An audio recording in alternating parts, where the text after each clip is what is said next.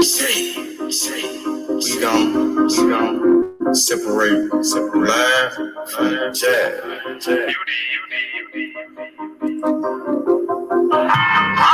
You might understand me. Aim is better than AM. OB is better than OB. Trap. I'm on my motherfucking trap shit. I'm on my motherfucking trap shit. I'm on my trap shit. NBA, only number one is out. 357, nigga on his ass down. Nigga came at me about a fucking bitch. 357, I laid his ass down quick. Blah, boom. Yeah, all that shit. Niggas talking shit. Roll with all that shit. 20s, 50s, 100s shit, I want it all. First round draft pick, that's how I ball. Big bitch, she bad, but I put that hoe on pause.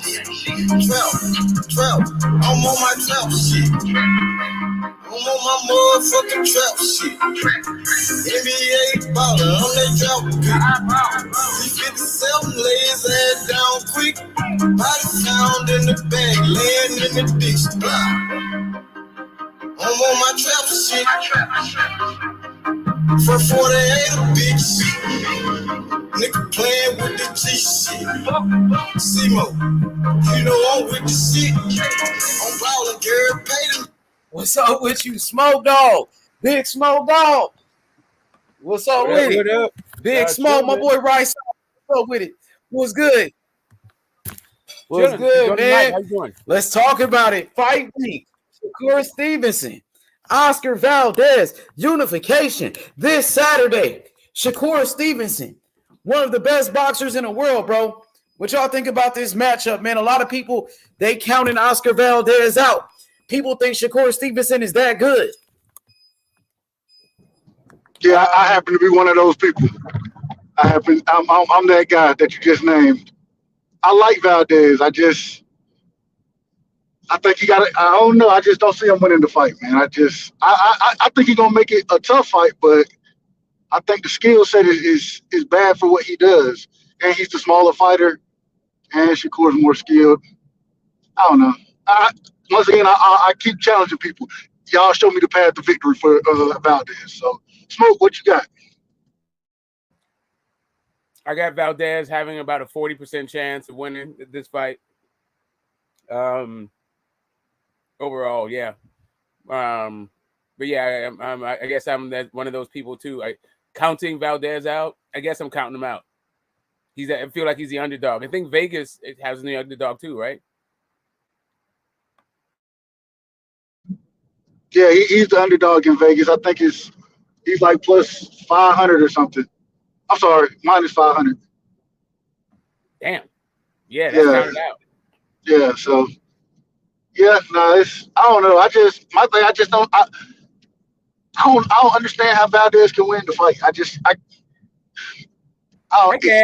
can through volume. Yeah, okay. Volume, making it rough. Don't box, make it rough. Keep throwing punches. The same way like Brandon Figueroa had a shot in the Stephen Fulton fight. Yeah, I guess, but I felt like Stephen Fulton kind of fought the wrong. I think he wanted to fight that fight to some degree, if that makes sense. Yeah, I'm just saying that's what you got to do against Shakur. For his keys to victory, it's not like it's something. He's not the roughest guy, Valdez, but he does throw a lot of shots, and he's not afraid to get chippy. You just got to like turn that up a little bit. Like, don't try to outbox the dude. Turn it into a fight.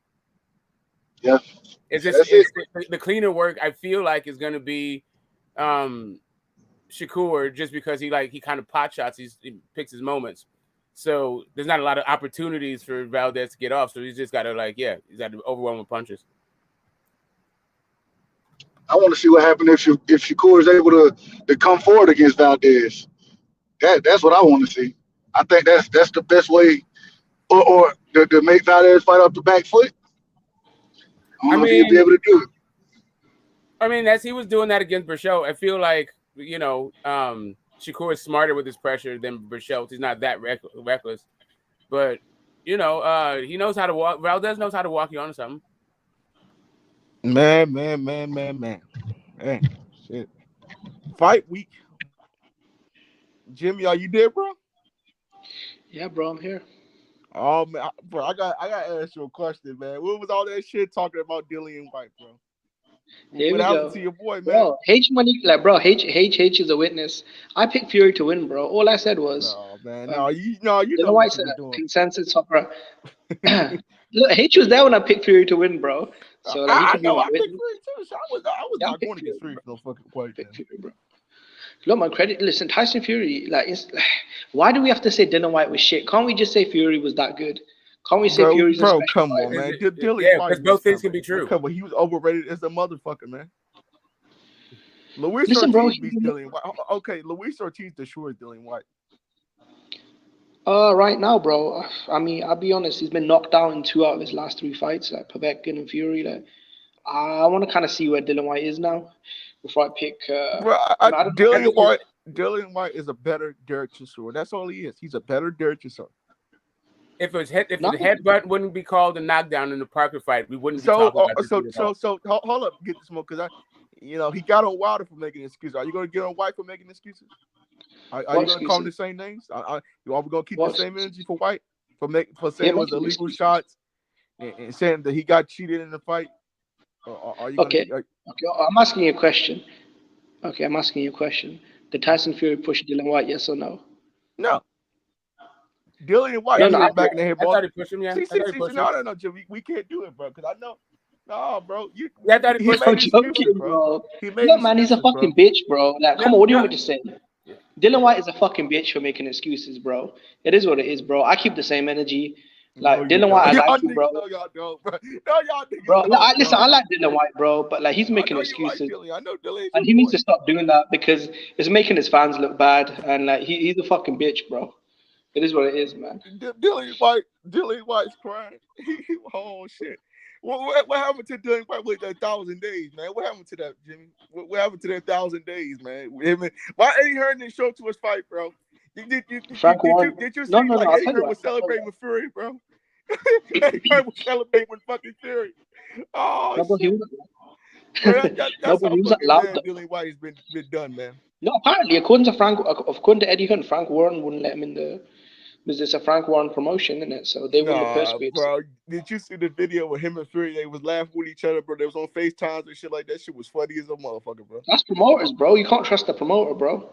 All these promoters, bro, they're fucking scumbags. No, but Dillian White, he was an Eddie Hearn guy. You know, Eddie Hearn loved Dillian. He went to back for Dillian with the WC, went to back for Dillian. He was waiting for 1,000 days. As soon as he get in the fucking fight with Fury. Bro, look, if you got a Romain Stavern, I'm sure. Listen, bro, if you got a Romain Stavern, I'm sure he'd be champion right now. Fighting Tyson Fury for the world title and fighting Romain Stavern for the world title are 2 very different things, my friend. Why are we bringing up the base Stavern? No, I'm just giving you an example, okay? Look, Dylan White got his first title shot against Tyson Fury, a fucking monster, a beast, a legend, right? Okay. Deontay Wilder got his first title shot against Romain Stavern. What does that matter? A fucking punchbag. And AJ got his first title shot against who? And Joseph Parker got his first title shot against who? Andy Ruiz. Exactly. Like, and who are they? What does that mean? Dylan White was harder. Okay. How about this? If Dylan White got a title shot against Dominic, no, I agree with you. If Dylan White got a title shot against guys like, who you just mentioned? Because I know you jumped into Cap for Wilder, innit? Who'd you mention? I mentioned everybody who's gotten titles. Like, listen, like if we can keep going all the way back, right? Like if you want to keep going back to guys getting titles, you can't compare fighting Tyson Fury to fighting guys like I think Tyson Fury is a hard first title shot. I also think that AJ would have been a hard first title shot. I also think Deontay Wilder would have been a hard title shot. I don't think there are any good options. Okay, who did AJ fight for his belt, bro? Any good title options? Charles fucking Martin, bro. Charles Martin and Romain Stavern. Hold up, Jimmy. He fought Charles Martin, right? Charles Martin is not. Charles Martin is a bum. Let's see. Of course, like there was no easy options for Dylan White, but he was gonna get stopped by all of them, in my opinion. Listen, Smoke. Here's my thing, yeah. Joshua, Wilder, right? Parker, maybe if he would have gotten fighting with Joseph Parker for the the only guy that beat someone for his belt was Fury. Fury beat Klitschko for his belts, right? That was a hard way out for a belt. Wilder beat. No, it wasn't. No, it wasn't. Say that again? No, it wasn't. It was an accomplished way out, but it wasn't a hard way out. Klitschko was the man of the division, bro. There was no one else available. Yeah, but it was the man by because he'd been doing it for so long. He was like at the end of his thing. Like the fighter wasn't. Okay, he was 40 years old. Okay. Look, I get it. He was older, but I mean, you can only beat. I'm just talking about level of competition. But Stavern beat Chris Arreola. I'm agreeing with you that Tyson Fury is the hardest guy like of these guys. Like everyone who had a shot to do it, he is the hardest. Like Chris Bird is not that tough compared to Tyson Fury. Even with Vladimir, his like real first belt. Like Tyson Fury, what is it? Trevor Berbick. Whatever. Anyway, Trevor Berbick, Muhammad Ali, like of course. Hey, yo, get this, bro. How you feel about Tom Schwartz, bro?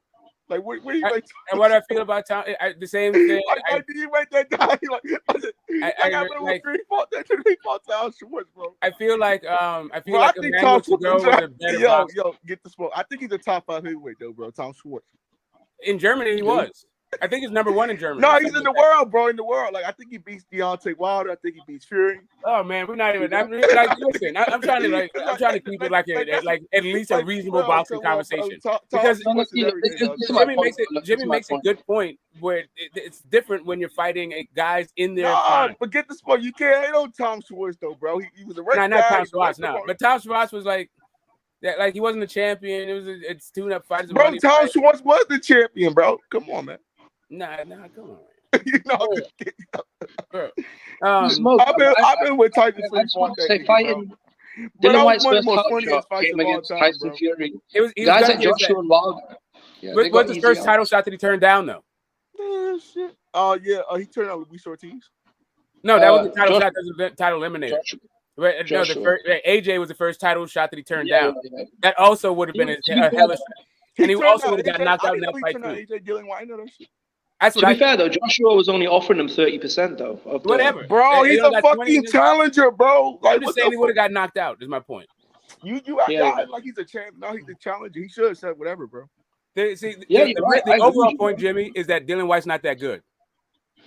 I mean, look, would he beat someone like a Manuel Charr for a belt or a Trevor Bryan? I'd say so. You should check it out. Bring him up to the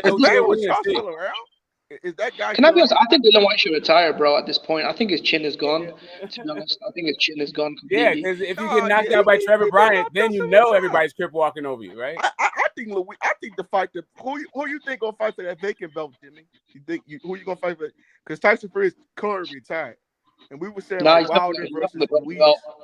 No. See, brother Boxing, why would you fight your mandatory? Because now that he can hold on to the belt for over a year without dropping. He's retired, Jimmy. He said he's gonna let the belt go, right? And they're gonna have to fight for a vacant belt. Tyson Fury says a lot of things, isn't it? I don't trust the dude, man. Until I'm gonna give it about July or August until he vacates the belt officially. I don't think he's retired. No, I don't think so, because why pay the sanctioning fee, fight your mandatory to drop the belt? Because that's when Vitaly, when Chris Arreola and Stavern fought for the belt, Vitaly just retired. He just walked away. He just gave the belt up. Yeah, he became a mayor of Kiev. Yeah, whatever.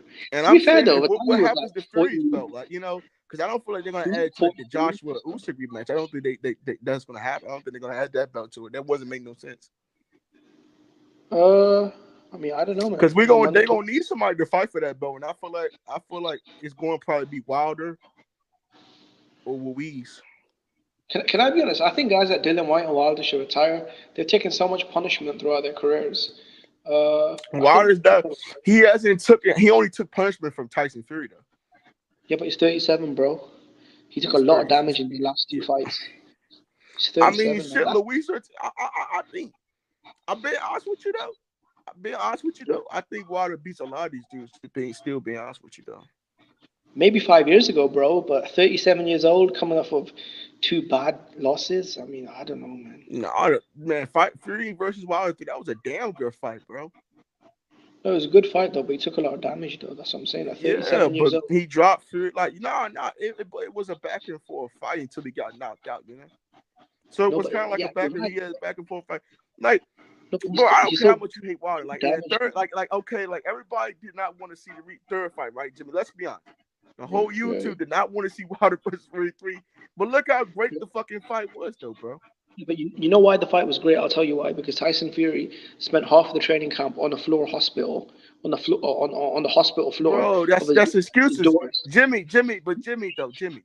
Remember, he canceled it for the June. Remember, he canceled because he had COVID. Hold on. Let me explain. Hold up, so bro. He had COVID. He had an injured ankle. Okay, so he had a broken ankle, COVID. Well, why he didn't have training camp. And he still put Wilder to sleep, bro. Listen, Tyson Fury was at his best. Hold up. Against Dylan White and against Wilder too. Jimmy, the second Wilder fight, he was at his best, and we saw what happened. Jimmy, hold up, bro. But hold up. Wait a minute, hold up.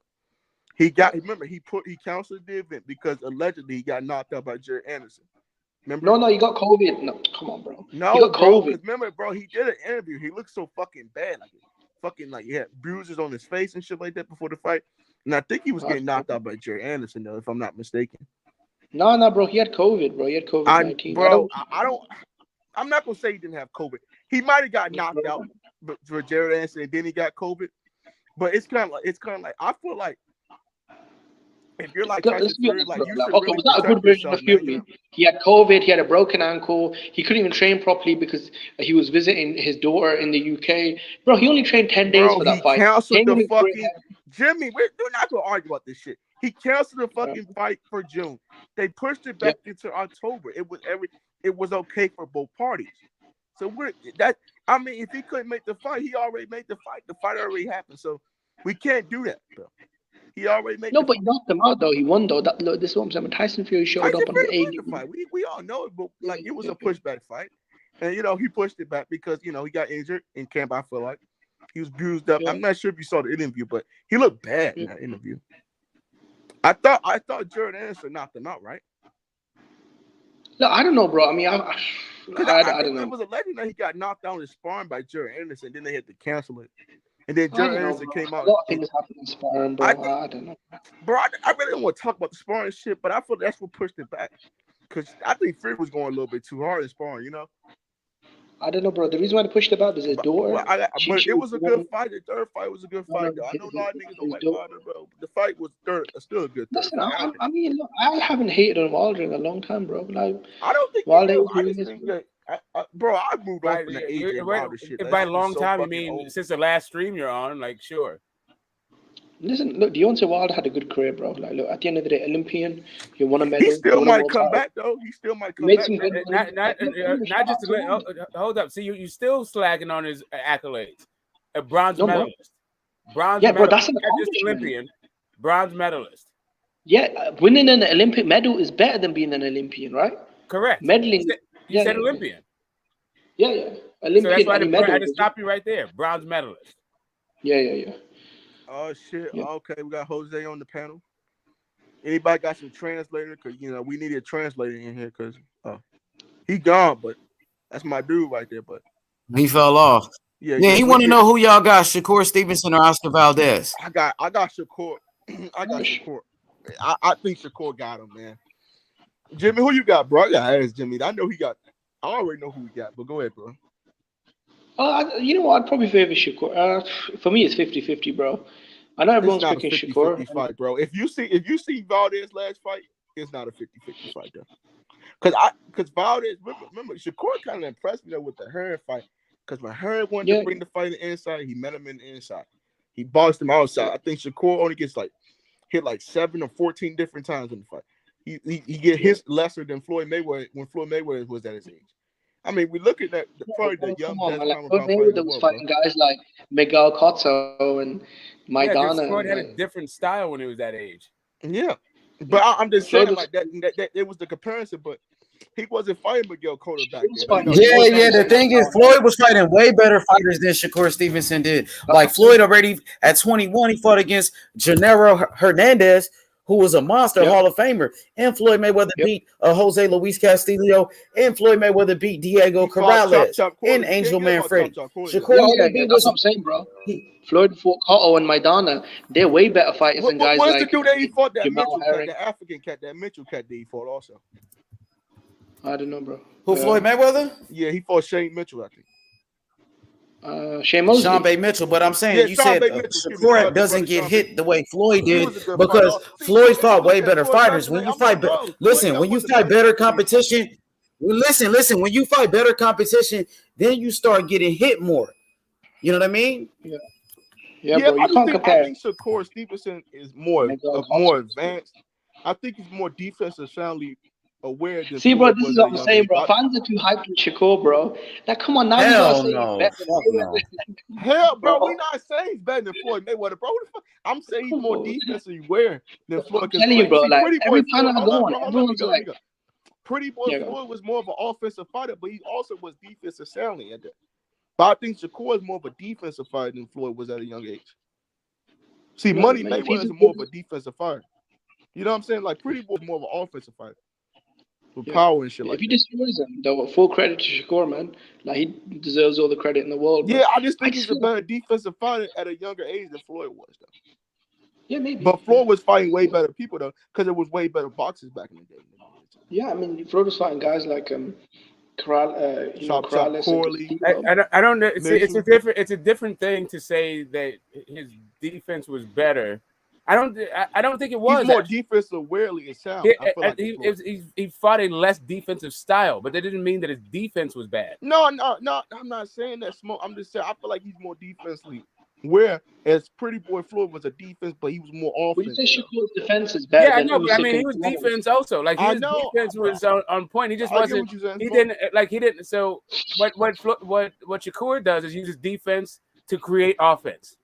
That's not the way Floyd fought. He uses offense for offense, and he slipped the other guy's punches, right? Or dodged him, or however the hell he got out of him. But it was like the way he employed his defense was different. I don't know that Shakur's defense is actually better in any way. I say he was a more defensive sounding fighter. Okay, does Shakur have a better defense than guys like? He ain't fought nobody like Floyd did. You can't say he's a better defense than Floyd Mayweather, bro. You can't say that. He ain't fought nobody yet. I know he didn't fight nobody like Floyd. I'm not saying. I knew he was gonna beat. Listen, I know he was going to beat Jamel Herring's ass. He was a heavy favorite, bro.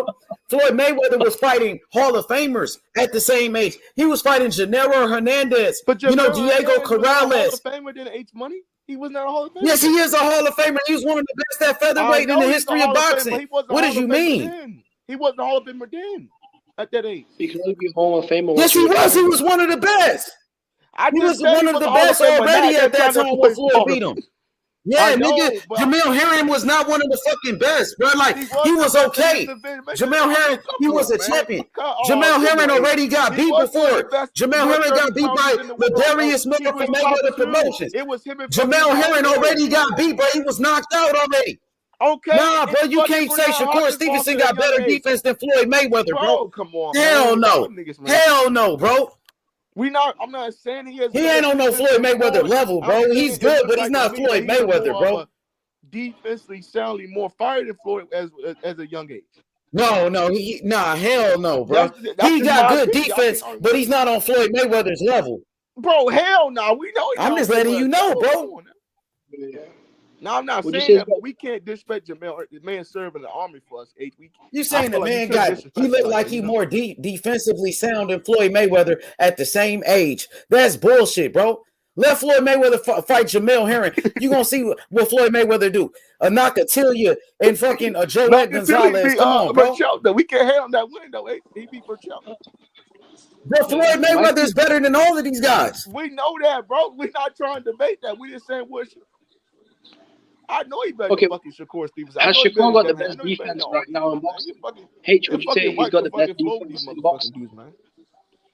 Would you say he's right now the best? I think it's Canelo. I think it's Shakur. I'm going to go with Shakur Stevenson with defense, though. Canelo got the best defense in boxing right now. I don't know, because I did him got to get that fight. I can't say yet. I think he got. Canelo's got a better defense than Crawford, though. Yeah, Crawford's more of he's more of an Aaron Pryor, man. That's what Crawford reminds me of. He reminds me a little bit mixture of Aaron Pryor and fucking Tommy Hearns, man. He kind of recovered Tommy Hearns. Canelo got the best defense, bro.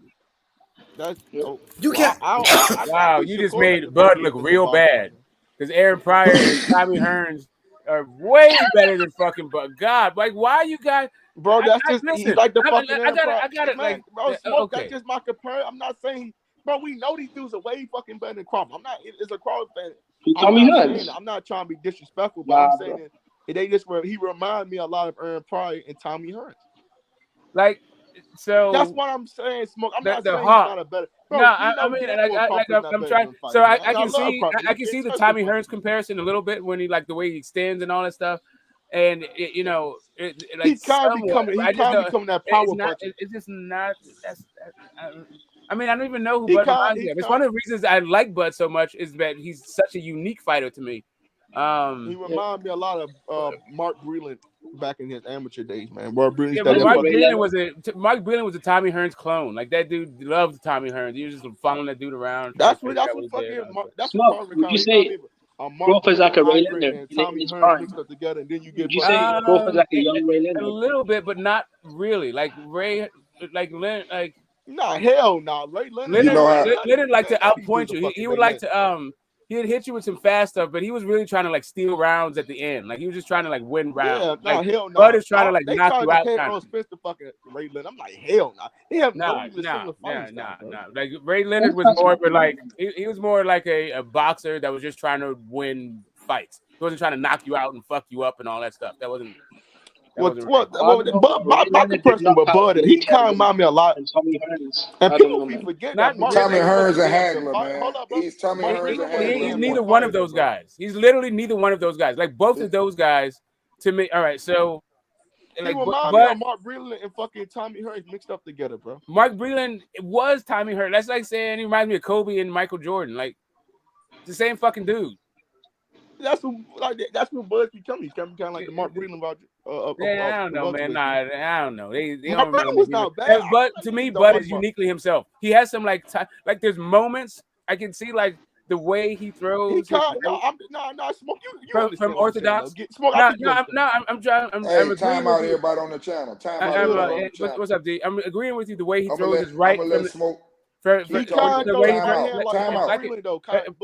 let me finish my point, please. The way he throws his right hand from the orthodox position, it kind of looks like Tommy Hearns, right? Just the motion of it, the way he does it. But that's kind of it. He don't really box like Tommy Hearns, right? I know, but he kind of remind me when he knocks people out like Tommy. That's what I'm saying. Oh, like he just gets to stop it. But Tommy Hearns actually knocked you out. They weren't like TKOs. Yeah, I know. So I know shit. I don't know, man. That's like that. Those are my two comparisons. Like Tommy Hearns would fuck you up. Mark Breland, that's my two comparisons. But if I had to compare, Tommy. Also, Hearns like Tommy Hearns was like king of the hand feints. Like, they just don't do a thing. It's just like the extension kind of. And hell no, he's not no fucking haggler. That ain't him at all. Hell no. He switched. Hagler used to switch, man. Hagler could switch. Yeah, a lot of guys used to switch. They don't make him fucking Bud and Hagler. Like, they don't fight at all. They just guys that switch. When it's all said and done. D, how you like my comparison though, bro? I had Tommy and Mark Breland like for Bud. That's who you kind of remind me of. Yeah, I mean they both like you said, they both similar fighters, Breland and Hearns. But here's my thing, what I'm trying to say. I don't know what it is, and I ain't trying to be mean to you, Smoke, but it's something about older people. We don't want to let people shine. It's the same way, what everybody want to talk about these basketball players. The old ones always saying, "No, we know these basketball players are way more athletic now than they was back in the day. We know these niggas they can jump out the gym. But it's the same thing. But it's the same thing going on in boxing. The way let me say something. The way sports are set up, man. Sports are set up for each person to continue to make it better and better and better. So I don't hear that shit, especially when the same person who was the promoter of Crawford had the same dudes, and he done already said he thinks he's as good as them, if not better. Wait a minute. Let me finish now. Wait a minute. Mark Breland, wait a minute. Let me finish. Let me finish. Bro, come on, man. Tommy Hearns knocked the fuck out Bud. And it pains me to say it's a fucking Bud fucking lawyer up here, man. He ain't fucking with Tommy Hearns, bro. I swear to God, that man ain't, bro. See, you can never, I wouldn't even argue with you about that because they're not even in the same damn era. And the fight ain't gonna fucking happen. So I can't even argue with you on that. You can't even say that either. But he reminds me a lot of Tommy. But it's an opinion, though. It's an opinion. But what I'm saying to you is, when it's all said and done, and that's what we don't like to do. When it's all said and done, you're gonna see that he's gonna have a better career than all of them. Hell no, man. I can't agree with that nigga. Why? So here's the Hell thing. no, bro. Come on, man. I'm Here's a fucking the thing. When it's all said and loyal. done, I love, but that's my nigga. But damn, bro, like we going a little bit too far, Spence. brother. Even Spence. Yo, when get it's the all smoke, said and man. done, Listen to what I'm saying, man. dude. Look, I love you, brother, but you going way too far, my brother. Both of them dudes, when I it's get all what said you're and saying done, that we they young, were they're like, gonna have a okay, better fine, career. but come on, man. Bud don't have the resume, bro. Okay, let me ask you a question. Let me ask you a question. Man. Can I jump in before you guys? Let me ask y'all a question. Can I ask you a question? Can I ask you a question? You just said that I don't want the guys to shine. I'm not comparing them to old guys. I'm saying Bud is his own fighter. I'm giving Bud his props. You are the guys comparing him to old people. No, y'all saying that he's not as good as them. I didn't say he wasn't good as them. I'm saying he don't remind me of him. He's saying I didn't say he wasn't as good as them. I didn't even talk about whether or not like who's better as a thing. I'm saying their fighting styles are not reminiscent, in my opinion. Bud has a completely different fighting style than these guys. Not who's better. Not who's got a better career. Like anybody. Like I don't think both of these young dudes. The reason why I don't agree with what you're saying about Bud's gonna have the better career because I don't think he's gonna have the same. No, I know what that man got a better career than Tommy fucking Hearns. I know. I'm exactly.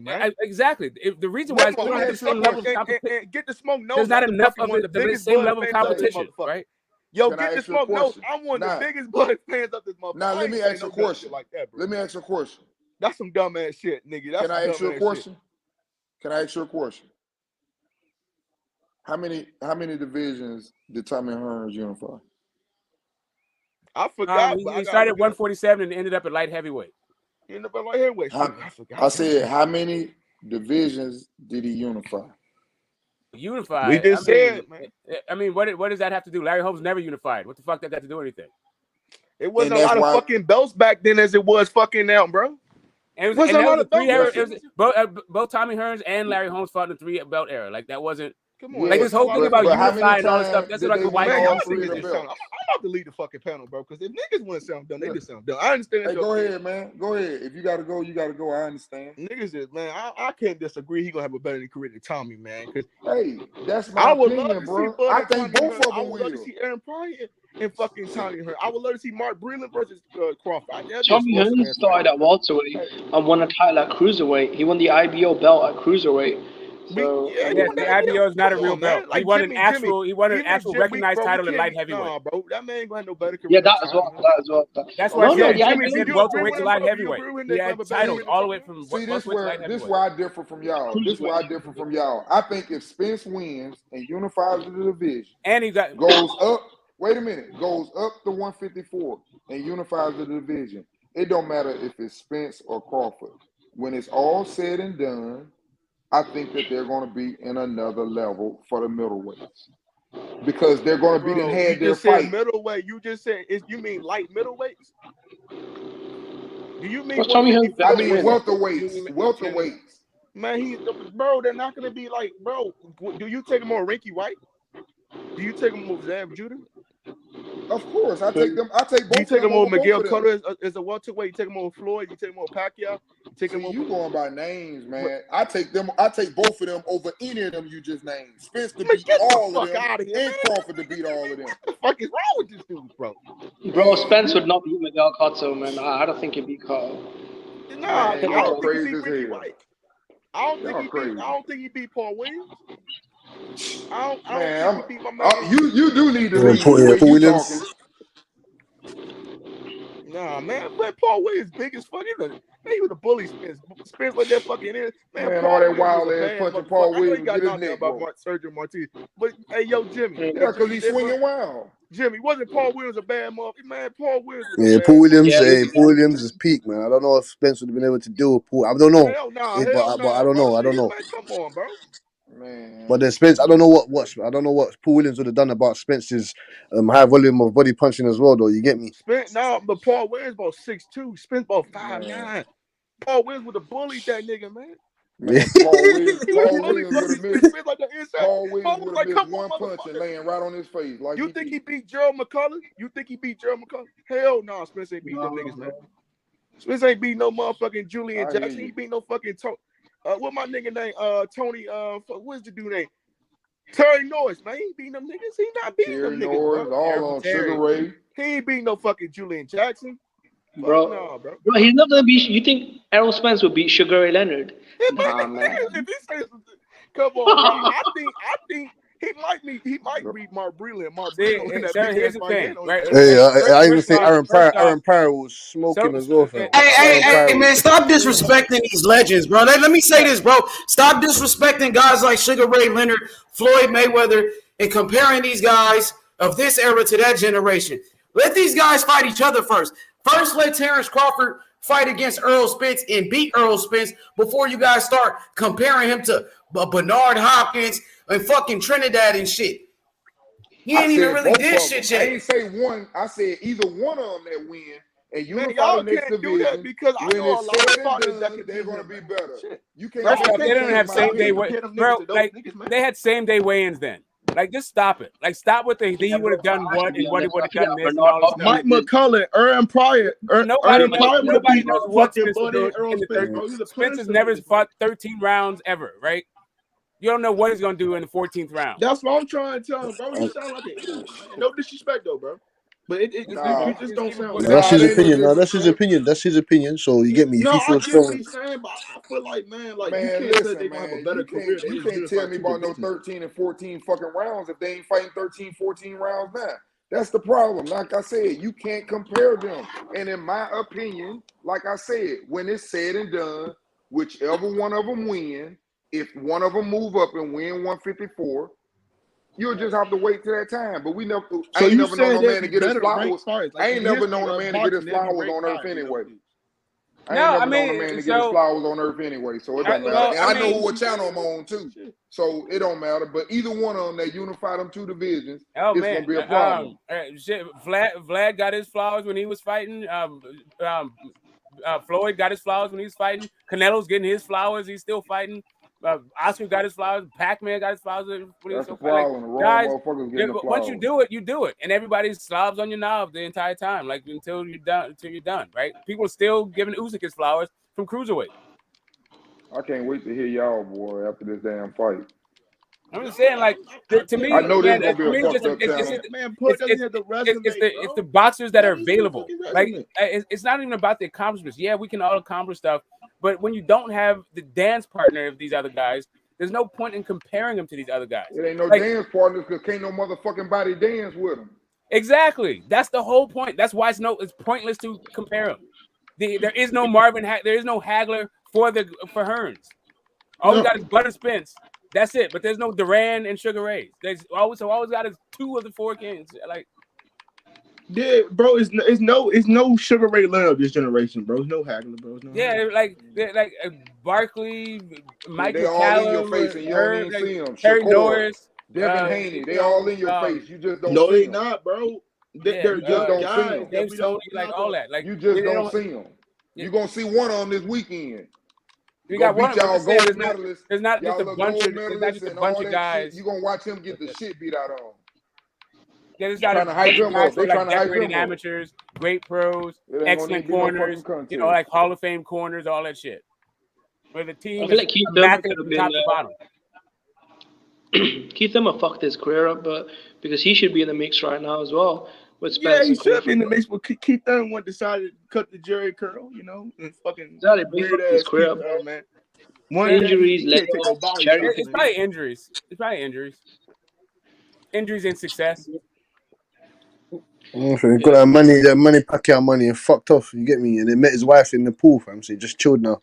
You get me? When you get money, I don't really believe in these WBA regular champs. I think Triple G is like the best example of the WBA regular champ. Crawford, maybe he may be a Hall of Fame. Who might be a Hall of Fame? WBA regulars. If he beats Crawford, he might. If Crawford beat him, I know Crawford's gonna be a Hall of Famer. Whoever wins the fight, Crawford already a Hall of Famer. I know he is. That's what I'm trying to say. I see. That's what I'm not understanding. Y'all talking like these dudes ain't nobody. It's just that they still fight. Bro, we You're not gonna get your flowers. And if Spence win, he in the Hall of Fame. They're not beating them dudes, man. They're just not. Well, to be honest, though, and I have to be honest, I'm a Crawford fan, but it is a weaker talent pool, man. Come on, man. Man, he gonna beat Terry Norris. He gonna beat Paul Williams. Terry Norris. Man, Paul Williams will destroy fucking Crawford. He's too big for Crawford. Man, come on, man. Y'all niggas, bro. I swear to God, bro. Y'all be watching. I'm talking about welterweights. Man, I love Crawford, bro. Y'all niggas, man. I'm talking about when they fighting that welterweight. I know, but I ain't talking about fighting that. I can't put them to beat no 160 now. I can't make them beat no 160. I'm saying when they were at welterweight, he's gonna get his flowers when he gone at welterweight. You'll see, both of them. Look, I think they'll both be Hall of Famers. You think Bud? I don't think that's the difference. I don't think. You think that nigga beat Oscar at 147? I don't think he beat Oscar at 147. Who I think who can beat Oscar at one? See, this the crazy thing. Let me show you something about boxing. This how crazy fucking boxing is. You ask me could he beat De La Hoya? Hold on. You can't ask me nothing and then don't let me talk. Man, fucking Bud will get burst. You ask me something and then I'm gonna answer it. You said could he beat De La Hoya? I'm gonna say this. Sugar Shane beat De La Hoya. Bro, come on, man. Sugar Shane. Vernon Forrest ain't have no problem. Vernon Forrest ain't have no problem. Look at, do I think Crawford better than Sugar Shane Mosley? He might be. Okay, Vernon Forrest ain't have no problem beating the shit out of Sugar Shane. De La Hoya couldn't do it. That'd be a good ass fight, though. I ain't gonna hold you. De La Hoya couldn't do it. No, I thought you won the second. Beat the dog shit out of man. We compare 130. Styles make fights, is what I'm trying to say to you, bro. You can't just sit up and give your opinion and don't want nobody else to have one. Good. That's all I'm saying. It's an opinion. It's two different fucking fighters. Just because he did that to one fighter don't mean he can do it to the other fighter. That's all I'm telling you. I mean, he might. I think he have a better chance of being Shane Mosley than my nigga Tommy Hearns at 147. He might have a better chance of doing that. Because Tommy Hearns did fight at 147 before he went up. All of them did. Yeah, I know. But I'm saying that I don't think but you trying to get you giving me that middleweight version. Just a sudden. You giving me that middleweight version. Of course they ain't gonna beat them niggas at no middleweight and 160, 168 and all that shit. Yeah, but 175. Are they as good as those guys then? I don't think so. I don't think they're good as those guys. Those guys fought 15 rounds. I don't think Bud. I mean, I think Bud can go 15, but I think those dudes are just they just made different now, bro. Yeah. But I understand where he's coming from. I think there's some great talent that will be Hall of Famers. That I think we know is gonna be Hall of Fame. I just don't think they're better than these guys. Oh shit! What do you guys think about Ricky Hatton coming back to fight Marco Antonio Barrera in an exhibition? Fuck. Is that real? Is that really going to happen? Yeah, it's happening. I don't it's happening. Why not do it? Lying, Jimmy, you're lying. Swear down. Yeah, bro. I'm being honest, bro. I'm not even trolling. I read the article. They're doing that. Yeah. Ricky needs some money. He needs some money. Yeah, he's fucked, man. He needs some money right now. That's the only reason. He'll fight Marco Antonio Barrera. Marco Antonio Barrera will beat the shit. He's gonna beat the shit out of Ricky Hatton. Yep. I mean, I don't know, man. To be honest. Ricky Hatton's most probably gonna be drunk when he's in the ring. Yeah, all coked out. He might have been working out with his son though. He might be in better shape. I'm cool with it, man. He's got 2 retired champions, old guys. Why not, man? I'll be honest, man. I think they'll sell out, bro. I think it's the Manchester Arena. It holds, I think, 22,000. I think they'll sell it out. Would you go to that, Jimmy? Well, I mean, if I have advance notice, bro, I mean, that's quite a drive for me. That's like, 7-hour drive for me? Oh, yeah. I forgot still. Yeah. Oh, shit. What about you? Yeah, that might be, because my dad lives in Manchester, innit? So I might have to take a trip I might have to see that. That's too funny. To put that on pay-per-view as well, Sky Sports. So those guys are going to make money, man. Then you got Mexico TV. Like, they're going to make some good money, man. Yeah, of course. What? Sold out arena, 20,000 fans. Pay-per-view, Mexico TV money. Of course, man. That's what they're doing now. Exhibitions, man. Mayweather's fighting some guy called Moore. Like, who's Moore? Like, who's that? I think both guys will probably get paid like maybe 5, 6, 7 million. That'd be alright. After that, I think I'll fight Prince Nassim in the next. What was it? What promotion is it going to be under? Do you know? I don't even know, to be honest, man. Probably Hatton Promotions. Oh yeah, okay. So, and then after that, I think he wants to fight Prince Nassim in the exhibition in Dubai.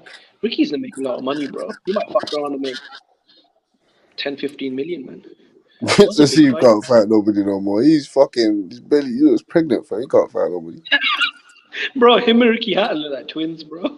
He can't fight nobody, man.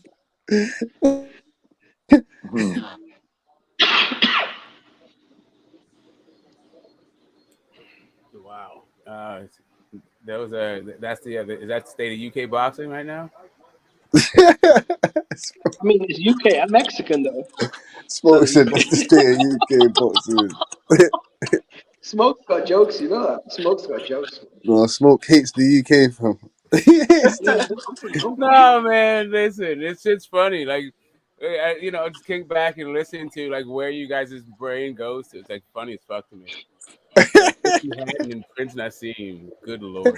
Well, come on, Smoke. You say you won't be interested to watch Ricky Hatton versus Marco Antonio Barrera.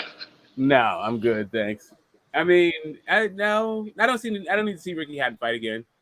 What Pacquiao did was like, I mean, you want to go out on a high note. I know he fought after that, but after Pacquiao, I never needed to see Ricky Hatton again.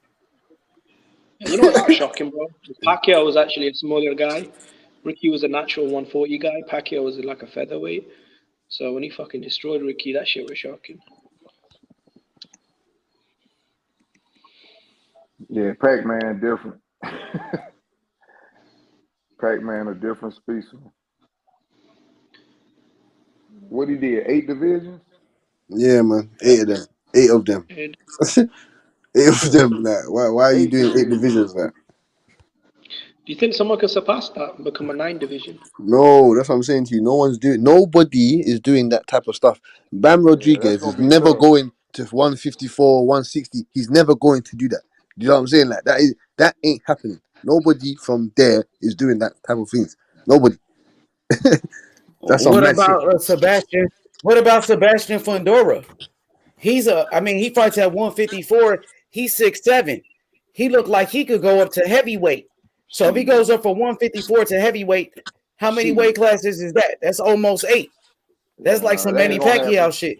If he did that, he ain't got the legs to carry that. His legs, he can't. What you mean? He's a killer right now, bro. Like at 154, he looking like the boogeyman. Fundora. Hey, were you on there with Nonito the other day? That's what we're talking about. You can't put that much weight on that dude's frame. He'll get killed up there. I mean, he big. He's 6'7". So at 6'7", I know people 6'7" that walk around like 300-some pounds. That's the same height as Deontay Wilder, 6'7". Hey, I'm 6'7". What's up with you? Bro, 6'7". That's crazy, man. Yeah, he's 6'7". He's the same height as Deontay Wilder. He can't carry that weight. But hey, that's what they said about Wilder. Like I could see, I don't know if he could, beat those guys, but I could see him moving up to heavyweight. Yeah, I could see him moving up to heavyweight at 6'7". Look at that's the same height as Deontay Wilder, bro.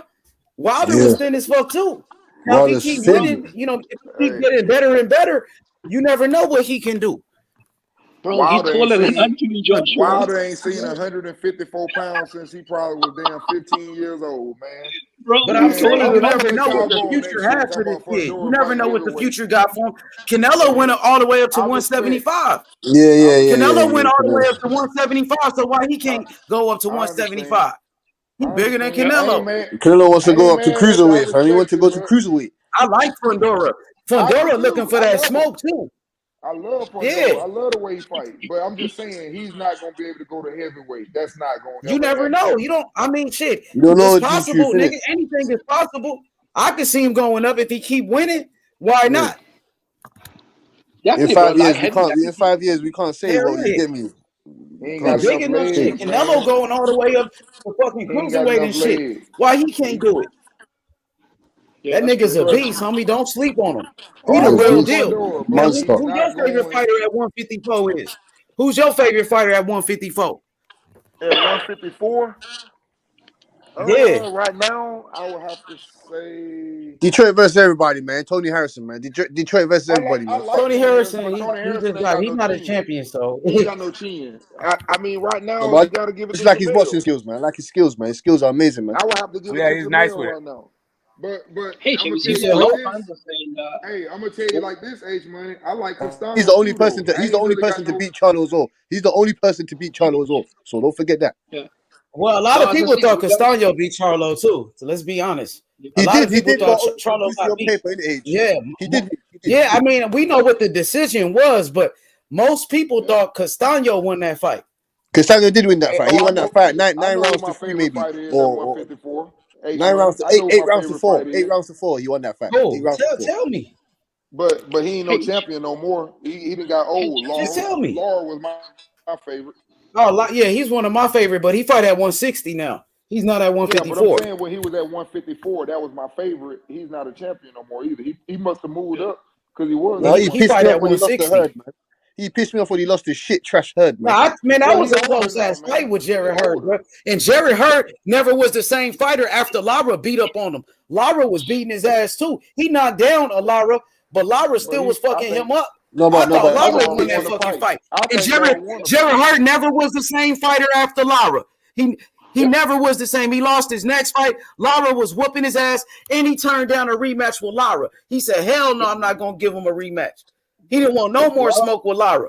Lara whooped his ass. Hit him that hard. He said nobody never hit him that hard in his life. Champion again. No, but Lara was fighting his fight. And Jared Hurd got the rematch with Lara too. It's on video. He said, "Hell no." But Hurd made him fight his fight. Hurd made him fight. He said Hurd made Lara fight his fight. Lara was boxing him up, man.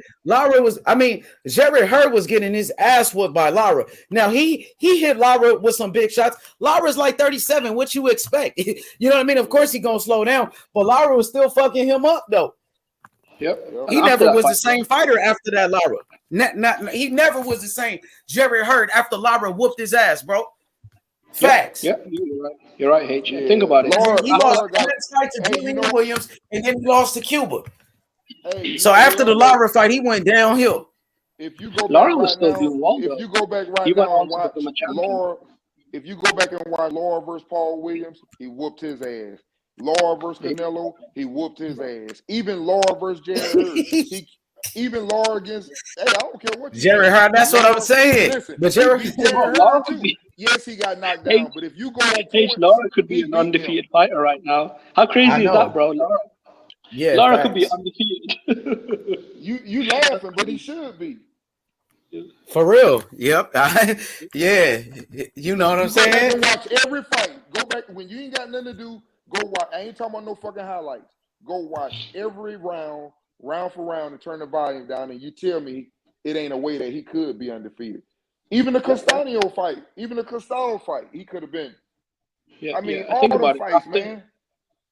After he lost the Herd, split decision, he went on to become a 2-time champion, bro. At 54, he won a belt, and then at 60, he won a belt. After that fight, Herd went on to take 2 losses, bro. It's crazy. Yeah, but he older now. I hate that for him, man. But I just think he was a great fighter.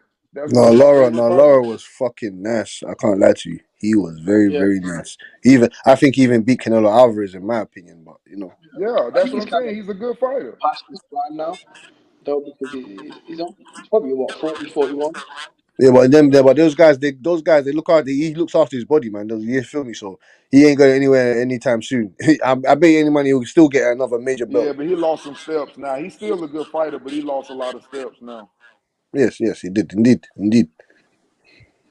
Still dangerous though. Yeah, he sits down on his punches. He's messing up Hurd in that fight, but he's not that much of a power puncher.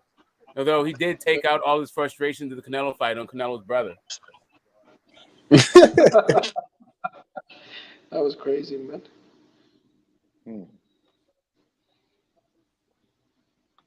There you go, Cuban. There's some Cuban excellence right there. But they get that done to them. When the Americans go over to Europe, they get it done to them. When the Europeans come over here, they get it done to them. That's just the nature of the beast. Lara was the captain. Bro, Lara was the captain of the Cuban team. The only reason they wouldn't let him go to the Olympics is because he tried to defect. So he was actually favored to win a gold medal in the Olympics. He won a gold medal in the World Championships. He was an Olympian, but they wouldn't let him go to the Olympics because he tried to defect. So and he was the fucking captain of the Cuban Olympic team. But because he tried to defect, they put him in jail. What's the guy, the left hand guy that fought Canelo from Mexico? What's his name? The black guy. I can't think of his name. Austin Trout. What I'm talking about? Austin Trout. Austin Trout said. Laura ain't nothing but a 154 Mayweather. That's what he said about him. Because when he got ready to fight Canelo, he told him, he said he going into the same thing when he goes to fight Laura is what he got out with Mayweather. And that's pretty much how it went too when he got in the ring with him. But that's what he said before they fought. He said Laura is nothing but a 154 Mayweather. Yeah, I think Canelo was a little bit better in the Lara fight because he was a lot bigger. Like, it was at 155, I think, instead of 152. So he was a lot bigger physically and stronger. And I think the Mayweather fight helped him with the experience. So that's why that was a good fight, man. A lot of people think Lara won, but I thought it was close. They said Canelo, do you want a rematch? No. If he want to fight, he have to stop running.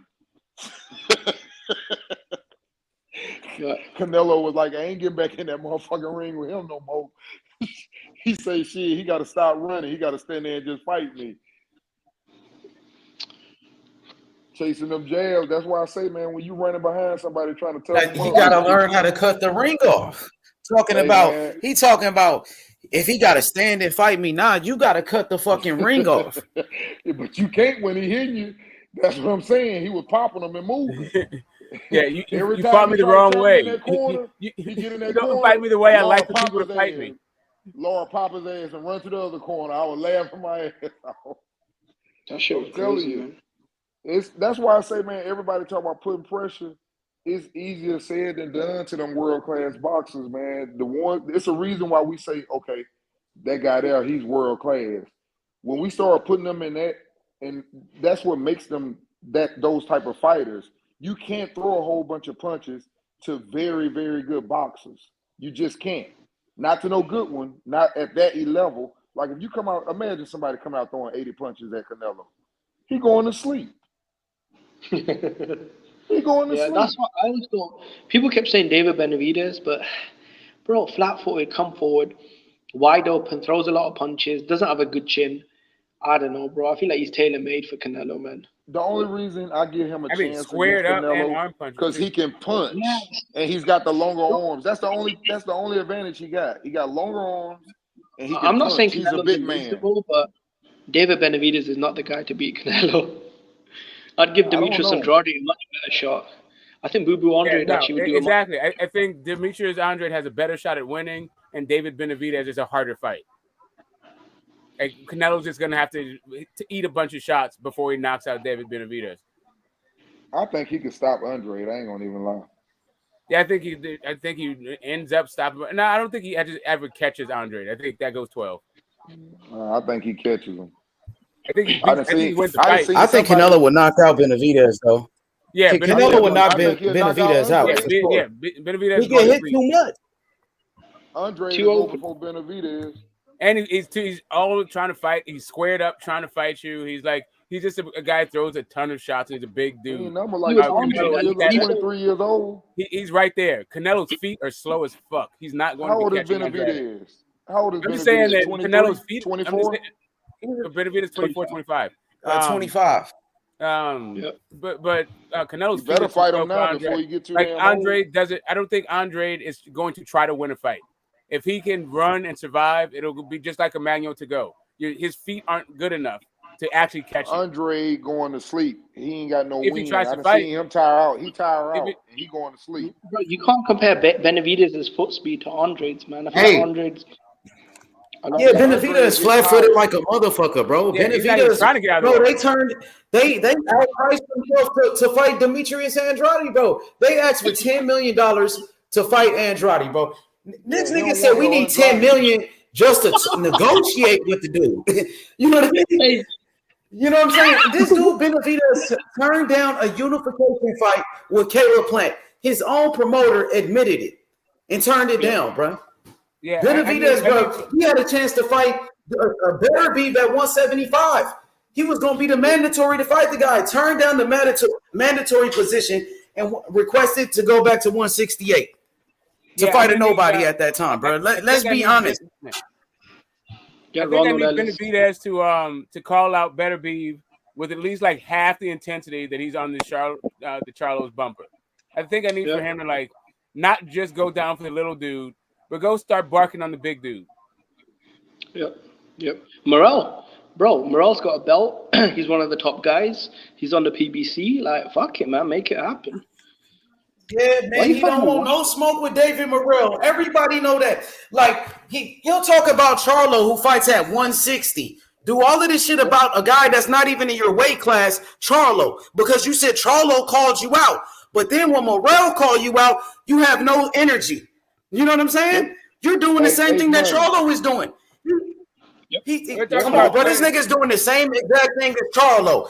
He's making a whole bunch of excuses not to fight this motherfucker Morrell, dog. H Money. Hey, the only thing I give him What's up with you? The only thing I give him on that H Money, you know, I'm a big Morrell fan too, and I told you that I think he'd give anybody problems in the division. But you gotta take this into consideration. I don't think he's in the top 5 on any of the lists yet. He's a world champion. He's the world champion. Yeah, he's a world champion for the third time. He got a belt. Benavidez don't even have a fucking belt. He got the same belt as Tank Davis. David Morrell got the same belt as Tank Davis. Tank Davis fighting Rolly on a pay-per-view with the same. No, hold up, bro. Tank Davis, that nigga fighting Rolly on a pay-per-view with the same belt Morrell got. So Morrell could fight fucking Benavidez for the same shit. Yep. For the same belt on the pay-per-view. I just didn't see him. Motherfucking Steven Espinosa, all of these guys talking about Morrell. I'm asking you, is that one of the major belts? It's a world title. It's what Benavidez got. He ain't got shit. I'm asking you. It's the WBA world title. He got the same belt as Tank Davis. The same belt as fucking Tank.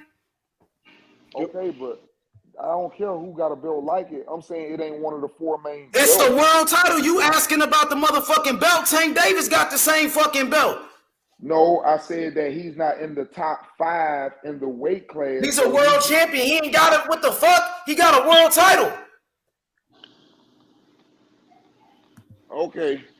Tank got a belt that he don't want to be a champion. He don't want to fight for the belt. He want to fight. Oh, my bad. He want to fight for the interim belt against David Lemieux. That make a lot of sense. That one for the real belt though. H, when you were right, bro. When Triple G fought David Lemieux, and that was 10 years ago, that was a unification, and no one cared. Exactly, nigga. You fighting for the interim belt, but you don't want to fight for the world title. That makes sense of the fight. Come on, man. That's some bullshit. Morrell been calling that boy out, man. But he want to talk about Charlo, who fight at 160, but you won't even fight the guy that calling you out in your weight class, David Morrell Jr. from Cuba.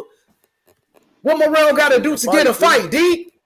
He can fight too. Yeah, what he got to do to get a fight? I know he can fight, but I'm just saying he gonna have to fight one of them top 5 guys before they. I mean, you seeing the same thing. Well, he want to fight Benavidez. Wait a minute. He called out Benavidez. Wait a minute. Stay consistent, man. He called out Benavidez. What else he got to do? You say nobody want to fight Benavidez, but Morrell been calling him out. All y'all trying to do is ignore Morrell. Demetrius Andre want to fight him. I ain't saying nobody. I'm just sitting up saying. How much he asked for? He asked for $7 million. He asked for $7 million, right, to fight Andrade. Right, so he don't want to fight Andrade. That's right. I said Andrade want to fight him. So Benavidez been ducking fights. That's what I'm saying. It's a lot of people that want to fight, for example, but what I'm saying is you got to make sense of some of the fights, though. I'm just sitting up saying I'm not, for example, finna get. That's what we've been talking about. I don't think nobody finna get in the ring with boots. Benavidez, bro, his last fight was against Kyron Davis, who was a middleweight. Let me talk. Benavidez, his last fight was against Kyron Davis, who's a fucking middleweight. Who is that guy? The fight before that, he fought Ronald Ellis. Who the fuck is that guy? The fight before that, Ocampo. So he's fighting taxi drivers, bro. He about 25, 26. Goddamn. Wait a minute. That was the same. The belts won't let him fight. You can't get no title fight. You can't get one. We just named 10 guys. Ben Paul Caleb playing and turned it down. Yeah. Benavidez turned down a fight with Better Beef. Turned down a fight with Caleb Plant. See, because I'm gonna tell you what's going on there. See, that's simple there for me. As a grown man, I understand what's happening. The same thing with Spence fucking with Thurman. You had the belt. When he had the belt, you was calling out Caleb Plant. Caleb Plant got his ass whooped. He ain't got no belt no more. Now he want to fight you. Now, nigga, you done lost your motherfucking spot. I'm not fighting you. That's all going on. It's the dirty business of boxing. That's all the fuck they doing. And then, Caleb Plant wanted to fight him in unification. No, Caleb Plant. Actually, to be honest, let's be honest. David Benavidez turned down a fight with Caleb Plant. His own promoter said that. He got offered that fight and turned it down. They admitted that, bro. On camera, his own promoter. They turned down that fight. It's on the Boxing Voice. We been knew that, bro. You never heard of it? Damn, bro, you got to do your research. Them niggas turn down fights. They turned down a contract, refused to sign it. Yeah, that shit is all cap, but they'll fight David Lemieux. They'll fight David Lemieux, though, and Kyron Davis, and fucking Ronald Ellis and Ocampo. The guy will take less money to fight Canelo Alvarez. They don't fucking. And you want $7 million to fight Andrade to fight somebody. Somebody want to fight you, but you ask for $7 million and turn down that fight. Come on, bro. That shit weak. And then Morrell call you out. You ignoring him. You doing the same. Morrell call. Yeah, I feel you. Morrell calling you out. You turn it down, and you say you doing the same thing Charlo doing to you. The same shit you complaining about Charlo doing. You doing it to Morrell. Fucking hypocrite, like bro. Man, I just want to see and he lost his belt on the scales, ended with the cocaine, all of that shit. That shit is not a good look. That shit is not a good. Hey, he said he gonna move up to 175 too. Benavidez. Yeah, man. The whole thing messed up, man. I can't with this boxing shit. I'd rather watch fucking wrestling. This shit get. Nah, we got some good. Fight Shakur Stevenson and Oscar Valdez. Hey, yeah, but it's the truth. It's the truth. But we got Shakur Stevenson and Oscar Valdez. That boy Shakur Stevenson, he can box, man. He the truth. He be learning from Terence Crawford too. He be sparring Terence Crawford. Yeah. Yeah. You think Shakur Stevenson could? You think Shakur Stevenson is the next Pernell Whitaker? I think Shakur the next Shakur. And that's special. Some people say he the next Mayweather. Yeah, they say he got the same mentality. He don't want to get hit. But to me, he reminds me of Pernell Whitaker with his style, like southpaw and shit. So Pernell Whitaker, he was an Olympic gold medalist. Shakur Stevenson, he was an Olympic silver medalist. Both of them southpaw, great defense. I think Shakur Stevenson, he's the new Pernell Whitaker, bro. You know what I'm saying? Pernell Whitaker reincarnated. Sweet Pea, rest in peace. Pernell Whitaker, one of the best to ever do it. Straight up. Yeah. Sweet Pea was nice. Sweet Pea is the king of 120. So if you're gonna call him next Sweet Pea, I need for him to win every round of every fight he's in.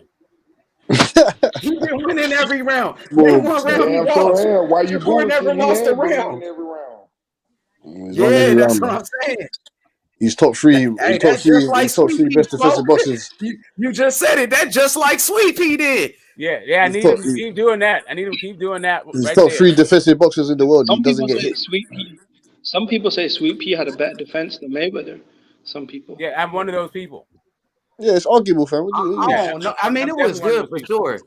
It's arguable. Right, that's very arguable. You think Pernell Whitaker was better than Mayweather? Better defensively, yeah. But even Floyd tells you that. Like overall, like just as a fighter, period. Do you think he was better than Mayweather? Like Pernell Whitaker in his prime? I think they had like different kinds of styles. It's hard for me to say. Like that's a really tough one. Who would win a fight at 135? Pernell Whitaker or Floyd Mayweather? So here's the thing. Floyd Mayweather will tell you that Sweet Pea taught him how to be a champion. Like it's very hard for the student to overcome the teacher, right? But like I like Floyd a bunch, but because of the age difference, I can't like prime for prime. I would probably go with Sweet Pea. But I think Sweet Pea's prime was at 135, where I think Floyd's prime was 147. My thing is, but they fought at 135 too. Yeah, like at 135. Floyd, That's what I'm saying. Yeah. At 135, I think Sweet Pea wins that fight. Hey man, at 147, but at you gotta 147, put some respect. I think that Floyd was a better welterweight than Sweet Pea was. Nah, bro. Smoke. Let me ask you I'm this. talking about 135. We saying at 135. Oh yeah, 135. That's the weight. No, that's Sweet Pea all day. Sweet Pea all day. Hey, Smoke. Let me ask you this. Let me ask you this. What about Nicolino? At 135. Loche, I mean, he's all right. Yeah, I mean, he's cool. yeah. What about Nicolino Loche? Oh, he was nice. That motherfucker could Yeah, box. Nicolino I Loche. mean, He'll put the work. yeah, Talking he about was different true. kinds of style, From right? Argentina. Yeah, he a monster, Willie Pep, but he also got like hit. Anyway, I'm not even gonna go there.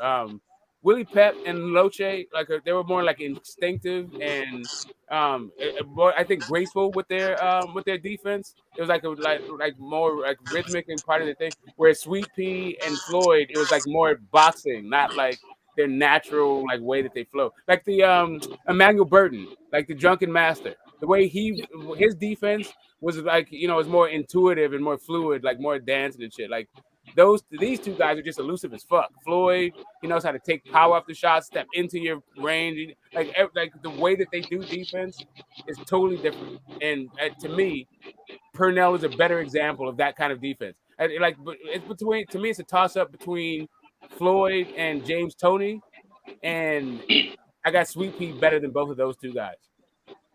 See, my thing with Sweet Pea is I feel like Floyd had a better record because Sweet Pea, he did have a lot of losses. How many did he have? Well, with Floyd, he was a man. That was like robbery, though, man. Come on, bro. You really robbed. I mean, he also fought past his prime. He got robbed, bro. He got robbed in that fight against Jose Luis Ramirez. His first loss. Who know about that? They robbed him. Oh yeah, and then he beat him in a rematch, bro. He got robbed against Chavez, man. Yeah, the rematch, he blanked the dude. Won every round. Like that's what I'm saying. Like that, he stayed winning every round. Even the fight with Chavez, that was for the number one pound for pound. They gave it a draw, and everybody know Pernell Whitaker won that fight. They robbed him, bro. Of his that was some bullshit. That was some bullshit. But still, he was a guy that fought past his best weights and also past his prime. So that accounts for like most of his losses. Is that right there? Now, I'm just saying that Floyd, he kind of 50-0, so it's tough. Yeah, but because he has Conor McGregor on his resume. Yeah. Like Sweet Pea don't have any fucking Conor McGregors on there. Like he ain't got none, boy. He got Trinidad's. He's got De La Hoya's. You get me? He's got Veredas. He got a couple men on there, man. Chavez's. Yeah. He came back and beat that guy. He came back and beat that guy that he lost to at first. You feel me? So I can give him credit for that as well. But he even got robbed in that fight. He came back and literally won 12. Yeah, every round. Yeah, every round. He boxed him on up. Every judge's scorecard. All 120s across the board. No, I'm just saying with Floyd, his record on paper looks a lot nicer than no, Floyd looks nicer than a lot of people. Like it doesn't look nice. I mean, Floyd's record. I mean, he's got Hall of Famers. He's got ATGs. He's got. He beat Roger May. And he beat Roger May. Nice. And he beat Roger May. Floyd's resume is one of the nicest looking ones, right? But and he beat Roger May. He beat his uncle as well. No. I mean, he retired an undefeated champion. I mean, so did he kind of retired with several losses. I mean, so did Joe Calzaghe retired undefeated. Like, and they're talking about how Joe Calzaghe is like the greatest defensive fighter, and like Andre Ward, was great. He was very defensively sound, like defensively minded. But I'm not gonna be like, oh yeah, since he retired undefeated, he has a better defense than Sweet Pea. You know what, man? That's a good debate, because no, it's not. Sweet Pea's defense is 100 times better than Andre Wood. Trust me.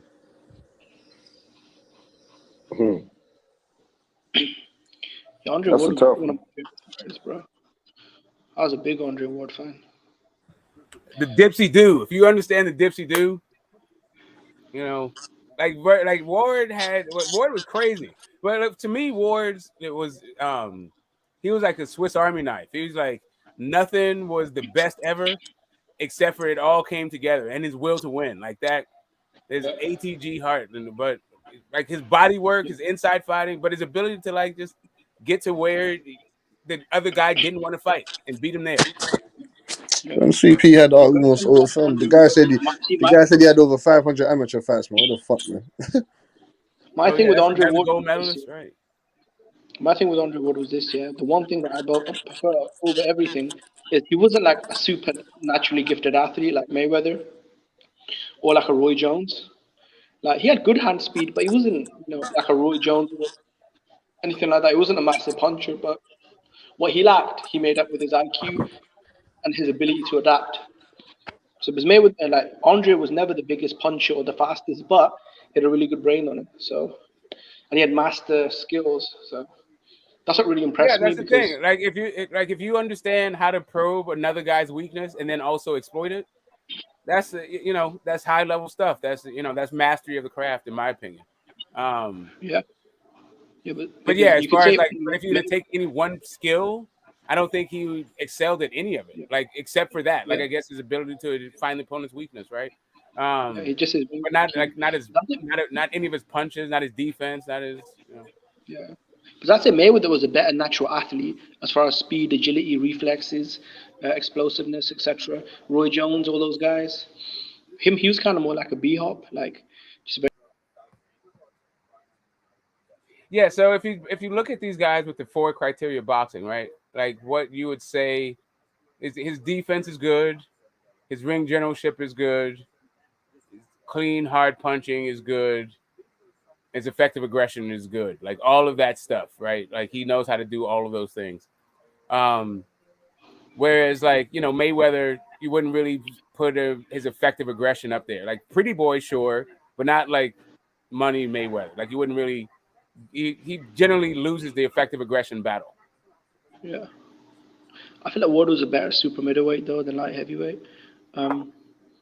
Yeah, I thought he was better at super middleweight because I think at super middleweight he had like ATG super middleweight status because he was like a. Man, Andre Ward, one of the best fighters ever, man. What y'all talking about, man? Let me crash this party. Andre Ward, one of the best ever, bro. Retired undefeated. He won the Super 6 middleweight tournament.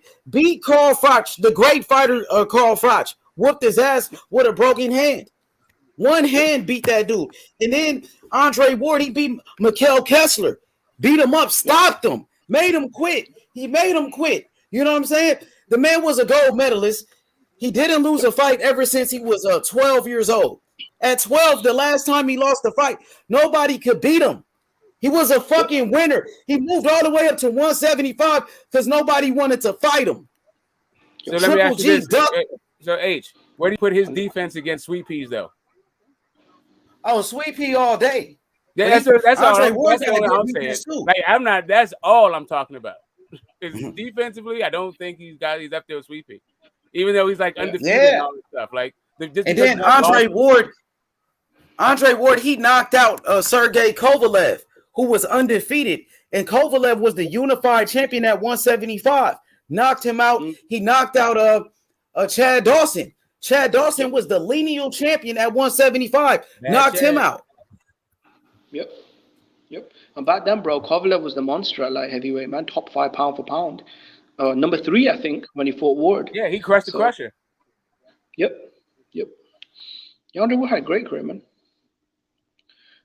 So when you talk about Andre Ward, he's one of the greatest fighters ever, bro. Like point blank, period. Right. So what do you like? So you know how we have attributes like we were just saying, like Sweet Pea is one of the best defensive fighters. What is the thing that Andre Ward did better than everybody else? And I think that's what we're getting, like trying to figure out. Like to me, he was able to find the other person's weakness and impose that will on that, like make that other guy. He's gonna zap everything that he's just gonna take everything that you are good at. He's going to take that away from you. He's gonna take the utility belt. Like he's gonna exactly press on your weaknesses. That's what I thought he did better. Like him and Floyd were to me the best guys at like taking your weapons away. Yeah, that's it. He's gonna disarm you of everything, and he's gonna say, "Okay, then we're both on the same playing field now. You're done." What do you finished? What do you think Andre Ward did better? Like better than everybody else or anybody else? You hit the nail around the head. The ability to adapt. I felt like no matter what style he was fighting, whether it was like a Carl Froch, whether it was like a Chad Dawson, a Kovalev, a Kessler, Whatever champions he was fighting, he knew how to adapt. So like when I mean adapt, I mean everything: distance control, shifting angles. He was like a supercomputer with his IQ. He was a tremendous fighter.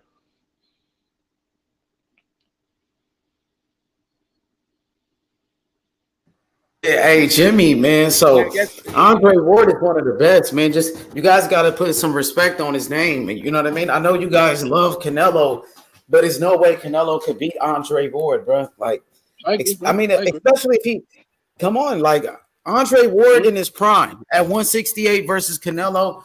I'm taking Andre Ward all day in that fight. We seen Floyd Mayweather beat him, and Floyd Mayweather was a little guy. You talking about a big super middleweight like Andre Ward, bro, who can box, who's tough. Andre Ward is one of the best inside fighters in the history of boxing. 100%, bro. Yeah, man. So you guys got to be careful with that, bro. SOG all day, like Sly said. Shout out to my boy Sly. Yeah, SOG versus everybody, man. Fuck it, man. SOG versus everybody, man. Like Canelo is good, Jimmy. You know what I mean? I agree with you. I think he's the face of boxing right now, but we still want to see Canelo fight against, better bees. Yep, 100%, man. I think for me, it's better be Andrade. Those are the two fights I want to see personally. But Serbia for undisputed. Will you call him out if he doesn't fight Andrade? Would you be disappointed in Canelo's career if he never fights Demetrius Andrade? I'd be very disappointed, bro, because see, this is the thing, yeah. No one actually knows who I'd pick to win that fight. So when the fight happens, you guys are going to be surprised who I pick to win that fight. What do you think about Canelo saying Demetrius Andrade is a horrible fighter? Do you agree with Canelo? No, I have no idea why he says that. I have no fucking. I don't know why he says that. Should I tell you why is he really like? Is it like on there? What y'all think about that stuff, bro? Like he'll never fight him. He's a horrible fighter. Oh, roast Canelo Alvarez if I ever chat to. I was like, brother, what are you talking about? I know what you said, though, bro. What does that mean? Boo Boo was walking around the arena wearing a shirt which said Canelo face Boo Boo. He was trolling Canelo. Bro, I thought that was good publicity for Andrade, bro. That video got like 5 million hits. But he didn't get the fucking facts. He didn't get him no facts. Yeah. You get me? Didn't get no facts. They try to make it seem like Canelo roasted him and shit. I don't know why. They made him look like a nobody. They made him look like a fool on that shit. Like all those those YouTube channels. They like the way they titled it. Oh, Canelo, Canelo checks Demetrius Andrade. Canelo makes fun of Demetrius Andrade. You know what I mean? So, people, they made fun of Demetrius Andrade. Yeah, bro. I mean, the thing with Andrade is he doesn't have a lot of fans. So you've got the Canelo fans, the Golovkin fans, the Charlo fans, the Munguia fans. Aren't you an Andrade fan, bro? 100%, bro. I'm an Andrade fan. So that's why I go to war with all these guys, bro. I'm one of the very few Andrade fans, bro. You go to war with who? Huh? No, it's anyone that I see flashing Andrade. No, whenever I'm in the chat, so it's like, like say when I go back and forth with Puro, a guy that's a big Munguia fan, I'm like, bro, Munguia you fucking ducked Andrade, bro. Jaime Munguia, bro. Do you go back and forth with Canelo about not fighting Andrade? Do you challenge Canelo about that? Do you challenge his fan base? 100%, bro. Because I never heard you call out Canelo for not fighting Boo Boo. Bro, that's only because Method's on the fucking panel, and you know what I'm saying? No, the Method has nothing to do with this. No, Jimmy. No. Method has nothing to do with this. Now, I'm talking to you about, you said you a Demetrius Andrade fan. You support this guy. But Canelo says Demetrius Andrade is a nobody. Tell him you fought nobodies. You're a horrible fighter. Yep. No, I don't agree with him, bro. With that, you give Canelo a pass for saying that type of shit. No, I don't think that's what I want to know. Why do you? If you're a Demetrius Andrade fan, you support Demetrius Andrade. Canelo's calling this guy a horrible fighter. Like, are you okay with that? No, bro, I'm not okay with that. Challenge him. I said, like you challenge Wilder when Wilder turned down fights. You know what I mean? You call him out. You challenge Charlo. You know what I mean? But it's like you give Canelo a pass. Like for not fighting Boo Boo. I think you should keep the same energy with him. Yeah, I think with Canelo, the only reason why I give him more of a pass is because when he doesn't fight Andrade, he'll fight someone that's just as dangerous, like a Dmitry Bivol, like a Sergey Kovalev, like What when about he wiped. Yildirim? What about No, that was Yildirim? a shit fight. No, that was a shit fight. I agree, bro. I agree. My thing is this though. I feel like when I go to war with fanboys that are hyping up guys like Charlo that haven't busted a grape, like how am I supposed to? You know what I mean? No, but we're talking about Canelo though. Canelo. What about Canelo and Canelo fanboys? You know, they say that Demetrius Andrade, your fighter.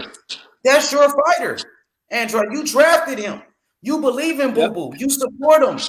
But but what I picked about him when over Canelo Canelo. says he's a horrible fighter? He's not good. He'll never fight him.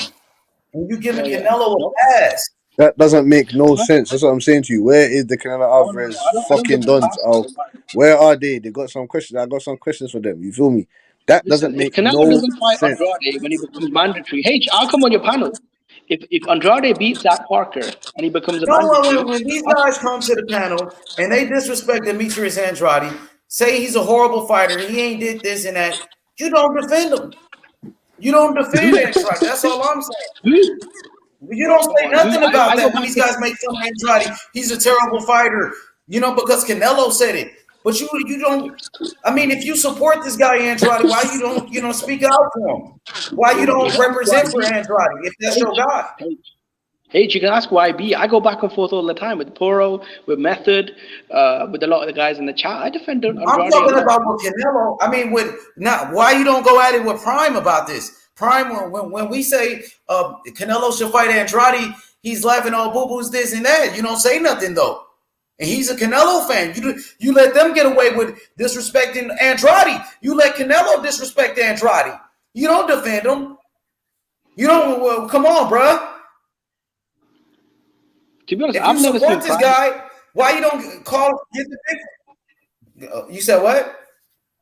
No. I said whenever you can ask. What you say, bro? Whenever I'm on the panel. No, I said whenever you can ask Billy. Whenever I'm on the panel with him. With Prime though. Well, I'm talking about with Prime. When we talk about Andrade, it says you know it's a big fight. Canelo should fight Boo Boo. Why he didn't fight Boo Boo? He said, "Oh, Boo Boo ain't shit. Boo Boo's a bitch. Boo Boo's this and that. He fights bums. All of this, but it's no defense for Andrade." I mean, but you say that's your boy. When I'm on the panel, I've never been on the panel. No. You don't keep the same energy when it comes to Canelo not fighting Boo Boo for undisputed. You said you give Canelo a pass, though. That's what you said. Why you come on, bro? Why you don't give Charlo a pass for not fighting certain guys? But Canelo gets a pass because it's him. He gets a special treatment. Why does Canelo get? Canelo don't get no pass. He doesn't get nothing. I'll give him special treatment around here to fight a 40-year-old Triple G. No, Canelo doesn't get no pass or nothing. Come on, bro. He doesn't get no pass fighting no fucking no. H, tell me who gets more criticized than Canelo on this panel? A lot of people hate on Canelo, like on the chat. But you don't criticize him. I never heard you call him out or challenge him. I'm talking about you. I want to see you challenge Canelo. You know what I mean? But okay, if it's a business, he's gonna fight Triple G in the third fight. You know, even though Triple G is 40, nobody wants to see it. Yep. What about that? That's not a cherry pick. Look, Triple G don't have a belt. He's not a champion at 168. So you drop back down to fight Triple G. Is that the fight that you want to see? No, I want to see the Arthur Beterbiev fight. I'm asking you about the Triple G fight, Jimmy. Let's talk about the Triple G fight. Is that the fight that you want to see? No, not really. No. Do you want to see Canelo fight Triple G again? No, not really. No. I don't want to see him fight. So I don't want to see him fight. The two guys I want to see him fight. Canelo said he's doing it for the people, though. I mean, look, it depends, innit? A lot of fans are asking for that fight, so you know. Yeah. I'm just trying to figure out where they are. Apparently, they're in Mexico. That's what one person told me. But why is he getting more money for the Triple G fight than any other fight? Fans must want money. Then who said he's getting more money than that? Like generally, when Triple G, when Canelo signs a big contract, they do a whole contract signing. There's a whole press release. They're there talking about it. The promoters are talking about it. How come that's not true this time? I'm not sure, man. You're gonna have to ask Canelo that, man. No, I'm asking Mike. Why is Mike Coppinger breaking it? Like, I'm not asking Canelo shit. I don't believe it. You're the one acting like it's true because Mike Coppinger said it, but nobody. No, because a lot of people jumped on this panel and were screaming, "Oh, Canelo ducked the PBC contract. They offered him 100 million." I'm using the same source now to say they offered him 165 million. So okay, it's the same. Which people? Fans come on here. Okay, is it about the money? Is it about the money or what? Is it about the big fights? Is it about the legacy? What is it about? You start spewing. Okay, but Hitch, who's got a better resume though? So you're saying Charlo's got a better? No, I'm saying Charlo got a better resume. I'm just asking the question, brother. You said he got more money to go fight on the zone, right, brother? That's what you said. So what I'm asking you, is he doing it for the money then, bro? That's all I ask. Yeah, then I understand. So he's going for the bag. Yeah, he is, yeah. So it's not chasing legacy at this point. It's just chasing a check. I think the Triple C is two parts. The Triple G fight is chasing a check. I think with the Bivol fight, it's not a big fight, but he's got a belt, so that's kind of legacy. With Charlo, I mean, what about the third fight with John Ryder or Joshua Buatsi or Craig Richards for the IBO belt in the UK? Is that for the money? Is that for the money? I'm not sure, bro, because they haven't finalized that yet. Of course, it's for the money. No, it's an open option, so he could fight Andrade. Eddie Hearn said it. His promoter, Eddie Hearn, said the third fight for Canelo on the zone will be with Craig Richards or Joshua Buatsi, the winner of that fight, or he might fight against John Ryder in the UK. That's what Eddie Hearn said. A shit fight, bro. That's a shit fight. Obviously, I'm not a hypocrite, bro. That is a shit fight. Bivol's a good fight, bro, because I think Bivol. What about the Triple G fight? That's not a good fight, bro. That's not. So two out of the three fights, you're not fucking with it. If he fights John Ryder in December, which isn't final yet, because he said that he's interested in fighting Beterbiev, becoming undisputed. So I don't know. Can Eddie Hearn say one thing? No, I'm not talking about Beterbiev is not a part of the third fight. Eddie Hearn never said nothing about that guy. Eddie Hearn said the winner of Joshua Buatsi and Craig Richards, Canelo could fight the winner of that fight or John Ryder in the UK.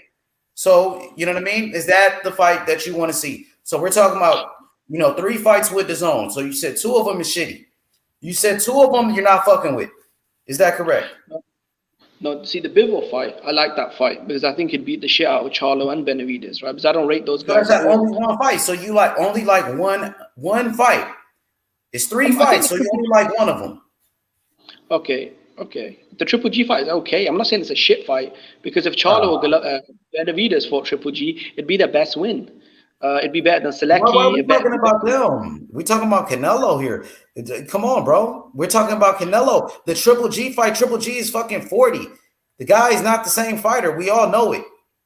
Okay, so if Charlo beat Triple G, would that be his best win? Is he the same fighter? Just answer that. Is Triple G the same Triple G? He's 40 years old. No, he's not. But he's still is he the unified champion at middleweight? He is. That makes him by default. Okay, who's the number 1 middleweight though? In boxing? Yeah, but they're not gonna fight at middleweight. He's fighting at 168, bro. Yeah, that's what I'm saying. He's never even fought at 168. Yeah. And Canelo's, didn't he start off at welterweight though? Yeah, so what he did at 160 doesn't even matter. Yeah. But my thing is this though. I think it's an okay fight, Triple G. They had 2 good fights. Look, is it about money? Yeah, it's about money, yeah. But look, man, at the end of the day, I feel like it's an okay fight. Look, I want the Beterbiev fight. I want the Andrade fight. I'm cool with the Bivol fight. The Triple G fight's okay. So I guess it just depends on what you want.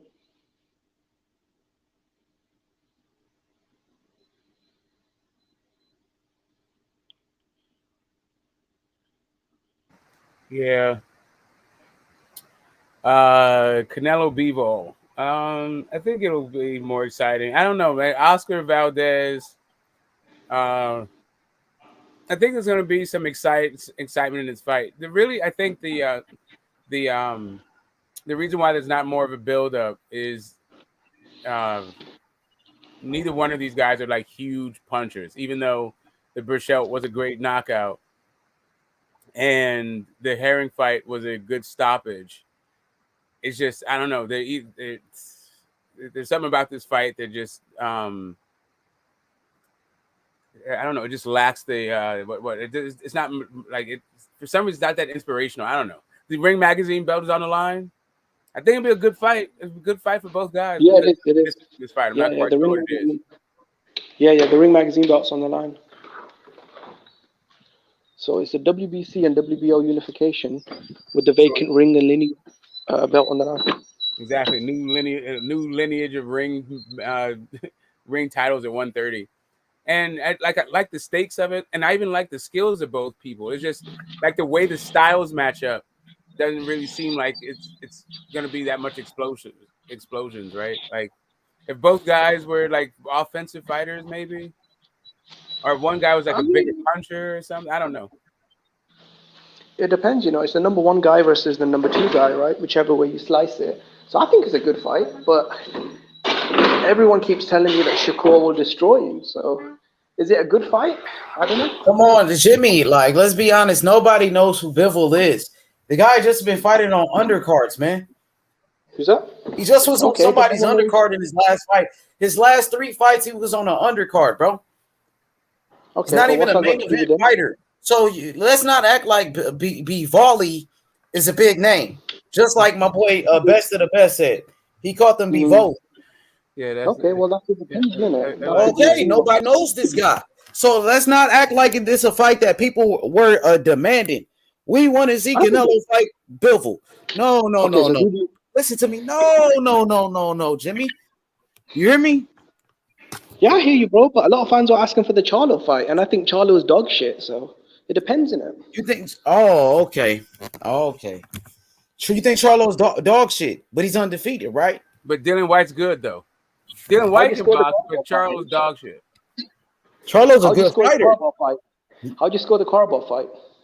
Korobov, is Korobov dog shit? It was a close fight, but Charlo, he won that fight. But Jimmy, you were talking about Triple G. Jimmy, wait, hold on 1 second. You were talking about what Triple G was doing at middleweight, but if you look at Charlo been calling for Triple G. Why Triple G never fought Charlo? Ask yourself that question. Now, if you look at the rankings on ESPN and Ring Magazine, they had Charlo as the number 1 middleweight, not Triple G. You know that, right? Do they? Okay. Well, you were talking about what Triple G was doing at middleweight. Why not talk about Charlo being the number 1 middleweight? He's not the number 1 middleweight. But it was on ESPN. They had him and Ring Magazine. No capping. Okay. So he wanted to fight Triple G on the zone, but not Andrade, a guy that did want to fight him. All right. Okay. But that makes sense, doesn't it? Hey, you know how it is, man. I'm just saying, bro. Like, come on, man. Hey, you know how it is, bro. Come on. The Korobov fight, the Montiel fight. Like, we know Charlo. He's running a nice little hustle. Was Charlo Canelo's mandatory at 160 pounds? Yes or no? Yeah, that's why his own brother admitted Golden Boy sent him a contract, but he shit the bed. Yeah, I heard about that. I heard about that. Come on, bro. But we saw Danny Jacobs run down on him, bro. Canelo be like, he was sending people contracts, like, and they wasn't even getting like full training camps and shit. So I don't know exactly what it was, because I heard Caleb Plant, he was offered a Canelo fight before, but they didn't give him a full training camp. Didn't they? Okay. Well, I mean, look, at the end of the day, he had the fight, and he said no. And he fought Montiel and Selecki, and Andrade's did you call up Charlo when he called Andrade a horrible fighter? But now he's fighting his left. Sure, I did, bro. Come on, bro. I used to be a super Andrade fan. I used to fuck with Andrade. I still do. Bro, okay, the two options were Charlo on PBC. But I'm saying, I just want some justice for Andrade, bro. That's all I'm saying. Because I know you fuck with him. I fuck with him too. Bro, I wanted Charlo to fight. When Andrade went to the zone, I was defending him. Look, you got Billy Joe there, you got Golovkin. He might get the Canelo fight. I want to see Canelo fight Andrade too, though. Me too, 100%, man. Look, if you beat Zach Parker, I'll call out Canelo. I'm like, look, that's your mandatory. If you fought Yildirim, like, come on. If Canelo fought Yildirim, and that was his mandatory, that was a setup, man. They paid Yildirim to fucking. That was all a setup. The fight was a fix. No, I'll call out Canelo, bro. It's not even that. But when you got guys on here defending guys like Charlo, Tank Davis, Canelo ain't shit, but let Tank Davis let the young man make his bread. I'm like, all right, bro. Pay for the Rolly fight. All right, man. Yeah, who are these people though? Like nobody gets on here and does that. Come on, man. Like nobody does that. I mean, I don't know. Maybe you're in these streets But I'm just saying, like, you should maybe like alter your game for the audience that you're like speaking to, because nobody on this panel is doing that shit. Like, yeah. See, H is talking about in the past, in it. Well, like, come on, man. People do dick right tank a lot, man. Like, I mean, the thing is, I don't think you've given any tank. I don't think you've been as fair to tank as you've been to like Emmanuel to go. Like whatever, like for whatever reason, you have a different standard for fighters, and maybe it's just like trolling. What did I say about to go? I said Ryan Garcia is a hype job. What more do you want me to say? What? All right, nice try though, Smoke. What? I know the angle you're coming up, man. I know your past. Smoke, no, I like listen. I'm listening. I know your past though. You need to chill out. I don't even need to bring up any past things. Like even in this conversation, you're like Charlo out there. So chill out, Smoke. I'm chill out, man. I'm chill. I'm very chill. But like I was saying, like you're saying stuff like Dillian White's good, but Charlo's dog shit, and it's like stuff like that. Like I don't know where you're coming from. If it's just like trolling, you've been trolled, so you're like trying to troll back, like you're trying to, like you're reliving past conversations. But like no, I'm asking you. No. See, I'm asking you. No. See, you're not staying to context though, right? Dylan White was a top 5 heavyweight. I never said he was a legend, a Hall of Famer. Charlo's a top 1 heavyweight. So you're trying to say Charlo's not a top 5 middleweight? Okay, so how do you rate his Korobov and Montiel performances? Because the dude didn't even. How do I rate that? How do I rate his Maurice Watt performance? What does that have to do with what you're talking about? That's what I'm saying. Well, what's that to do with Charlo though? I don't know what you're saying. You have these weird standards where you go like, oh yeah, Charlo shit, but Dylan White's a top 5 consensus heavyweight, like. No, okay. I said Bivol will beat the shit out of Charlo. See, you're not listening though. Buy a new fucking hearing. What does that have to do with anything? Why are you bringing up Charlo? I'm saying I'm saying Bivol's a better fight than Charlo though. Okay, that's in your opinion. They're 2 divisions apart. What is the point of saying that? What, Canelo moving up to fight? Okay, that's the point then. So fighting a bigger guy above a division who's more skilled is tougher than fighting a smaller guy that's moving up, right? No, because they don't bring the same thing. They don't fight. It's styles that makes fights. Not yours. That's with the 2 fighters. And Jimmy, nobody knows Bivoli, man. Bivoli. No one knows. People know Charlo, bro. Everybody knows Charlo, bro. Come on, bro. I'm not saying Charlo's a superstar. I never said that, but people know Charlo, bro. Come on, bro. They know him. He was fighting on free TV. This nigga, his fight with Tony Harrison and him and his brother, bro. They know the Charlo brothers, bro. Canelo gets the same money to fight anyone, though. More people know Charlo than Bivoli. That's what I'm saying. Yeah, exactly. Like if you got to bring up Charlo, more people know Charlo. Charlo's more popular, bro. I'm telling you, nobody knows Bivol, bro. Okay, all right. Well, I mean, he's the champion. He's a champion. I get you that, but is it like a bigger fight? Which fight would do more pay-per-views? Canelo and Charlo, or Canelo and Bivol? What's a more popular fight? Charlo's a bigger name. That's what I'm saying. Well, his pay-per-views don't prove that. Neither do his ticket sales. But Bivol never fought on pay-per-view. He's been fighting on undercard. Fighter. Yeah, his last 3 fights was on an undercard, bro. You know that? His last fight was on undercards, bro. While Charlo fought on pay-per-view, Charlo fought on main events. I didn't even know that, bro. Shit, undercards, all 3 of them. Yeah, but what's that? Charlo got all access documentaries on fucking YouTube, on Showtime. All access. They don't have that. If he was at 168, they have not been promoting Bivoli. Yeah, like 2 million. He's at 175. Bivol is a good fighter. He's skilled. I agree. He's a good fighter, undefeated champion. I give you that. But I'm saying, like, who's a bigger name? Nobody knows Bivol, bro. That's all I'm saying. Just so you know, 2 million people watch that Korobov fight. What's that got to do with the fight, though? I don't understand. So Bivol having the Charlo's better because he's got a bigger name. No, I'm just saying, what's a better fight? What's a bigger fight? This is how you know. Who's a bigger name, Charlo or Bivol? Who's a bigger name? That's what I want to know. This how you know he picks his. Who got more fans? His opponents. I don't see people doing videos talking about Bivol. They talked about Charlo. They've been talking about Charlo. Charlo's a popular fighter. I want to know why he picked Bivol. In America, Charlo is a top 10 name as far as names in American fighters. Charlo is one of the biggest names in American boxing. He's in the top 10. People know Charlo, bro. Crazy. Well, I mean, if what you're saying is true, then why is this pay-per-view doing 40,000 buys? No, we can say the same thing about Terence Crawford. Why did his pay-per-view with Victor Postal do the same amount? But I'm not saying Crawford's a superstar, though. I never said Charlo was either. I never said Charlo was a superstar. You just said top 10 names in boxing. I said top 10 in American boxing. I said, listen to what I said. I said American fighters. Fighters. Charlo's in the top 10 from American fighters. American-born fighters from America. He's in the top 10. Okay, so he's got a bigger name, so I don't know what you're saying. It's a tougher fight. I think Bivol's a much tougher fight. So shouldn't Canelo got more credit because he's fighting, according to you, a smaller name? Nigga, right? name 10. Name 10. No, that is kind of a duck.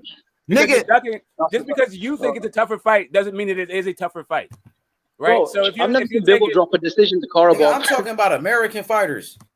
Bro, somebody said Canelo, bro. This was just because you haven't seen, why are we debating this shit, man? Yeah, we know also yes, bro, boxing, yes. I think both of them are boxing. Canelo, bro. So I think that there's more parity in the Bivol fight, right? For me, like all things being considered. No, I don't know. I think get the smoke. Get the smoke, Jim. But there's one thing though. There is one thing though. Bro. I don't think. I think that Charlo has a really good jab. And I would like to see what Canelo has to do. No, I saw it against Karabakh and Montiel, bro. It was excellent, right? He can't fucking fire it against bums. Oh, yeah. But, so did either one of those guys win? I don't think they won. So that jab was good enough to beat both of those dudes. But most fans thought Karabakh won. Karabak's the beat. No, most fans did not think that. Some fans. I don't know why you always think. Bro, do you wait a minute? Are you belong to a club called Most Fans? Like, where are you getting this from? Listen. Karabakh and Montiel, bro, they're garbage, right? And Charlo had fucking war with Montiel and blocked the decision to Karabakh. I've never seen Bivol get a gift over a C-level fighter. Have you? Yo, I haven't seen the same thing with Charlo either. I don't care for the Bivol fight. I haven't seen that from Charlo either. Yo, get the smoke. Let me go, bro. Let me just say this one thing. I don't care for the Bivol fight, right? But why is he fighting Triple G for the third time, bro? Let's be honest. Who really gives a fuck about the Triple G in Canelo 3 fight? We all know Canelo's gonna beat the shot out Triple G. We all know it. So why should boxing fans care for this fight?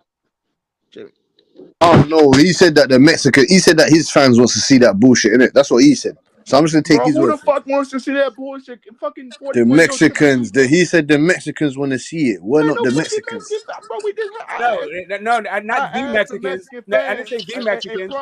Hold on, Prime will know. Prime will fucking know. No, he said Mexicans in Mexico. Not the Mexicans, like all Mexicans. He said Mexicans in Mexico. Specific groups of Mexicans want to see this. Well, not specific groups, bro. When I was just in Mexico, a month ago. That's all they were talking about was Triple G fighting Canelo. Nobody gives a shit about this fight, bro. No, they do. Well, that's what I'm saying to you. They do. Bro, nobody cares, bro. Prime was there. Prime said they give a fuck. Okay. Well, somebody cares because he got paid a lot of money for the third fight. Bro. Like Mexicans only watch when Mexicans fight down there, bro. They're not watching nobody. They can't tell you who even Triple G will fall. Triple G. Come on, man. Fucking Triple G's a bum, man. Was those Mexicans in Mexico check in for the Murata fight? Yeah, I'm just gonna ask that question. Are they checking for the fucking Murata fight? He's fighting Canelo. Is fighting Triple G. That's the only other fighter they really like. They like Triple G for some reason. I don't know why, but they do. Someone must have tuned into that fight. That fucking fight got 4 million views. Mexican style. They're still living off that Mexican style thing, I guess.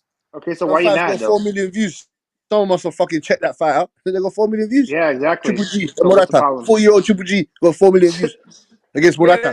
Japan, like first, the zone is big in Japan, and like Murata gets like 30 million views, like Monster, all those things. Like like boxing, those guys, they watch their sports on TV, right? Yeah, but we know Japan loves hand combat sports. We know that they're. So what's the problem, though? What are we arguing? That's okay, like, bro. But why? But okay, as a Canelo fan, because we know you're a fanboy, right?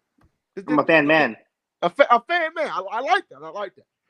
You know that Canelo's gonna whoop this old man. So why should boxing fans get excited for this fight? We have to get excited, but it's already set in stone. I mean, pretty much it is what it is. I mean, shit. Like, I don't care, but I'm just saying, like, why nobody really cares for this Triple G fight? I think that us Americans and us, like, you know, like I said, that you guys, especially you guys who are hardcore boxing fans, don't really care. But the outside, the spectators who just, I hate using casuals, but the ones who kind of just hear about here and there, they're going to want to watch Canelo and Triple G because they still believe that Triple G is that guy. They don't know about that he's not. They don't know that he's falling off. You know what I mean? They don't know that. Triple G is fucking. I think Canelo's going to TKO him. I give Triple G about 5 rounds. Triple G didn't look that bad against Murata, though. I mean, he did look worse. He didn't look that good. Oh my God! Did you watch the fight? He certainly didn't look that good. He certainly didn't look that good. So he stopped Murata, and he didn't look that good. Hey, no, he got the result. He definitely got the result was good. Well, so what do you want to do then? I mean, was not good. Don't you want the result? At the end of the day, I don't care how I get to the finish line. Listen, I'd like to look good doing it too.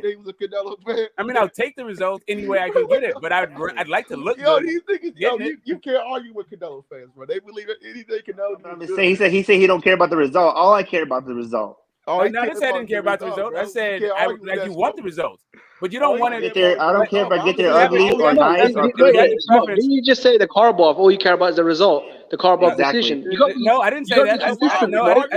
No, I didn't. You have to be consistent. Literally, that's not Smoke what I said. changes it up. No. What I said was Karbov is not dog shit.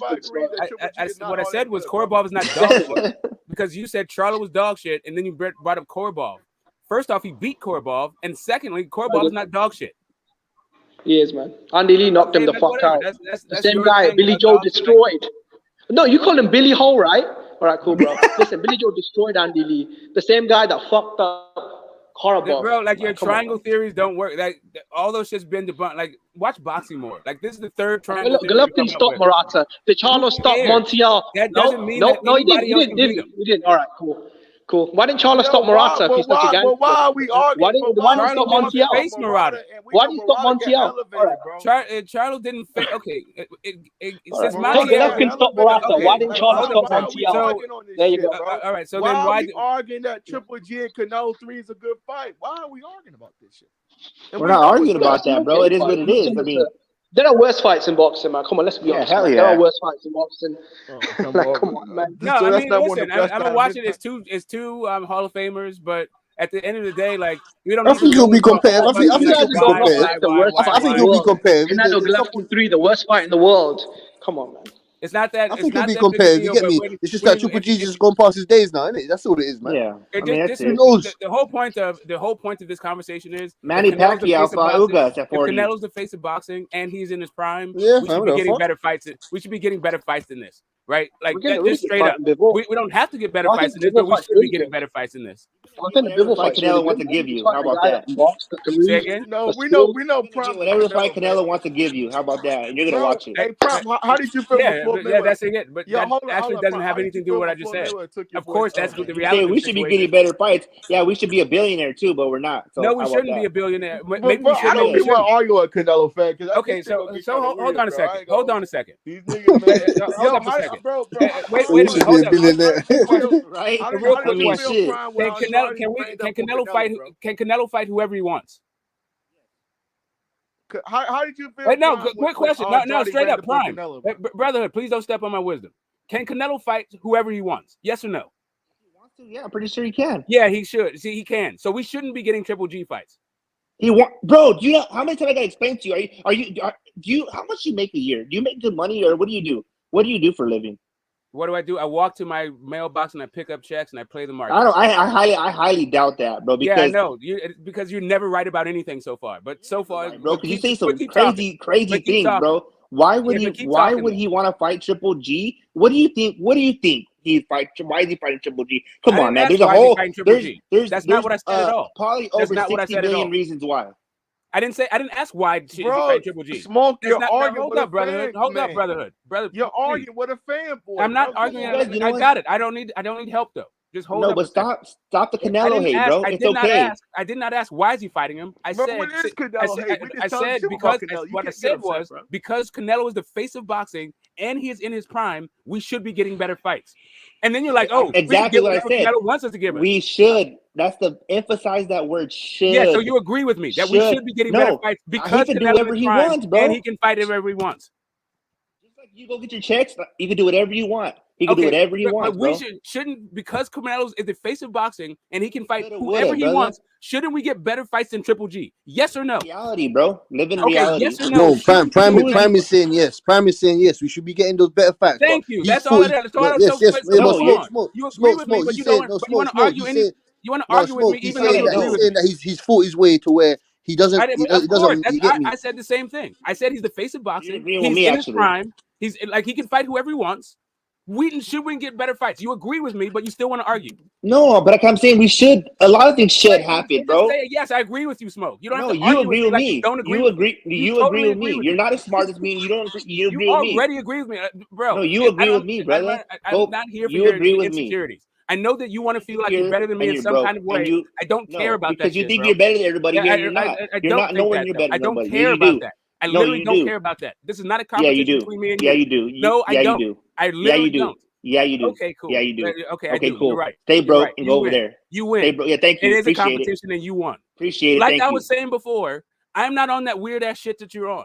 I'm literally just trying to make shit, bro. You're not better than nobody on this panel. Every single time and definitely not better than me, for sure. I'll tell you that. Try to fucking pick a fight with me. It is what it is. I don't care about you like that, bro. Okay, then bye. Then mute yourself. Okay, good. I'm just saying. Like then you mute literally yourself. Agree with me, but you still want to. No, you agree with me, bro. Okay, you agree with me. All right, great.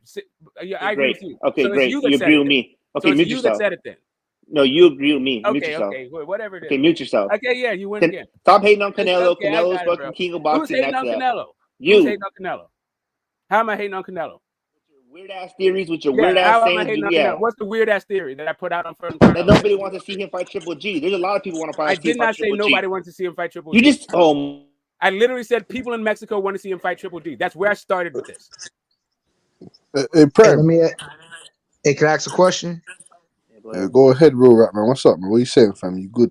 What's good, everybody, man? How y'all doing?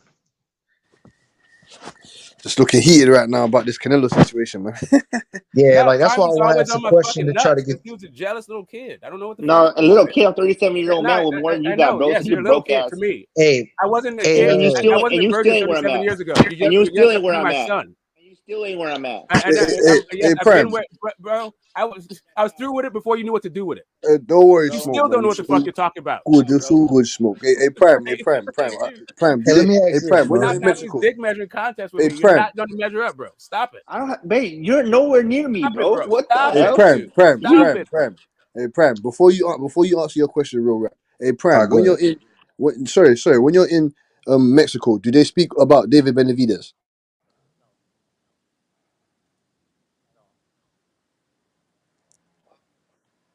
I can't hear you, no, Pam. Hello, hear me? Hello? Yeah, can you hear now, man?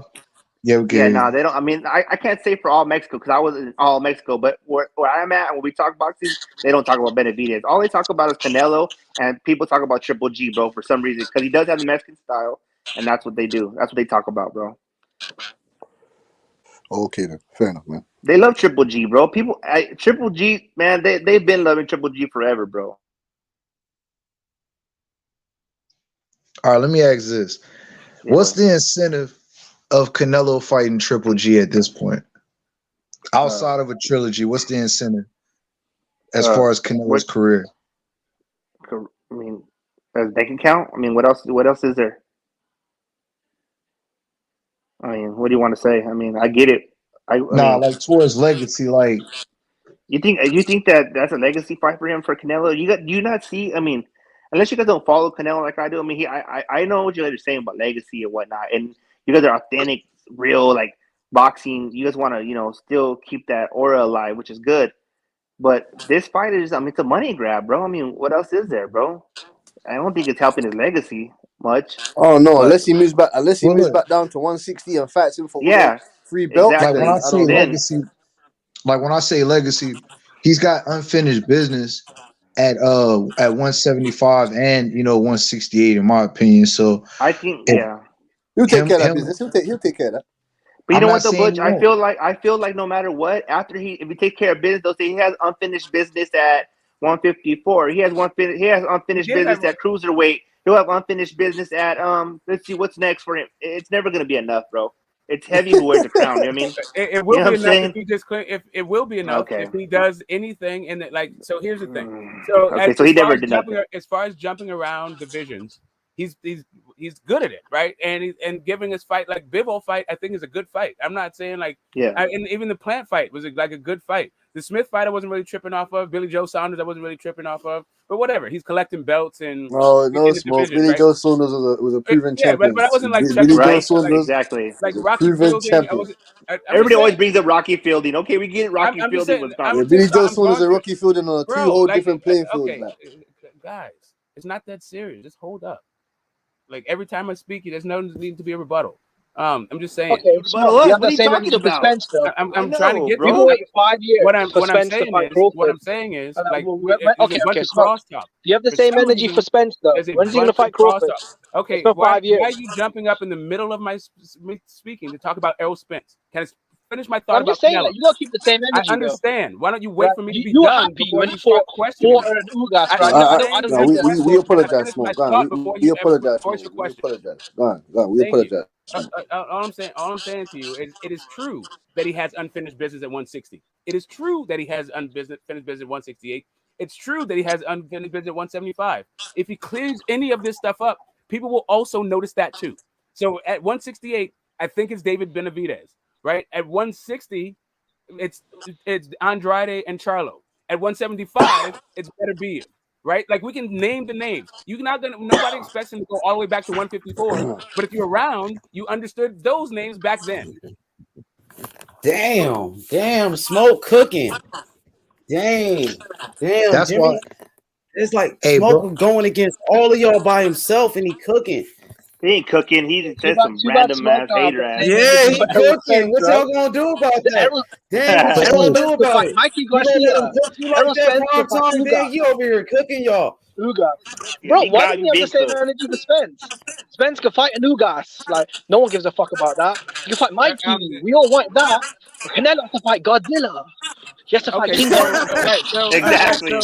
So if you want to keep the same energy with Errol Spence, Spence can go fight a Mikey Garcia, a Compo, B-level Sean Porter. We don't need the Crawford fight. Fuck Crawford. Okay, so anyway, Bud, like Errol fighting Bud, if after that fight, the only fight you would say that's left on the table, somebody has a really bad echo. I'm not sure who that is, but the only fight that you would say would be left there would be Keith Thurman. Right? No. You call that unfinished business. You could call it unfinished business, but Thurman is kind of a shell of himself at this point. Look, man, it's been 5 years, bro. We still waiting on Spence to step up and fight Crawford. But you're cool with that, though, Smoke. It's all good, man. 5 years ago, Canelo unified that division at 11 months. Not in the division. Spence has been at the division for 10 years, still hasn't unified, bro. But Bud has not been in the division for 10 years. 5 years ago, Bud was not in the division. Middle welterweight, right? Super middleweight, light heavyweight, and still not enough. Bud was not in the division, so we have not been a champion for 5 years, right? 5 years. Spence, why isn't he undisputed? Why isn't Spence undisputed, right?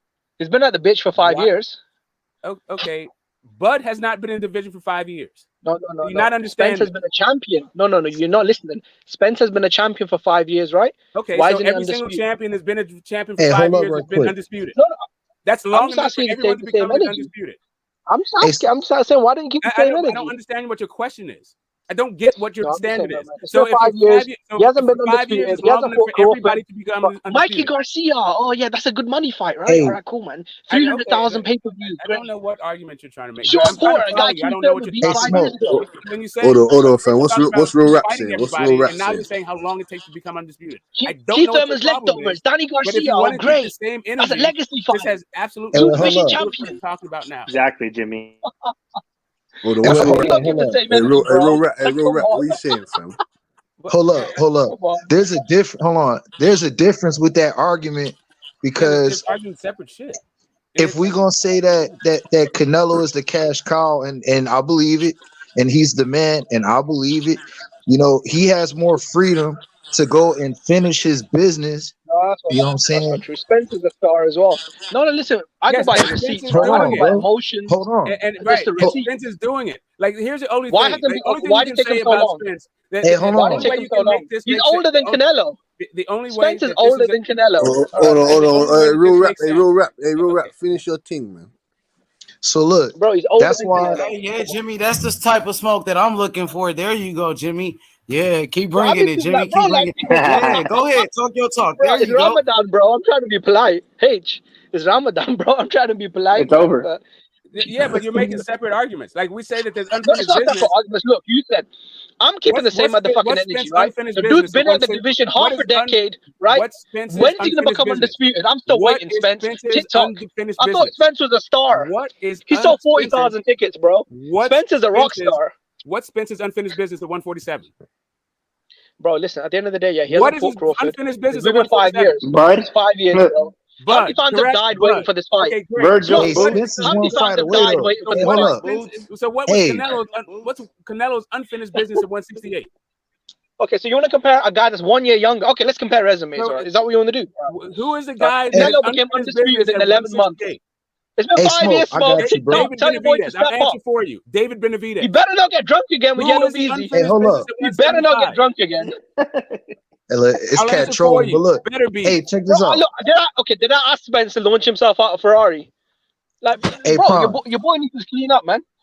Hey, as soon as he's done, I got something for you, Prom. Yeah, you guys. So look, you have to understand it's 2022, not 2019. All I'm saying, bro, keep the same energy for Spence. No more Mikeys, no more fucking Compos, no more Porters, no more fucking Ugases.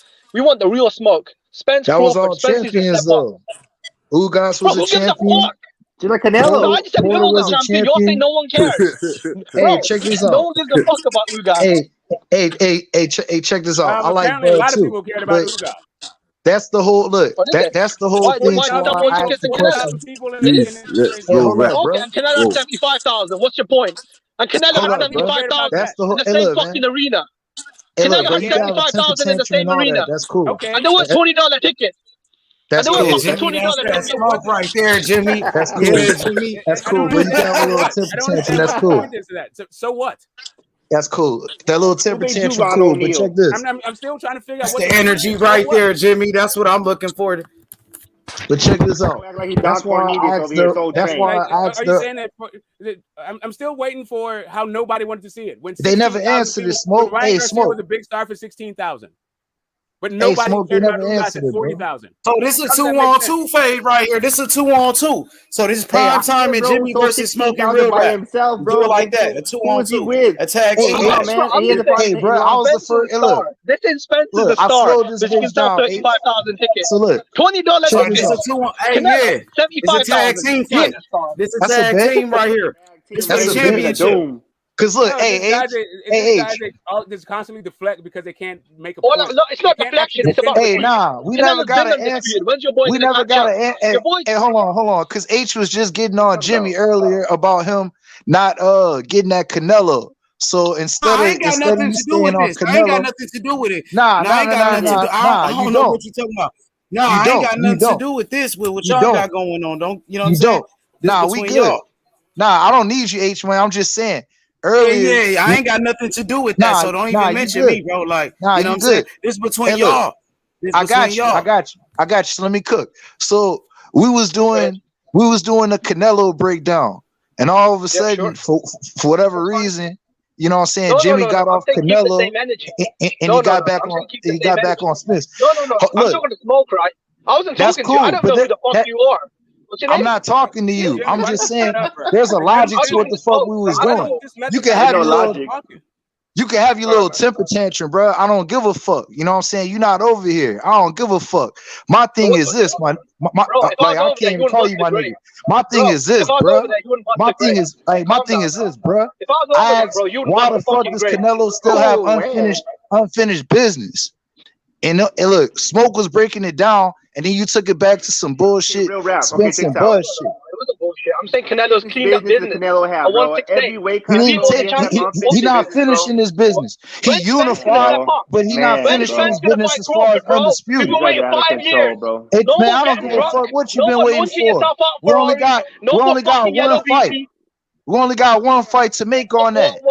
There's about 3 or 4 fights that Canelo got to make to finish his business. I don't give a fuck what you been waiting on. Come on, man, get out of here, bro. You got bro. I'm not. I give Canelo his credit for unifying the division. But why don't you clean out the division? Bro, Spence can't even make 147 anymore, bro. More. Oh, clean it out. Bro, he just made 147. What the fuck are you talking about? You had 154, right? So now the catch weight's gonna be for the undisputed. That's some weak ass shit, man. That's some weak ass shit.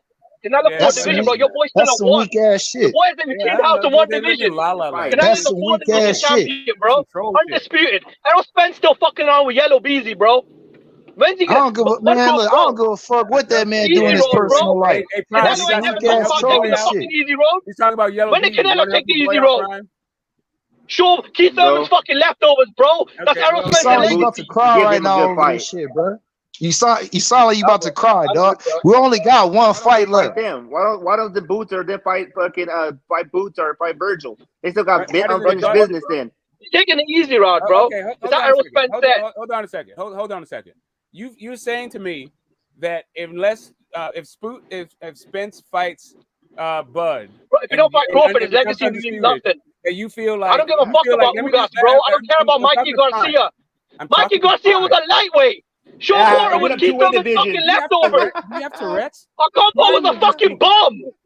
Okay, great. Yeah, man. So anyway, This dude going crazy, dog. Are you saying that if Errol Spence becomes undisputed? No, I'm not saying that. Stop trying to twist words. All I'm saying is that it's unfinished business, right? Everybody wants to see them fight. But it's not unfinished business. Okay, so let me ask. We no more Mikey Garcias, no more Ocampos, no more Keith Thurman's leftovers. If that's unfinished business, it's Robert Guerrero next. It's when Keith Thurman for Robert Guerrero. No Errol Spence fight Robert Guerrero next. Sorry, when has Errol and Boots been business? When is Errol? I'm gonna keep the same energy because you come on this panel day in and day out, a bitch about Errol Spence is a fucking boss. Business started. He's a legacy fighter. He be fighting Ugas and Porter, dudes no one gives a fuck about. All champions though. 40,000 people. All champions. Canelo didn't fight I just want more champions than Canelo. I'm not saying Canelo didn't fight champions. Hey, I just want more champions than Canelo. I'll give you the I'll give you the Garcia. I'll give you the Garcia. I don't give a fuck about Danny Garcia. I'll give you that. But outside of that, what did he do? I'll give you the Garcia fight. How many fights did Canelo have to take? How many fights did Canelo take that we didn't need? 3. He became undisputed in 11 months. Your boy's been at the division 5 years. When is he gonna go parabolics? Bullets, hell yeah. Bro, it's been 5 years. But that's the whole point to the Benavidez shit. Why did he go for the WBC? Hold up, dog. Why did he go out to the WBC after Benavidez left? Why didn't he challenge Benavidez? Benavidez is a fucking cokehead. Because Benavidez is a cokehead. That's true. That's why he dropped his belt. He's a fucking cokehead. He dropped the belt because he got on that pain, baby.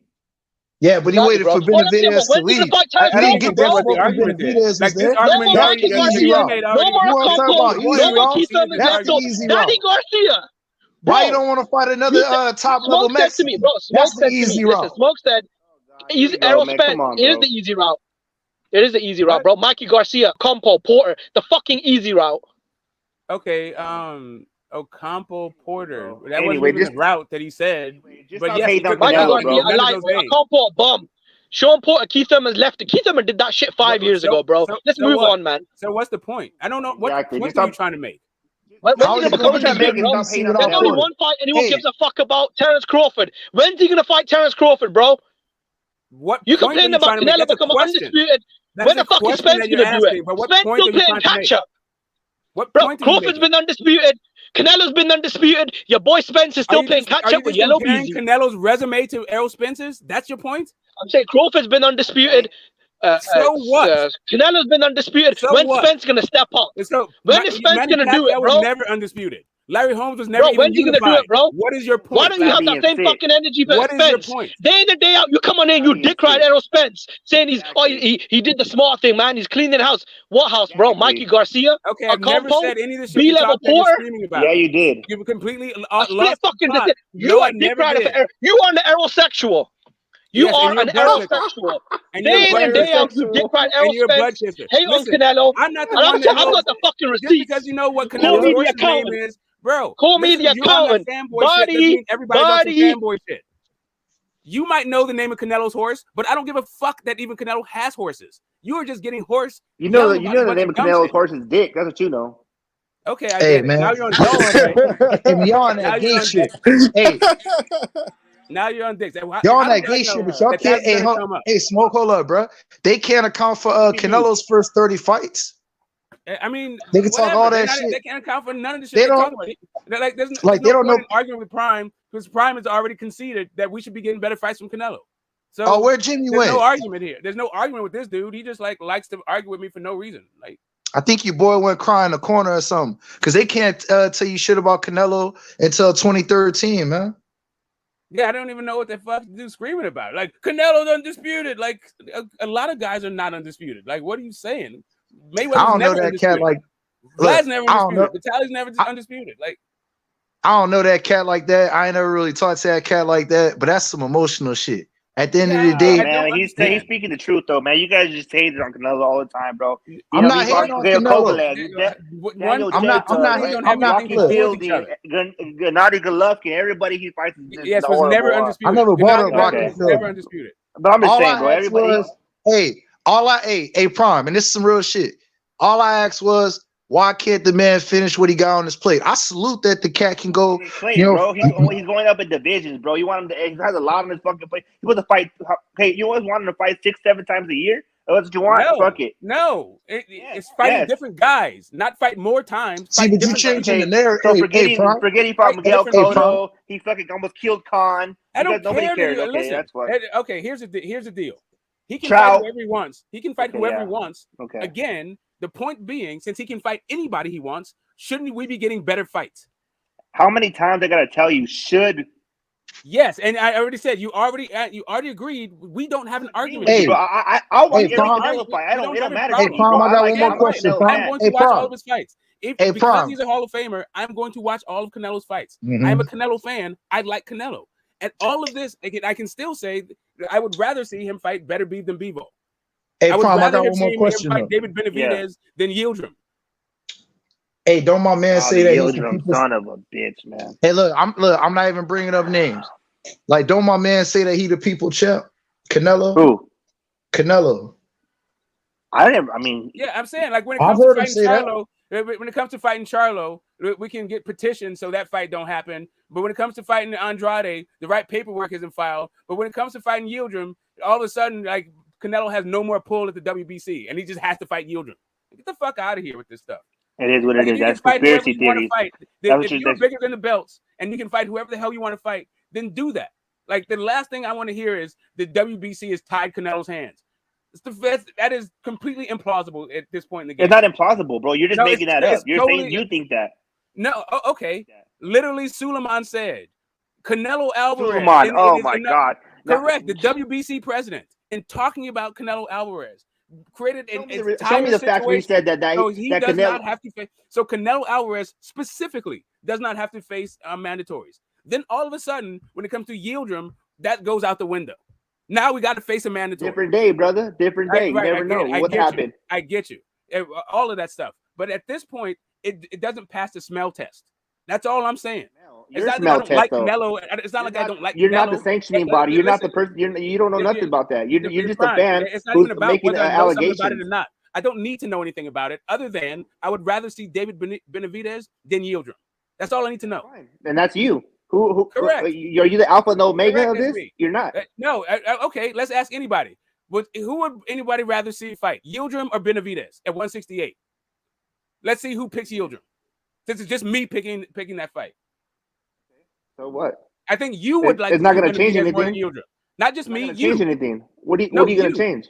Okay, would you rather see Yildirim or Benavidez? Prime. Which fight would you rather see? I'm like I tell you. You would rather see Benavidez, correct? I want to see both. I want to see him fight. I said either one. I'll fight Yildirim. I'll see him fight a taco man. I'll see him fight a Burger King employee. I didn't ask what you'd watch. I'd ask which fight would you prefer. I know that you want to be slippery. You would prefer the Benavidez fight to the Yildirim fight, correct? If Canelo's fighting, I'm watching. Okay, I didn't ask that. You would prefer the Benavidez fight to the Yildirim fight, correct? It doesn't matter. I know it doesn't matter. This is why you're a fucking bum. Because you don't have any integrity. You agree with me, but you want to argue anyway. Come on, bro. This is the point. You agree with me. Stop arguing. How old are you? Just fucking argue. Just say I agree with you. How old are you? And like keep it pushing. Yes, I would like to see the Benavidez fight over the Yildirim fight because I'm not insane. I am a boxing fan. I'm not just a Canelo dick rider. Of course, that's the fight I want to see. How old are you, bum?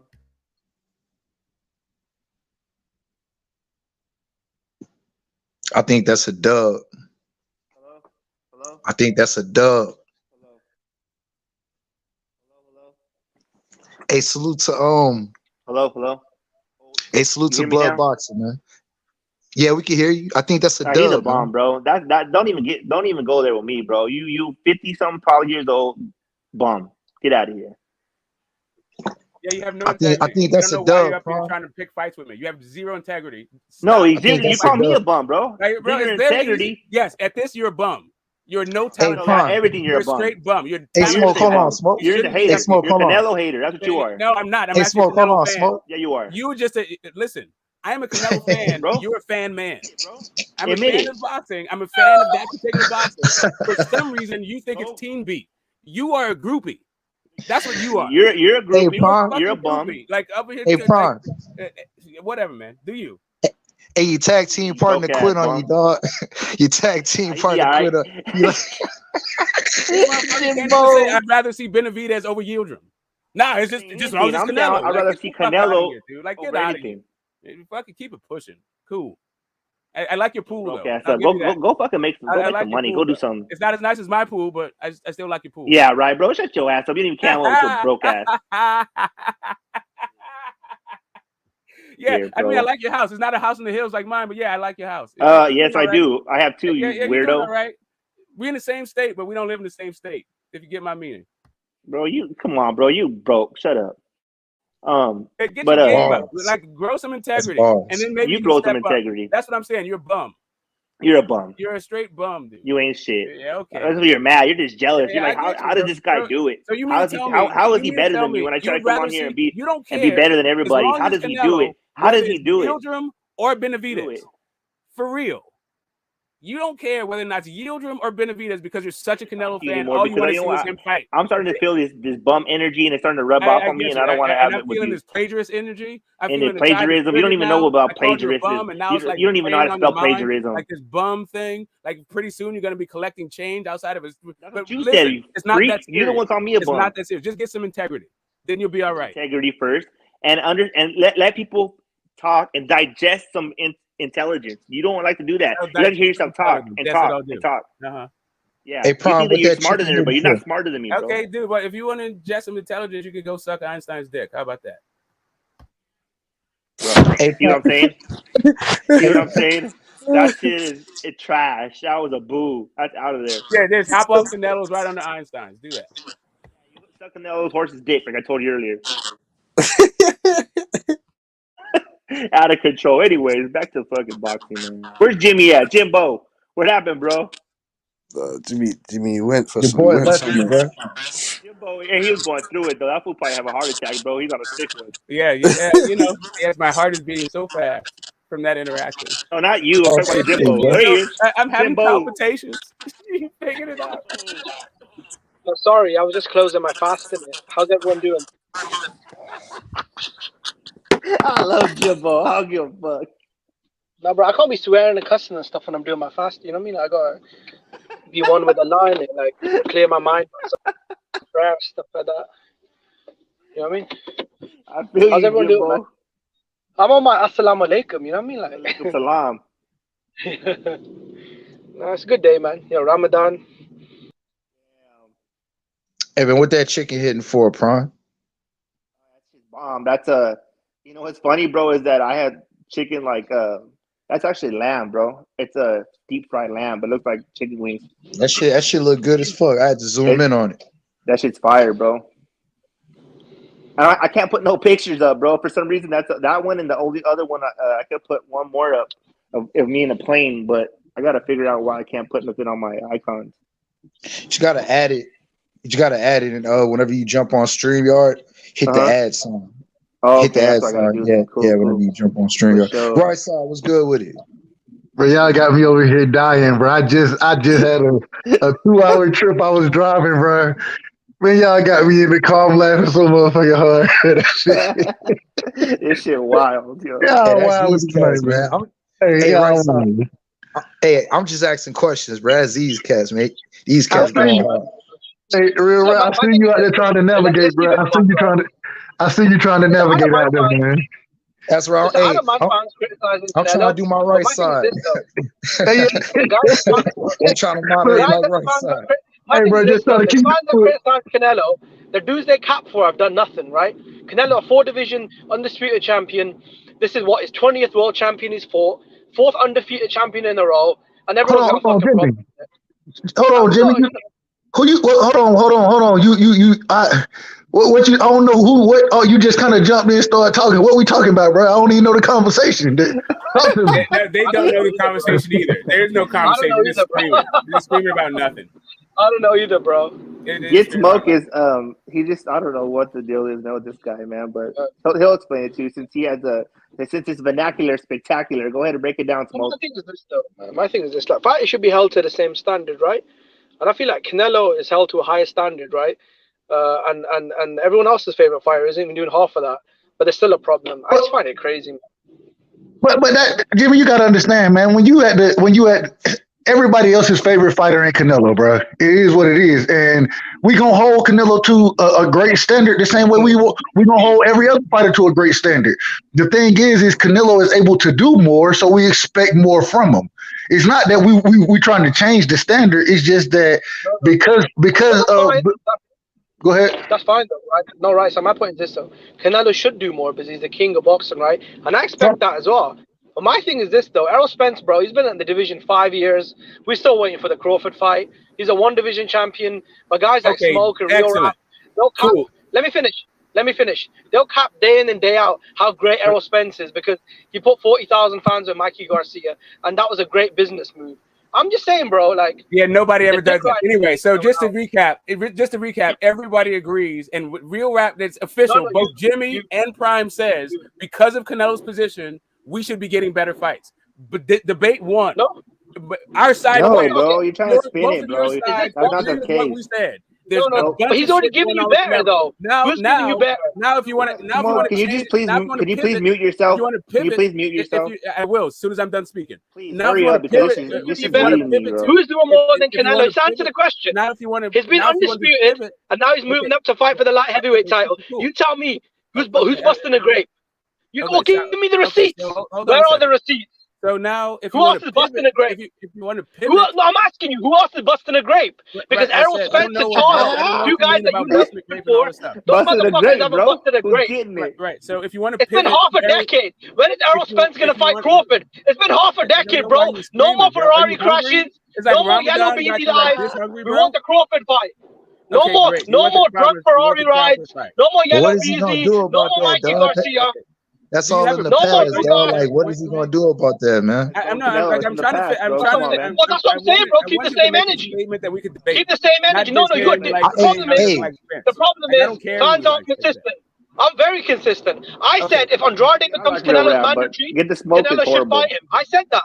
And I'm very consistent. I said I want to see the Beterbiev fight. That's me being consistent. Correct. Right now, what's Canelo doing? So, yes, debate's over. Right? Moving up. Now you want to have another debate. What did Canelo do? You want to have a different subject now about Canelo became an undisputed champion at 168 against Plan, and now he's moving up to fight for the light heavyweight title. Great, right? but you already lost the debate. So do you want to debate about something else? Across 2 different divisions. What the fuck is that Spence doing? Ugas, Danny Garcia. What the fuck are we talking about? What are you talking about? Nobody's comparing to Errol Spence. Charlo, Selecki, a guy fucking. I don't know what you're screaming about. You already lost the debate. 5 years ago. About nothing.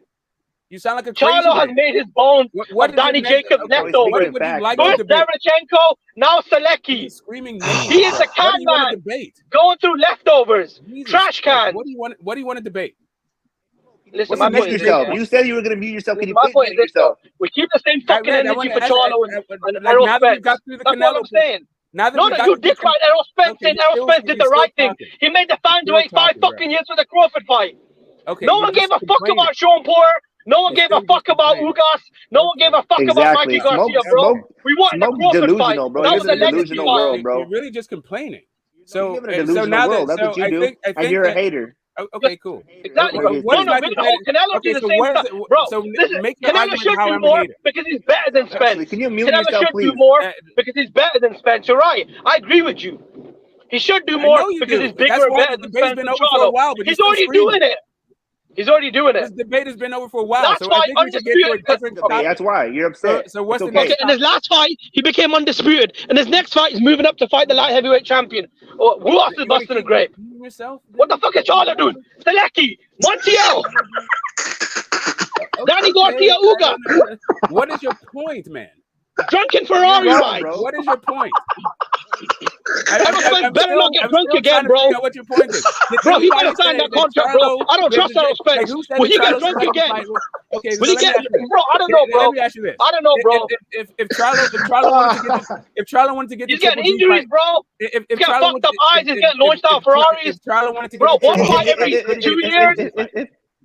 But Errol Spence. Danny Garcia.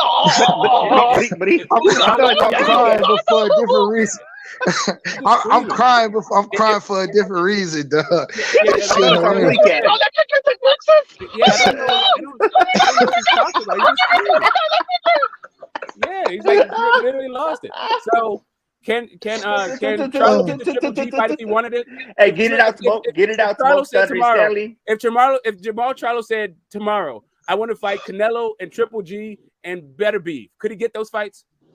Bro, Mike Tyson asked him, who do you want to fight? He shut the fuck up like a bitch and sat there.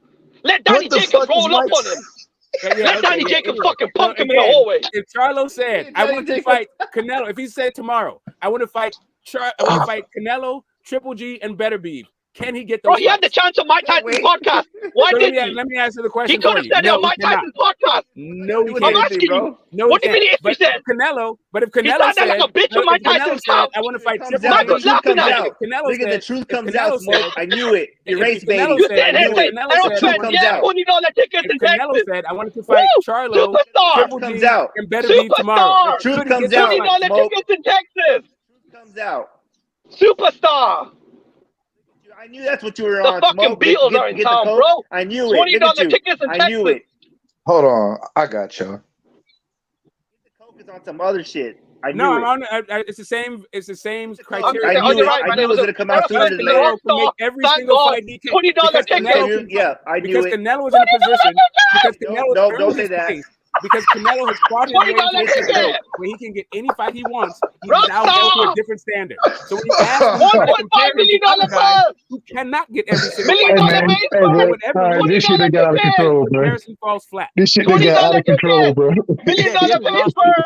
Yeah, Jimmy's just I knew it was coming out. $1 million base purse. $20 tickets. Jimmy, bro, come. Jimmy, chill, bro. Chill a little bit, bro. Chill a little bit. Just broke his brain. Chill, bro. It's cooked. Hey, get the Coke. That's what I was saying in the chat, dog. Hey, dog. No chill around there, boy. I mean, jungle. Right side, that's not effective aggression, dog. That's emotional aggression. It's not the same. Yeah. Hey, you don't get no points for that. Shit. God damn.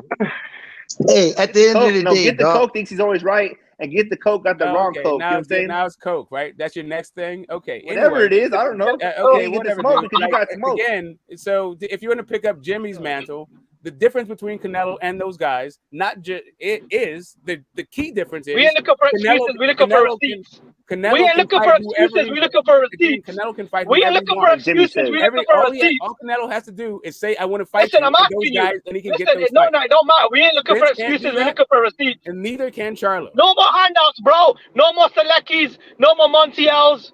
Because Triple G is gonna fight him. Bro, why are you mad? What is that got to do with anything? What are you talking about? How much of a star Errol Spence is? Right. Anyway. Bro, can we just talk about how much of a star Errol Spence is? $20 tickets in Texas, bro. Okay. Half those bitches were given away for free. Can we talk about how much of a star he is? Okay. Have you ever been to Texas? 10,000 complimentary tickets. Yeah, I was born in Texas, you weirdo. 1.5 million base purse. Errol Spence is a fucking star. Born in Texas.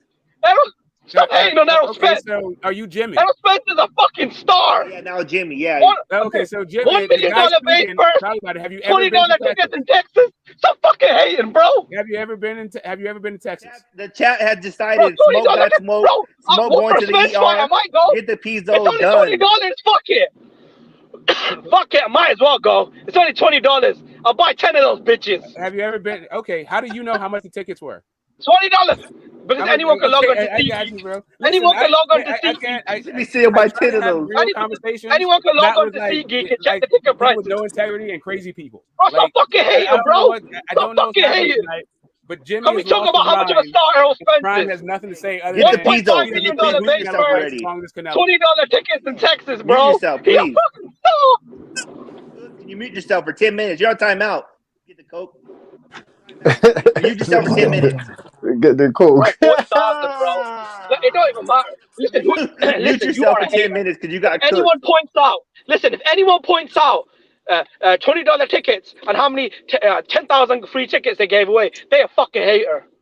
First, Anyone you just who said points out is a 35. what fucking it hater. takes to get the coke that you talk. You got to go crazy on him. I find out the remedy now. Bro, you have to go completely ape shit to Whoever be able says to that's a fucking hater. let the How coke dare I'm you laughing question at this Spencer's shit. star I power? know, like this is. This shit is hilarious. Yeah, I You're know. done. Look Get the at coke. I'm Canelo, sorry. You live to fight another day. Canelo's a fucking bum. He can only Fight pull in what? 75,000 Coke. fans.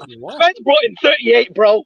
And don't you dare talk about $20 tickets. Okay, Talk so about that for sure. so is that the reason why Canelo can fight whoever he wants? So you're done. You got cooked. It's okay, bro. This too okay. shall So now pass. this is the part where you congratulate yourself for shit that you What else? Okay, when Crawford asked him, hey, let's fight. What did he say? Nah, I can fight Sean Porter. Hey, Sean Porter champion too. We can do the $20 hustle. We do a $20 hustle. I don't know. Hey, Ronnie said that the Spence tickets were $25 day of the fight. Really? I mean, I'm not quite sure what we're doing here. Star power, bro. He's a fucking star, bro. You just mute yourself, please. Give yourself a break, bro. Give yourself 10 minutes. I don't know. It's Ryan Garcia. Give yourself a break. Ryan Garcia's the star, I guess. Smoke. What's Ryan Garcia got to do with this? All right, man. I don't know. We're talking about stars. Is it Ryan Garcia's star? Hey, get the smoke, please. Mute yourself for 10 minutes, bro. How much of a star Errol Spence is? What? Bro, can we talk about how much of a star he is? 25. What's that? What's about what? Come up with some about metrics 18 pounds? to determine All right, whether they're a star. By what measure? Never in my life have I ever seen an 18-pound ticket. And okay, man, 18-pound ticket for a star. What's that? $25? About what? 18 quid? And you still haven't seen it. Hey, hold you on. still haven't seen it either. Hey, to your point. You're just making shit up. Hey, hold on, bro. That's a star, bro. Hey, Smoke. That is a star. Hey, Smoke, hold on, bro. Can we play Spencer's star power? Hey, Smoke, hold on, bro. They were just telling us at the Wembley fight. They were just telling us for that Wembley fight. Like them tickets was going for 30 pounds. Nigga, that's like $50 over here. They're going for 10 pounds. 30 pounds. You're right. That's what I'm saying. You're right. Hey, real rap. You're right. That's how Fury got paid 35 million. You're right. You're right. He didn't get paid. You're right. There were 10 pounds. But somehow he made 35 million. But Spencer's at 1.5. All right, bro. You make sense. Good one, bro. I don't know how. Listen. No, you're right. 10 pound tickets. But somehow he got paid 35 million. You're right, bro. Good one. Errol Spence at 1.5 million. 1.5 Smackers. I think it's 1.5 million. Just join the winning side, $1,500,000. What's that? About £1 million? Where's the receipts? Where's the receipts? Real rap. So now we're talking about real rap. Real rap. Just admit that you don't like Hey, Jimmy. Oh no. Hey, Butch Cassidy. Yeah, man. What you got on the Serrano Taylor fight, bro? What you got on that? I got Katie smashing Serrano, bro. Like that? Shit, bro. I just checked the ticket prices. The ticket prices don't start at $20, bro. I got Serrano, bro. I think she hit too hard, bro. Canelo, right? I think if you're looking for the code, get it I from think Caleb.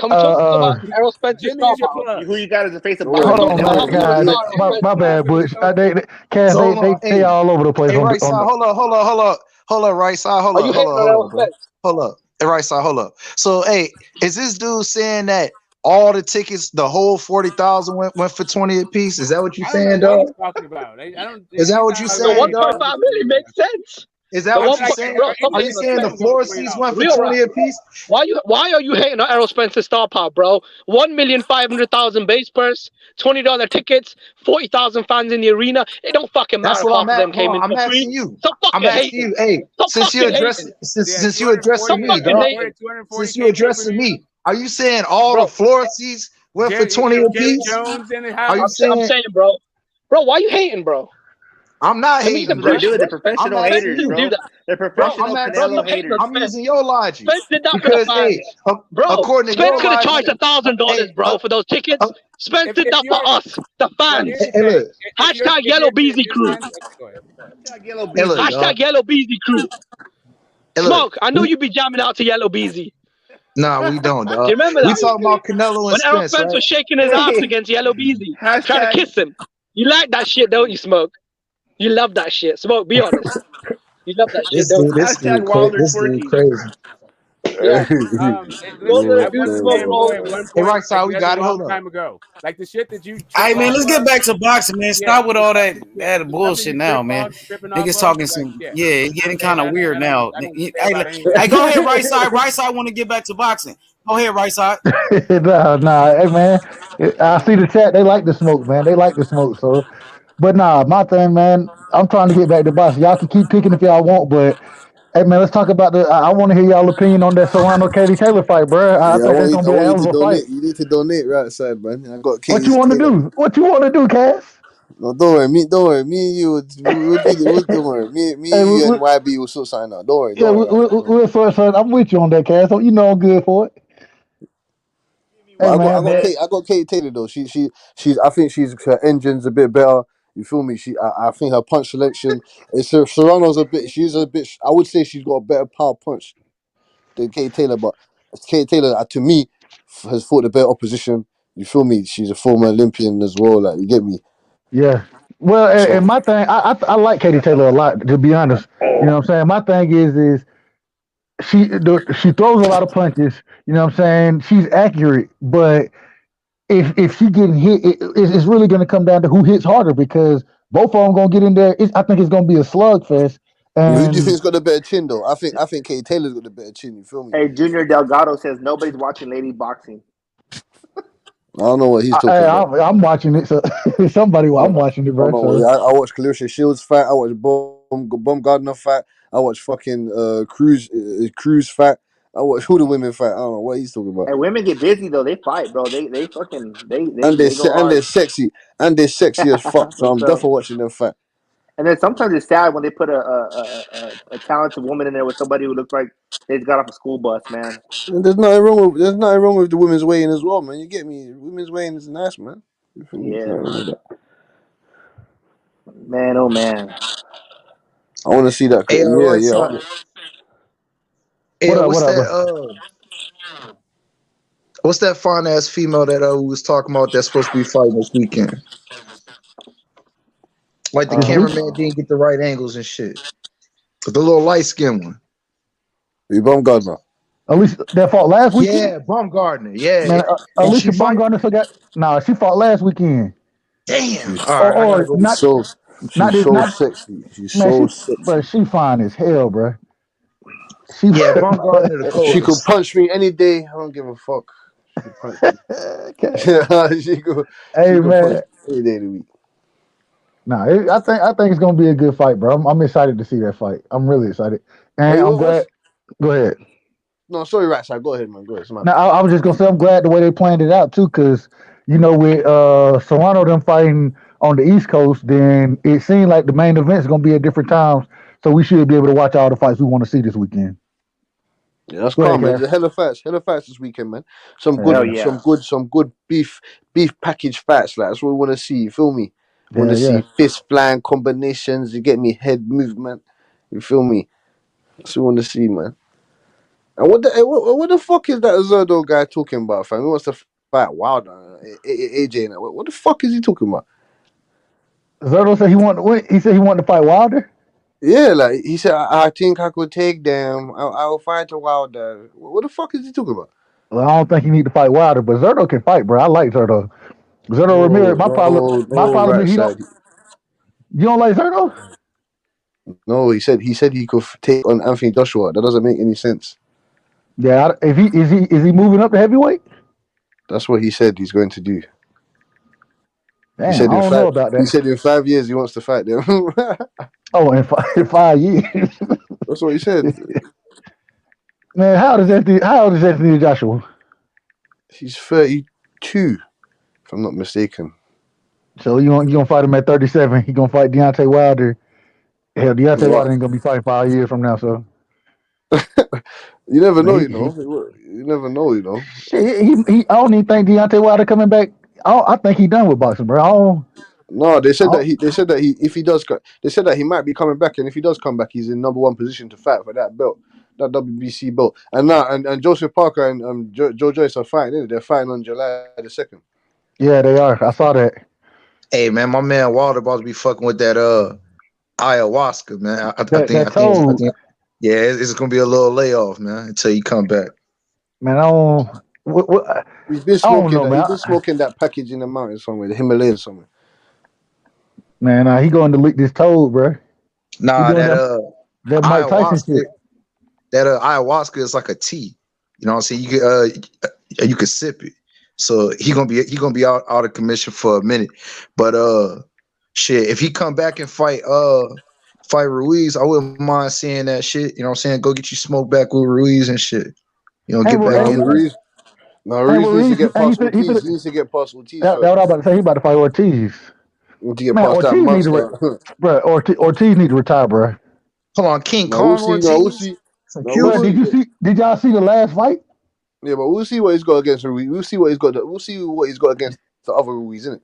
We'll see when he fought what's buddy name? Charles Martin was beating the shit out on this earth, Martin. Bruh, Charles Martin was beating the shit out of his ass until Ortiz caught his ass, bruh.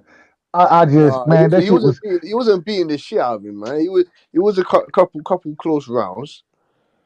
Man, Charles Martin was putting them things on Ortiz, bro. Look, you he was working Ortiz. He was putting them things on him, bro. Like, I don't like that shit. And then you see his daughter in the shit in the stands and shit crying. Like, bro, man, go on and hang that shit up, bro. No, man, he still got power though, man. That's what I'm saying to you. He still got that power. You feel me? I agree, but he's slow. He knocked Charles Martin. He destroyed Charles Martin. He knocked Charles Martin shit. But what the fuck? I see Charles Martin what the fuck? He was knocked up. He was knocked out standing up or something like that. Bro, that shit was weird, bro. Like, he caught his ass, and then he caught. Man, I don't know what the fuck. I don't know what Charles Martin was doing, bro. But hey, Charles Martin, that man was about to fight the ref, dog. He know where the fuck he was. Yeah, man. Yeah, that power can translate, boy. And if he gets Andy Ruiz with that power, I want to see what's happening. You feel me? Yeah. I think he still wants to be before he hangs up. I think he still wants to be world champion. You feel me? One of the belts. Luis, Andy's gonna beat the fuck out of Luis Ortiz, bro. Bro, I don't know. He didn't look too impressive against Areola though. Bro, how old is Ortiz, bro?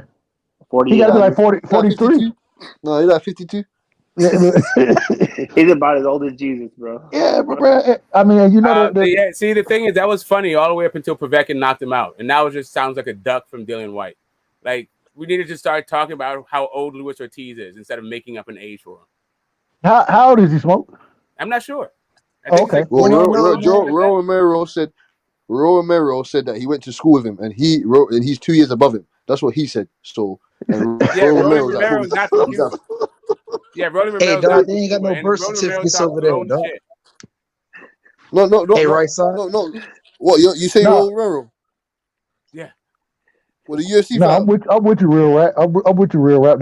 That birth certificate shit coming from Cuba, bro. A nigga messing around to be 34. Talking about he's 23, bro. Luis Ortiz is 43, and he was born in 79, which is probably a lie, bro. He looks like he's 57. Bro, we not saying it does. He's like 47. He's like 48. But Smoke, if you don't know the man age, you know what I'm saying? I understand, bro. But you just trying to hold on, bro. You just saying nah, it ain't. Right. Bro, we ain't. Hold on, bro. Hold on, calm down, bro. Hold on. We don't have to do all this talking. If you want to find it, go to Box Rec and look it up. The right side now. I gotta go and look it up. We don't have to go to like Cuban birth certificates and all this weirdo shit. Weirdo. All right.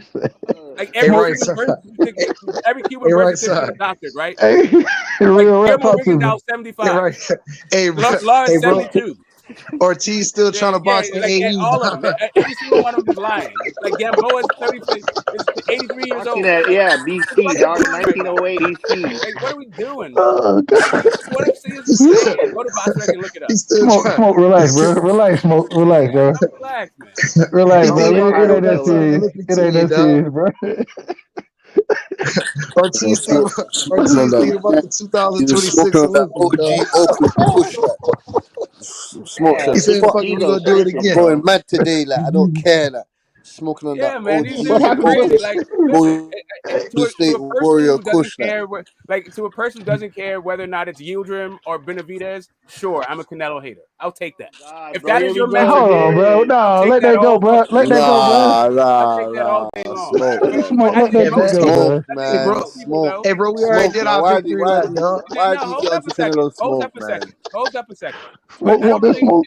Let me finish. We already did our victory lap. Just because I have Spence beating Bud doesn't mean I think Spence has a better resume than Canelo Alvarez.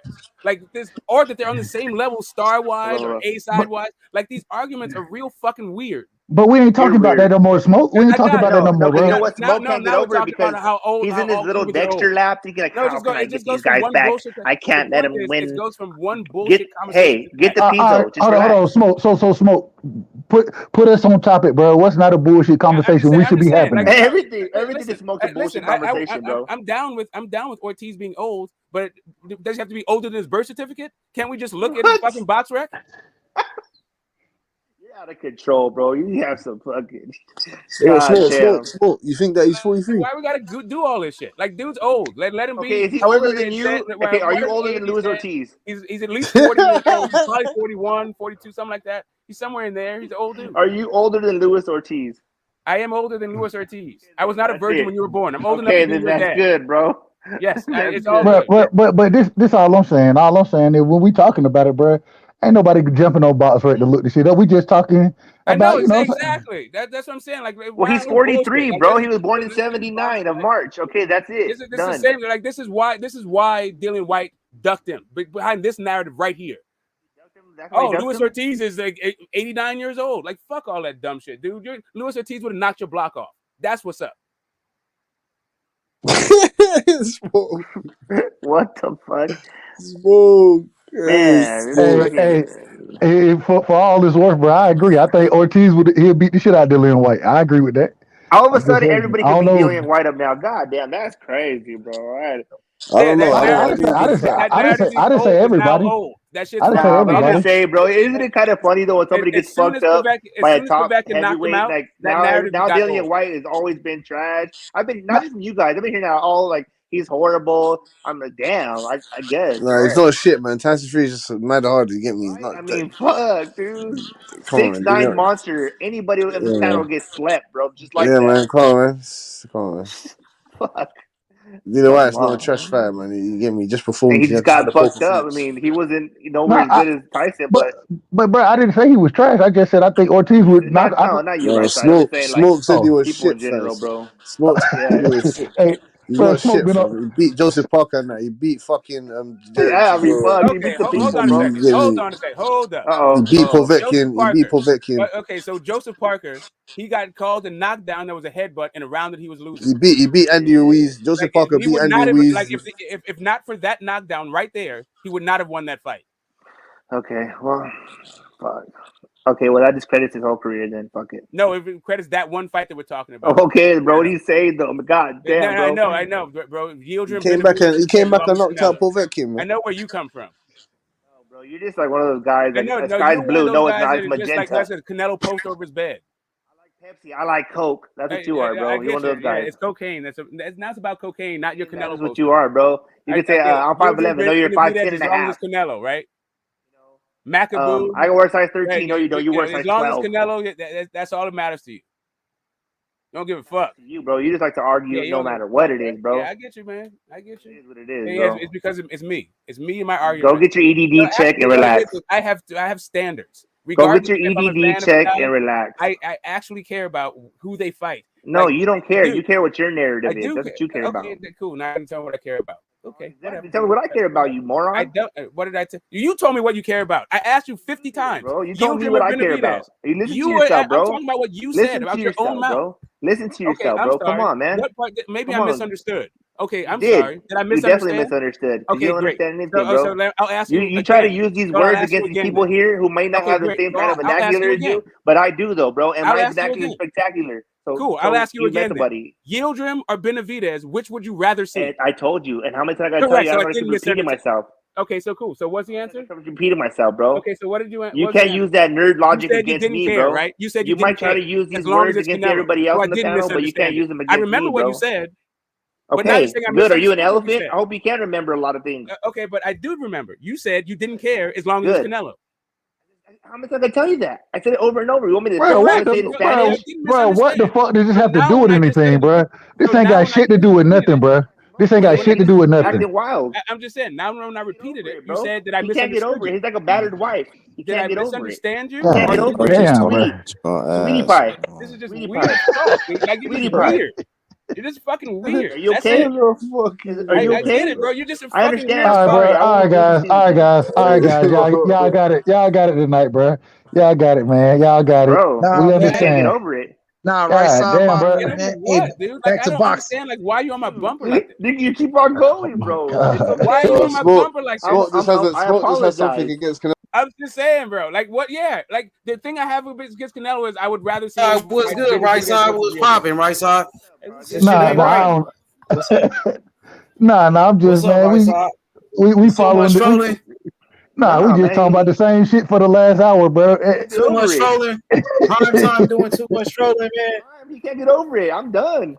Get over what, bro? Move Get on. over what, bro? Let's let the Canelo shit go. We're gonna let that go, okay? Move on. No, Yeah. we can't Like talk what like what? y'all Like as can't long as there's a y'all don't Canelo want fan, Okay, man. y'all don't okay. want people to talk about Canelo. Y'all Like, why why can't we y'all talk so about Canelo? emotional One of about the stars of Canelo, the sport. man? No, it's Goddamn. not that. It's not that. It's not that. It's that when people start talking about it, they get emotional about it, and the shit becomes much more Yeah, than a stop boxing getting conversation. emotional about it. Like Exactly. it's not Dude, boxing no Goddamn. more. he doesn't know any better. But that's Stop getting okay. We've emotional all about been here. Canelo. Goddamn. We were all Get here over at it, one bro. point with Stop a getting fighter. emotional. Get the coke. Hey, slime. It's okay not to know everything, bro. I understand. I went through that. Yeah, I know that's where you live. You definitely I live in not understand knowing that, bro. everything. I understand that, bro. I know you definitely understand not I mean, knowing like I said, anything. this too shall There's pass, a and lot you'll you see know. greener pastures, my brother. I got it, dude. Hey, so how y'all see the how y'all see the Canelo Bibble fight playing out? What do y'all have on that then? Since we're gonna talk about Canelo, how do y'all see that fight playing out, bro? Now when I thought about it, man, I got Canelo just Yeah, pounding him, everybody man. got But Canelo. I Everybody got him pounding Bivol, man. Bivol I'll will give put him up a 9 good fight. rounds. Yeah, Bivol will put up a good fight, but he don't have enough. He doesn't. The only thing that he's got is a 1-2, and Canelo. If Canelo times that shit and connects Bivol with something that he ain't, it's over, man. That's how I see it, anyway. So you see Canelo sleeping him? 8-4. Hey, no, 8-4. I 8-4 don't fight. see Yeah, him like sleeping 8-4. him, but I just see him winning very convincingly, man. All Bivol's got is a 1-2, man. He's a good outside fighter, but he ain't fighting on the inside. He doesn't really bring much, no combinations. Like you get me, like he's a good fighter, but Canelo Alvarez got too much in his toolbox, man. The guy's gonna he feints. You get me, throws unorthodox hooks. Like you get me, man, it's too much in his toolbox. That's how I see it, man. That's how I see it. I don't know what Bivol can do to offset Canelo Alvarez. What is he going to do? I don't see him walking him down. He's not that's what I'm saying to you. That's not the type of fighter that he is. But I don't know. Maybe he could catch Canelo off guard with a couple shots. I'm not sure how he's gonna approach the fight. I'm not sure. Real well, what you got on it? Hey man, I was actually surprised that like my brother Jansen think that Bivol gonna pull a crazy upset, man. He think he gonna get Canelo out of there. Yeah. That's what I was shocked by, bro. I don't really know. I'm gonna be honest, bro. I don't really know much about Bivol, dog. I never heard of dude, but I mean, I'm gonna go Canelo, man. Canelo. I mean, I'm not betting against Canelo. Yeah, Right. if he can't handle Bivol's power, if once Bivol shoots that 1-2 and he goes, oh shit, I'm in here with someone. Oh, if he can't handle Bivol's power, or it gets uncomfortable in the later rounds and Bivol catches him with something, then maybe okay. But if Canelo starts walking him down and cutting off the ring and making him know that your power is nothing compared to mine, then it's finished, man. It goes up to 8 rounds, 9 rounds. Bivol definitely got to keep his jab out there. He got to keep the jab going. That's one of his best ways to win, I think. But he's gonna be getting hit with so much shit. Yeah. That jab's gonna get dismantled. Man. But how tall is Bivol?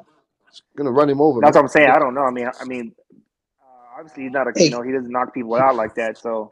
Well, he got 10 knockouts. Don't he got 10? I think he got so, like out of 18 fights or something like that. Yeah, it might even be 18. To me, To me, I'm do you know also what I with think this this is? too. To me, I think this is a tune-up for Better Beef.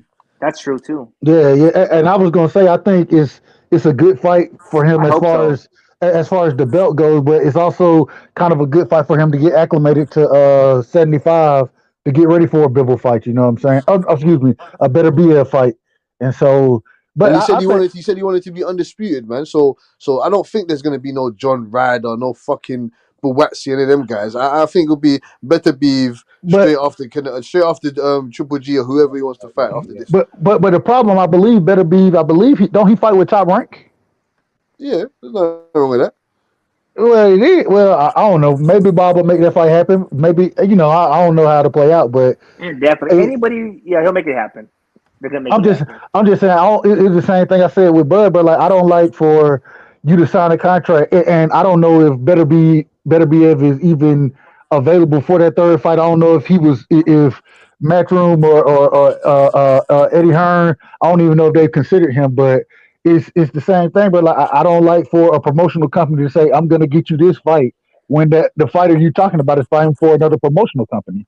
You know what I'm saying? You can't guarantee that fight if you don't know what the business might end up or what might end up happening with the business. So, and we'll see what happens though. I don't want to see Canelo fight none of them. Out of third fight, anybody out of name, I don't want to see none of them damn fights. So, hey man, Rodney, what you got on it, bro?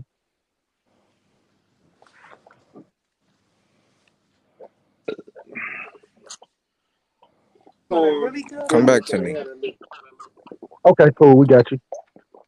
But yes. No, I don't like none of them fights for him after or as far as that third fight go. I don't want to see him fight what John Ryder. What's buddy name? The other buddy I was talking about. I don't even know that dude really like that. To be honest, dude. Buwatsi.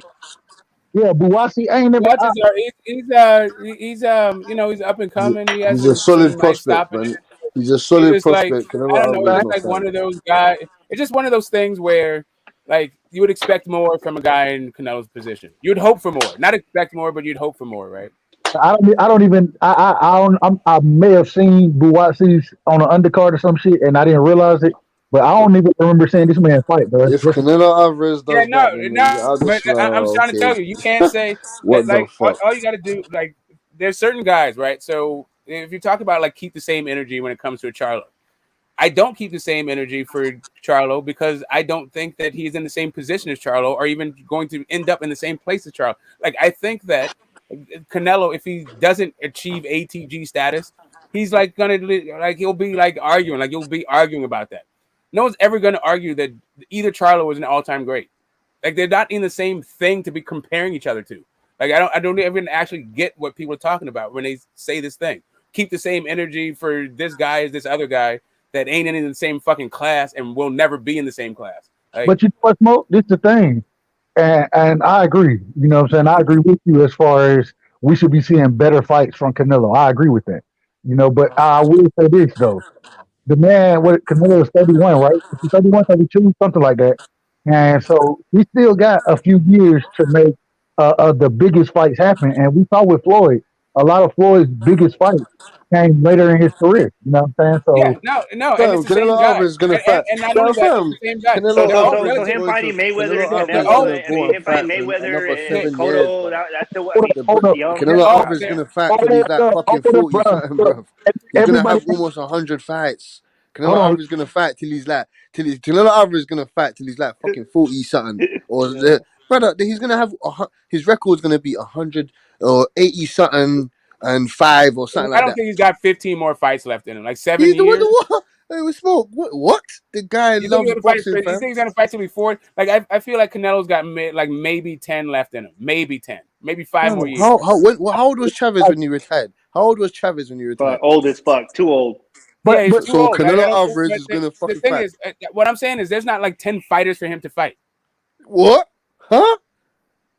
What do you mean? Of course, Unless you're gonna there's a talk about the there's Buwatsi. a I mean, plethora of there's a plethora of right, I'm fighters for just him to saying. fight. Like, if you're just I gonna can do name you filler 10 off stuff, the bat right now. name me I'm just saying. If you're just hold do on, filler stuff. All right. So All right, here's hey, what I'm hold saying on. to All you. right, fellas, I gotta Here's what I'm get saying back. to I you. gotta I don't get think to he it. has. I So don't think you he guys have has. a good I don't night. think he has. Get the I coat. don't. Say Stay no coked more, out. crime, man. All right, Bullets, you guys I'll make stay sure. up, man. You guys Yo, stay up. peace, bro. Yeah. Peace. So I don't think that prime. I don't think Canelo's going to be in his prime for like the next like 7 years. I think at a certain point we're going to start seeing him not be in his prime, right? Hey, Smoke. No. Hey, Smoke. I can name you 10 off the head right now. Do 10 it, off the head. Cass. Right. But I'm telling We you, want to to see. We fight want to 10 see. fights, We want to see him fight Charlo. We want to see him fight Bertabi. right? But We want 10 to see fights, him fight bro. Andrade. We want to Okay. see him fight what's his name? What's my man's name, man? Benavides. Yep. We want to see him fight. What's that? What's that for? Uh-huh. We want to see him. Yeah. What we want? Are you talking about fighters that we want to see him fight, or Charlo, fighters that are there Andre, to fight? Charlo, Andre. What did you say? Charlo, Andre, better be than Benavides. 4. Yeah. We want to see David Morrell. Yeah. Okay. 5. And this is what I wanted to ask: are you talking about fighters that are there to fight, or fighters that we want to see him fight?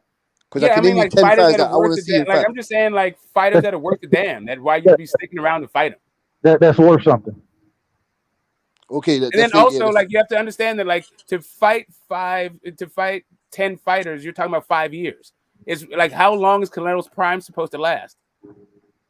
Yeah, no, like everybody else, I think, man, if I was Canelo, I would be looking to retire when I'm 35, 36, somewhere in there. Yeah, somewhere in there. Like, I'm just saying, like he's already got like knee issues. I feel like he's a different kind of guy. And all I'm saying to you is knee issues. like, We don't care about none of that. We don't care knee issues. like He's good, man.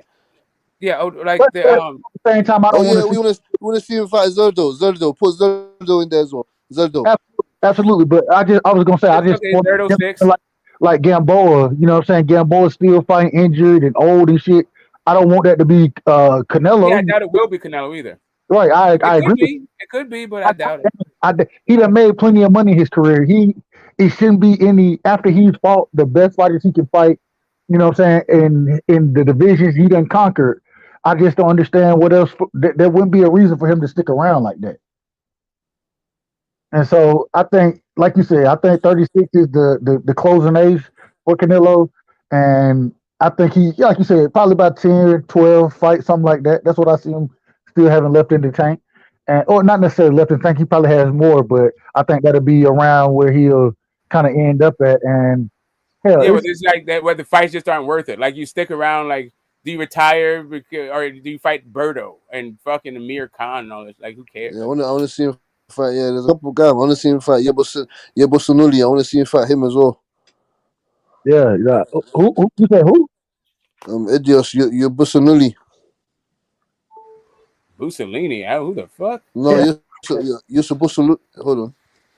You said Mussolini? Like no, Yusuf Mussolini. I don't know who the fuck this dude is. You want to see him fight? Okay. No, you want to see Canelo smack some people up. Your boss Noli. Your boss Noli.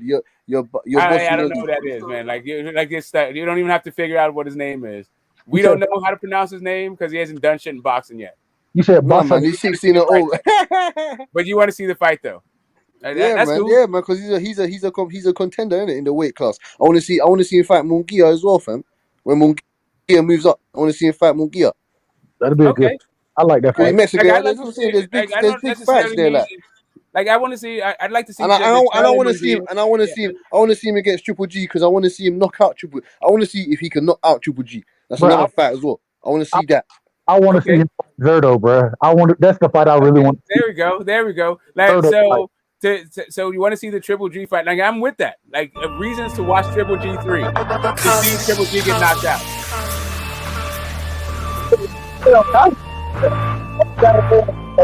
Can you turn that shit down, man? Right now?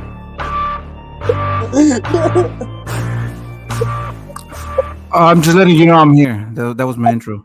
Hey, Kazi, you got to. That's cosmic. He said cosmic. Hey, Kazi, don't give a fuck. What you got on the Bivol Canelo fight, Kazi? Since you got your intro going like that, bro, and I liked it. I ain't gonna lie to you. Nice intro. It's gonna be a hard fight, man. Like Canelo's moving up. He's going to 175. Bivol's an established 175 pounder. Great skills, great amateur career. He knows how to box. He's not a fucking clumsy boxer. You know what I'm saying? Like, so that's one of the things. It's a hard task, but I can see Canelo beating him. At the same time, if Canelo loses to him, it's not that it's going to be a shocker. You know what I'm saying? Because that's what happens when you do move up into another weight class. Like you never know. You never know what's going to happen. So, and it is a good fight for him to get established in the 175-pound division, especially if you get a belt, right? And then you go and do your other work with the other two fights, and then you negotiate with Top Rank to get a big fight deal to fight Better Beef, which in theory he probably will be hold the other three belts, right?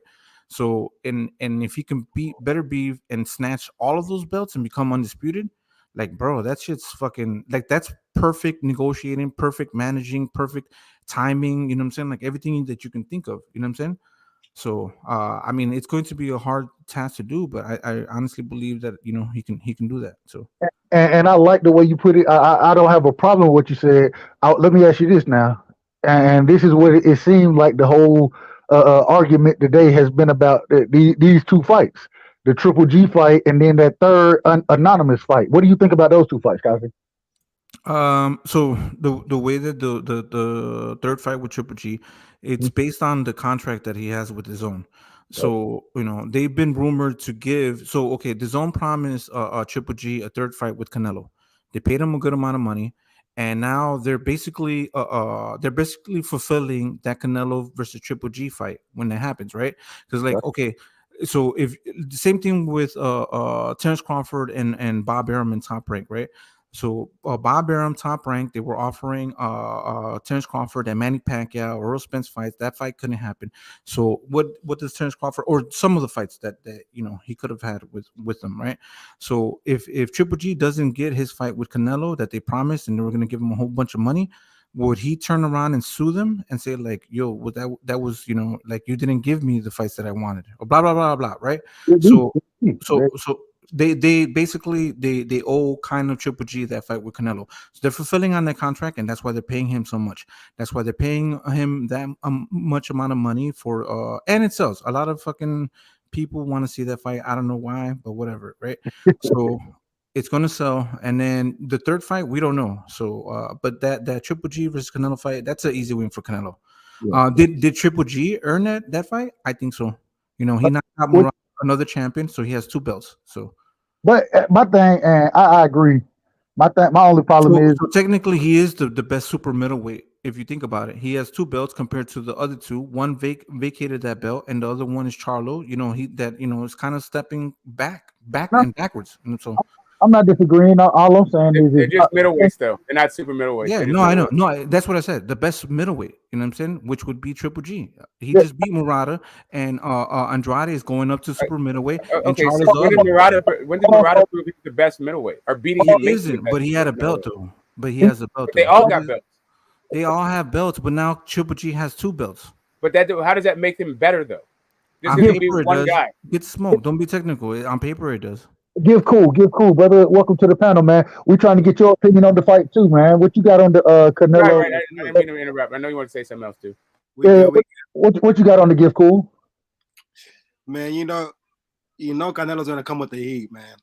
Bivol, he's the best 175-pounder right now. Actually, that can give him a challenge.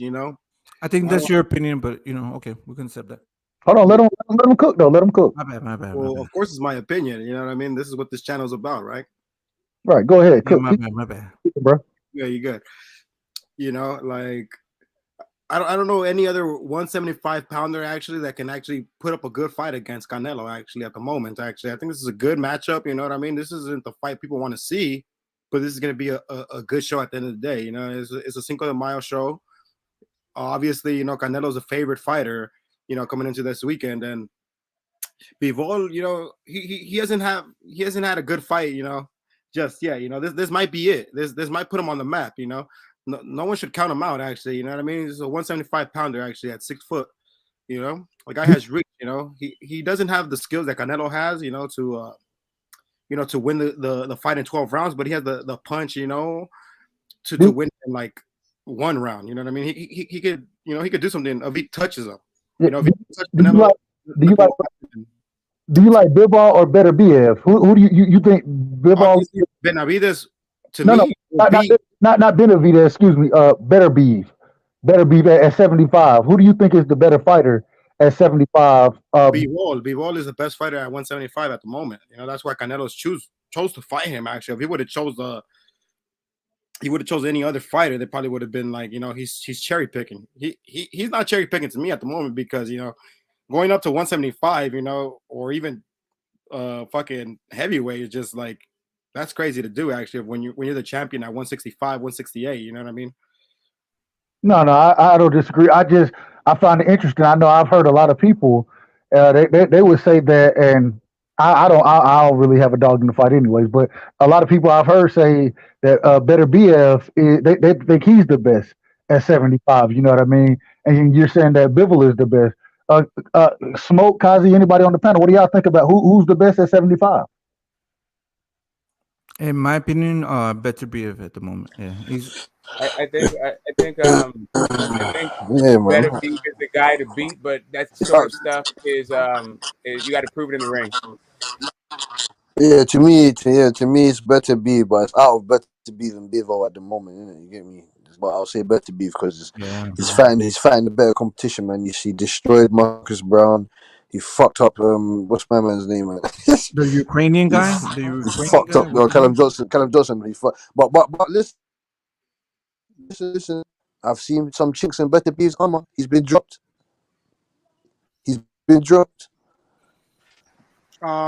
Canelo has actually been sparring this guy actually as they're talking about, you know?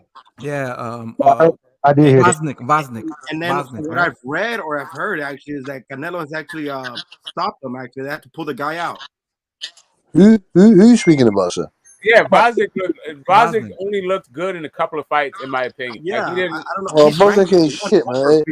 Vaznik ain't shit. I mean, that Stevenson fight was like that was honestly, a crazy fight, right? Considered to be dead even, honestly, Bivol and this other dude, you know, because Canelo has been, sparring this guy, and from what I've heard, honestly, it's been good sparring and whatnot, but he's going through he's going through his sparring partners like every fucking great boxer is. So. Yeah, no. Yeah, listen, the dust will settle. I don't think Vaznik fights like Bivol. I mean, kind of, but he has the same body structure. Though. Yeah, he has the same body structure. Big, tall, long guy. All the Russians fight the same, honestly. I think Vaznik has better skills and fundamentals than Better Beef, but Better Beef just hits like a fucking horse. You know what I'm saying? Well, it's not just that. It's not just that he hits like a horse. It's that I'm just saying. I'm just comparing the two. Better coach, you know? Yeah, but I mean, I'm just talking about Vaznik and Bivol because I'm assuming he's fighting Vaznik to prepare him from Bivol. I'm saying that Bivol and Vaznik, I don't know how you would get the like. I don't know. Maybe I guess they're kind of close. They're a little bit. I mean, sure, why not? Well, if you're fighting the dust will settle. A taller guy than the fight that you're fighting against, then your target's going to be higher. So like you're that's just a tall guy. That's just saying a tall guy. I'm just saying like the Vaznik, like any tall guy would work, right? You want to punch through your punches. You don't want to punch directly at your. Yeah, but that's true for no matter who you fight. That's just a standard thing about punching. I know. Yeah. Look, I'm just comparing the two. Been out of action for a year already. You know. Hey, hold on. Say it one more time. Cool. We can hear you. Dude, you gotta echo, but you're not speaking. Like put yourself on mute. I think it might be Butch. Yeah, it's Cass. Yeah. Butch Cassidy. Yeah, Cassidy. Hey, did you guys hear me? Yeah, what's Butch, up? Put yourself on mute, bro. Like the echo's bad through your mic. Oh. All right, go ahead, Cool. We couldn't hear you before. Go ahead, bro. Better B hasn't fought in like over a year, dude. So I think that's the reason why they didn't go that route either, because they could have gone either route. Honestly, they could have chose either fighter. The easier route would have been to me, Better Beef, because the guy's been out of action for about a year. So if I can say something real quick about that, it's the offer that they gave Canelo. So Top Rank didn't offer Canelo any type of like a fight schedule or a fight plan or a deal, right? Oh, so, a long-term deal. Yeah, a long-term deal. So you only had two. Right? Right? Yeah, you only had two. He's been active. We just haven't. They didn't televise his fights. Yeah. Well, I'm just trying to clarify. He fought in December last year, right? He fought Marcus Brown though. And he fought. That was before then. That was before the Marcus Brown fight. I mean, after the Marcus Brown fight. Okay, was it? Okay, I didn't see I that. think also that Oh no, before the Marcus Brown. Sorry, that was the Marcus Brown fight. Yeah, no, that's right. December was the Marcus Brown fight. Yeah, But okay. he fought Adam Diaz after the Vosdick fight. That was the guy. But I don't really know Adam Diaz like that either, though. So I'm just saying he just fought twice since the Vosdick fight. Is my point. Like he hasn't been that inactive. He is like pretty old. I mean, he's older though, but whatever. That's about one fight a year, though. Smoke. Hmm? I mean, everybody like COVID affected everybody, right? We're in 2022 now. Yeah, he fought like one. He fought in 2021. He fought twice in 2021. Canelo picked it up after COVID reopened, though. You can't say he hasn't been but active. No, Canelo. Fight out all in 2020 though. Stays active. I think he's probably the most active fighter at the moment, actually. Well, I think he's the most. Fundora has been killing it. No, but what? Fights like a madman. But that's why I said I think Canelo's the most active big name. You know what I'm saying? As far as the top of the divisions go, Fundora making his way there, but Fundora isn't there yet. But I think can't really hate on Canelo actually because of who's he's fighting. Because the guy's smart. You know, he chooses fighters that he knows aren't going to hit him and aren't going to damage his face. You know what I mean? So that ain't what we want to see. What are you talking about? In order for him to fight, you know? Come on, man. Hey, got to protect the moneymaker, man. Come on, man. That's some bullshit. He picks people that won't punch. Oh, come on, man. He's picking people that aren't really going to hit him. That's our problem. That's why that's what we're saying, though. That's what we're saying. Why not? When you get seen 3 times a year, call the hater, bro. Well, this is the thing, bro. Cool. Are you ready for this? But obviously the guy is good, you know. Obviously anyone could get hit. The guy doesn't get hit, you know. But this is the thing. You just said that he picking fighters that won't hit him. And because they can't. He knows they can't hit him. Not even Triple G was able to hit him. What are you talking about? What are you talking about? Name all the fighters that he fought at 168. Give cool.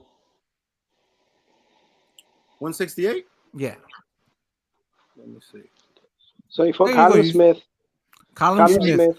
Hold on. And Callum Smith. Who was Callum Smith, though? Hold on. A power puncher. The number one guy in the division. Exactly, Jimmy. Hold on.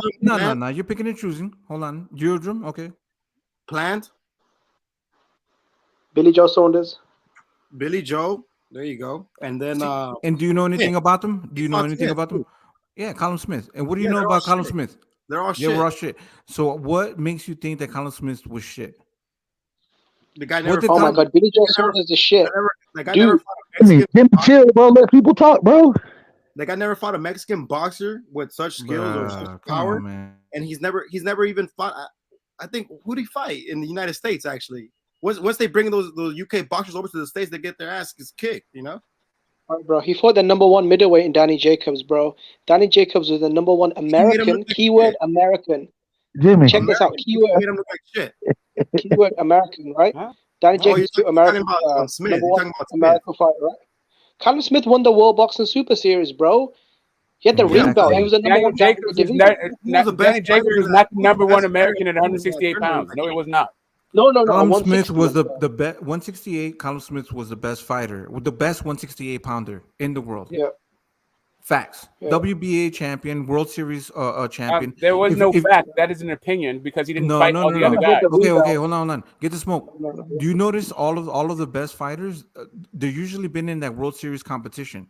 You know what I'm saying? Usyk, Lomachenko, what's it called? Wilder. I'm not Wilder. Ward, Andre Ward. Come on, man. I don't know what the hell those individual tournaments have to do with whether or not Callum Smith was the best. But because that's an achievement. That's an accolade when you're doing a tournament. Okay, do you know who was in that tournament? Oh, yeah, I do. You had George Groves, Eubank Jr. Yeah, George Groves, Eubank Jr., Jürgen Bremer, Yildirim, Callum Smith. That's why. That's why we're saying, because that is a who's who of who gives a fuck at 168 pounds. George Groves is the best name, and George Groves got injured in that fight and was like fighting with one arm. Well, it is what it is, bro. At the end of the day, I know it is what it is. I'm just saying, like, this whole idea, because he went through those names, that means he's the best at 168. No. Who is the best, though? Pounders weren't in that tournament. No. See, we have to go by the receipts, right? That's what I just said. No. No.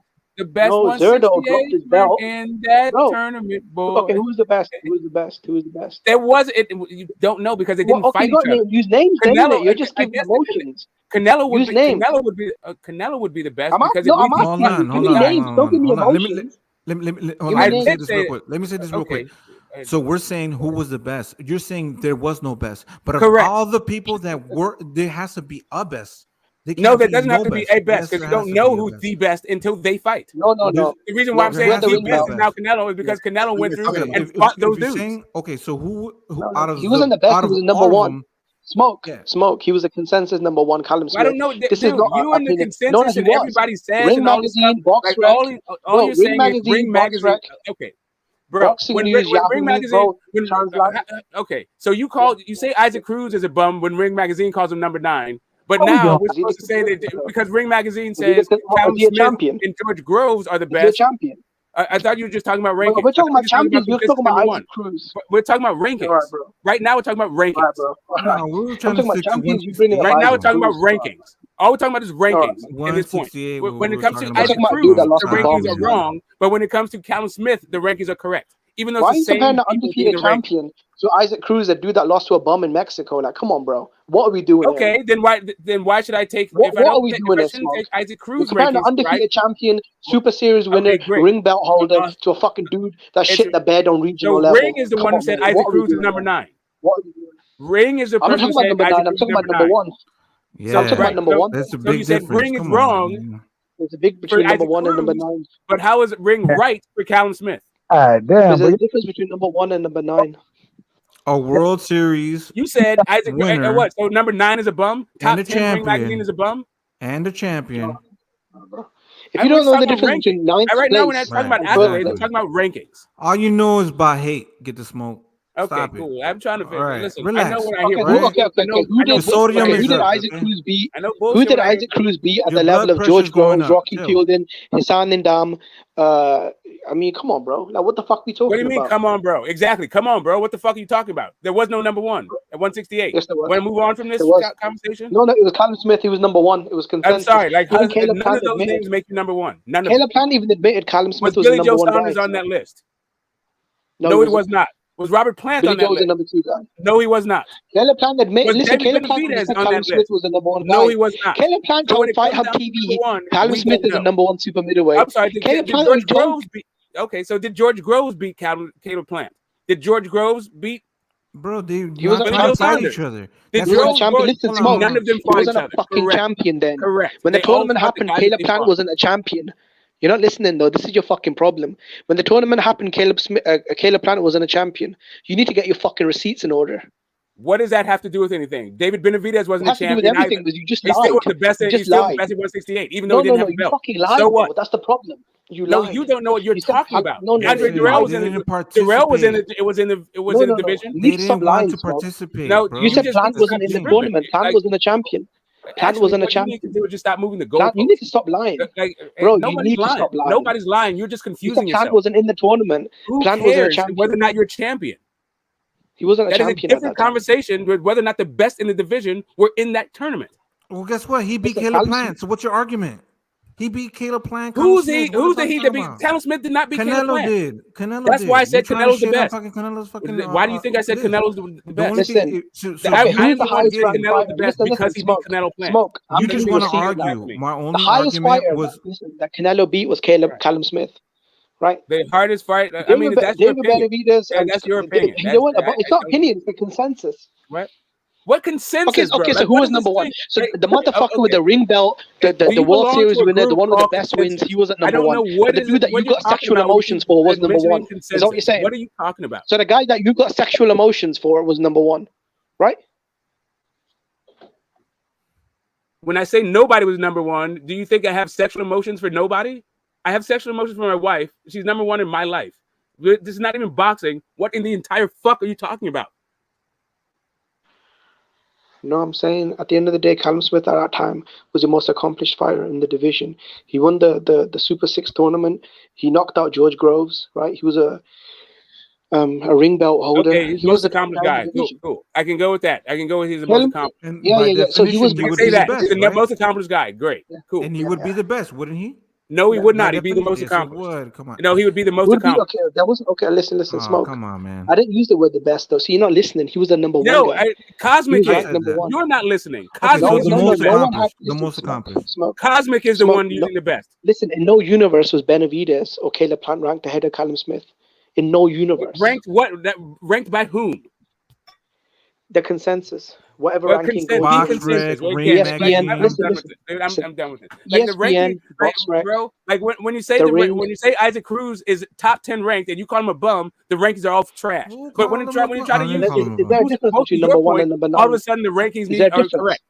Yeah, but you're comparing a dude who's an undefeated champion to a dude in Isaac Cruz who fucking lost the regional level. Again, I'm only talking about the rankings. You're out of your fucking mind, mate. You are your fucking because you don't understand how to. You're talking about a contender with multiple losses to an undefeated you're champion. So weird with your double standard. Isaac Cruz couldn't even make it out of Mexico without taking an L, bro. Okay, great. So you're saying that the ranking is wrong. So you're saying Isaac Cruz was not ranked correctly, correct? But y'all can't even be. Cruz was never a champion, though. So what are you talking about? Okay, great. So his ranking is not correct, right? Fucking crazy. So you're saying his ranking is not correct, right?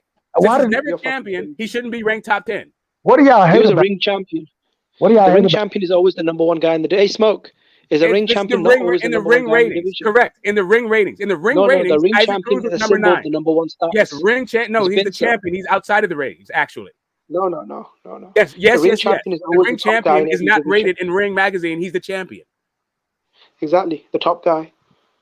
And according to Ring, that's what I said. He's the most accomplished. We can move on. According to Ring, he's the number one guy. Bro, okay. Real quick. So the guy that was on the panel that just left, the only thing that I said that Callum Smith, in my opinion, was the best super middleweight, and that was the first fighter that he fought.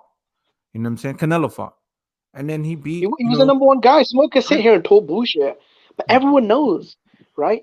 Whatever ranking. According to Ring, I guess according to Ring Magazine, you're correct. If you don't like Ring Magazine, okay, let's see the Ring Magazine rating all the divisions, and let's see if you like all of their ratings. What about Yahoo Sports?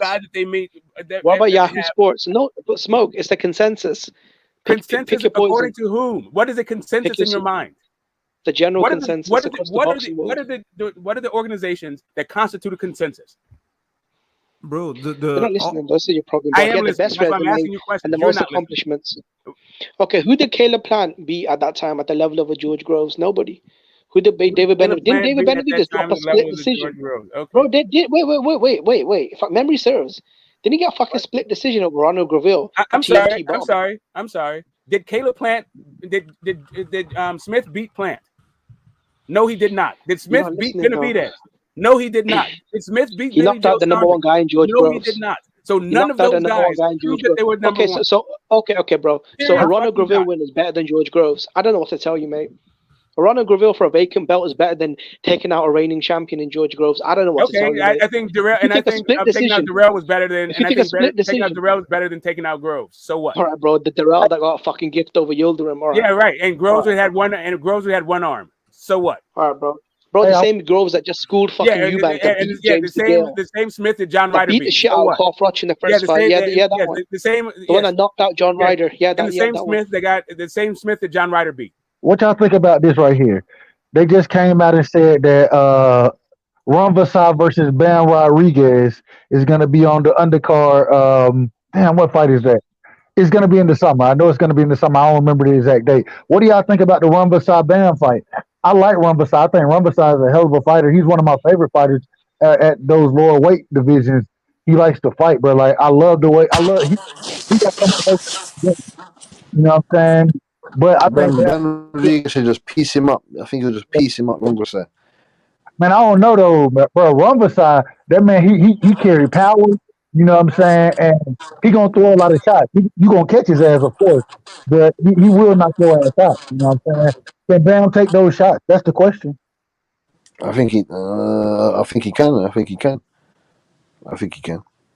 He proved it against Quadras, even though Quadras is not Rung Vasai, but it's still a quality opponent.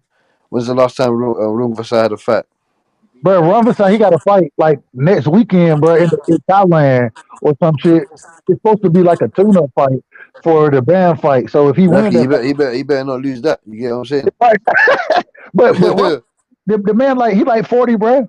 Ron Vasai old as hell, but he still can fight. But like, I ain't gonna lie, man. He's still one of my favorite fighters in those lower weight divisions because I ain't never seen the time he ain't go in there and put it all on the line, bro. Like when he go out there, you know it's gonna be a fight. And he gonna put a show on for your ass too, especially at those lower weight divisions, even if he lose. That's And why I I got think Bam Rodriguez knocking him out. You're gonna knock him out, man. you like to not what round? Early or late? Early, not necessarily the round. Early or late? No, late, man, late. Wrong side got some heart now. Late, man, late. You'll get him late. Because Good fight, man. Look, you got a young champion in Bam versus a very tough, experienced, and dangerous veteran. Rungvisai, Rungvisai's got. I mean, look at his resume. He's got wins over guys like Estrada and Gonzalez. I mean, fucking hell. He's a three-time world champion. Exactly, bro. He's a three-time former world champion.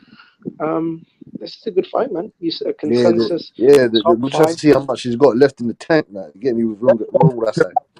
Man, and I hope I was looking at the fight, but I like Rungvisai, and I was comparing it to El Rayo versus Vargas and Pitbull versus Gamboa. And I was like, bro, Rungvisai, bro, he still got some, in my opinion. I feel like he does. And so I think it's gonna be. I like Bam to win the fight. I think Bam. He's gonna make a rise quickly as far as the pound for pound list goes because he has great skill set. I'm better be careful, mate, because Rungvisai could put him on his ass. Bro, he could. Hey man, I ain't gonna lie, bro. I like Rungvisai once again. One of my favorite fighters. I'm rooting for Rungvisai, bro. I want him to win that fight. I just don't know if he can. And I know the card he's fighting on in Thailand, but you got to watch it on some crazy shit. Like I think I might be able to watch it, but I don't know yet. And so I want to see how he looks. But yeah, that's what I was about to say. I want to see how he looks, man, against this other opponent. But I think if he looked like the Rungvisai of old, bro, I think he can give Bam a run for his money. I think he can give him a run for his money. Two fights. Right side, check this out. 2 fights with Roman Gonzalez, 2 fights with Estrada. Like, come on, man. Who's on that warpath? That's the dude that wants to smoke. Now he's fighting Bam. That's why I love him, bro. That's why I love him. Crazy, bro. He has a fight before he fights Bam. That's what I'm saying. It's in Thailand. That's what I was saying. It's a warm-up fight before or a tune-up fight or whatever. And that's the fight I'm trying to see if I can catch because I want to see how he look in that fight. But I believe the dude he fighting is pretty much what we would call a bomb, a tomato can. You know what I'm saying? But I don't know. He's busy fight in his home country. Probably. Right. I saw the dude's name, you know what I'm saying? But I was like, I can't pronounce it. And I never seen dude fight. So I don't know. But so why can't Bud get some extra bit, an 8-rounder in Omaha to get some rounds in? Like, why do we got to get a whole? That's what I was about to ask. Hey, that's cool with me. Right side. What is it? Is it 10 round? Right side. Is it a 10-round fight or 8-round fight? What is it? He always sells out. Yeah, he always sells out his hometown arena. 15,000 fans. It's an 8-rounder in. I think it's an 8-rounder in Thailand. That's what I was gonna say, but I wasn't sure because champion. But this is a champion. Well, this is the thing though, and I'm a proponent. I'm one of the people. I don't like fighters to be out of the ring. I don't like long layoffs. And so I wouldn't mind seeing the Keith Thurman fight. I wouldn't mind seeing any fight for Bud to be in just to make sure. And I know Bud is always in the gym. You know what I'm saying? He's always in the gym. He's always working. So I don't think ring rust affects him as much as others, but I would like to see him fight somebody before he fights Spence. Yes, of course, but to answer your question, who the fuck's getting in there? Who's going to get in there with Terence Crawford? For 8 rounds. Some guy. Like it doesn't even matter, right? Like, some guy. Come have an 8-rounder with one of the best boxers in the whole world, man. Yeah, exactly. Like here's your time to shine. Like just nobody gives you a shot to win. Like you're a local dude, a club fighter, whatever. Like not even, smoke. No one's getting in there. No Terence Crawford. The point is you want to stay sharp. No, I'm just trying to tell you. I'm just saying. I'm not asking to get in. I'm not asking for someone, and just like anybody, right? Like it doesn't matter as long as you weigh 147 pounds and you feel like you can go like 2 or 3 rounds of the chance. Like it's about how much they paying Crawford? How much they paying Crawford for that? No, it doesn't even matter. Get in there. No, that's Bro, not my Crawford point. don't get in the ring for less than $5 million. My point to you is the point I'm trying to make is he needs rounds. I got you. He needs like a whole bunch of competition. I got Smoke. But like Crawford Jimmy doesn't step said, in the ring for less than yeah, $5 million. so like this is Jimmy said, it's about the money that he wants to get but when it's it not comes just out. Because of about top the money. rank. It's If he not just doesn't want money, then it's not about that. Like, what if he just wants rounds? Then the money doesn't matter. I but agree. I would love to see that exhibition fight, stay busy fight in your home state, in your city. You know what I'm saying, and doing it for the people because they want to see you. They don't want you to have long but nails. He ain't That's doing cool. that, man. He's fighting Shakur. He's part sparring Shakur Who's gonna Stevenson, pay Devin him? Haney. He's Yeah, but sparring Smoke, those who's guys. gonna pay him $5 million though for a tune-up though? I don't Exactly. know. No Or one, 7 no one million. did that. Again, No one's doing that. The money's if not you're there. not looking for $5 million, you don't need to get $5 million, right? but If you're only But he's looking to not get rounds, you're fighting not for less looking for than. $5 million. He's not fighting for less than no 3-4 million. Yeah, If he's he's not just trying fighting to for get less than rounds, 5. he's not worrying about his usual fee because those are title fights and all that shit. but he's getting rounds and sparring with Yeah, champions. Shakur Those Stevenson are is Devin sparring. Haney. Sparring is not the same thing as being in the He's gym. not That's the Davis. entire thing. No, I agree with Smoke. I agree with Smoke. The reason why we saw Spence looking the way we saw him is not because he didn't have a bunch of sparring. It's because he didn't have a lot of rounds in fights. And at this point, Spence has the edge in activity. If you want it, but I don't want to see necessarily Bud getting there with the Thurman, and so we have to wait a whole bunch of time. So in order to get rounds, you can get a guy in there so you're just sharp. You don't lose your edge. That's So all I'm talking about. you tell me the champions you seen do that, Smoke I recently. mean, it used to be like it was more like back in the day. Like Julio Cesar Chavez did That's why it, Duran did it. I said Like, recently. That's why I said recently. yeah, no, I mean it's not a recent thing. That was my question is why does that not happen? That's why I posed the So it question. could be a catchweight, right? Smoke. It could So be, no, Bud it would just have to doesn't, cut I'm all just that saying weight. it doesn't have to be a title fight. Okay. So you could do like a 153 So non-title Smoke, these fight guys or are current catchweight fighters. They're against. not doing that no more. I agree with you, Smoke. I agree with you, but these guys don't want to do that no more. If it was me, I agree with both I'm sides. having 3-4 fights. You get me that? But these guys they're not going to do that. Terence Crawford's not fighting Bud just made no $7 tin million man, no against fucking Sean bin Porter. man, no milkman I mean, from is he gonna fucking even get half of Nebraska, that? Omaha. You're not doing that. You get me? You're not going to do that unless you're paying him freaking 4-5 million. It's not that. Well, listen, all I'm saying is if they fight in the next 5 months, then that's gonna bite them in the ass. That's all I'm saying. Yeah, but he's sparring good opponents right now. You know what I'm saying? Hey, let me ask He's a question. Let's move on. Sparring. Okay, do you Yeah, realize I know, but okay, do still, you he's pretty realize I'm sharp not talking with about the sparring, skill right? level. I understand that he's Yeah, I not get doing that nothing. too. I get I'm that not too. saying because he's not fighting rounds, that means he's eating ice cream, drinking booze, and going on roller coasters. I understand he's sparring. That's not what we're talking about. No, I get that too. I'm with both sides. I would like to see him more frequent, even if it's an exhibition fight. You know what I'm saying? And I agree with both sides. You know what I'm saying? The one thing it could devalue his marketable ability if he's just fighting frequently at the same time too. Yeah, and the thing is, he's not gonna get paid like, hey man, real rap. Go ahead, bro. You had a question for the panel, bro. Go ahead, real rap. All right, so are we debating the activity with the sharpness when it comes to Bud? Well, what we're saying is we don't want to see the ring rush. We just don't. That's what I'm saying. I'm saying for this fight, I want to see both guys ready, primed, ready to go. I don't want to see one guy who's been like kind of inactive because he hasn't got a lot of rounds in a while, like versus another guy who's coming off of like devastating thing. Like one guy's super sharp and one guy's like kind of rusty. I wanted to have both guys sharp on the night. That's possible. All right, so but I don't want to see the whole big old rigmarole thing with like a Thurman fight and all that shit. Like just something that keeps you busy, keeps you sharp on the way to this other fight. Smoke. If Buzz said he's ready and he's sharp, he's ready and he's sharp. Fuck it. That's it. I understand what he's saying, bro. I understand that, but nobody. You can say whatever the fuck you want to say, but the fact of the matter is, there's nothing like in fight competition. There's nothing like it. Hold on, Smoke. We're not gonna disagree with what you're saying, Smoke. But what I will say is that I think with the level of talent that Bud Crawford is, the man knows his body. He knows his accuracy. He knows what he needs to do. All that. Hold on, bro. You've been talking, bro. Hold on. Go ahead. Sorry, Bart. Go ahead. I'm sorry. So all I'm saying is that in this situation, I agree. I would like to see that type of fight. That for him to stay busy, I would love to see that fight. But at the level that Bud Crawford is fighting at, it's not realistic because it's not like he's gonna go fight some nobody from Omaha, beat his ass, just to stay. You know, he's not going to do that. So if we're being, but why? Rungvisai doing it. Why is it okay? Why is Rungvisai able to do it but not Bud? Because Rungvisai isn't the champion that Bud is. It is what it is.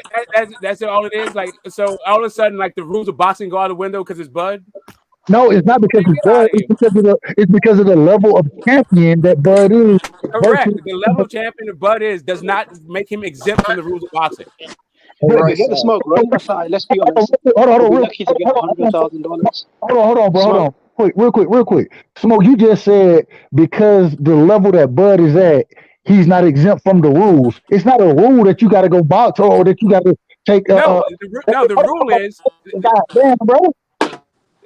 No, you're misunderstanding what I'm saying. The rule is. The rule I'm talking about is being in the rings keep you sharp. That's not a rule. Regardless of his level of champion, the longer he is outside of the ring, the less sharp his skills will be. Period. I don't disagree, but at the end of the day, with the level fighter that he is, I'm gonna take him at his word. If he thinks he's gonna be ready for the fight, I'm gonna take him. I'm not saying that he's not gonna be ready for the fight. I'm just literally only talking about sharp. I'm only talking about his sharpness, being sharp. What he thinks is ready, he may not give a damn about his sharpness. He may just be saying, "I'm ready," and even the fact my skills aren't that sharp, I'm ready to go anyway. That's cool. Hey, did you see his but that's last not what I'm interview? talking about. Hey, did you see his last interview? What? You said Bud last interview? Yeah, Bud just dropped an interview like yesterday or the day before. It's like yeah. What? He's in a great tracksuit and he's talking to that white woman and the white man. Yeah. It's a dope interview.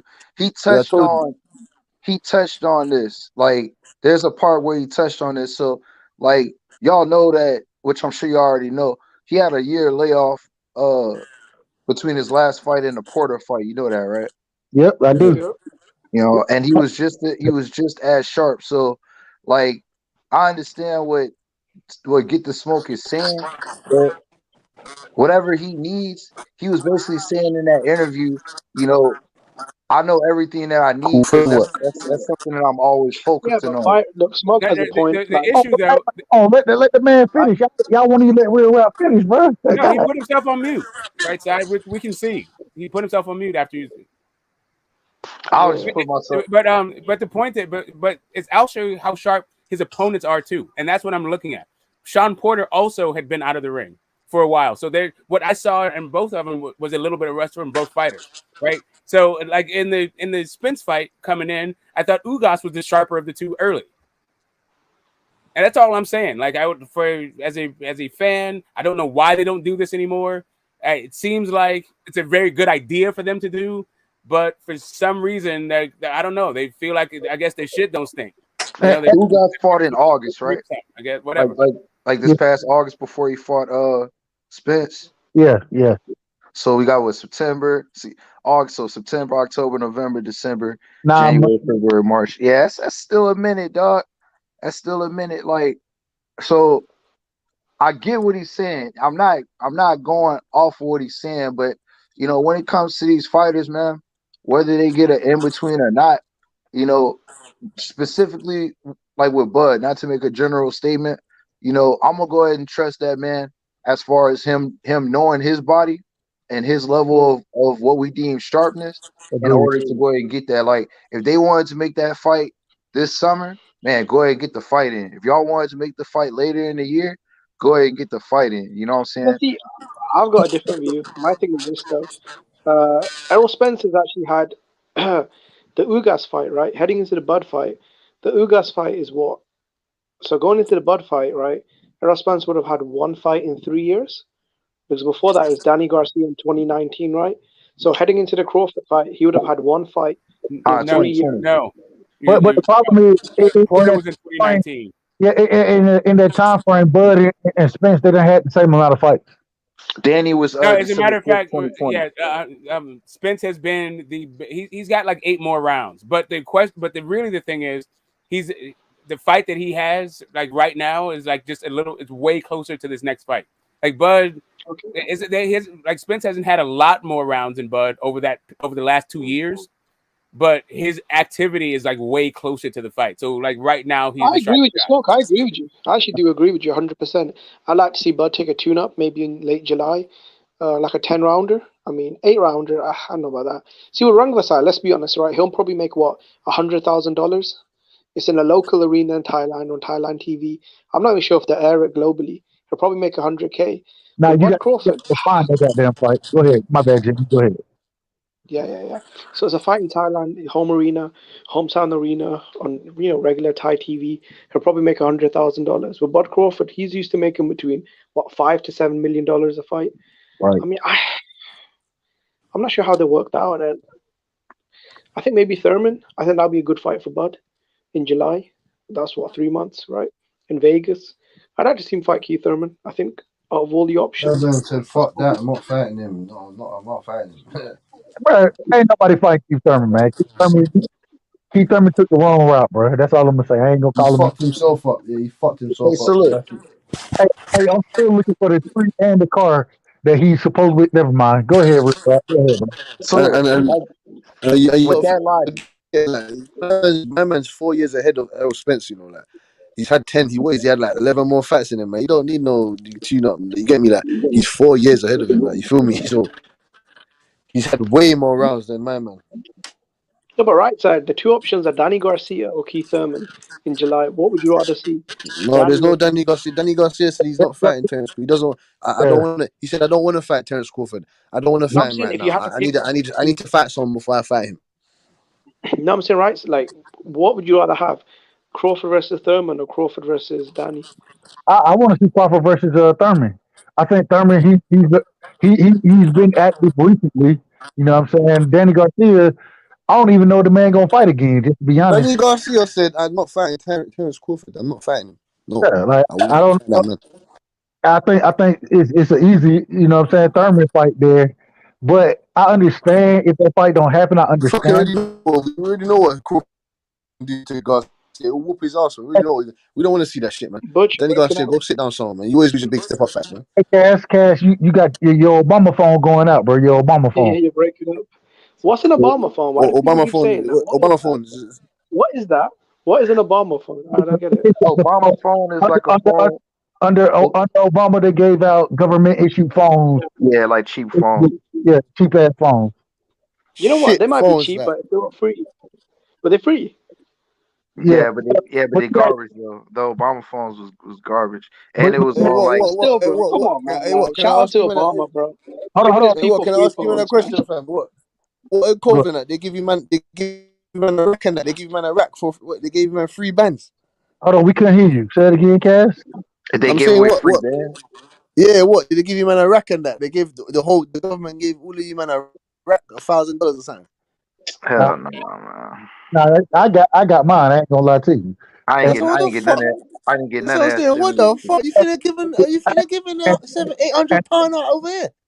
Man, it's way different over here, bro. But look, But it's the thing with me being a single dad, bro. Like I got like 15. You know what I'm saying? Like 3 times, and I didn't No, even. that's understandable. That's Cassidy, understandable. they did it in the UK. They did Cassidy. They did it in the UK as well. To certain No, I'm people, saying they they did. didn't give out no £1,000, fam. They did. man, that ain't shit, man. Canada was getting 7,500 a month during the pandemic. That's why What? I'm like, man, we ain't really get shit over here. What? Yeah, Canada was getting like 7,500, man, during the pandemic. Yeah, Oh, that's No, why I'm Cassidy, like, when I man, was at home. No, like, when the corona hit, I was getting 80. Bro, we were getting furlough, Cassidy.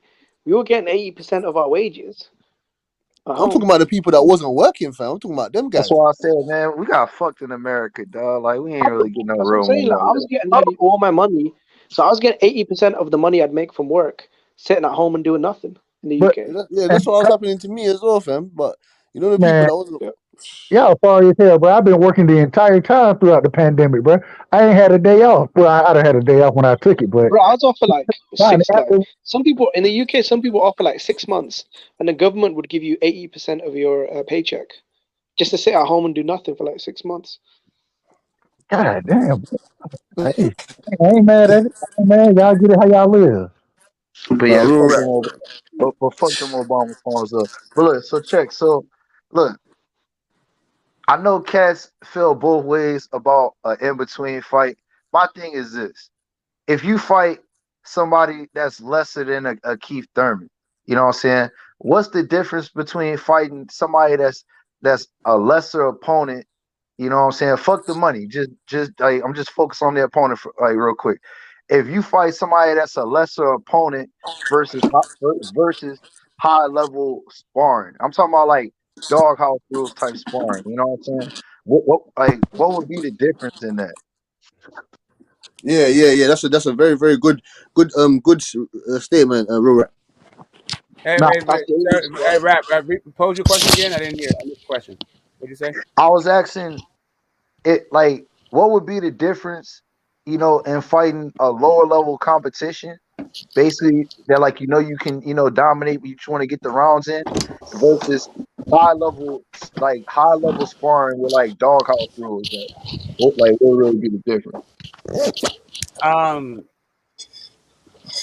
yeah, There is none. I think there's a few different things, right? Referees like headgear versus non-headgear. 3-minute rounds. Judges. I agree with Smoke. I think look, man, anyway, Smoke. Sorry, Butch. We can hear you. Cassidy. I think he's taking the leak. Anyway, I actually agree with Smoke, which is very rare. I think Butch should take a good tune-up. Um, Willie, I don't know, man. I mean, the guy doesn't even have a TV network behind him right now, so no promoter. I don't know. Yeah, man, and I'm just saying, I'm not even talking like a big fight. I'm like, I just remember, like, it used to be like the Rungvisai thing puts me in the mind of how it used to be. Even a champion, not every one of his fights were a title fight. You would have these fights, like some of them they were big fights, sometimes they're unification, sometimes it'd be non-title fights. Yeah, but Smoke, the fans were criticized, though. Let's be honest. If Bud did that, the fans would just criticize him for it. Yeah, he's done. He's done. I mean, He's the finished. point. No, that's not what I'm saying. I'm not saying you do that instead of the Spence fight. You do the Spence fight, but on the way to the Spence fight, right? So, like, if you say the Spence fight's in October, you do one of these like things in like July. Yeah, but don't you think the fans will come down on Bud for fighting? I think the fans don't get to see sparring, right? I mean, it's a chance for the fans to see the fighter before the big fight, kind of thing.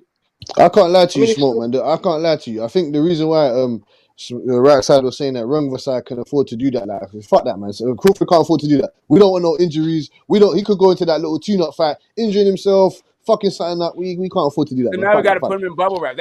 So I mean, I hear you. So that's what it is. So they don't want anything to fuck up the big fight. No, he's just a high commodity. He's just a high commodity right now. We can't afford anything to happen to him. Right. To fuck up their Sugar Ray Robinson, bro. Sugar Ray Robinson was fighting 10 times a year. So I mean, I don't know. Yeah, I'm saying like it, but like, and that was the thing about fighters. Like even when they were champs, not all their fights were for title fight. Like, it was just like you just saw the guy fight. But yeah, I get what Butch's answer. Like I totally understand what, because I think that's what would be like. Everybody would hate on the fight because they're too afraid of him getting hurt and it ruining the big fight. Yeah, I mean, I just saw that with a documentary I was watching on Sweet Pea and shit. Matter of fact, to be honest with you, like I was watching that like last week where Sweet Pea would have he'd have his title fights, but then he would have like a fight here or there where it wasn't a title, it was just like a regular fight. Like the title wouldn't be on the line. I'm not worried about the injuries or nothing like that. Like I'm just, like realistically, you know what I'm saying, with how the sport of boxing is and all that with the business side that I really don't want to get into. Like it's just I don't see it, bro. I'm gonna just be honest. Like I ain't gonna be long with it. I don't see that happen. I don't think the PBC will let Crawford do that though, because they wouldn't want to risk him getting injured or cut, I guess. It's kind of like WWE. They have the mega pay-per-views. I think 4 or 5 times a year, and then in between the big pay-per-views, they have smaller house shows that aren't even televised. So they'll go to arenas, sell out the arenas, just make money off the tickets, the sponsors, and just merchandise and things like that. Sometimes they stream it online, but they don't put it on like any of their pay-per-view slots or the TV days. But could do that, just have a nice little local fight, a nice little arena, sell out 10,000, maybe stream it free online, man, on Fight TV or YouTube or something. He doesn't even need a TV network. I don't know, man. It's complicated. Yeah, it's not like it's kind of a weird thing. I feel like that there's a little bit lost art here that like an opportunity is being missed here. Yep. Not just for us to have a better product when it comes to the fight, but also for Bud to actually like market himself better, and for just a whole host of reasons. It seems like more fighters, not Bud specifically, but like more fighters should be thinking about being active and having rounds in, not necessarily like maximizing and leveraging their market value in every time they go out and fight. Like sometimes, man, just stay active. Like Charlo, like the Maul Charlo. I feel like the reason why we saw what we saw in his last fight was because that dude ain't been getting rounds in. You're fucking fighting once every 365 days. Fam. Yeah, like it's not making sense. Smoke. Yeah, man. I agree with I agree with what you're saying. These men should be fat. Terence Crawford should have been. He should have fought at least 3 times right now. This year, he should have fought 3 times right now. You get me? If it was me and I'm a fighter, I'm fighting at least 5 times a fucking year. Yeah, like it don't have to be Boots or Virgil or like top 15 dudes, something like that. Just making sure you stay ring sharp. So when I see you, I don't have to see like 2 rounds of you trying to figure it out, like Lubin versus Fondor and shit. Like, but look, does this fight happen with no rematch clause? Probably. I mean, there's no rematch, man. The guy said specifically, I can't make 147 anymore. Yeah. Look, both guys fought Porter without a rematch clause, so why would they need one for each other? Yeah, man. When it takes it all, that's it. Bounce. See you later. So fuck it. So like, get the undisputed and just fuck it. Like see, I was talking about this shit the other day on YB channel, and that's what I feel like the problem with the era is no running backs. Like, of course, but yeah, that's what I don't understand. That's what I don't understand. Yeah, like Jack Carroll should have won. I agree with you. This shit could have been a trilogy, and it's a lot. Like the heavyweight division could have been like that too. Like the heavyweight division. Bro, we complain though. Look at Canelo. He's having a trilogy with Golovkin, right? The first 2 fights were classics, great fights, wars, right? He's fighting them again, but fans don't want to see it. So it's just like, what do we want? Do we want trilogies or do we not want them? Like in a reasonable time. We don't want to see that because hold up. Hey, look, I don't mind it if it's in a reasonable time. I'm not talking about a trilogy where it's like 4 or 5, 6 years in between. Then like the luster is gone. But I'm talking about. That's why I said running backs. Like that's the problem with the era. It's not enough running backs, man. Like motherfuckers want to fight one time. Like look, if one cat like with Teofimo didn't want to run it back. He had an opportunity to do that. He didn't want to run it back. No problem. But if one of the cats want to fight and they can both figure this shit out, they both want it, hell yeah, man, run that shit back in a relative time.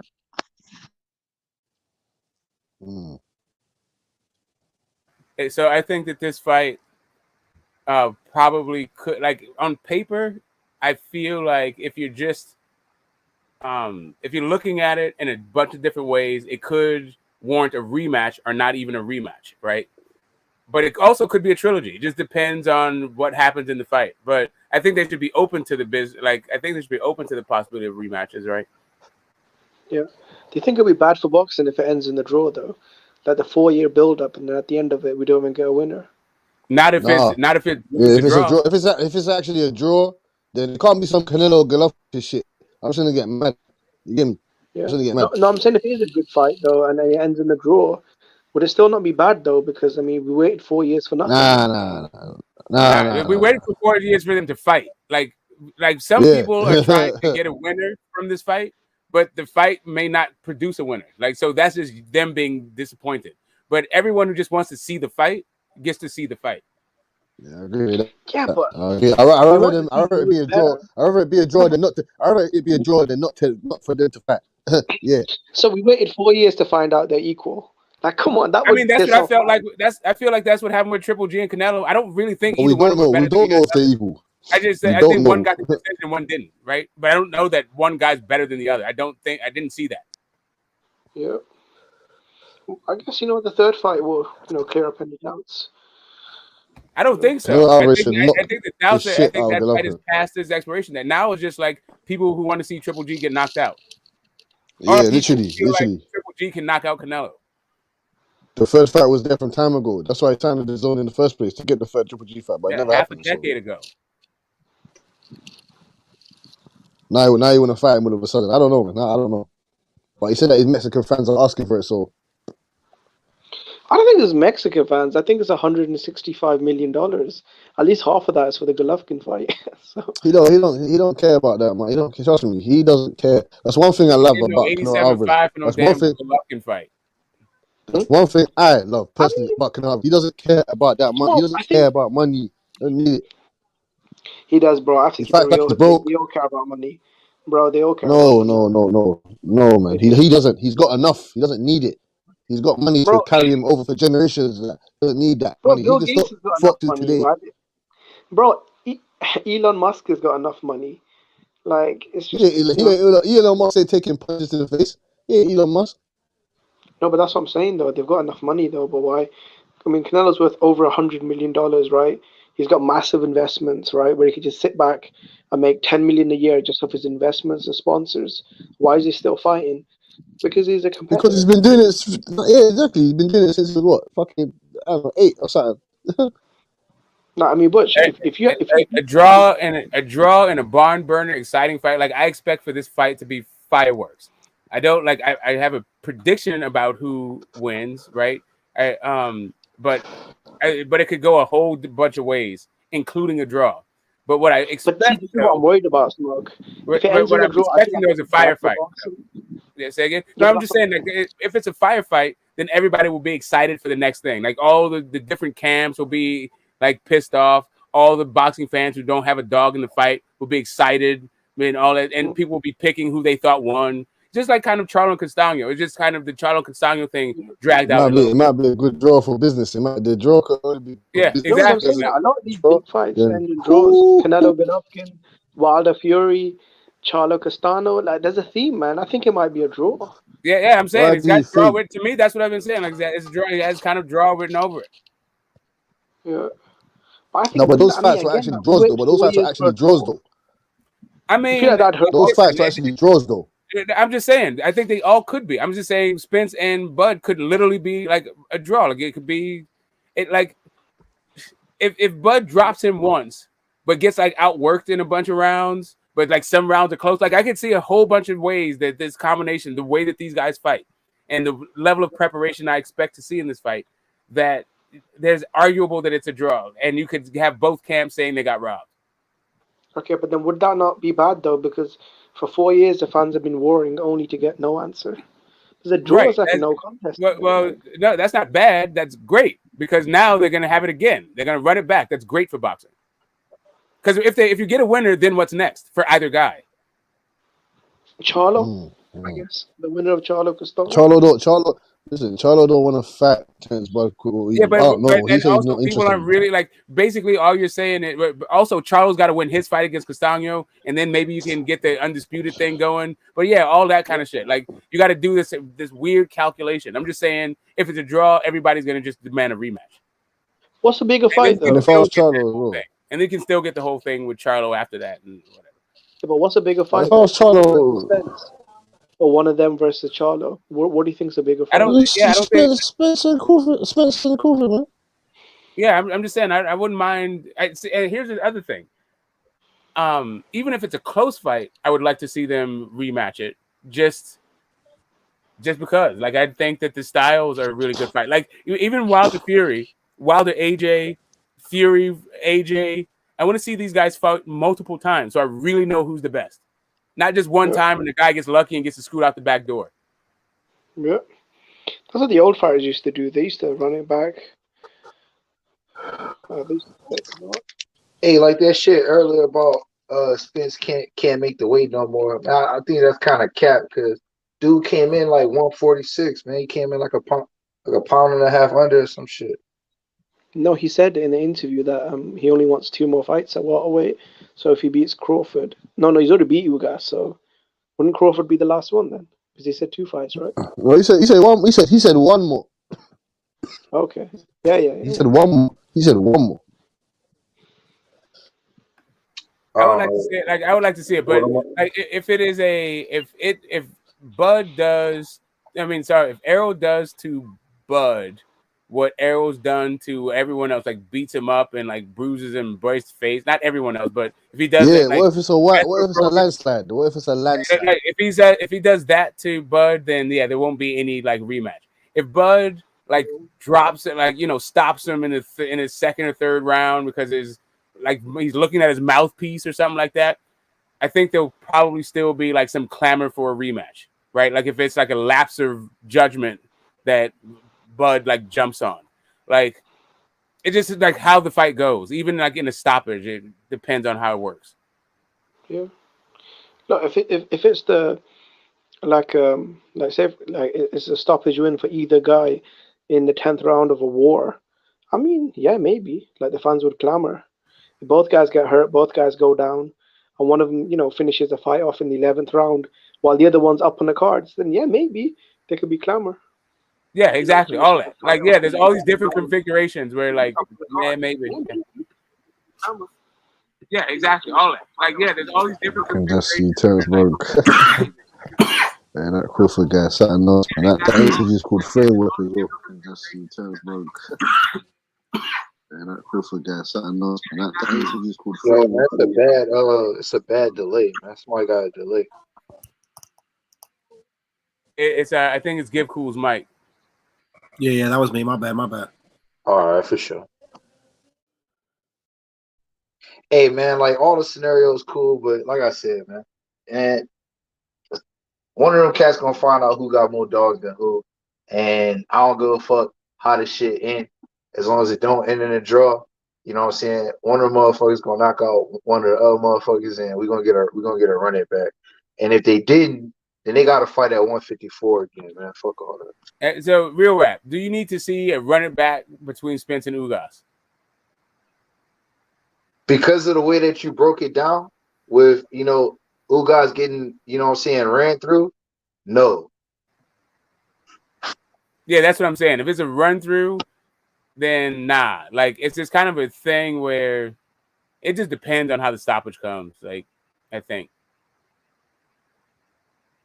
Like if Bud like you were saying, like if it's like a like what Bud does, like making the correct adjustment and props Spence because his defense isn't the best, and Spence can't take Bud's power, and he's been getting hit clean all night. Then like, why do we need to see that again for? Like Spence's defense isn't going to fucking improve the next 6 months. What if it's a controversial stoppage? So yeah, controversial stoppages could be like the reason why. Or a robbery. I mean, man, there's a lot of ways that this fight could have a rematch: a draw, controversial stoppage, controversial decision, a no contest. I mean, yeah. I think controversial decision is the least compelling, unless somebody hits the canvas. I think if it's like both guys stay on their feet and they just like do good work and all this shit, and like, it's just like fans arguing the result, I think that's like less likely to get a rematch. It's like, okay, if 90% of the fans think that, I don't know, Crawford won the fight 8-4 and Spence gets the decision, I mean, that's pretty controversial. 90% of which fans? Like, this is just the general consensus. So I'm just saying, like, general consensus of fans don't. I mean, like, I don't know. Okay, like, I don't think that. Maybe it could be. I just don't think either guy is big enough for all that shit. Like, I don't think 90% of fans are even gonna like. All you talk about is 90% of fans who watch the fight, which I don't even think that's gonna be like this huge number of people. Okay, let's say Fury Wilder, right? Where I think something like 95% of the media had Fury winning, right? As far as the ringside media, right? The audience booed the decision. Even the own commentators said it was disgusting for Showtime, right? The first fight. And all the fans at home, if you look at any fan poll on Twitter, bring it, Cosby. Yeah, but you could sell that fight. But the controversy in that fight was Fury got up, and they were selling back. Like they were said, that's what I'm saying. If you can sell some excitement that happened in the fight, not just like fan talking shit and media people talking shit. Like nobody gives a damn about that. Ultimately, it's like, oh, wait a minute, this guy was doing so much good. One guy's a better boxer, but this other guy has scary power. So now there's intrigue for the rematch. not just like the the resulting controversy because we didn't get a clear winner. Yep. You need to set this shit up, man. I want to see the press conference. I wanted to ask them why it took so fucking long to make this fight. I'll be honest, That's what I both want them guys to really fucking don't have ask. exciting personalities though. Like Bud and Spence, like they're Like not all you really. got, like the answer to that question will be the 3 belts stacked in front of like Spence's on Spence's side.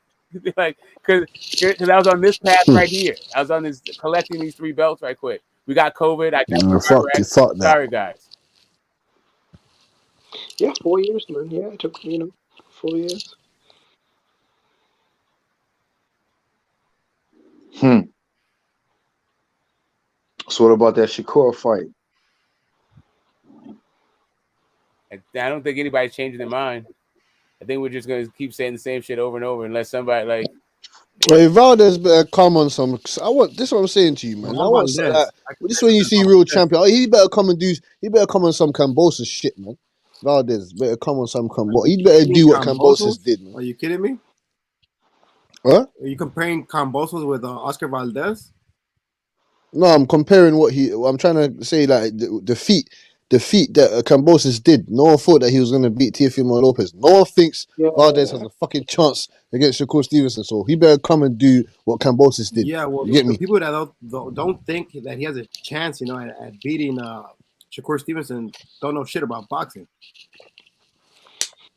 Even though that's most of the fucking boxing world, yes. I mean, for me, it's kind of like a 50-50 fight because, I mean, both guys are 50-50 fight. It should be good fighters. It should be. It is a 50-50 fight. Yeah, but on paper, it isn't. I don't know why on paper it isn't. Valdez has fought a better opposition on Vegas odds. Well, fuck Vegas odds, man. Yeah, that's what ticks me off. Listen, you got to get ticked off. If Vegas is slipping, then make Vegas pay. But I'm just saying, like, say again. Could you guys see me? Yeah, we see you. Yeah, you're in your bathrobe. They calling you El Chapo in the chat. Oh yeah, Cosmic is hilarious, man. He's saying all kinds of shit. That's too funny, Yeah, you look like my man, fam. That is too funny. They saying El Chapo, somebody. They saying El Chapo. Chapo's son, fam. Yeah, you good, man. You look good. Like we can see you got a brick wall behind you and all that. I don't know. It's too funny. It doesn't really matter. It's all good. Anyway, yeah, fam. Well, Valdez better come with something, man. You get me? I don't want to go in there and just get washed out. But if that happens, then it happens, man. It shows me what kind of fighter Stevenson really is. Yeah, what got me was that you said that Kambosos and Valdez actually, that I don't know, something about he had to do what Kambosos did, or you have a feeling that. Well, No. That's it right there, No.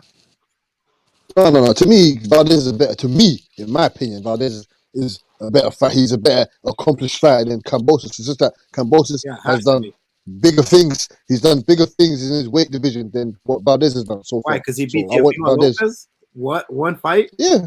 One fight. Yeah. They're going with the belt. You're undisputed. Valdez, actually.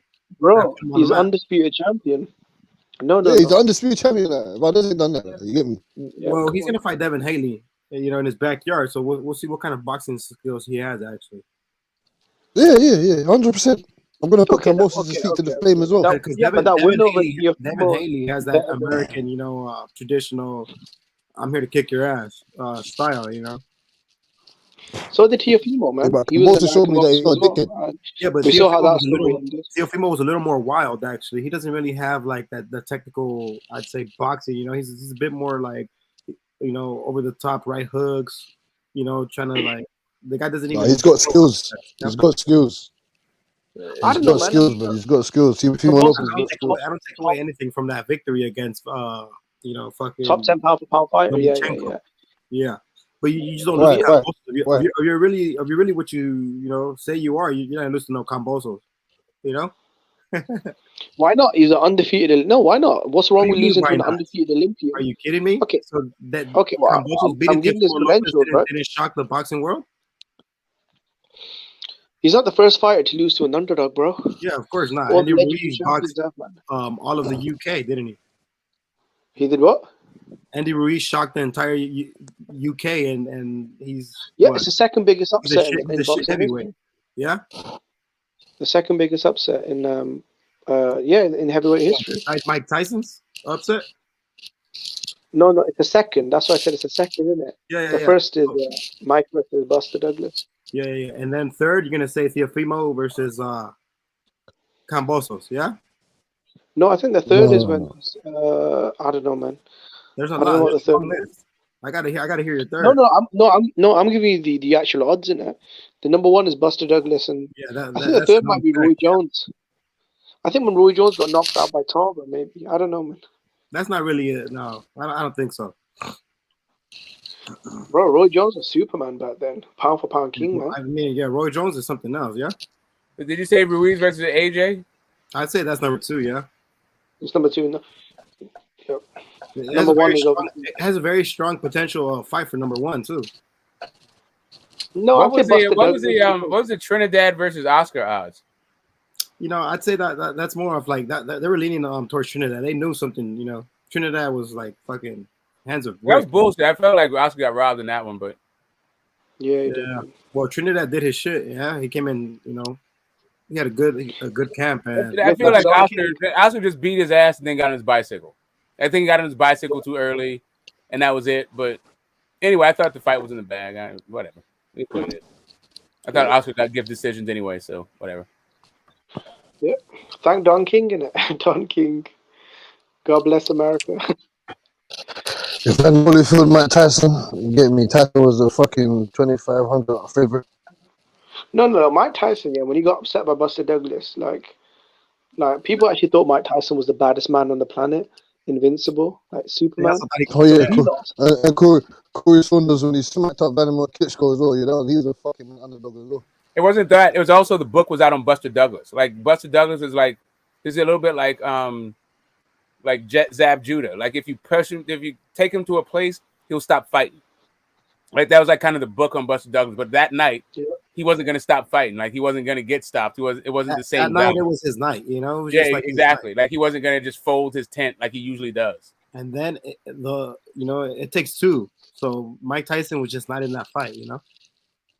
Yeah. I mean, Mike Tyson knocked him out, but it was the thing. It was the matchmakers. Like Mike Tyson, his mind was somewhere else. Yeah, but the matchmakers understood. He was sniffing coke and fucking bitches with James Brown. Yeah, but everybody knew that, right? And that's why they put him with Buster Douglas because he said it himself, you know.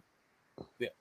Sniffing coke, chewing James Brown and fucking Japanese bitches. You know, that's where he was, and the matchmakers knew that. That's why they put him with Buster Douglas because Buster Douglas was a good fighter, but he was a guy that, you know, push comes to shove, he folds. Bro, he'd lost to guys that Mike Tyson had destroyed. Like Buster Douglas had actually taken L's to guys that Mike Tyson blew out in like 3 rounds. Yeah. But if you look at the L's he took, though, he was in all of those fights. He's not winning the fights or like different parts of him. He's just a guy that didn't go the extra mile to get the W. He didn't dig down deep. Hey man, salute to all y'all, man. I'm out for the night, man. Much love. We'll rock again tomorrow. Peace, right. Right side. Have a good one, man. Peace to the little right side too. Peace.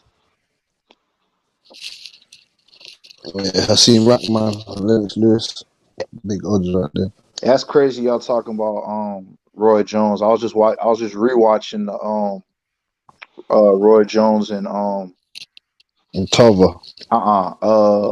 Who was it in '99? Felix Trinidad. I was watching that this morning. At when he was 39 and shit. Man, he was still something. He was still a dog. Yeah, the dog still. Trinidad fucked him up though. I just hate what Roy did. He never slowed down. Bro, I just hate what Roy did to his legacy when he kept fighting on too long, and he just took some really bad knockouts to really low level fighters. Yeah, towards the end. Yeah, it was just not good. What happens when you love fighting, fam? Fuck it. To me, like it was all over in the Calzaghe fight. Like the way he looked in Calzaghe fight, like that was he was already past it then. Anything after that, Roy Jones what to do with his career, right? Like if you want to see him, you want to see him like, you know, drop his 16 bars next to Shaq right now, like, you know, in the K-Slave rolling 110. That's where he should be. He was a dog, though, man. Calzaghe was a motherfucking dog. I gotta give Calzaghe his respect. Yeah, Kawasaki knew how to punch. No, Calzaghe was a little bit feather fisted, but that dude could fight. Yeah. Could fight his ass How off. to choose his punches, man. That was good. And Who he do you left think would win that? undefeated, right? Calzaghe or Froch? It was like the battle of the bolo punches, but it was just like Roy Jones was just way past it. That was Yeah, but honestly, he was an old school fighter. You get me? Like, yeah. Who'd win though? Joe He was a Calzaghe bar or fighter. Froch? yeah. Joe Calzaghe, fam, fucking destroy Carl Froch, fam. You think so? Carl Froch? Yes, he'll destroy him. Yes. Versus Joe my Calzaghe. gosh, are you kidding me? He I'm would saying, who do you think? Would Calzaghe, have destroyed him easily. Calzaghe, yeah, easily. Calzaghe would have destroyed him. Destroyed him. Yep. I mean, he never lost. Carl Froch is a little bit of a comeback kid. And he's had to come back against like some really low level fighters. I don't like Carl Froch did not get like he's Miguel Kessler is all right. I think Joe Calzaghe would have embarrassed Miguel Kessler. I just think he retired a little early, you know? Yeah, same. Yeah, he retired. Yeah, retired a bit early, man. Calzaghe, yeah. No, Calzaghe, I think Calzaghe's done. He was perfect. He retired at the perfect time, man. He caught at the perfect time. Someone like Andre Ward, he retired too early for me, man. Yeah, he was having major problems with his hands. Andre Ward retired too early for me, man. Andre Ward, he should still be fighting right now. See, Andre Ward, man, 32. That was way would too have been early. a good fight. Canelo Andre Ward right there. That would have been a good fight. Now the problem with Ward was he wasn't really a light heavyweight. So it's just kind of like he was trying to take on like challenges, but how much training he had to do to get through the second Kovalev fight, it like killed his body. He was like, I think that he did like 200 rounds of sparring for that Kovalev rematch. Yeah, honestly, he did look really bad against. He was done. He was just like, I'm not. I didn't even want to go to training camp again. The guy was walking like a penguin inside the ring, wasn't he? Yeah. That guy was. Last American in the gold medal was. He was this close. He was this close to being on that canvas. Yeah. Took that two fight Kovalev money and cut out for him. After those losses there, Kovalev, he was just downhill from there. That's what happens when you get your body beat up in fights. If a guy fighting a guy with a really smart and dedicated body attack kills you. And yeah, I know you don't see too many guys like come out of those fights the same way. And being an alcoholic didn't help either, to be honest. Oh yeah, he definitely beat the vodka out his pores. Yeah, being an alcoholic didn't help. Oh yeah, David Jackson went bananas with it. Like that was one of the most public weird breakups because of like the between trainer and trainee. That was very tough. That was fucked up. You know what Joan Pascal was saying to John David Jackson during the press conference? That shit was fucked up, man. I remember Pascal. Jackson's a fighter. No. His trainer, the Kovalev's trainer, John David Jackson. Yeah, I'm saying he used to fight. He's like middleweight guy. Cosmic leave. He's just hanging out in the comments, yo. Cosmic just wants to hang out in the comment section. I feel like John David Jackson's a very underrated trainer. A very good trainer. I'm trying to find a way to have a healthy exchange with Cosmic. So far, we haven't. So you chose not to have him in the. No, it's not me. It's not me. It may be that if you want to switch out, hey Cosmic, if you want to switch out and come on the panel, and I'm not on it, I'll switch with you. I mean, I think we should have both of you guys. Otherwise, listen, I don't want to bully the dude. I'm not trying to trigger. They're like whatever. I shouldn't say talk. I heard you guys arguing earlier, so I think you guys should finish it off. Yeah, will it ever be finished? Like round it won't. 12, Like round listen, 12. Come on, man, round 12. Yeah, no, I don't think it'll ever be finished. I think he jumped off because whatever. It is what it is. See, I don't dislike Smoke. I actually dislike Cosmic. See, with Smoke, even though I go back and forth with him, I actually don't dislike him. I actually do dislike him. About Cosmic, and he just on my nuts. Yeah, like I understand. Like Jimmy is very like so. I understand. Like you're trying to be antagonistic or troll or just like talking to shit or whatever. Like I get all that, right? But being like totally full of shit, like fronting, I don't. Whatever. It is what it is. I'm just trying to figure it out. That's all. I'm not trying to judge anybody or make them change or modify their behavior. I'm just trying to find a way to have like a constructive dialogue. Cosmic was saying something really stupid actually earlier about like I don't know. He talks like the shit he says about like Canelo. He was saying some dumbass shit too about Japan and Triple G. Like, dude, what the fuck are you talking about? Like, oh yeah, they've sold out stadium and watched Japanese boxing. Yeah, man. I'm like, okay, cool. Like, I didn't. Anyway, whatever. We understand Japan is there. You know what I mean? Japan is there. God damn, y'all don't let a motherfucking thing go. Yeah, hey, man, it is what it is. It is what it is. Real rap. Until we can we're at odds till we even, motherfucker. I'm here. I hear you, Smoke. Hey, get cool. Hey, dog. The only thing I said was that you got a mustache like Beverly Hills Cop. That's it. That's all I said. Hey man, as long as that's a great movie though.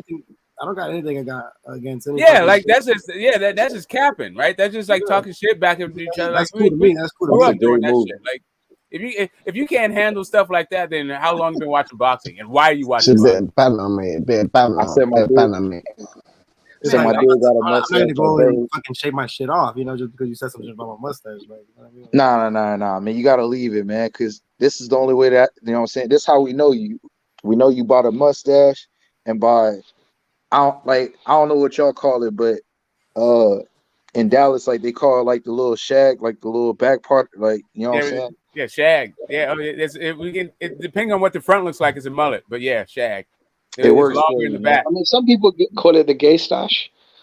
You know, a lot of like gay strippers they have that. It could be considered the porn stash also. There you go, porn stash. Yeah, for gay porn. That's the problem. Learn to raise one eyebrow. I don't know what you what it is the mustache and the eyebrow combination. So it looks like you have like two mustache. It looks like you have three mustaches in different parts of your face.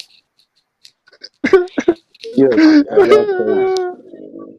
I was gonna say my dude from the like the baby from the Addams Family, all growing up. You know what I'm saying? Someone in the comments said some shit funny. They said something about Pachanga from Carlito's Way. That shit was funny. I ain't gonna lie. Bro, I just saw that movie for the first time like a couple months ago. Man, that movie is the shit. I never seen Carlito's Way first before. time someone called me Pachanga. That's why. I got you. Wasn't that Luis Guzman playing that character? He's saying you look like Luis Guzman, I think. Yeah, he looks like a fucking leprechaun. Yeah, I mean, it kind of, but I said El Chapo's better. Like El Chapo's, like, you know, nephew, you probably, you know. Oh, yeah. Oh, yeah. You see, Ron Jeremy's a real old school porn star. That's a real porn star. I mean, boxing is big in Japan, though. To be fair, Mike Tyson fought there. Floyd Mayweather fought there. Floyd Mayweather. I mean, honestly, boxing is huge in Japan. You know what I mean? It's just that once they bring their Japanese fighters over here, they're all lightweights and fucking featherweights, bantamweights. So it's like no. See, someone told me that boxing isn't a big sport in Japan, though. Sports like sumo wrestling, baseball, you know, things like that, they're way bigger. Yeah, baseball is bigger, and so is soccer, as in football. Yeah, you got soccer, baseball, cage fighting, sumo wrestling, even like WWE and stuff. Boxing is still new up there in Japan, relatively speaking. Fighting Harada, they go back. They have a couple of ATGs from back then. Karate's big. They're basically little guys. I mean, they go back like to the 40s, definitely. We got a good 80 years tradition. Yeah, I like, global boxing. So like seeing boxing in Japan, Australia, Mexico, America. But the thing I've seen so much boxing from America and the UK. Seeing it in Australia, Japan, Mexico, I like, different scenery. Mexico's probably the powerhouse in boxing, though. No cap. Let's keep it 100. And then it's the US. It depends on the division. I think it depends on the division.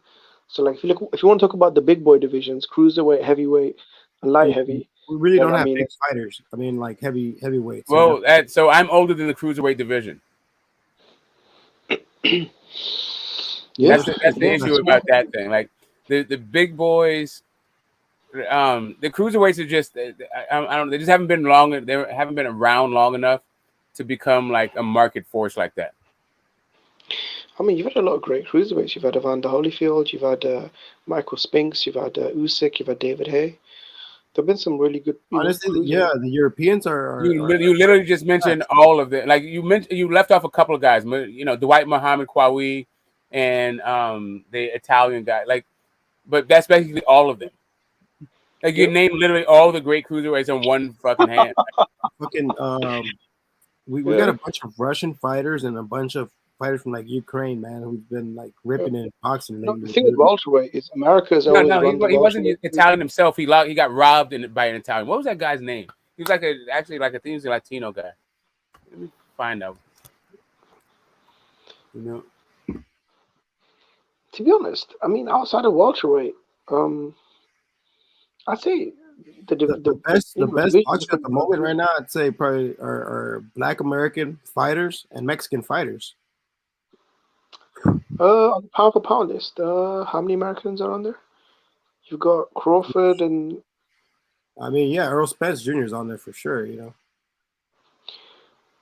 Yeah, I'm trying to figure out when you like the rankings and when you don't. Like, do you not like the rankings? Eastern European on the rankings. Eastern European fighters, Lomachenko, Golovkin, you get me? Usyk. Yeah. Let me just answer Smoke's question. And this isn't me trolling. So if you got a consensus ranking, right? So if I look at Yahoo Sports, Ring Magazine, ESPN, The Zone, Boxing News, they've all got the same guys number one. Then okay, you're the consensus, right? But most of the 90% of the fans say that's the guy. Well, okay, that's the consensus. Okay, so if all the sanctioning bodies and Ring Magazine and like Transnational all have a guy ranked top 10, but you don't like his competition, are you going to be like, fuck the consensus, that guy's a bum?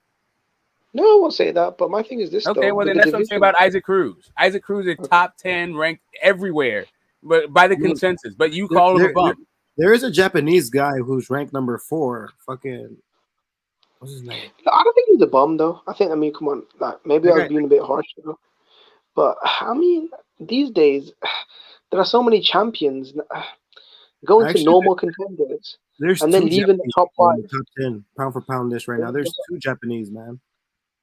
No, but this is what I'm saying, though. In boxing right now, every division has about 8 world champions.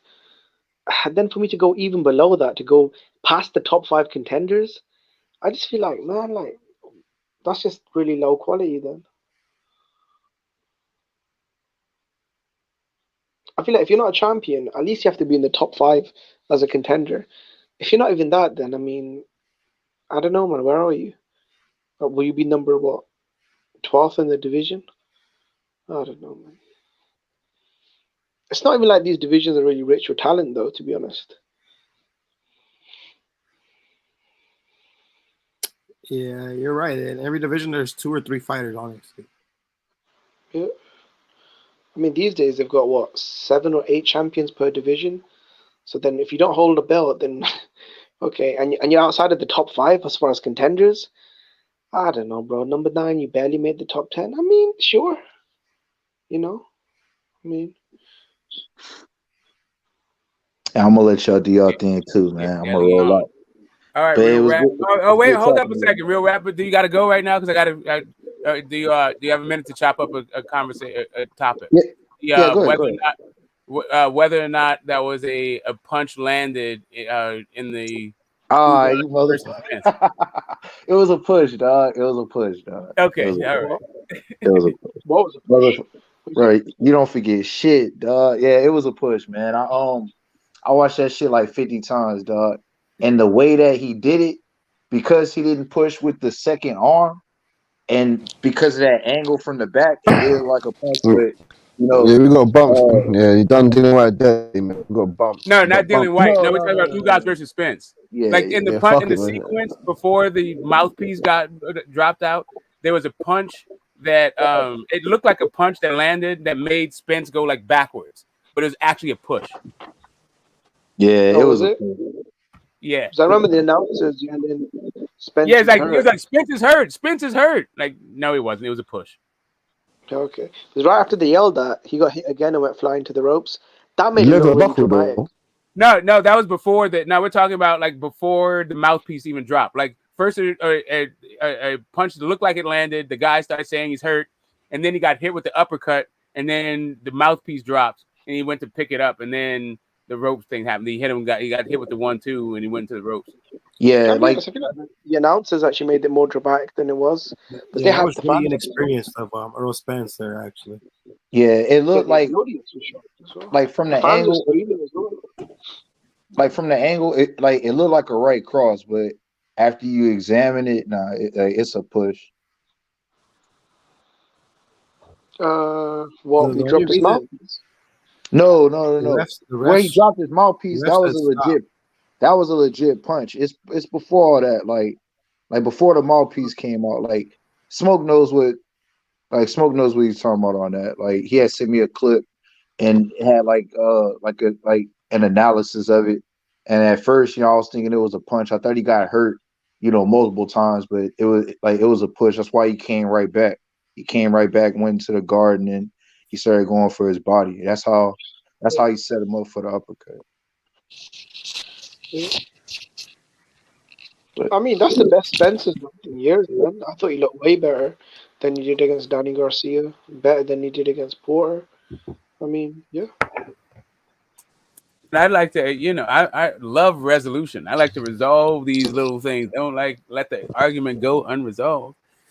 Man. Nah, that's a good point. Like, we're gonna get to that other shit again, man. I'm gonna go through that Brian Custer shit. I didn't realize that little audio was kind of like a dub, but I'll get with you on that later. All right, have a good night. I'm down for it. I'm down for the combo and whatever other evidence, right? Because that particular one was like somebody making their own point about it. Yeah, right? like they dubbed over it. Yeah, exactly. That's what I'm saying. Yeah, it was kind of fucked up. I'm not sure if even Brian Custer was referring to that particular clip, because the question Brian Custer asked him didn't have anything to do with the clip of what Errol Spence was saying. Like Errol Spence was like 60-40, 70-30, and Brian Custer was like 70-30, 80-20. And then Errol Spence was confused. He's like, did I ever say that? Like, okay, I was joking. Like, so I don't even know if 80-20 ever even came out of Errol's mouth. And it was just Brian Custer who said it. No. It was during his Instagram. He said, you better take 70-30 before we 80-20 you. He was drunk, though, to be honest, so he probably doesn't remember. But, no, he did say that. I remember. Like, the thing we were talking about was if the 60-40 was a part of the joke as well. That's what yeah, exactly. Like, he said 70-30 and 80-20, he was joking. Like, he literally said those two numbers, those were jokes. But the debate was whether he ever said 60-40 was a joke. And I don't think he ever said 60-40 was a joke. I don't think he was ever joking about 60-40. I think right now he's talking about 60-40.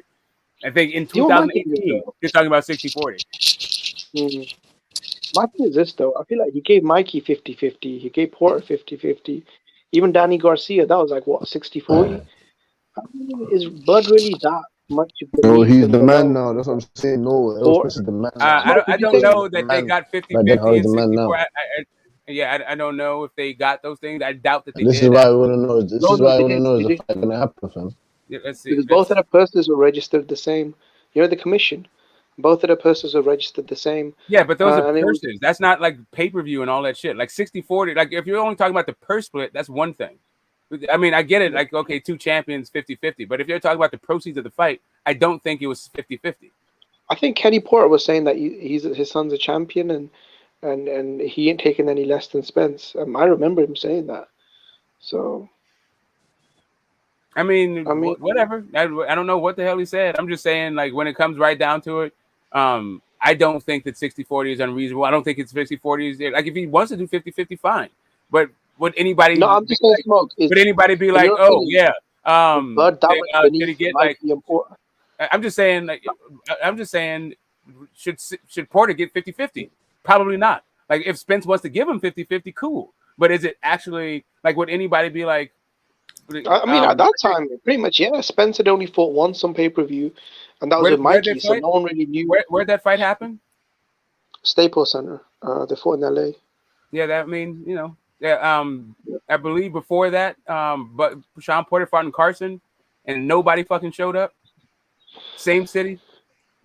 Yeah, but to be honest, I mean, same region. Not literally Carson City is a different city, but it's pretty much. But then, then 4 fights back, Errol was fighting on undercard, so Yeah, but not 4 fights. But why you got to go 4 fights back? I'm just saying the very fight before Errol, he fought in that place, and nobody showed up. Yep.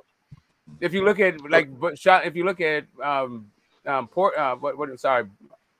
Spence's fight before that, tens of thousands of people on pay-per-view. With Mikey though. I got it. And Mikey has never fought on pay-per-view before or after. Spence has not stopped fighting on pay-per-view, right? Like it's a thing where I get you. I get it. It's just kind of like, yeah, I mean, cool. If he gives you 50, Errol's on the decline though, because his numbers keep going down. I got a good so question. The Porter fight was going down less from than what? Mikey. No, the Porter fight was less than Mikey. The Danny fight was less than that. Wait a minute. What do you mean? Wait, hold on. What do you say? You're talking about his pay-per-view? You're talking about his reported pay-per-view numbers now? Oh, okay. Yeah, there's actually a decline. I mean, I got it. I mean, you can say, but those are Spence's numbers. If you look at the guys he's fighting with, they have no numbers. That's true. I mean, guys like Porter were fighting on free TV. Back when that's PBC what I'm saying. was It's like Porter has no fucking numbers. Mikey got no numbers. Fucking Ugas got no numbers. Like, yeah. But then why wasn't your compo fight on pay-per-view then, based off that? Well, the Peterson fight. His first fight wasn't until Mikey Garcia. Yeah, Mikey Garcia was his first pay-per-view fight. Who can Mikey Garcia fight in order for him to get a victory and come back as one of, you know? I mean, bro, it's gonna be tough because I mean, no offense, but he just lost to a bum in Sandine Martin. I mean, that's embarrassing, bro.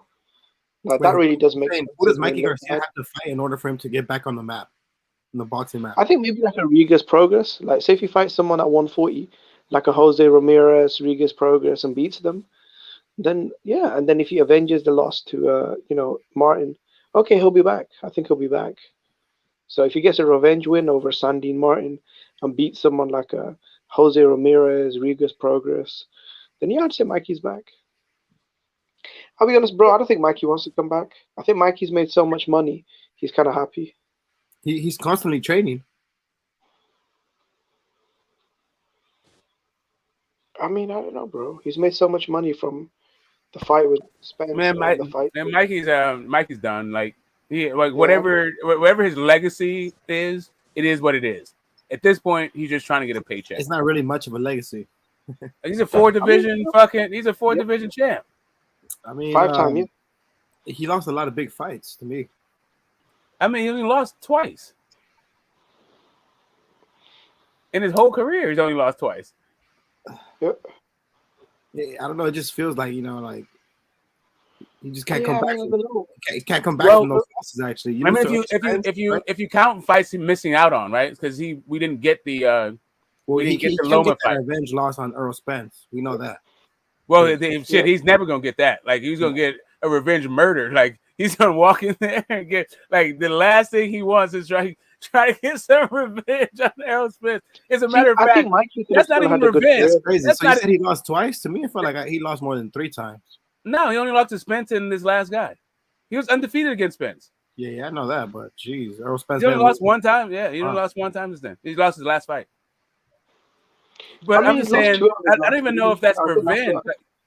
Like, is it revenge? Let's say, all right, so you talk shit to a dude, he beats your ass. Do you need to get revenge on him? Isn't that your fault?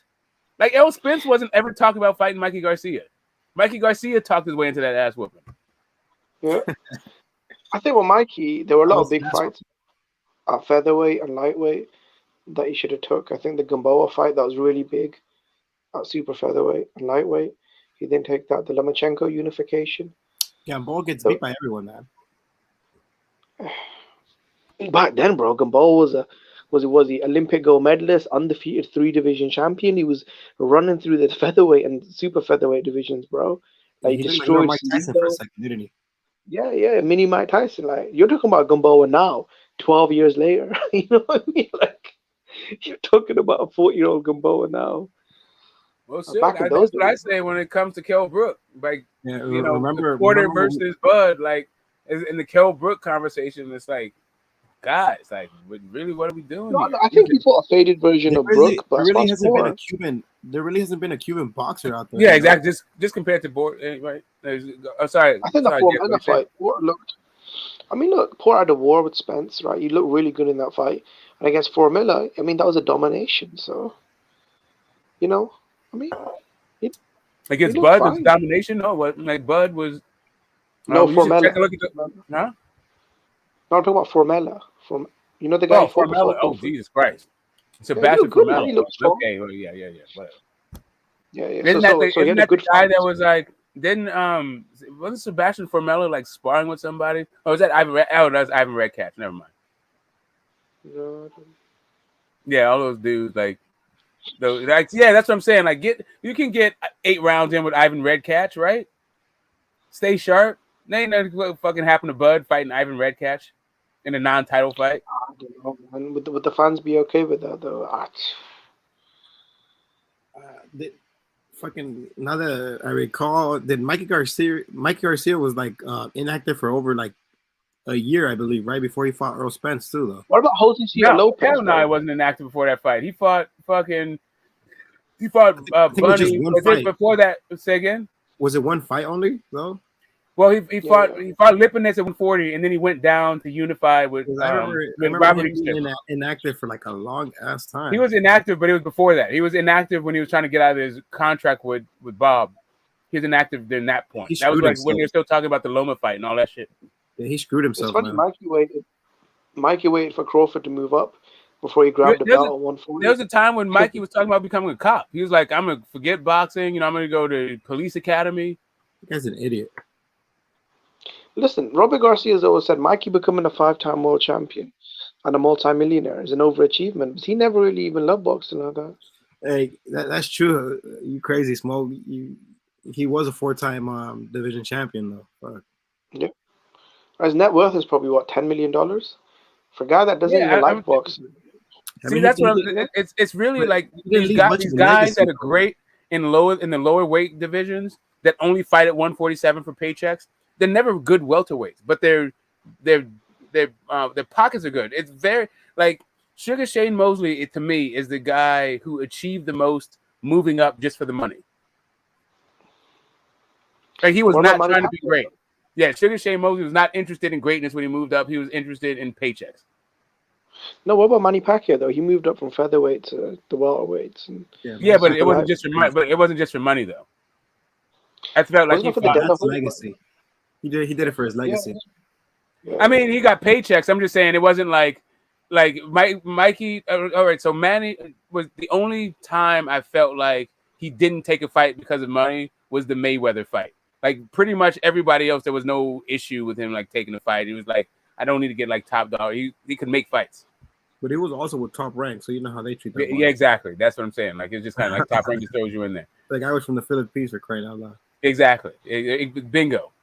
He was like, he was in it for the money, but he was cool with the money he was getting, right? So it's kind of like, I mean, bro, he was a second highest. Meanwhile, Mosley was like, I need that money. Like, where the hell's my money at? Kind of shit. Like, anyway, bro, Mosley's wife took all his money, man. Bro, it is so fucked up. She took his belts, bro. She divorced him and took his world titles. She sold them on eBay, man. How fucked up is that? It's rough out there, man. Like I tried to not delve. I separate the art from the artist, the worker from the work. No, but I'm saying, how could his wife win? Bro, how could his wife win his world titles in a divorce? That's fucked up, man. I don't know. Community property.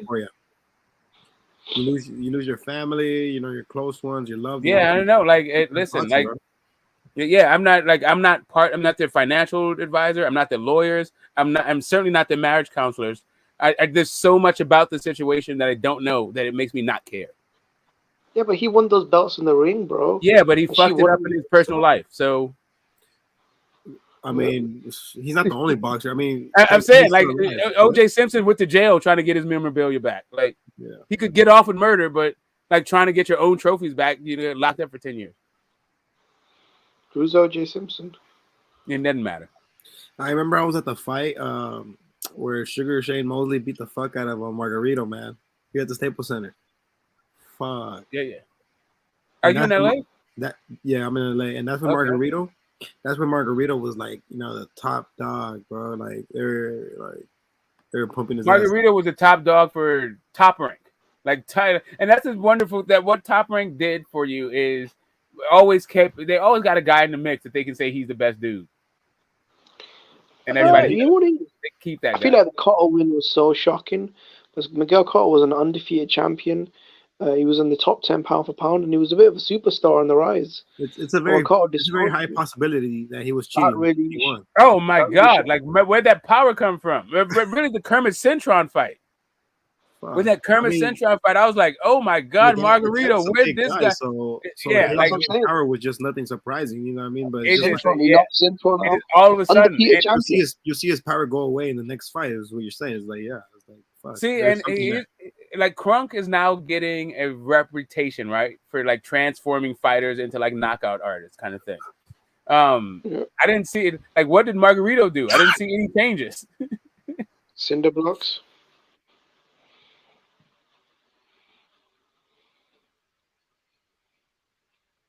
Was that a question, Brian? I hear you. Yeah, Margarito. He said cinder blocks, horseshoes. He had like foreign objects, egg weights. For sure, he had some shit in there, bro. For sure. Some things you can't deny. Miguel Cotto's face. Bro, that was a bloody mess, though. You remember Miguel Cotto's face? Bro, they didn't let this motherfucker come out of the fucking the locker room when they found that shit right before the Mosley fight. You know, I was like, they took forever to come out the fucking locker room, brother. No wonder mentally, no wonder the Mosley fight mentally was gone. One of the best coaches in boxing, fucking seen that shit. Naseem Richardson, bro. He was the one who discovered Margarito's cheat, bro. One of the best coaches. Right. So everybody now, like post facto, is like, oh, the cheating has been blown out of proportion. It wasn't cheating, all this stuff. And I'm not going there with the whole thing. All I'm saying is I saw all of a sudden a transformation in Margarito that came like seemingly out of nowhere. And how, like Jimmy was saying, what Cotto's face looked like was it looked like fucking hamburger. I've never seen anything like Margarito wasn't a puncher like that. Cotto he didn't swell like that. It was a weird fucking combination of things. He ruined his career. Yeah, I think so too. There's blood everywhere. Yeah. And you know what? Cheating is part of boxing, man. Cheating is part of boxing. It's everywhere. A lot of people were shocked though when Miguel. Do you think Miguel Cotto quit in that fight, the Margarito fight? He had to quit, bro. He probably would have been killed. Yeah. Probably would have been dead, bro. You think that kind of takes away from? I mean, they stopped that fight like in the 7th round, didn't they? Or what round was that fight stopped in? I think the 11th. No, it was pretty late. It was pretty late though. But damn, that guy, he was taking punishment the whole fucking fight. Every fucking punch was, you know. Yeah. His entire face, man. He had chunks missing out of his face. That was disturbing to watch though. But I was going for Margarito. Yeah, and the rematch, Cotto just beat the fucking shit out of him. Yeah, but you know the guy's mental wasn't there, and you know he was just he probably just like allowed it to happen too. He's like, you know, you got to get some punches on me, man. What I did to him was just, what Margarito did to him, bro. Was just he ruined his fucking boxing career, his fucking everything. Okay. Took everything from him. All right, so Mikey Garcia versus Conor Benn. Let's say the chat is talking. Let's see what they got. Mikey versus Conor. A 147. Yeah. I got Conor Benn. I feel like Mikey's performances at 147 against Sandine Martin, Jesse Vargas, and Errol Spence, they've just been so poor. I mean, my man, I was reading. I still think it'll still be Mike. I think it'll still be the toughest fight in Conor Benn's career. So, Conor Benn versus Mikey. Yeah, but I mean, maybe I don't know. It depends on how much he was given. I feel like Mikey would get up for a big money fight. Can I be honest? I think with Mikey at this point, he's just a complete he's just become a whore for a check, basically. He's that. He's definitely that dude. He's that. He literally just went to the zone because they were giving him $7 million to fight anyone. That's why he went. They didn't care about it. Mikey ruined his own career, man. Yep. I mean, ruined it. Like if you I like how you described it before. That Errol Spence fight shouldn't even have happened, bro. That which one? That Errol Spence fight shouldn't even have happened. How else is he gonna get on pay-per-view? Yeah, right. And then how else was he gonna fight in Dallas Arena, right? Yeah, I'm just saying, like how, like that dude, like Mikey at Staples Center, like come on, man. Or at StubHub. Yeah, like anyway, I'm just saying, like he was there, and they like, like in his hometown, he was not selling like that. He's from right up the street, and he can't get people to show up. The guy was fighting in San Antonio, right? Yeah, that tells you a lot right there. Yeah. I thought him and Jesse Vargas sold out though. You know when they fought the Star. Errol Spence is selling out Dallas Arena, man. Yep. That's a big ass stadium. Well, I don't know about selling out. So as soon as I saw the caliber of star there, right? Like there's no rock stars. There's a few rappers, but they're all basically like sports, like American, like Michael Irvin, like Dallas Cowboys stars, a couple of NBA stars. Like, okay, wait a minute, this fight isn't as big as they're talking about it. I get you. Yeah, it's against Ugas too, though. Yeah, exactly. Like, there's no like Mark Wahlberg. Look, let me tell you, didn't show up. LeBron James, they go to the Canelo fights. You get me? Like they went to the Canelo Triple G fights. LeBron James was there that night, in Vegas. And I'll share your Jay-Z. Yeah, but that was a Staples Center thing. Oh no, you said Vegas. No, you're talking about the Vegas. I was talking about Canelo Triple G, the first one. Fucking LeBron James was there, bro. Yeah, so the three stars that come out for the big boxing matches are Denzel, Mark Wahlberg, and J-Lo. Like when those three show up, then it's a big fucking fight, right? What about Usher though? Doesn't he come to the big Usher? It depends. Oh, now we got a few crazy celebrity fight fans out there. Because he came to Oscar De La Hoya versus Manny Pacquiao. Does Usher even come out anymore? Denzel pulls up. Denzel pulls up and Mark Wahlberg pulls up. But also J-Lo pulls up. Yeah, but when you got LeBron James, what's your fights? Come on now. But even though she's old, he's been to two fights. He's been to the Canelo fight and the Fury Wilder fight. I think he called the Fury Wilder fight. Even though J-Lo's old as like hell, like she's 50, she still looks okay, Yeah, she was 50. Like, she was 50 when Tyson Fury was fighting Sefer Safari. She's 50 something. Damn. Yeah, she's 50. She's over 50 back then. She's a grandma, man. Fucking hell.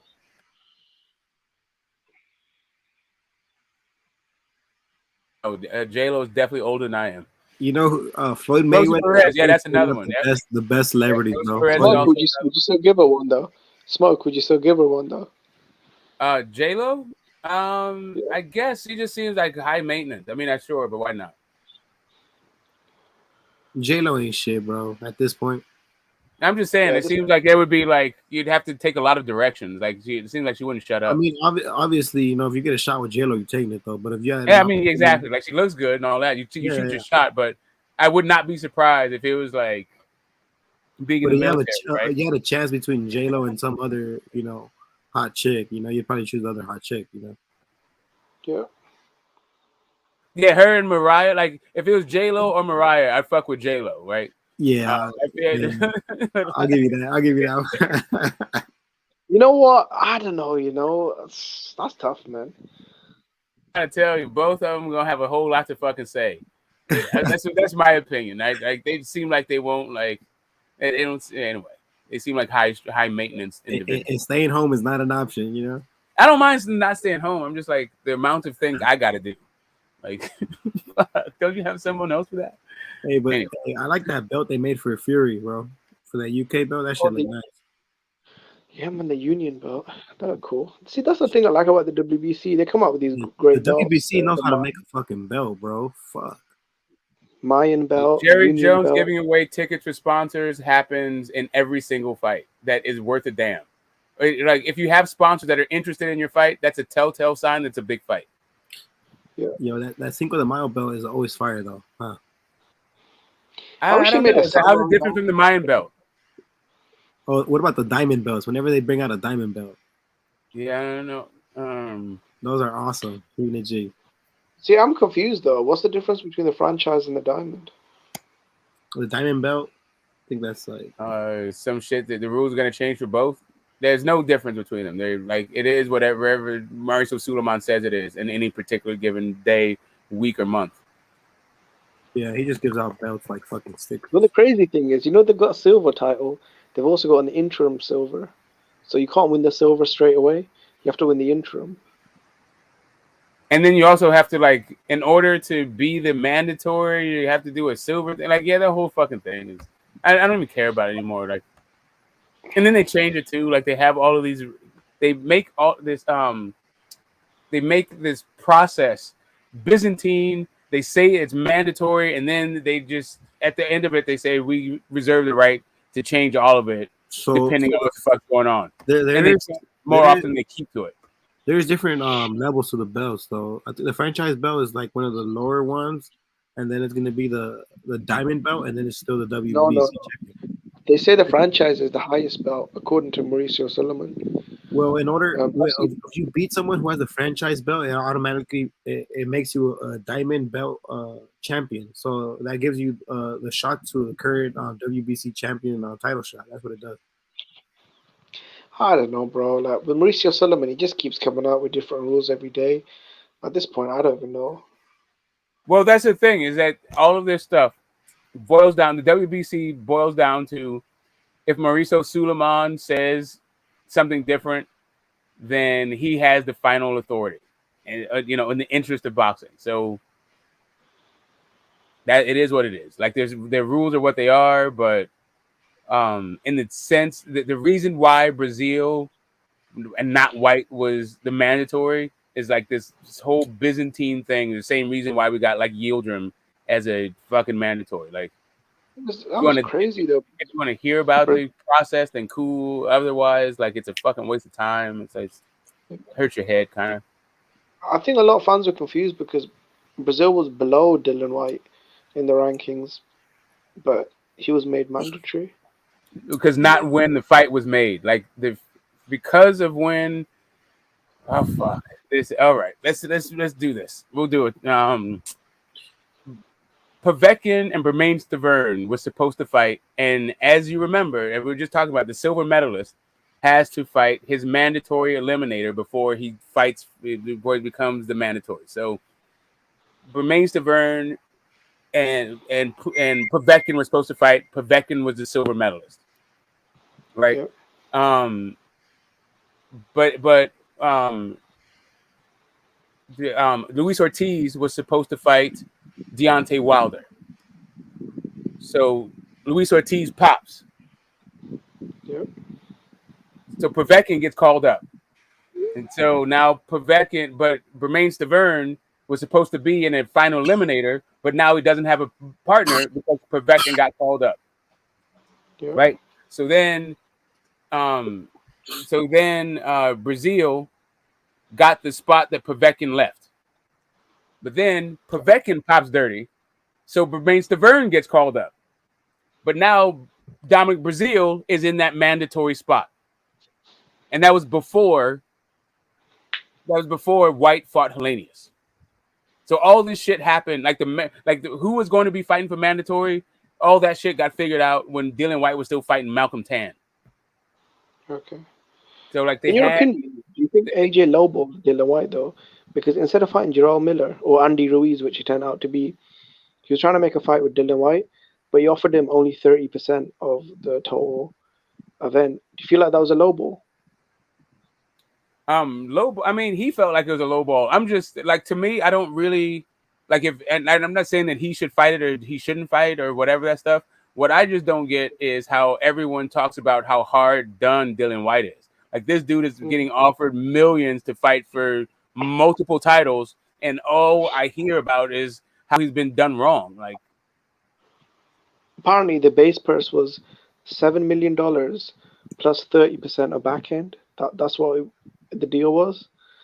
But I think Dylan White wanted 60-40. So yeah, like, why would Dylan White deserve 60-40 against the AJ? You're right, man. At that time, Joshua was undefeated. He had the belts. He had a win over White. So, and he was a rock star at that time, selling out stadiums. Like, exactly. It was a gift to even offer him the fight. Like, this dude, like, the only reason he got offered that fight was because he was with Matchroom. Like, the Pulev fight, like, he was like, so the WBC said fight Ortiz for that eliminator, and then we'll give you your shot. Then you're the mandatory for that. And then they said fight Pulev, and then you're the mandatory for the IBF. He did neither one of those things and fought Joseph Parker instead. And then he still got the offer for the fight, but turned it down. And we're supposed to feel bad for Dillian White. Like, you know what? To be honest, I feel like I'd say the Parker fight was better than the Pulev fight. To be honest, and as far as but for the Parker fight wasn't for anything. Parker fight coming off of a loss is not better than getting your if you're worried about the splits, then why wouldn't you become the mandatory? Yeah, and then I think it was a rematch clause as well. And then AJ wanted a rematch clause. I think AJ wanted a rematch. Joshua, see in the contract, it was $7 million guaranteed plus 30% back end and a rematch clause. Yeah, that's how AJ does his shit. You got to beat him twice every single time you fight him. Yeah. I think White wasn't cool with that. So looking back, you know what? He should have just taken the AJ fight. So if you don't want the rematch, do you know why you don't take rematches? Is you know who doesn't have to give you a rematch? Your mandatory. Yep. Your mandatory is not required to give you a rematch. So you mean to tell me you're offered 2 routes to mandatory in 2 different sanctioning bodies? You turn both of those down and then bitch about a rematch clause. This is the kind of shit that is kind of like, bro, you got to miss me with this. Like at a certain point, you're making my head hurt with your fucking bullshit. See, my confusion is why didn't Dominic Brazil fight Luis Ortiz then? Oh, because Dominic Brazil was like, that's another thing. So the bullshit with that was the WBC again talking about what's best for boxing, because Dominic Brazil, because they felt like Luis Ortiz was a better fight, a higher ranked fight, because they felt like Tyson Fury was a better fighter, higher ranked fighter. There's like these fights take precedent over our mandatory. It's the same thing they did to Devin Haney and with Lomachenko and Luke Campbell. They're like, we feel like we're gonna knock you out of this shot, out of your fight, this vacant title shot with Luke Campbell. No, Loma's taking your spot. As a matter of fact, Loma don't have to fight mandatories. Like, you guys can fight for an interim instead, because we're not gonna enforce any Loma shit. Like, that's just how WBC gets down sometimes. Yeah, I think with Dillian White, even though his career's probably over and he never won a title, I think, man, during his run, he fought a lot of top guys, Joseph Parker, Povetkin twice, Chisora twice, Helenius, Lucas Brown, Oscar Rivas. I'm not saying these were monsters, but, I mean, they were top heavyweights around at that time, top 10, top 15, even some of them top 5, former champions, Joshua. I'd say he's got one of the best resumes in the division. Would you say? Wait. Who's got one of the best resumes? Dillian White overall. Dillian White overall depends on how you are describing what's good, right? Like these for me, I rank fighters and like this,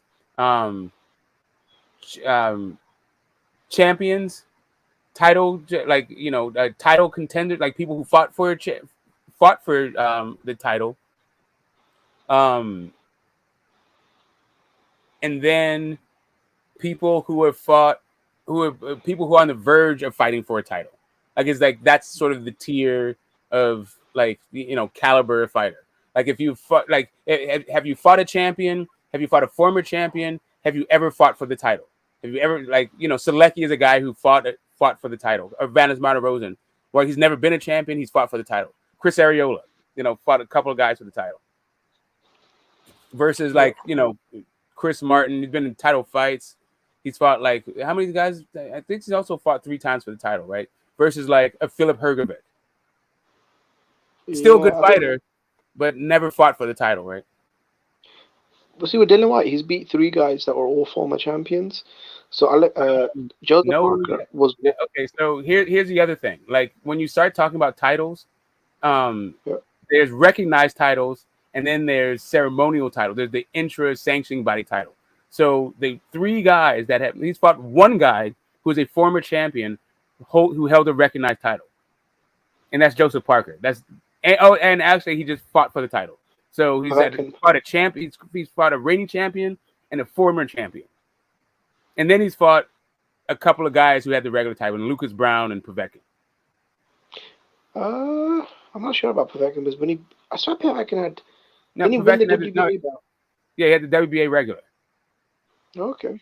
He had the like that's how he got the Klitschko fight. Like Klitschko was the super champion. Okay, so that was a consolidation. All right. Joseph Parker. I mean, he was only one fight removed away from being an undefeated champion. You know, his only loss was in a unification to Joshua, and I think he was still top 5 at that time. Very close fight. It is what it is. I'm not saying it was a bad necessary. I'm not saying it's not the best win on his resume.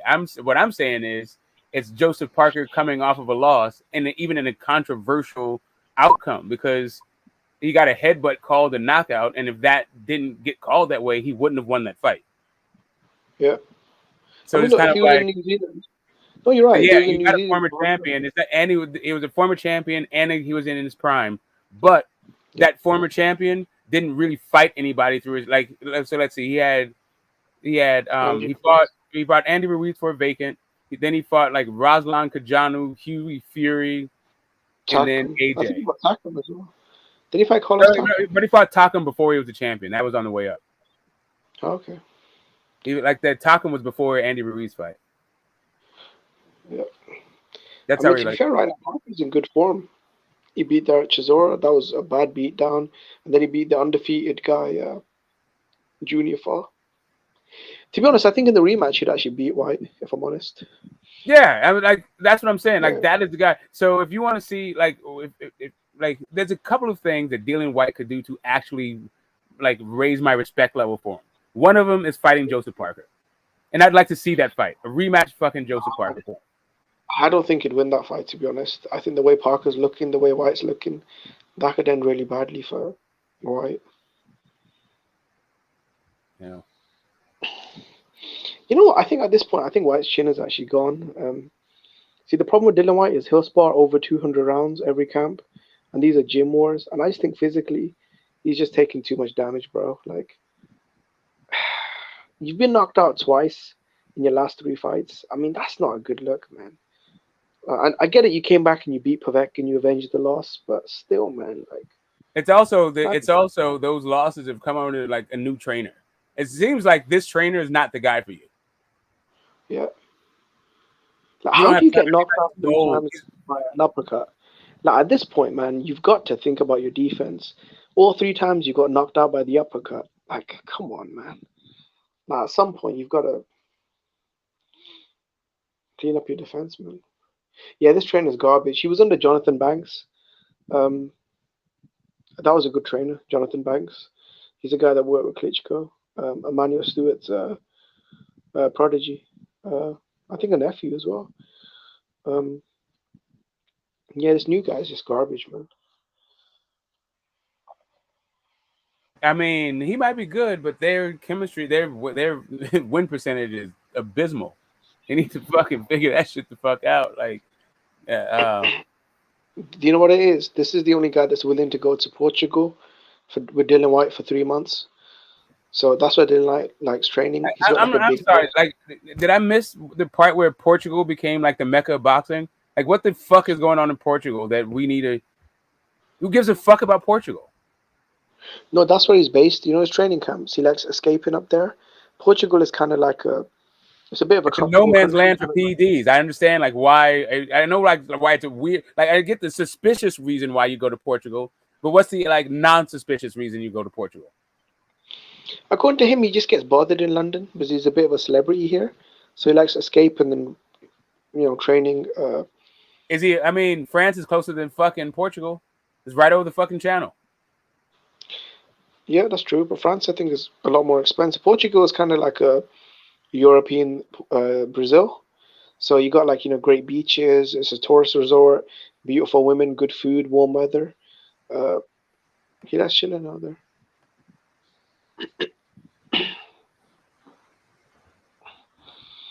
So, why is this guy spamming the chat with this dumb ass question that doesn't even make sense?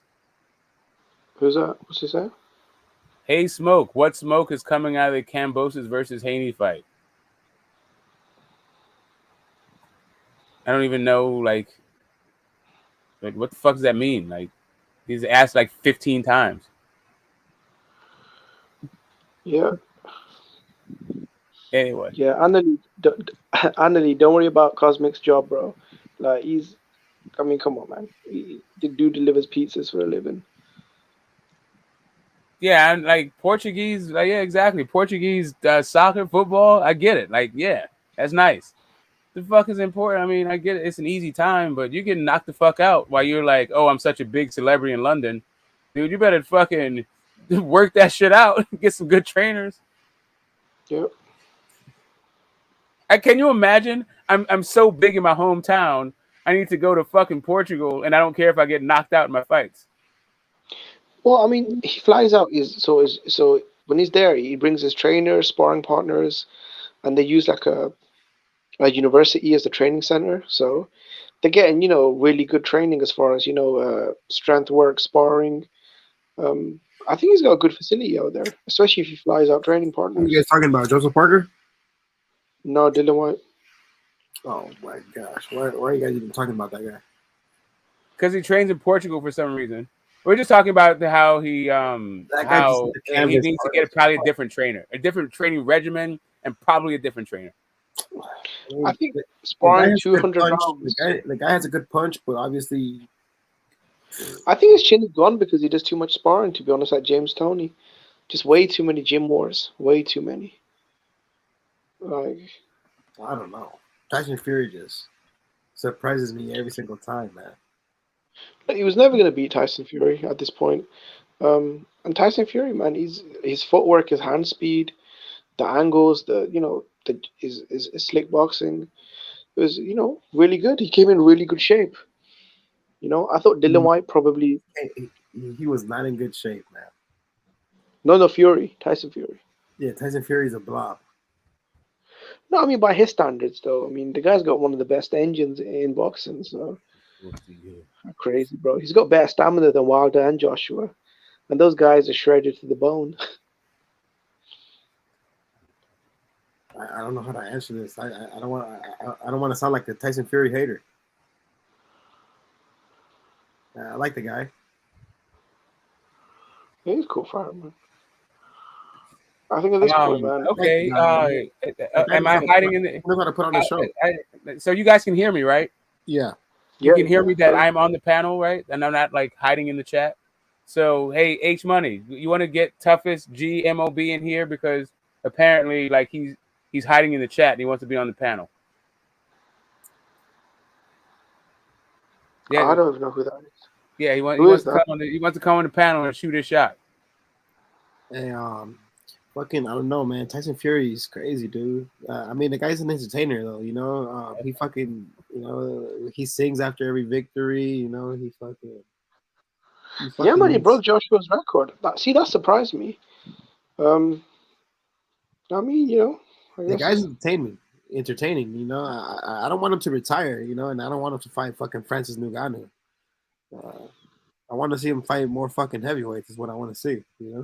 No, I mean, I'm surprised he did, that level of fans, though.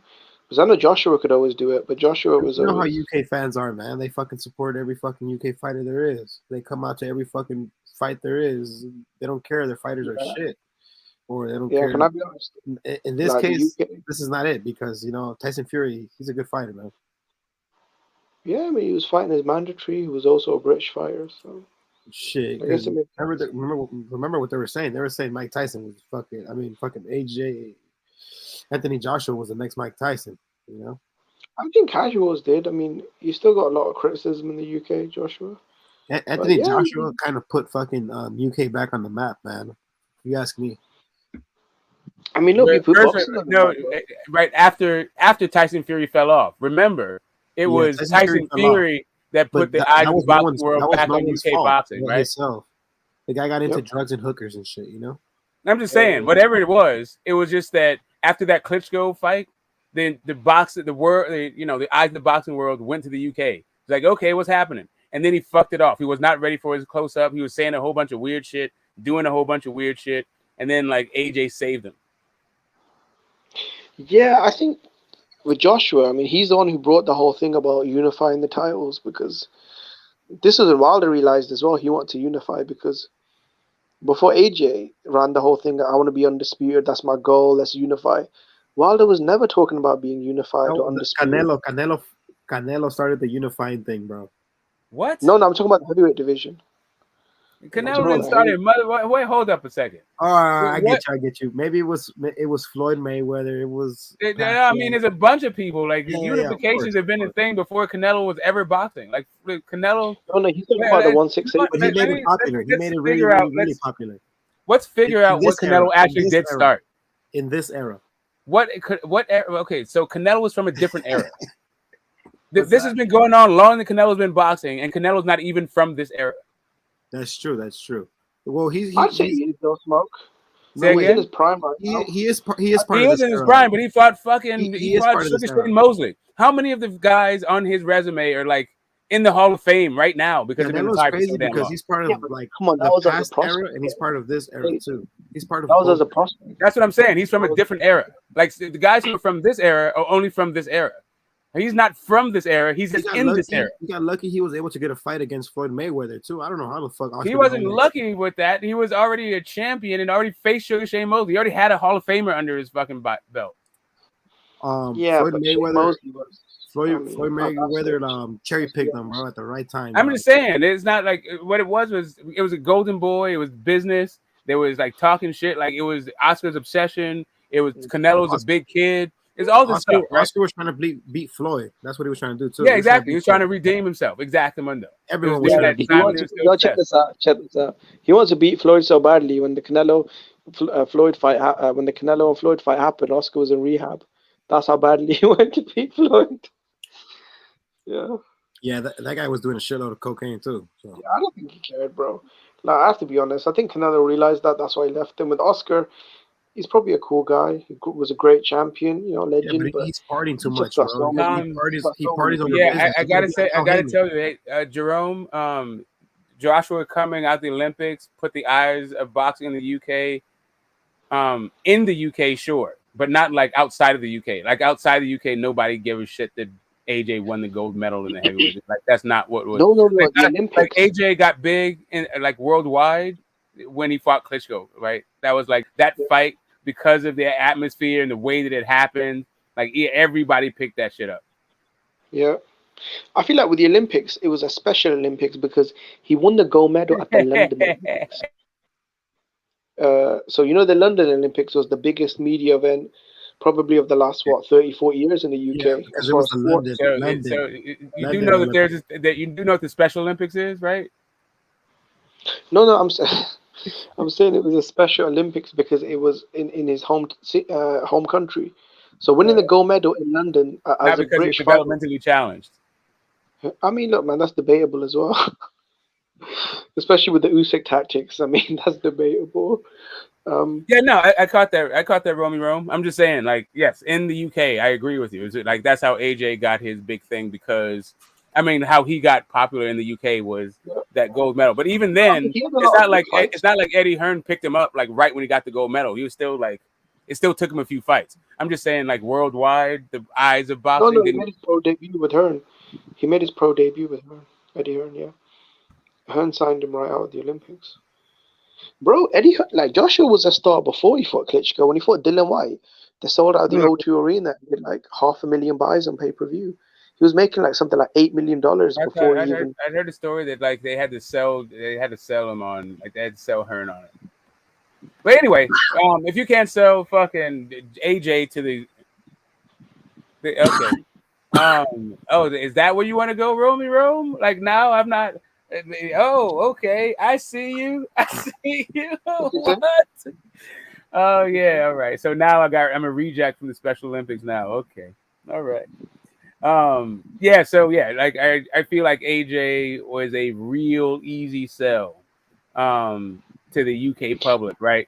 I mean, British Olympian, but the Klitschko fight. The Klitschko fight was a risky fight for him. Like that was throwing a guy to the wall. There's a step up fight. You can't say enough about it. Like even Vlad being out of the ring, being 40 and all that stuff, it was a calculated risk, but it was still a risk. Yeah, I mean, that's the best Vlad had looked in years, to be honest. He had two, even though he'd been out of the ring for, was it 16 months? He had 2 training camps because of the failed Fury fights. No, he was out of the ring for 2.5 years. No. No, sorry. That was Fury. That was out of the ring for 2.5 years. No, that was Pacquiao. That was out of the ring for 2.5 years. No, I'm just saying it was also Fury. He was out there for, Oh, Fury was out of the ring for nearly 4 years. No, it was 2.5. Okay. I think. Let me see. Maybe I'm mixing it up. I haven't looked at this shit in forever because none of them are it's not relevant to their careers anymore. Yeah, that was a massive. I mean, he went from fighting guys like Dillian Whyte and Charles Martin to Klitschko. That was and he had 15 fights. That was a big step up. And he struggled in that fight. That wasn't easy, man. Klitschko hurt him, dropped him. Yeah, man. Okay, there we go. That'll get me there. What would you say was a better fight, Joshua Klitschko or Wilder Fury 3? I still would say Wilder Fury 3 just because both guys were in their prime. Yeah, okay. Fair enough. Would you say Wilder is still in his prime though? At 37 now. Do you think he's maybe taking a bad knockout? 30, I don't think he's 37. He ain't that old. Someone told me he was 37. Okay. Yeah, man. I don't know why, man. Because you hang out with trolls, man. You gotta verify what these fucking idiots are telling you, man. Yeah, that's true. I do hang out with a lot of trolls, to be honest.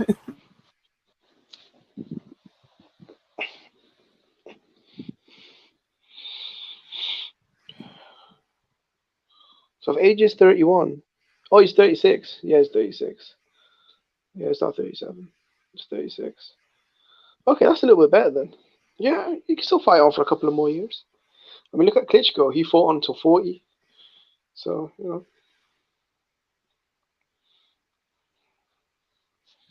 He was like AJ, fucking Vlad was way older, right? Fucking Povetkin was way older. Marius Wack was way older, right? Marius Wack. No, Joshua didn't fight Marius Wack. No, that was that was White that fought Wack. White fought Wack and Povetkin. Yeah, but to be fair to Joshua, he fought some young guys, Dillian Whyte, Joseph Parker. Dillian Whyte wasn't anything. So here's the thing about AJ and Dillian Whyte. They both fought each other on the way up before they're both regional guys. Before either one of them were world level, that's when they fought. Yeah. Do you think Dillian Whyte had a better chin though back then? Because I felt like he could take more punishment. No, I have never seen Dillian Whyte take a punch well. That guy got dropped by everybody he fought from 2018 all the way until today, and except for Marius Wack. That's the only guy who's been able to stay on his feet against. And Joseph Parker don't even drop people like that. Rivas got a pretty good, you could say that dude could crack. He's a bridgerweight champion, man. The bridgerweight champion. I can see me. WBC. Yeah, please turn your mic off. Please turn your mic. I don't want to hear you breathing. Who the fuck is talking to you? I'm just saying, but you're just breathing into the mic, though. There we go. Smoke, do you think bridgerweight is good for boxing, or what do you think about that word, bridgerweight? Maybe. Do you think we should have 8 divisions, or should we have 12 divisions, or should we have 17 divisions, or should we have 25 divisions? You know what? See, my thing is this though. With the other weight classes, you have, you got junior featherweight, junior welterweight, super welterweight, junior middle, super middle. I feel like on the heavyweights, do you not feel like it's unfair though? They have to fight guys that are literally 30, 40 pounds bigger than them. No, I don't think it's fair, but it is what it is. It's kind of like at a certain point, there's a division that has to be limitless, because if you start breaking it up like 220 and over, that division is going to be kind of weak. It's going to be like, who the hell wants to fight these guys? There's not going to be enough good people. Basically, the way it's based is you can become a bridgerweight. So as long as you're over 200 and below 224, you can Apparently, they figured it out scientifically. I don't know how. Yeah, that's what I'm saying. Like the 225 weight class, right? So that's what we're saying. We're 200 between 200 and 225. So 225s and up as their own weight class is like a weird weight class. Like it's just kind of like, isn't it? Maybe it could be. I feel like the weight. I think it'll fuck up the heavyweight division, like for real. Is it not good though for the smaller heavyweights though? Maybe. I mean, it's like how much training wheels do we need to give these guys? Like, why don't they have the skills, right? Like, why can't they actually develop their skills at cruiserweight or bridgerweight and fight some of these bigger guys? And because they're like the more skilled dude and they can move around and all that shit. I mean, you know, it's tough, man. Not everyone is Usyk or Holyfield or David Hay. Outside of those three guys, I mean, like I don't know why you keep mentioning David Hay. You know, David Hay didn't do shit in the heavyweight division. He barely did anything at cruiserweight. Oh my god, bro! David Hay was an undisputed cruiserweight champion. No, he was not. No, he was not. He was never undisputed at anything ever in his life. Bro, he was. What are you talking about? Fuck no, that guy wasn't undisputed. Of course he was not. He was like the WBA guy or some shit. Like I know he had like 2 or 3 times. I mean, he was unified, but he was never undisputed. Yeah, basically what happened is the IBF didn't put the belt on the line during the fight because of a mandatory situation with Joe Mormek. But he should have been undisputed because he beat Joe Mormek for the WBC and WBA and ring, and then he beat Enzo Maccarinelli for the WBO. And back then, those were the 2 top cruiserweights. No, you understand the WBO was not even recognized title until like 5 years after that fight, like 4 or 5 years after. Like this is like saying like the IBO champion, all this stuff. Like these aren't recognized belts. What year? I mean, wasn't that in 2010 though? I swear that was, man, or 2008. I think 2000. Well, he fought Klitschko in 2008. No, he fought Klitschko in 2012. In 2012, all right. So in 2007.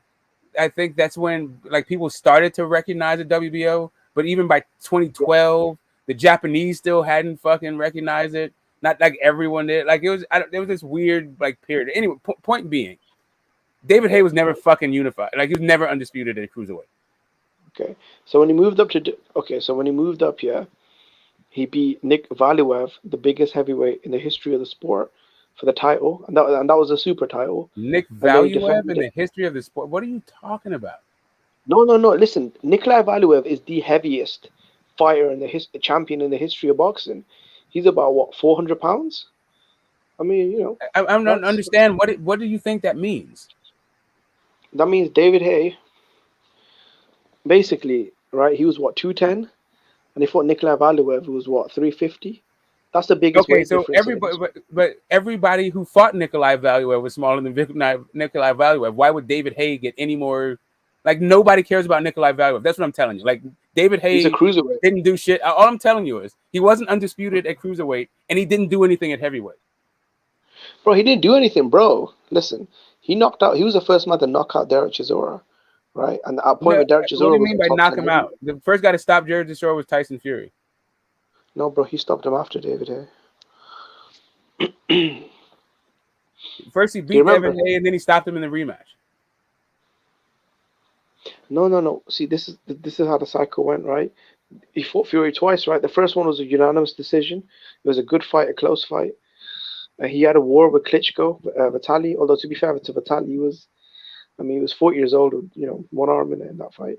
But still, he gave Klitschko a very tough fight. I mean, the toughest fight since Lennox Lewis. And then obviously David Hay knocked him out in 5 rounds. And then I think he won some fights and fought Fury. Fury stopped him. Yeah, that's the way it worked. Yeah. I mean, bro, I don't know what to say to you. He was a 3-belt unified champion at cruiserweight. He moved up, won the heavyweight title. He's the 3rd man in history to do it. I mean, 3-belt. Okay. He was not the 3-belt unified. Anyway, it doesn't fucking matter. I don't give a shit about. No, you're right. You're right. The point being is like David Hay was not he was all right. So there's a moment in the sun, and I like some guys I like and I appreciate. David Hay was like okay, Like I thought Chris Eubank was a better fighter. I thought Michael Watson was a better fighter. Not the David Hayes. Yeah, I mean that was me. That was just me. Like even Johnny Nelson, I felt like, I mean David Hayes, Johnny Nelson, kind of the same fucking thing. Oh come on, man! David Hayes was a violent knockout artist. I mean, the haymaker. You're really like, bro. Like okay. So now I see what you like. Okay, I get it. I'm with it. All right, cool. Bro, the haymaker. I was a fanboy. Yeah, that's what I'm picking up on. That's the whole thing. You like the marketing of fighters. Bro, he's the reason. Yeah, he's the reason why I got into boxing. Bro, I'm telling you, he was Anthony Joshua before Anthony Joshua. David Hayes was doing like crazy numbers on pay-per-view, selling out arenas. Like he was a phenomenal in the UK. He was a phenomenal in the UK. So I remember the haymaker. Like I remember them trying to talk because I was a person who had to like stomach Vladimir Klitschko fights, and I was looking at David Hayes like, really, like you're still giving us these kinds of guys while telling everyone you're the best things since Muhammad Ali. Like I don't know. Like I did not think David Hayes was gonna do anything. I thought that whole haymaker fucking build up was weird as shit, and then the fight was as boring as I expected it to be. Like David Hayes didn't do a motherfucking thing in that fight. You know what? It was tough though with Klitschko. First of all, do you remember he was injured? He had a broken toe. So no, I'm not trolling. He was injured in the fight. I mean, I get it. So I've heard a lot of stuff. So Philip Hergovic apparently like cut him in sparring. I think so. My thing is this though with Klitschko. Yo. I think the Klitschko fight is tough though because Klitschko is bigger. Let me give a shout out to my boy right quick. Yo, shout out to Cyber Darks right now watching the stream. You dig? We're getting it on right here. 12 rounds. Let's get it. Yeah, for me, I mean, one of the saddest moments in boxing was when I had to see a piece of shit like Tony Bellew knock out David Hayes. That was sad, man. That was sad. I mean, you could just see his body broken down. It's kind of like Vitaly. Like his body, he couldn't hold it together anymore. Yeah. But yeah, that look at that like build up, that all talk, no action. So to me, like John Pascal picked up where David Hayes left off, or a guy that can't really fight but talks a huge game. Jean Pascal. You know what? I don't know about that. Pascal has some really good wins. He beat Chad Dawson. He beat Badu Jack. He had a good fights with the first fight with Kovalev. I mean, Kovalev was smacking him around the ring. D-Ball was smacking him around the ring. The Badu Jack fight was more Badu Jack only fighting for half of fights at that point. That's why he won that fight. Like as soon as Badu Jack started fighting, he was beating the shit out of John Pascal. That's true. I mean that was a very close fight, split decision. Yeah, like even when Bernard Hopkins stopped throwing punches in his career, he was able to beat Pascal as an old ass man. Like I don't know, he just the game he talked was bigger than the fight he brought. It's kind of like AB these days. See, actually, AB at any day. Like AB's mouth was always bigger than his game, in my opinion. Yeah. Were you shocked though when Maidana beat him? I was shocked. I wasn't shocked. No, I was like ecstatic. I was like, that's what you get. I was laughing. I wasn't ecstatic. I wasn't happy that he lost. I mean, I kind of was. I was entertained by his loss. It was more like that's what you get. Like when somebody you think is annoying and not that good, like who thinks they're the shit but ain't really the shit, finally gets their comeuppance, and it's instant karma because like I don't want to actually see a man hump another man, even if you think that shit's cool. You didn't find that funny? No, I found him getting dropped after that way funnier. Yeah, that was a bit. Yeah, I was like, that's exactly what you get. That's a grown ass man and you playing little kid games. Yeah, Maidana was just. Yeah, Maidana didn't have no time for that. That pissed him right off. He's like, man, what the fuck do you think this is? He just steamrolled him after that. He was just like, we are not we aren't on the same level. We aren't peers. I'm not part of this fucking weirdo culture you're on. I live on a farm in Argentina. You're about to get this work. Yeah, it was crazy, man, because Broner was like a undefeated 3-division champion, a superstar, a pound-for-pound fighter. And, man, he was a big favorite. When Maidana he just beat the brakes off him, man. That shit was sad, man. As a fan of Broner. It was a good fight. Like, it's not like AB turned into a bitch. Like, he came back. He was fighting his dudes off. Like, he came and he gave a good showing of himself. But it was one of those things where, like, AB plays too much. Yeah. And like at that night, God was watching. Yeah, it's like Prince Nassim and Barrera. Like, you play too much, bro. Bro, like with Broner, bro, he was going on rap tours. He was recording albums. He was partying, club openings, cocaine, alcohol. It was just too much, man. It was too much. The Paulie fight was funny though. Do you remember the build-up when he got Paulie's ex-girlfriend or whatever? That was crazy, man. Yeah, that's what I'm saying. All that shit's a fucking mess. Like, I actually thought Paulie did enough to get a draw in that fight, actually. I don't think AB should have got the title. Yep. But I will say, since he did get the title, all this shit about Mikey being too small for 147, he beat the former champion. You know what it is? When Mikey was on the scale, he just did not look right at 147. I mean, the guy had love handles. He looked snacked up. No, he was buffed up, man. Snack had him looking right. Yep. What do you think about Crawford joining Snack? Yeah, whatever. It is what it is. I don't think, like, Snack equals cheating. Like, I mean, he just goes there to use the training facilities, you know, the oxygen machines, the weights and stuff.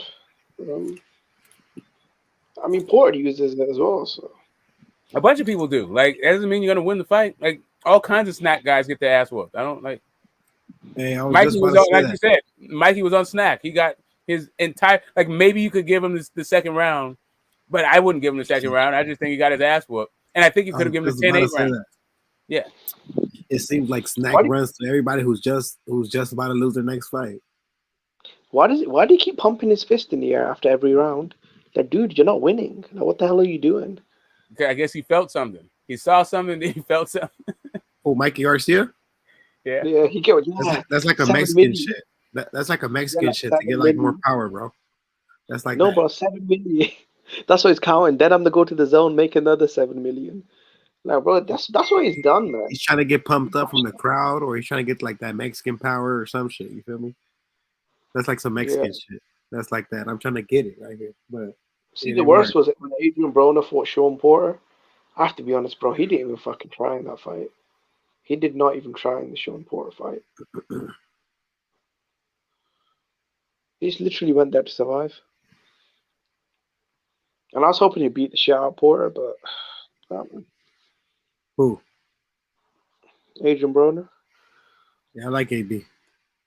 Yeah, do you remember when he fought Porter? I was rooting for him, man. And then he lost, man. That shit. Yeah. I have literally never rooted for Adrian Broner. I've never wished him to lose kind of thing, but I never rooted for him. I like AB. Yeah, he was good, man. I like to I saw him when he was like, I think on his maybe 3 fights before his first championship fight. They started airing his fights, a couple 3 fights before he fought for the belt. And like, hey, Dad, brush my hair. Like, that shit. Like, as soon as I saw it, I was like, oh, my God, this dude is so extra. He has nothing. You know what? He reminds me of, like, Chris Colbert. But only he achieved more than Chris Colbert. Like, Chris Colbert, like, flamed the fuck out real fast. But a guy who just talks a lot. Like let your game do the talking, man. I don't know. Especially at that stage of your career. I think Keith Thurman versus Adrian Broner is a big fight, man. You got 2, trash talkers, 2 guys that got big profiles. Would you say in America that's like a pay-per-view fight? Thurman Broner? No. No.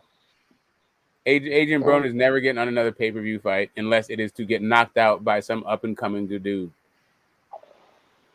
Yeah. Like Virgil Ortiz on his way to becoming a pay-per-view star fights Adrian Broner. See, I wouldn't want to see that fight because I think Virgil would knock him out. Exactly. You know what's a good fight? AB versus Gamboa. Oh, at what weight? Like Gamboa can't make 47? 40. At 40? Yeah. Like Gamboa, he's Gamboa's done, bro. Like the way Isaac Cruz did him, he needs like a couple of good wins before he goes into like any name thing. Because Isaac Cruz just like embarrassed him. It made it look like he shouldn't box anymore ever. Like he's at 40 though, isn't he? Or 42? I am not a big. So Gary Payton, I went to the same high school as Gary Payton, Mr. Paz, and I was a big fan of his in high school. Not so much when he was a pro, because I just didn't follow the Seattle like that. Like the Seattle team wasn't that good.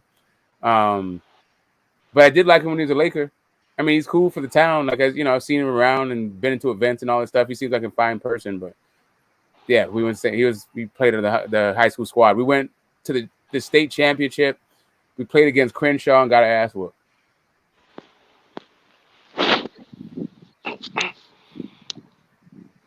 Crenshaw was balling back then though too, like late 80s.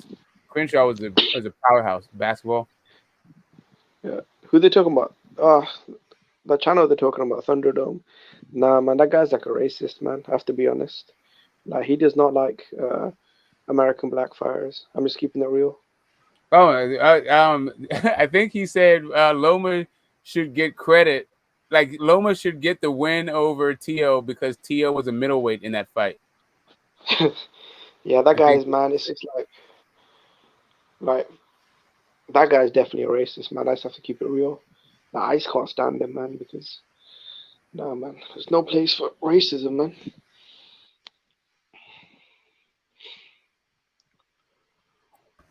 I don't mind. Like, listen, like guys that talk a gang of shit, I'm not a big fan of. But if you can back it up, I just go, okay, whatever. Like Floyd talked more shit than anybody, but that dude could fucking fight. So it's kind of like, yeah, I don't appreciate the shit you're talking, but you back it up in the ring. So I'm gonna let that shit slide, dude. What about Roy Jones though? Back in the day, he used to talk a lot of shit as well. He did. I wasn't like Roy. I like other people. Like I liked other people. Like there's a whole bunch of people who are Roy fans. I was more James Toney fan at that point. And B-Hop to a lesser extent, but I was more of a James Toney fan. I'm a defense guy. Like I like defense. And like Roy Jones was like flashy athletics and knockout. Like the Morrell, not Morrell. What was that dude's name? He got disqualified. He was beating his ass and got disqualified for like hitting on the break or some shit. And then Griffin. he just came. Griffin just came to rematch and knocked him the fuck out. That was when I kind of. Yeah, exactly, Montel, right? So in that fight, it was when I started to like give cut Roy Jones a little bit more slack. But I don't know, that John Ruiz fight fucking sucked. I mean, he used to do crazy stuff, like this flashy, like put your hands behind your back and then hit you in the face. Like, I don't know, he had some good knockouts. There's cool highlight reels. He's exciting. Yeah, obviously he was way before my time, but I mean, a lot of the older fans say Roy Jones was like the greatest talent they'd ever seen. Did you go to a Hay fight live? David Hay, yeah, I did. Yep. Which one? 24. Mark Damori. What happened? I knocked him out in the first round. Oh shit! Did you feel like you got your money's worth? I loved it, man. I was like, oh shit, David Hay. It was great, man. It was like a nightclub up in there. It was sold out O2 Arena. It was like a big comeback he made. Do you remember he retired after the Chisora fight and then he came back and fought two, sort of comeback fights? I went to the first one, Mark Dabori. It was a good fight, man. Man, I had to pay it was expensive, man, the tickets. I had to pay man, how much did I pay? I think it worked out to like $500 for, it wasn't even ringside. It was like was sort of like, I guess you could call it one stage back from ringside. It was a good fight, man. Good atmosphere. I enjoyed it. What was the last fight you went to live, Smoke? Loma Mariaga. It was Okay. It was at the Staples Little Theater, like Microsoft Theater, like attached to the Staples Center. But half the tickets didn't get sold, so they closed down half of it and moved everyone out. So the tickets I didn't even pay very much for the tickets at all. I think I paid like $40 a pop. I took my two sons. This is the first fight I took my sons were teenagers at the time. Cool. I took them to that fight. Raymond Bertrand was on that card also. There's like a couple of females who I don't remember. But yeah, that was the time when I saw like how limited Loma is. Like what he was great at and what he's not great at. Like he is not that great a finisher actually. Like if he's like same thing we just saw like in the Comey fight. Like he'll be outpointing you, but he doesn't like if you don't give up, then he's just gonna keep doing the same thing kind of thing. He doesn't have another gear to get you out of there. Yeah, it's kind of like an amateur style, I guess. He was an amateur for so long, right? Yeah, it's kind of a weird thing. Like he was just like, I don't know. It is what it is. It was just a hole in his game that I saw in that fight. But I also saw how they were going to like market him. In that fight, I was like, give Tank a couple 3 years. Mariaga will fuck him up. I mean, give Tank 3 years, he'll fuck up Loma. And and Mikey will knock him out right now. Like keep this guy away from Mikey. But yeah, he never fought Mikey. You know what? I think for me, when he destroyed Nicholas Walters, that really shocked me because for me, I thought I was actually rooting for Nicholas Walters, the Axeman, and that shocked me that performance. Guy Russell, Ragundiao. I mean, I thought him and Rigondeaux was like 50-50, and then he just went in there, just 3-division champion, unified in like 12 fights. I mean, I think Lomachenko did some good things in his career.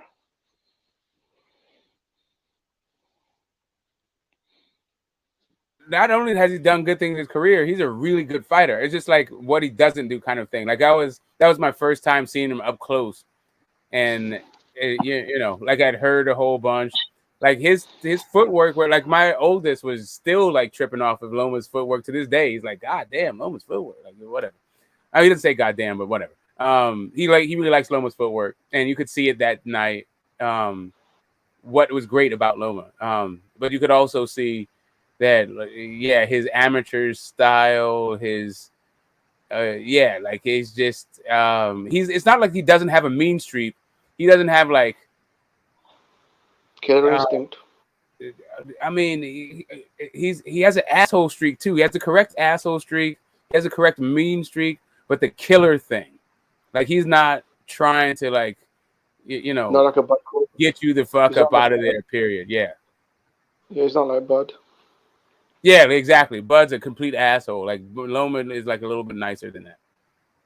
Do you remember Bud knocked out Hank Lundy?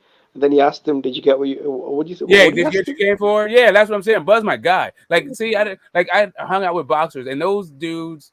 Like it's a different kind of asshole. Like I like Bud a lot. See, you were asking me today, like, I say I'm a Bud fan, but all you hear is Spence. What you hear is me picking Spence in a fight. What you don't hear is how big a fan I am of Bud. I'm a huge fan of Bud. I just don't think he'd be Spence.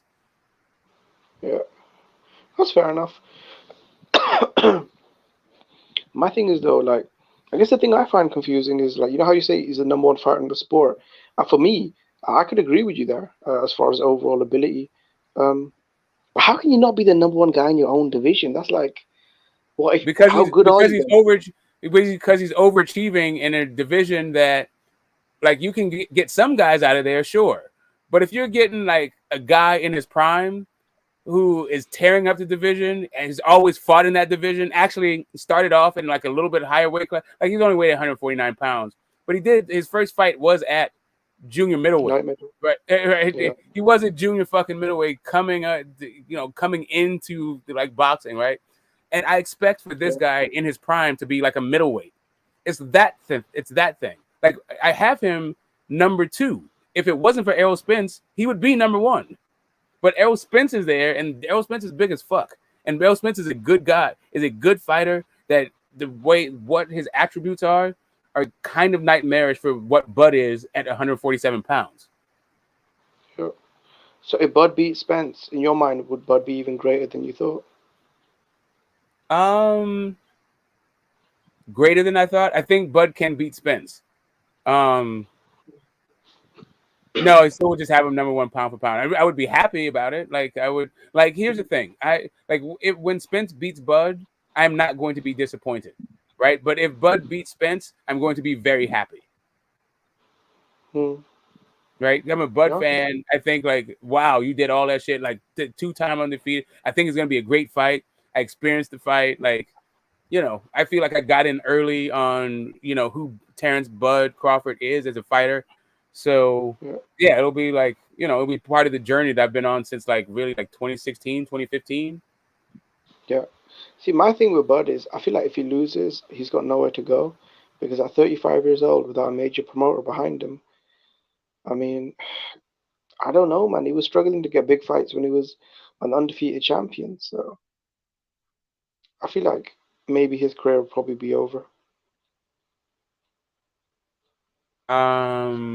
Yeah, I think his career is over anyway. I think he is like not that interested in having too many more fights. I think like really like we're looking at the last 3 fights of Bud Crawford, and it may be the last one. Each one may be the last one. Yeah, because the reason why he mentioned Charlo and Spence back to back is because I think he's probably looking for an exit strategy. Like smash Errol Spence, become undisputed at 47, move up, smash Charlo, become undisputed at 54, maybe have one final farewell fight, and then just call it a career. Well, the question is, if he fights Costanzo, but if Costanzo wins, he's gonna fight Costanzo. Castaño. Yeah, I think he'll fight Costanzo. I think he'll fight the winner. But I think with him and Charlo, they're going back and forth a lot. So I think he's probably it's a funner fight to like promote and all that shit. I get that part. Yeah. Much bigger as well in America. To be honest, I mean, if he beats Errol Spence and Charlo, I mean, I don't know what else Bud could do at that point, to be honest. I mean, I can't see him moving up to middleweight. That's just too much. I think that's just way too much. No, I think he's going to fight at middleweight. I mean, no, not Bud. Bud, hell no. Bud is, Bud taps out like he does, he goes out with those accolades of 3-division unified kind of shit. Yo, so Jimmy and Get the Smoke, can we drop our beef? You know what I'm saying? I need a coach. You know what I'm saying? I'm going to do some VR boxing. You know what I'm saying? Y'all can tell me, keep my hands up, throw a fucking hug, throw Fuck no, I don't care about your VR boxing. Hell no. Damn, no. That's how petty I am you are, not bro. about to coach you as you play video games, you fucking mope. You sound so disgruntled, Smoke. Then don't stay on the panel though. You know what I'm saying? Come on now. It's okay. We've been doing this shit on H Money's channel, bro. I know. Listen, I don't know what we is or what the hell you're talking about. H Money, my boy Lebanon. Okay, then get your goofy ass off the panel. You know I'm goofy. You're trying to break up our boxing conversation for your video game playing, but I'm goofy. I just asked you a question, my guy. Yeah, I know, and I answered your question. You get so sentimental, you know what I'm saying? You start attacking. No, yeah, sentiment. That's what's stopping me. Sentiment. Yeah, it's okay. Then just say no. Don't just say no. I did just say no. Nope to dope. Yo, but shout out to me. This is my gear. I also designed this shit too. You know oh, well, that's cool. See that shit. You know let's see. Like, can you get closer to the camera? You can't really make out you can't make out what it is on your shirt.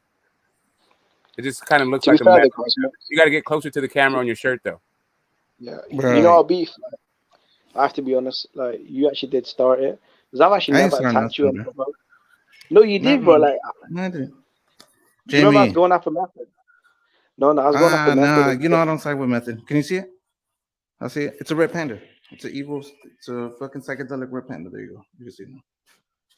Oh, okay. Bloody hell, man. That looks weird.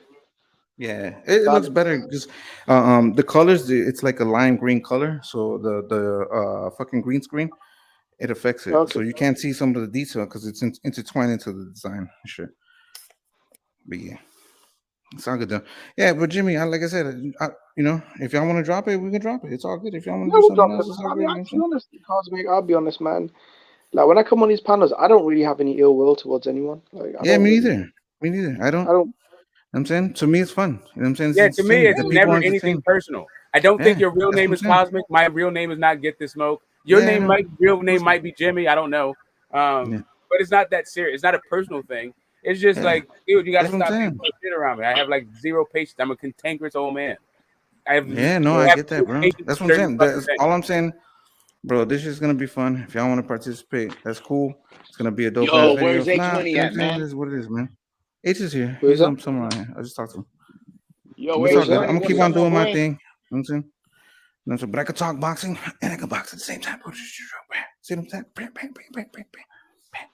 Okay. All right, Who's back that to me talking? doing my thing. Huh? Who just jumped on? Who just jumped on? Alonzo, amazing. It's Alonzo, man. Well, Alonzo, amazing, but my name is Alonzo. Alonzo, yeah, ¿qué I think pasa? H is. I'm not sure if H is on the panel. To be honest, he hasn't said anything in He's a here long time. because he wouldn't be able to Okay, get in if he wasn't on here. I got to talk to YB yesterday for the first time, so I've been trying to Okay. send my greetings to H Money. What grievances? What happened? Greetings. Oh, okay, I think you Been said your trying to just meet grievance. him. Yeah, H is kind of he's kind of like our leader in the mob. Yep.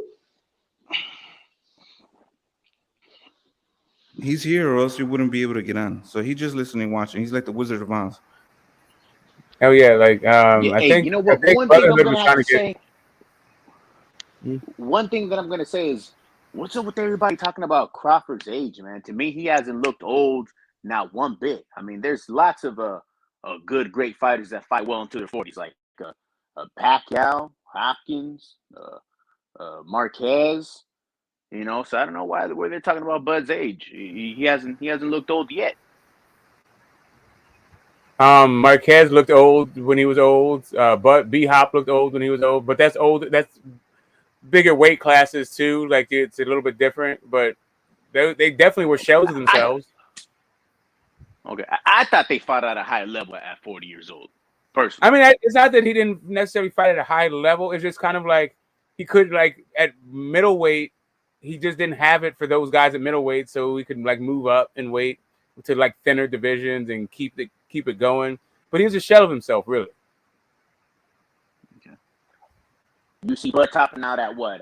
54, 160? I see Bud tapping out right where he is. Like, I mean, I think that 154, if he did 154, fine. But as far as I can tell, he should be right here. If he beats Spence, go up. Otherwise, I think Spence is too big for him. Like,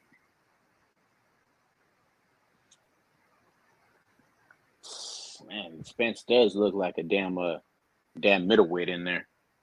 I'm saying, like that dude he's got to be 160 going into the fights. At least like he can't be like 140. He's at least a buck 55. He's at least a junior middleweight. I've seen pictures of the Charlos right next to Canelo, and man, they tower over him and look. And so I'm saying that I see pictures of the Charlos next to Canelo, and I see them like tower over Canelo. I don't know how the hell they make 154 and 160, man. 2.9 years younger than Bud. Yeah, Spence is no spring chicken himself. Those 2.9 years matter in the terms of like longevity in boxing. But really, it's just the issue isn't so much Bud's age versus Spence's age. It's Bud's size versus Spence's size. Like, at what is Bud gonna do if it, like, let's say he loses the fight, he can probably still fight for a vacant and become a 2-time welterweight champion, right? So he could probably have some money fights. Let's say like who would he fight? Like he could fight Thurman. So let's say Thurman and Crawford both picked up vacant titles. That would be a pretty good unification for some money. Is Boots versus Bud money? I don't think so. Is Virgil versus Bud money? Maybe. Josh Taylor versus Bud. I don't think so. Depends on the country. Josh Taylor, what country? In Scotland? Like, no, they ain't got fucking money in Scotland, firstly. And then second, I don't even think they're into boxing like that. Like, I don't know. I don't think so. Okay, I thought Taylor was from the UK. Okay, my bad. My bust. No, he's just from he's from Scotland. He's from Scotland. Like, I mean, it is the UK. He is from the UK, but he's from Scotland. Okay. Not England, right? Man, personally, I mean, I'm not writing Thurman off, man, but he personally played himself out of relevance, man. He was the best damn welterweight when kind of boxing was stagnating, when, PBC was coming to the picture back on the rise. And, man, he just took that long layoff and then got injured. And, by that time, Crawford and Spence came up and just said Thurman move out the way. And, I just personally think at one point, man, I wasn't trying to see no Thurman, Porter, and Danny Garcia rematches, man. None of those rematches even happened, man. I think Thurman's he's not going to be. Bro, I don't know why we talk about Thurman. Yo, Porter's retired, bro. I understand Porter's retired, but at one point, that was like the best fights that probably could have happened.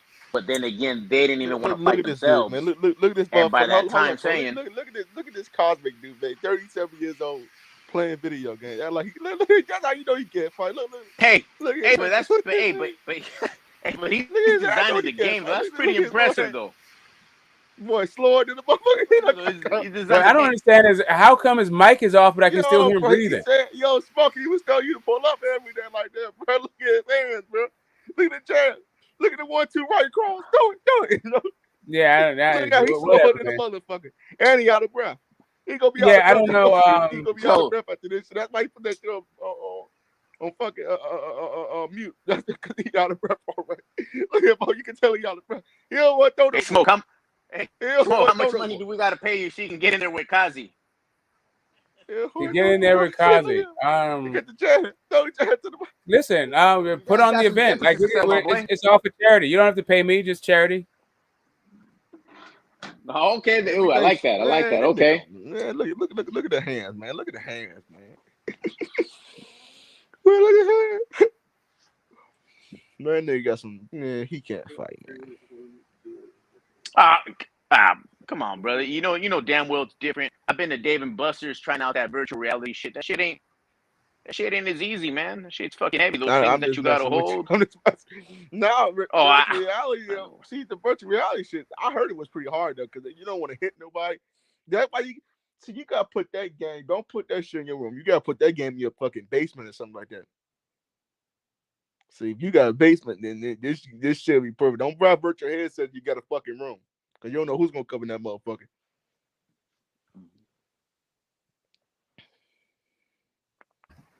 Yeah, that whole that era with Thurman being unified champ and all that stuff, and then just sitting on belts. That was kind of whack. I told the motherfucker was tired. I told he was tired of the motherfucker. That was like a bad era. That was a bad time for the welterweight division. But yeah, Thurman let everything pass him by, man. Thurman let everything pass him by. Yo, Alonzo, man. Who do you compare Bud to, man? Dude, like as in like an all-time great. Like who are you comparing to a boxer? Man, to tell you the truth, man, I'm trying to think. Let's see. Dude, I had a good comparison for him, man.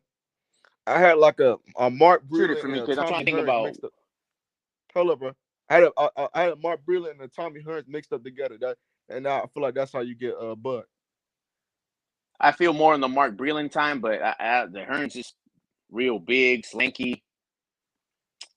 I see the Mark Breland. The reason why I say Tommy and Breland because they both linky. See, Bud got 74-inch arms at welterweight. That's kind of unheard of, though. He got some long ass arms. And he got that. I don't think his arms are that long. Actually, they don't really look like. I know what they're listed as, but they don't really look like unnaturally long. It seems to me like somebody's lying for real. Ooh, well, speaking of that class, that generation, I agree with Smoke though, because he doesn't. His arms don't look that long, though. Yeah, they really don't. Speaking of that generation, Have you guys seen that movie where Usher plays Sugar Ray Leonard and the Roberto Duran movie, Hands of Stone? That's an underrated boxing movie, man, that no one ever talks about. I've still not watched that movie to this day. I still not watched it. I meant to watch it. Someone said it was good. So there's a documentary that's good, but then there's a movie that's out. Yeah, I didn't check that one out. Usher plays. So wait a minute. Usher plays Sugar Ray Leonard. Yeah, that's that doesn't sound good actually. Like, yeah, that doesn't sound good, man. I promise you, my boy, it's good. You can't make me watch it with like Usher. Like I haven't watched a lot of Usher movies, and I'm pretty much younger than all this fucking panel, so I know.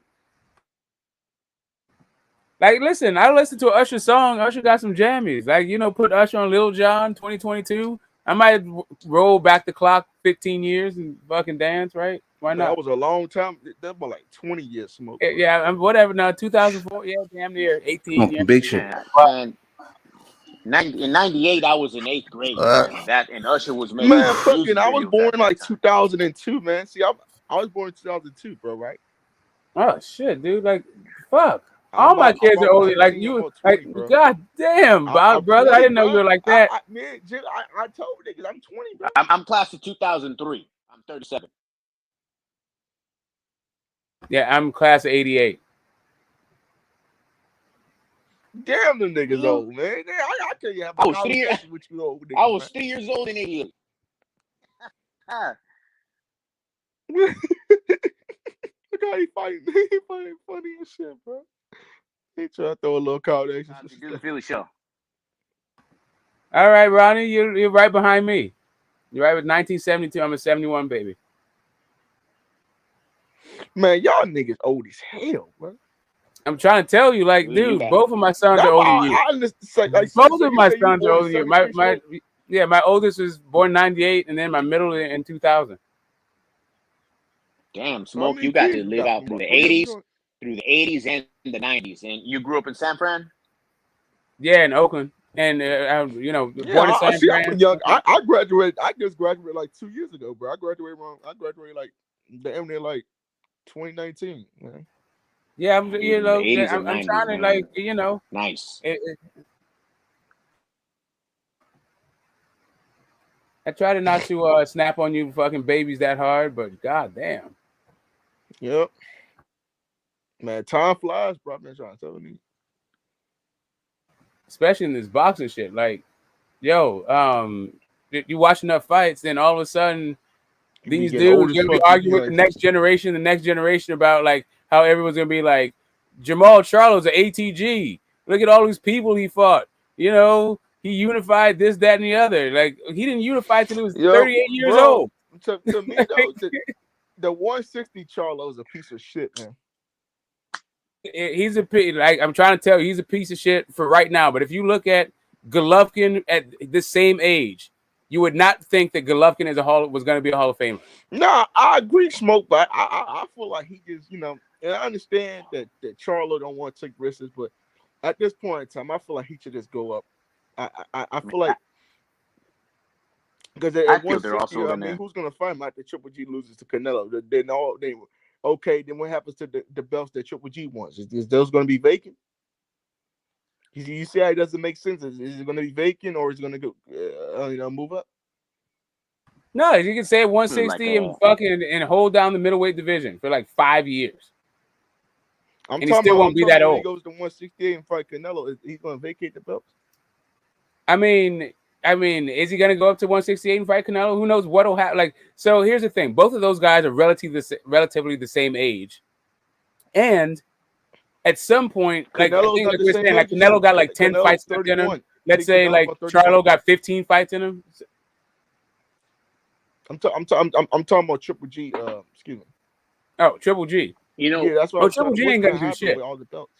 Oh yeah, I'm hearing the Triple G is gonna vacate, but he might babysit him for a little bit more too. That'd be stupid in a motherfucker. This dude done unified and then vacate. Like, how the fuck does that happen, man? Why would you win a title and then unify and then vacate? The zone contract chasing big checks as well. Yeah, the contract big checks as well. And also, I think people are going to consider, like, obviously, now a new factor that's obviously It's not like a stat where people are going to look at Triple G as a guy that people didn't want to fight, and they're going to take that into the consideration of the Triple G, all-time greatness. Hold up there, hold up. He got opportunity. Who didn't want to fight Triple G? Only Sergio Martinez. Cotto, I believe. No, I'm just saying there's people. I can't name you the whole list, but I know Cotto, Sergio Martinez, man. Martinez. Yeah, I can agree with Sergio Martinez didn't want to fight. I'm not sure, but Cotto didn't want to fight because I think Cotto was chasing Canelo basically. At the beginning, I felt Canelo didn't want to fight Triple G. He was hesitant. No, I agree with that. I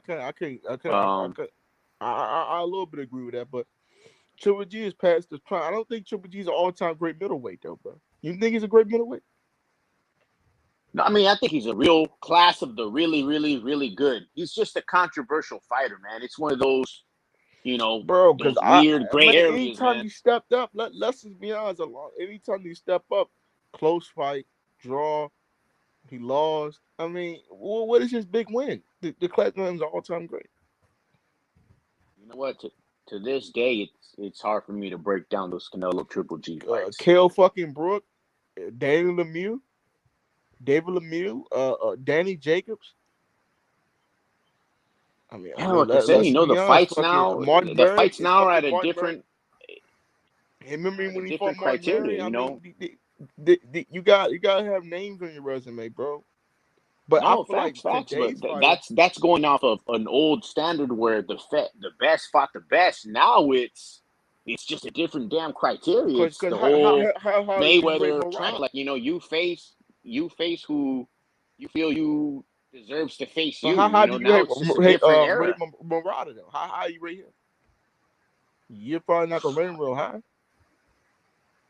You know what? To be honest, I even forgot how damn Murata even got that 160-pound belt. He didn't even get it. He got elevated. Like I said, I forgot. Damn. And that's the problem. Man. I'm not interested in the Canelo Triple G fight. I think if you're a fan, man, of Canelo, just like Prime said, I'm not sure if you was here earlier, but Prime said he was a man fan of Canelo. So if you're a man fan of Canelo, then yeah, you're gonna like anything Canelo does. Well, at least Canelo's staying busy and he's fighting, and like I'm saying, it's just I give him credit. I like Canelo staying busy. Look here, I love that Canelo staying busy. I think that's great. Like Canelo's doing something that these other guys are not doing. Like Charlo Andrade, keep on waiting around for Canelo. They know Canelo not gonna give him an opportunity. Man. Canelo said, "I'm really busy." He said, "Why y'all can't go fight each other in a tournament?" That's what he said. Yeah, facts. I don't think Canelo's waiting for these guys. I think they trying to have a cash out, bro. Charlo's trying to really cash out. Charlo Andrade, these dudes on their last stand, they trying to cash out, man. Cause I don't think either one of them dudes beat Canelo, but I think they're more harder fights than fucking Triple G. I think they're better fighters than Triple G at the stage. So Team Batman says Canelo fought 19 world champions. My favorite fighter never beat 5. That is not true. My favorite Canelo fought 19 already beat 5. I'm not sure about that though. I mean, probably. I mean, that's not far. He got about 50, almost 60 fights, right? But let's see, 19 champions. Let's see. Let's count them all. This prime outside Austin Trout though. A guy he beat in his prime, I believe. Caleb Plant was in his prime. Calvin Smith was in his prime. Don't get me started on Calvin Smith's character, man. I know he already said besides Austin Trout. He said besides Austin Trout. I think. What about Amir Khan is kind of one loss, right? Amir Khan may have been in his prime. Yeah, but we're talking about primes, not whether or not you had a loss. Amir Khan, the Canelo. Remember we used to say Canelo weight, get this smoke from the Canelo weight, bro. 455. Bro, I mean, I was with you though. They should have 155-pound division. Fuck 154. It really should be 155 though, bro. Being honest with you, because UFC does 155. There's so many other things that combat sports they always do 155, not 154. Nobody bro. The UFC completely bites boxing. Like all they try to do is figure out what boxing is doing and then tweak it a little bit. So get the smoke. Get the smoke. Do you watch MMA, man? Do I fight? We're talking about UFC, not just MMA, but yes. Yo, get the smoke, bro. Like I feel like, bro. If you watch a little bit more MMA, I think you have some love for it, bro. No, I don't have. Listen, I have. All right, so MMA in general, I have love for it. What it's turned into right now, I'm not really a big fan of, and the personalities and the fighters right now, I'm not a big fan of.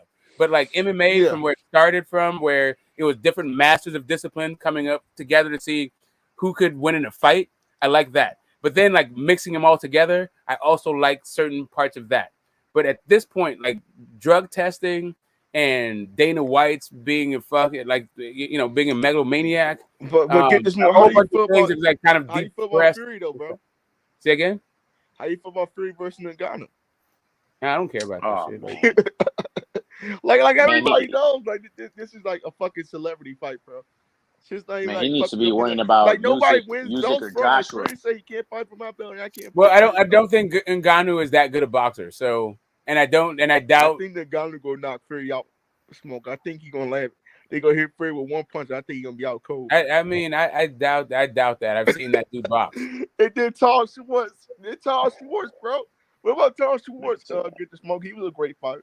Tom Schwartz is a good fighter. Like, okay, you're wrong for that, brother Moxon. You're wrong. So here's the thing. If you want to troll, Tyson Fury, you definitely got to go look at this. Get this folk, bro. No, brother, boxing talk. Yo, the most funniest fight I ever seen was Tom Schwartz versus Tyson Fury. No, it is not. I'm trying to tell you right now. I'm trying to tell you a better one. I'm trying to tell you a better one right now. That nigga Doug Wilder for a fucking buck. Okay, check this out. No, go Tom watch. Schwartz was good. Get the smoke. He was a fucking top 5 heavyweight, bro. Hey, brother boxing. Go watch Sefer Safiri versus Tyson Fury. Go watch that fight. And Pianetta, right? Not Pianetta. Pianetta's boring. But Sefer Safiri is funny. Come on, bro. Fucking Tom Schwartz, man. Yeah, like I'm trying to tell you, Sefer Safiri is a way funnier fight. Like at a certain point, in the fight, at a certain point in the Sefer Safiri fight. We go sit on the ESPN, right, bro? I'm dying fucking laughing over here, bro.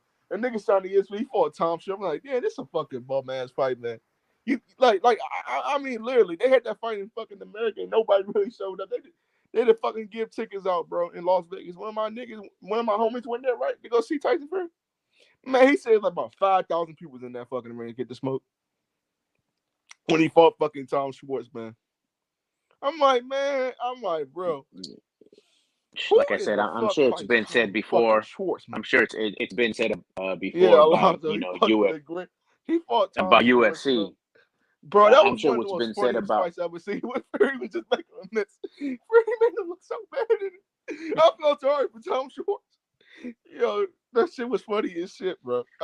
What I don't like about UFC, man, is the fans do love their fighters, man. I don't like the fact that they have these losers with damn near losing records like Nate Diaz and Cowboy Cerrone. They're lovable losers. They got like 16 losses. They're out there. Oh, I thought you said Nate Robinson. Hold on, boy. I'm almost done. Doggy. All I'm saying is they're still headlining events with all these losses, and people still love the shit out of them. I just don't get it. You know what I mean? Would you guys want, much respect to Orlando Salido, Siri, but would you guys want them headlining your pay-per-views? Probably not. But see, I think Nate Diaz loved by everybody though. Like Nate Diaz is a damn celebrity though. I feel like that's kind of like, and I feel like the MMA fans, they don't care about the law. They love their fighters just for they are. But it's more different in boxing because if Nate Diaz was in fucking boxing, we just said him as a fucking journeyman. The younger people can put on their fucking names. They bigger. Bro, I just can't, bro. Being honest with you though, man. I feel like the UFC is good, but I feel like the UFC is kind of like, and first, like they don't let their fighters do sponsorships over there. Like that's one thing I don't like about the UFC, that they don't let their fighters do sponsorships. Like, but basically, like the UFC is like a fucking slave contract. You know what I'm saying? Yeah. Because like the UFC, they don't let their fighters do sponsors. You can't, like, the only sponsor you can have is like Monster Energy. Like, who the fuck is out here wearing Monster fucking Energy, bro? No, but shit, I remember when they used to wear all those sponsors on their shorts. Yeah, but that shit used to be. Man, the old UFC was way cooler than the fucking new UFC. New UFC is so fucking whack these days, man. But only thing I like about new UFC because there's a lot of good fights out there. That's the only reason I like UFC. Because old UFC, man, with Anderson Silva, Rich Franklin, bro, was coming up, bro. That shit used to be so lit, bro. Yeah, Crow Cop, Shaq Congo. Yeah, you know, the early stages of Kane. What Kevin Randleman, St. Pierre, Randleman back Kevin Randleman, R.I.P. You know, I remember, bro. I remember that Kevin Randleman and Fedor fight, bro. Fucking Kevin Randleman picked his ass up. Bro, I thought that nigga was out, bro. I ain't gonna hold you.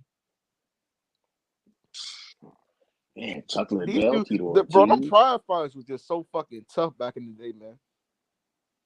Oh yeah, I remember that watching that shit on Spike TV, so fucking beast, man. Pride used to be the shit. Like before UFC though, Pride used to be like the fucking number one MMA fucking sport.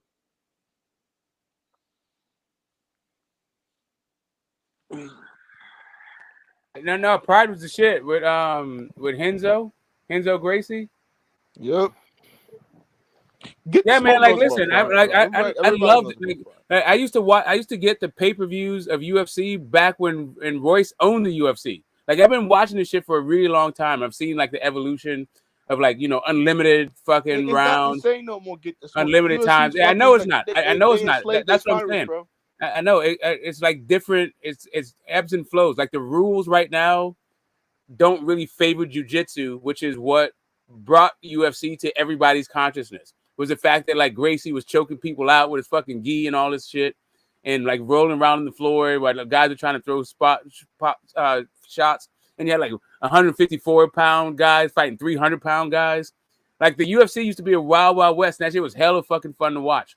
Now, top position to me is ruined the whole fucking thing. 5-minute rounds and top position pretty much is ruined like MMA. Like it's too much like boxing, bro. Not enough like boxing. I feel like Khabib brought MMA a little bit. Like I love, like you get some practitioners, right? Like Mighty Mouse. I loved watching Mighty Mouse fight. I love watching Dominic Cruz fight. I liked watching Anderson Silva fight. I liked watching, you know, of course, I loved, like I said, John Jones. I liked Rampage Jackson. You know, Murata. That one guy out of Santa Cruz. He was like a middleweight. Can't remember his name. He was Tito cool. Ortiz? No, not Tito. It was around County. No, he's like no. He's a white dude. And he was he fought Ryota. He fought the Japanese dude, Ryota Mashita. He's like a middleweight. He fought Rampage too. Shogun Rua. He fought Shogun Rua. Yeah, he fought Shogun Rua. But he's a white guy I'm talking about. Chuck Liddell. You did say white guy. Chuck Liddell. But he did fight Shogun Rua. Chuck Liddell wasn't a middleweight. He was a 205. Nah, different eras. That's also different eras. I'm talking about. He said from Santa Cruz. He said from Santa Cruz. What the fuck? He was like he was a cool guy, and then he started talking a gang of shit. Like then he turned into like an egoist. Like his name Chael Sonnen? Nah, Chael Sonnen's from Orange County. He's from SoCal also. You talking about Kim Shamrock? Nah, Kim Shamrock was a beast. And that's a different era too. I got a picture. Yeah, Forrest Griffin is Forrest Griffin was a boxer. Fuck, dude. Let me. No, but there's also a Griffin. I think he's talking about Forrest Griffin. There's like a big white dude, big cauliflower ears, similar. That's not him either. I'm Stephen Bonnet. Nah, as soon as I say his name, you're gonna know who it is. You're gonna let me look it up. How can you find out MMA fight? What's the box rec for MMA? What's box rec for MMA? Man, dude, my bad. I'm not good with my UFC, man. I'm a big time cat. I mean, sorry, not MMA for UFC. I'm trying to think. Yeah. Big chat, help us out. We're not UFC people up here. What's the box rec for UFC? Let's go. I mean, I'm a UFC fan. But do you know what the box rec is for UFC? I just can't fucking remember the name that you're saying, though. But it Sure, dog. All right, cool. Thanks, Mr. Pass. Is it Mr. Pads or Mr. Pods? Yo, Rich Franklin. Padres. Is that his name? No, that's not him. Let's see. Ryota. They say, which boxers fought MMA? Was it James Toney, Clarissa Shields? James Toney he went on there and got his motherfucking ass whooped. I ain't, bro. Mayorga's fought UFC. You can just tell if them niggas was in a street fight, bro. Man, James Toney get fucked up, bro. And he can't land a punch on you, man. You can take that dude down, man. You could beat the shit out of James Toney. Yeah. I would love to see Tyson Fury go to the MMA because I feel like he'd be like, you remember that 7-foot tall dude in MMA, Alonzo? Stephen Fury? That tall dude in the UFC. Bigfoot Silva? Stephen Fury, the 7-foot tall white dude. Yeah, like I'm saying, they used to call him Bigfoot. I think it was Bigfoot Silva. Or the guy that I used to remember that was 7 foot tall. The 7-foot tall dude that got knocked out so many times. Damn, dude. I'm drawing blanks, my boy. I'm not a big UFC guy. Yeah, shit. Shit. Nah. What's up? You couldn't find it, Smoke? Nah, like So what about Matt Hughes? Yeah, I got the names. So who was a guy who was a Japanese karate dude? Not Shogun Rua, but Ryota. Like, what the fuck was this dude's name? Lyoto Machida. Lyoto Machida. Let me check this out.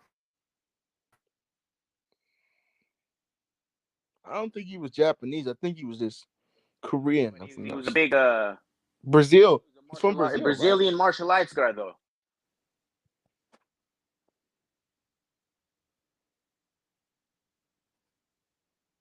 No, I'm talking about a Japanese dude that did. I'm talking about a Japanese dude that did karate. Fuck, what was this guy's fucking name? He's a middleweight around the time of he was fighting the same time Phil Davis was still around, when Rampage was still in UFC. Fuck, I'm gonna remember when this dude's fucking fight. Are you talking about Lyoto Machida?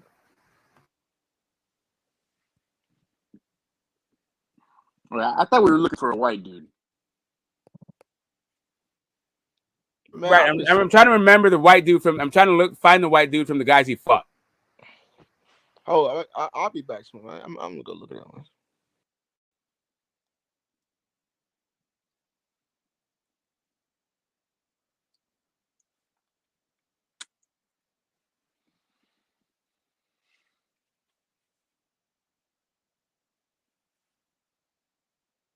Man, so when somebody usually just I got it. Luke Rockhold.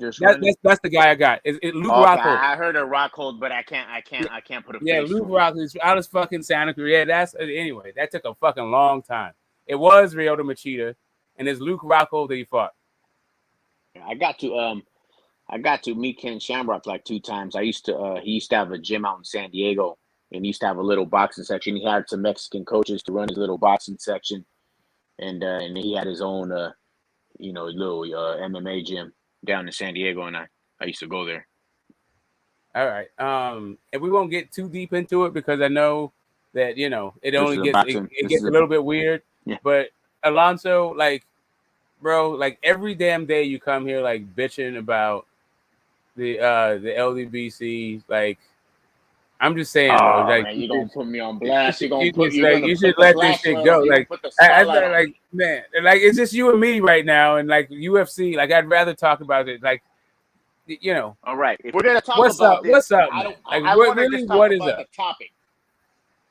I just want to talk about the straight topic. I don't want to go nothing about no race, no nothing. I want to talk about the topic that's strictly the race topic. That's strictly just is in the YouTube boxing. Nothing scientifically, no conspiracy, just YouTube boxing. Can we do that? And then we can YTBC. Let's do this. Let's do it. Like, what's happening with you, man? Like, why are you obsessed with this topic? I wouldn't say obsessed. I mean, I wouldn't say I'm not. Every single day. Like, I expect that tomorrow you're gonna be in here. It's like trying to drum up a conversation about the LGBT. Like, why is like every single day? Possibly. This is a thing for you. Mm-hmm. Possibly. Okay. Well, you know what? Me personally, You know, like I said, I watch Spanish boxing channels. You know, I watch all kinds of boxing channels. So upon my feed, I constantly catch a video and I know what I'm going to hear. If you don't like it, don't watch it. But you know what? I don't want the youth. I don't want people being brainwashed into people speaking for me or my people.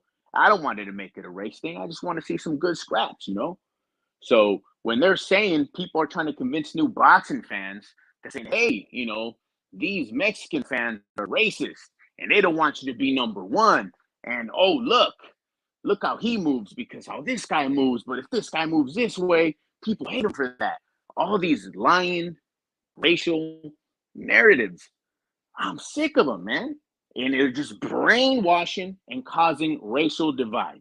I believe I have the right to gripe about and speak that it's not right. And so, if I get a chance to somewhat expose some of the bullshit that they're saying, you know, for okay, so hold on a second. Then I feel why not?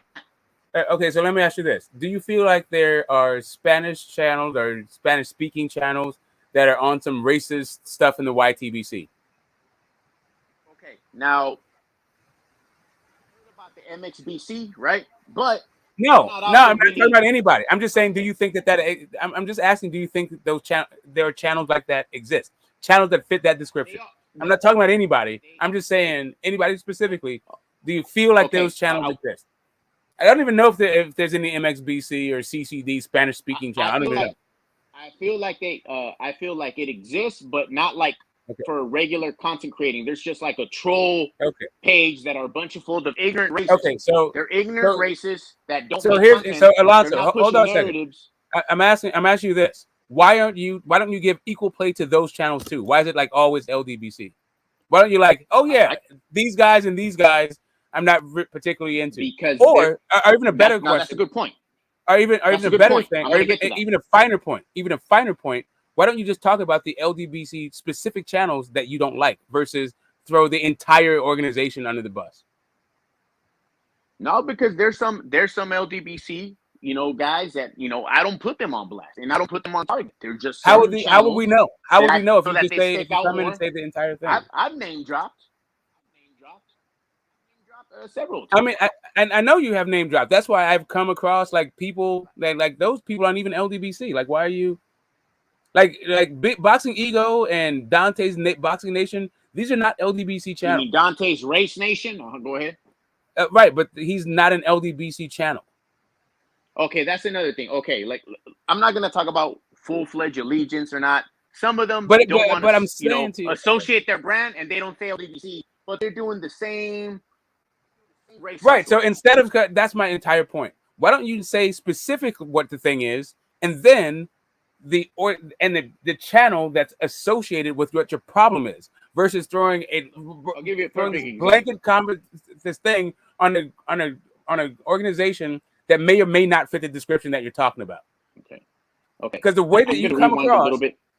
Yeah, go ahead.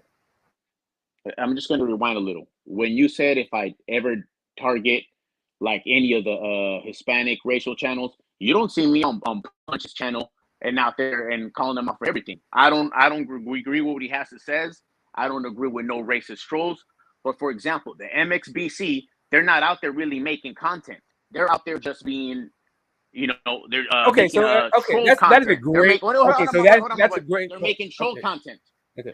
They're just making troll content. They're not releasing any kind of boxing content. They're not releasing material. Alonso, they're just releasing some bullshit. How would the LDBC is releasing content daily? Just chill out for a second. How would a casual know that? How would if you don't know that what they're saying is bullshit? How would you know? Like the same thing that you're saying, like the LDBC. Oh, they're corrupting the minds of these people who don't know. How in the hell would these other people know that it's just trolling and it's not real content?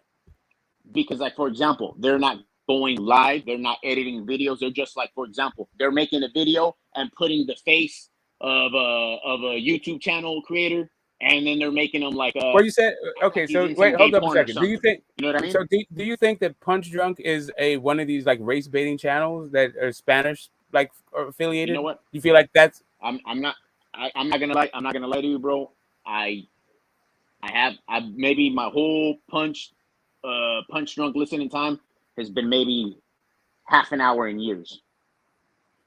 So I really can't speak on punch. All right, so to be honest, the most punch I've watched that's cool. I'm cool. I'm trying to figure out. Okay, so let's break this down, like, because let's move back a little bit. These channels that you think are Spanish speaking in the YTBC that are also race baiting, do you think there exists? Yes or no? And is it all just trolls? Like, it's only the Mexicans are just trolling, whereas like the black people are brainwashing. Like, how are you making this distinction? Like, because I feel there's nowhere near as racial as the LDBC. There's nowhere like near as racial. Okay, hold on a second. You feel like a bunch of neo-Nazis are now as race baiting as the LDBC? Like, because I wasn't even talking about the MXBC. I wasn't yes, the MXBC are fucking neo-Nazis, bro. Oh, okay. I didn't know that. I didn't know that. Like I said, that's me not knowing exactly what a neo-Nazi is because you're referring to Hispanic group. Right, but okay, now I don't think you're understanding my. Yeah, I'm lost. I'm trying to figure it out.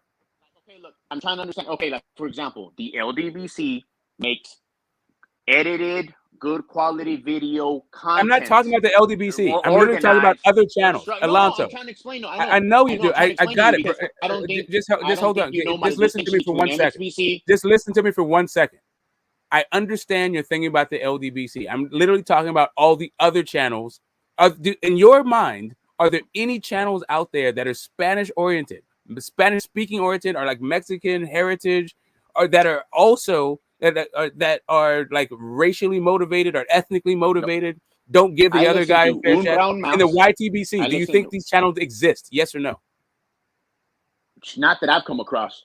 And okay, great. So that's all I'm trying to figure out. I listen to Finito Box. Okay, no, I got you. I got you. I listen to Aitiro. I listen to Boxeo Mexicano, and none of that racial content.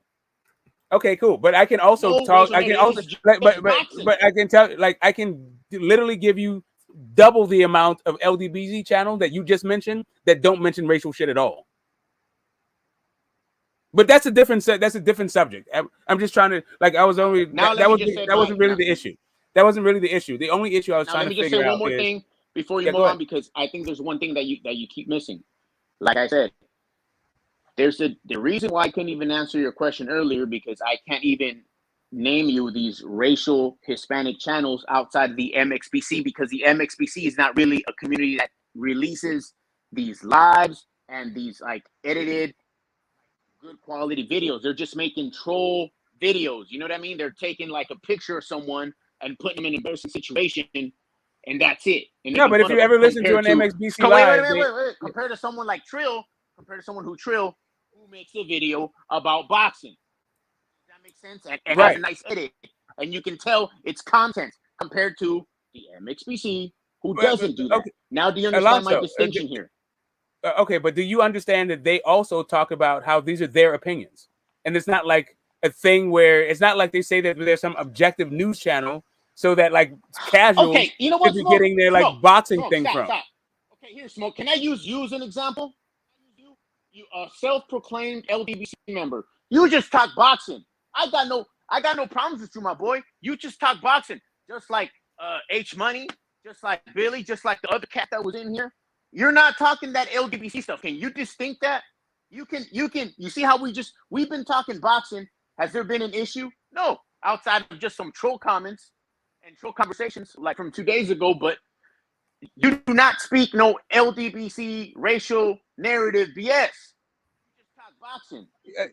Right. I'm just saying there's a ton of LDBC channels that do the same thing. I'm getting mad about. It's cool. We're amongst friends. We're amongst friends. It's an easy conversation. We're gonna get back to boxing in a second. Just like you come here every day, and we're never this only two people on the panel, so we might as well, figure this whole fucking thing out. And I'm not telling you how to. I do it out of troll. Okay, I get some people to laugh in the comments. I'm trying to uplift. And laugh because it's funny. Okay, so here's the thing. So why do you have to uplift and laugh by like talking shit about some black people? Why is that the fucking thing? Okay, here, I'm gonna tell you something. Now, before we go that route, I'm constantly smutting up Southpaw. Southpaw is he black? I don't know who that is. I talk about Johnny Boy Boxing. Is he black? Johnny Boy Boxing is like not even boy, on. You're cornering me. It's because you're only listening. You're only watching out for the LDBC No, stuff. you're not understanding. Johnny Boy is not even online anymore. And why you would even like link Johnny Boy and these channels in the same breath? Like I'm telling you, there are LDBC channels that only talk about news. Can I finish my point? Johnny Combat News. The same way that like Johnny Boy was like this hybrid thing that was just an opinionated guy, right? Like if a casual goes in there to watch Johnny, like if a casual goes to Johnny Boy's for boxing, then that's on that casual kind of thing. So here, okay, let me take another step back. YTBC. Bro, why y'all talking about that racist fuckboy, Johnny? I mean, I got it. Hey, brother, let's not make this more confusing, bro. I got it, but let's not make this more confusing. Go into like all this realms. Like when it comes to the casual, like just to address your concerns about casuals receiving like reliable sources, right? First off, Trill is it's a culture heritage page. It's not just boxing. They talk about any number of shit. Like they know that shit smoke. They know the LDBCs about black fighters and black stuff. Yeah, but like not everyone even has the same thing. Like CC will be talking about. Yeah, they're all talking like like black fight fan will be talking about working out. This is my problem. Get the smoke. This is my problem. Okay. If you a grown ass man, right, and another grown man's making a vid that you don't like, you can easily fucking just leave. Yeah, we already understand that. But when they're saying you can easily just hey, brother Boxing, can you please not hijack the conversation like this, please? We went past this. We're just trying to address what his actual issue is. We understand that anybody can just move on. I'm saying to you is that Trill Boxing Talk, Trill Boxing is a mixture. It's a mixture of both culture and boxing, and more importantly, it's those guys' opinions that they're very upfront about. They talk about how the reason why they will be trolling and all that shit. Like, not everything they say is like, to be taken seriously. And they also say this is just their opinion. So like why you would go in there thinking like a casual is about to get brainwashed into some facts kind of thing, when like, do you think like he called like Black Fight Fan calling Lomachenko white Jesus? Is that like, what do you think of, like what he's saying is Lomachenko is a great fucking fighter, right? He's the best thing. Like that's what he's talking about. Like you could take it any kind of way, but it's a culture heritage kind of thing.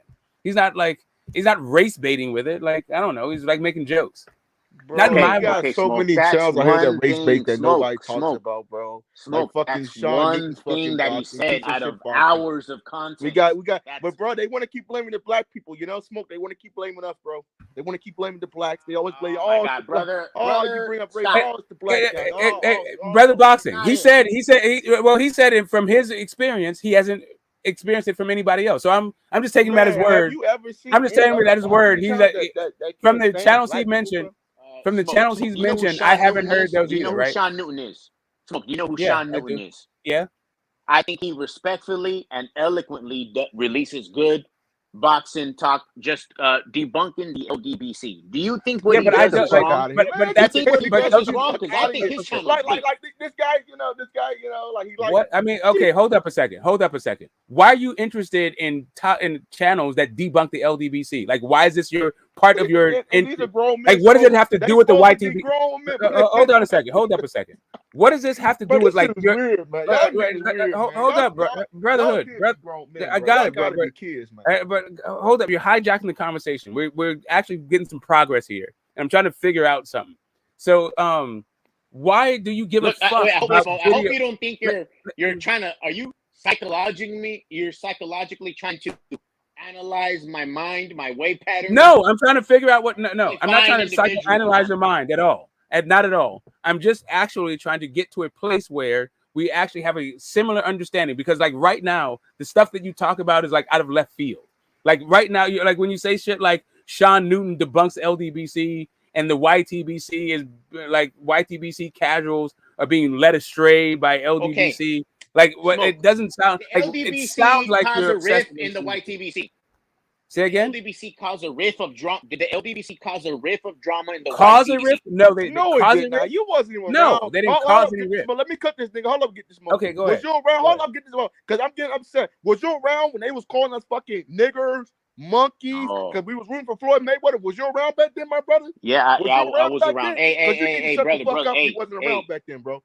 Because if you were with Floyd Mayweather at the time, they called you a monkey swinging off the tree. You know, they called you fucking, oh, you're a fucking banana eating motherfucker. Like, you wasn't around back then, bro. So you don't understand where we're coming from here, bro. Brother, how you gonna tell me where I was at, dog?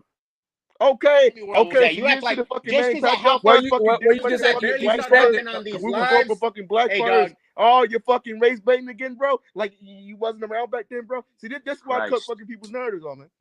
I am trying to have a constructive conversation, though, brother. Like, I'm not just trying to be outraged and be pissed on these and like hurl like shit back at each other. Like, we can have a constructive conversation about this because it's some YTBC stuff, right? Because you haven't seen me on, just because you saw me on these lives recently doesn't mean you're gonna find one of my comments dating back from who knows, man, 2013, 2012. So John, okay, so you know Johnny Boy's boxing is, right? Do you consider him a racist? Yeah, I do. And I've actually gone at it with him over him Mexicans.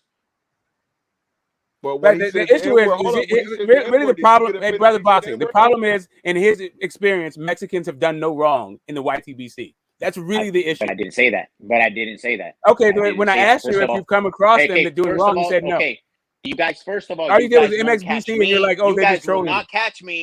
You guys will not catch me in any of these so-called racist Mexican channels or racist Hispanic Latino channels. You're not gonna catch me there.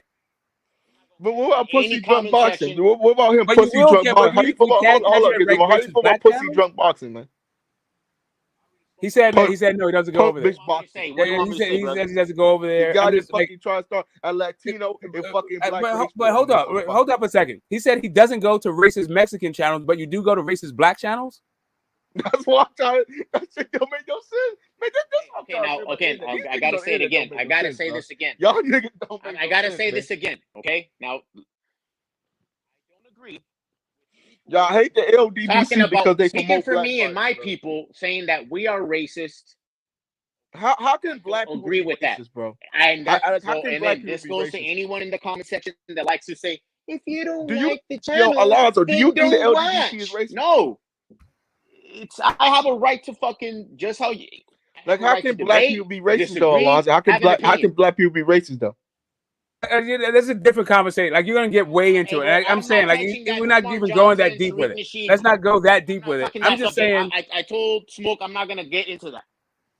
Yeah, that's not even where it's not even that important. Like, YouTube boxing. I'm just saying, like seriously, bro. I'm trying to keep it to the YTBC. And it sounds like you have a fixation on blaming one, like this entire like toxicity on one group of people, whether it's LGBT, but we got fucking black people specifically. And meanwhile, like, you have one guy, Johnny Boy.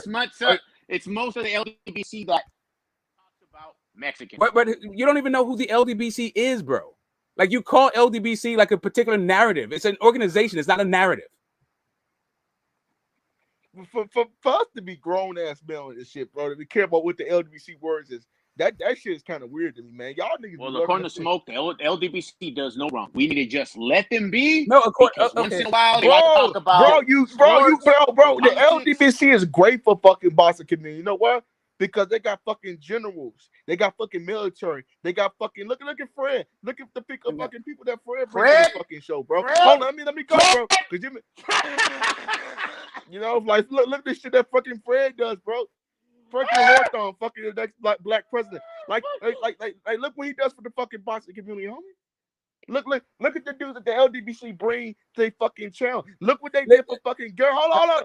Look what they did for Gary Russell and Devin Haney's fucking career. When that whole fucking summer, it was Gary Russell and Devin Haney going back and forth. And look how many fucking super chats they got. Look how many fucking people they got in their fucking channels. So y'all niggas just hating, bro. Y'all that's just hate, bro. Like, so they can fucking put it I'm hating. I personally don't care about back, bro. It's all about fucking viewership, bro. At some point, we gotta land the plane, brother boxing. Like, okay, so what to Brotherhood Boxing's point, and to a larger point, I don't watch Fred Barber. I didn't watch him before he was the LDBC. I didn't really watch him while he was LDBC, and I don't even know if he still is LDBC.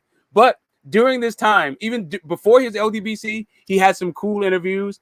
With Richard Schaefer before he was LDBC, and he had some cool interviews with Kenny Porter while he was LDBC.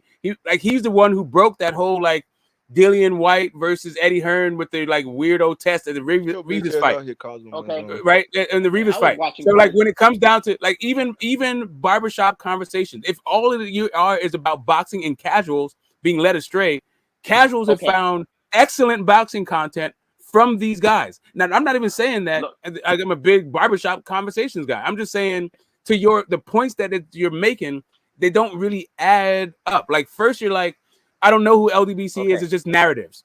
So like, if it's just a narrative you don't like, why the hell are you calling it LDBC? And then when it's talking about specific channels on Trill specifically, Bomac goes there, right? Like Bomac goes there before Daniel every Bud fight. So if you want to forget a Bomac interview, what are you going to be like? Oh yeah, well Trill is like a race baiting fucking channel and the casual being led astray. Look, Smoke, I'm gonna tell you something. Since you're talking high on Fred, once I was intrigued watching Fred Barbershop Rick Laser. Okay, he was interviewing him, and guess what? All of these, everyone in the chat, the most disrespectful. Bro, why do you crying about a fucking chat? Let him talk, bro. Let him talk, brother. Boxing. You bro, a grown ass stop man hijacking the I thought you had fucking balls, bro. I know. I thought you had fucking balls. And, grown men, we don't supposed to cry about what a fucking chat says, bro. Like, what the fuck kind of weirdo shit is that, bro? Anyways, the point is, they say nothing to stop the trolls, nothing to stop the racism. And it's supposedly not to be. They're not supposed to be some racist crew. And they expose this shit in boxing. All right. Like, you know what? The fuck? Hey, like, Smoke. okay. Like, what the fuck is exposing that black fighters have been treated wrong in fucking boxing history, bro? And Brother Talk, how about we can agree that I can go, you and me, us three, like men, we can go on H Money's channel, we can go on Young Billy's channel, and we can just talk some good, regular, non-racial divide, human boxing. I can do that on. I'm trying to tell you, I do that on LDBC channels all the time. I do that on LDBC channels all the fucking time. You don't even fuck. That's what I'm trying to tell you. Like, Stormy fucking all time. That's what I'm saying. We have all spoke. Okay, yeah, so we can move on. We can move on. This is not the best. This is not the best mixture for this conversation. This shit is just bullshit, man. No, I'm just saying, like it's just like there's a little bit too much like insults and all that shit. I'm just trying to get to the bottom. Like I was trying to have figure some shit out, but it ain't gonna get figured out. Good channel. Mark Nash, great channel. Coach Malachi Williams, USA News Mini Boxing Today. Man, that dude's great a fucking channel. weirdo. T Street Controversy, great channel. That nigga's a weirdo. He only came around with fucking Wilder Law. Yeah, I get it. Like you like black. It sounds like as long as okay. So here's the thing. There's some black channels that criticize and insult other black people and other black channels. Then there's some black channels that uplift and don't criticize other black people or black channels. And it sounds like you're with the black channels that criticize the black people.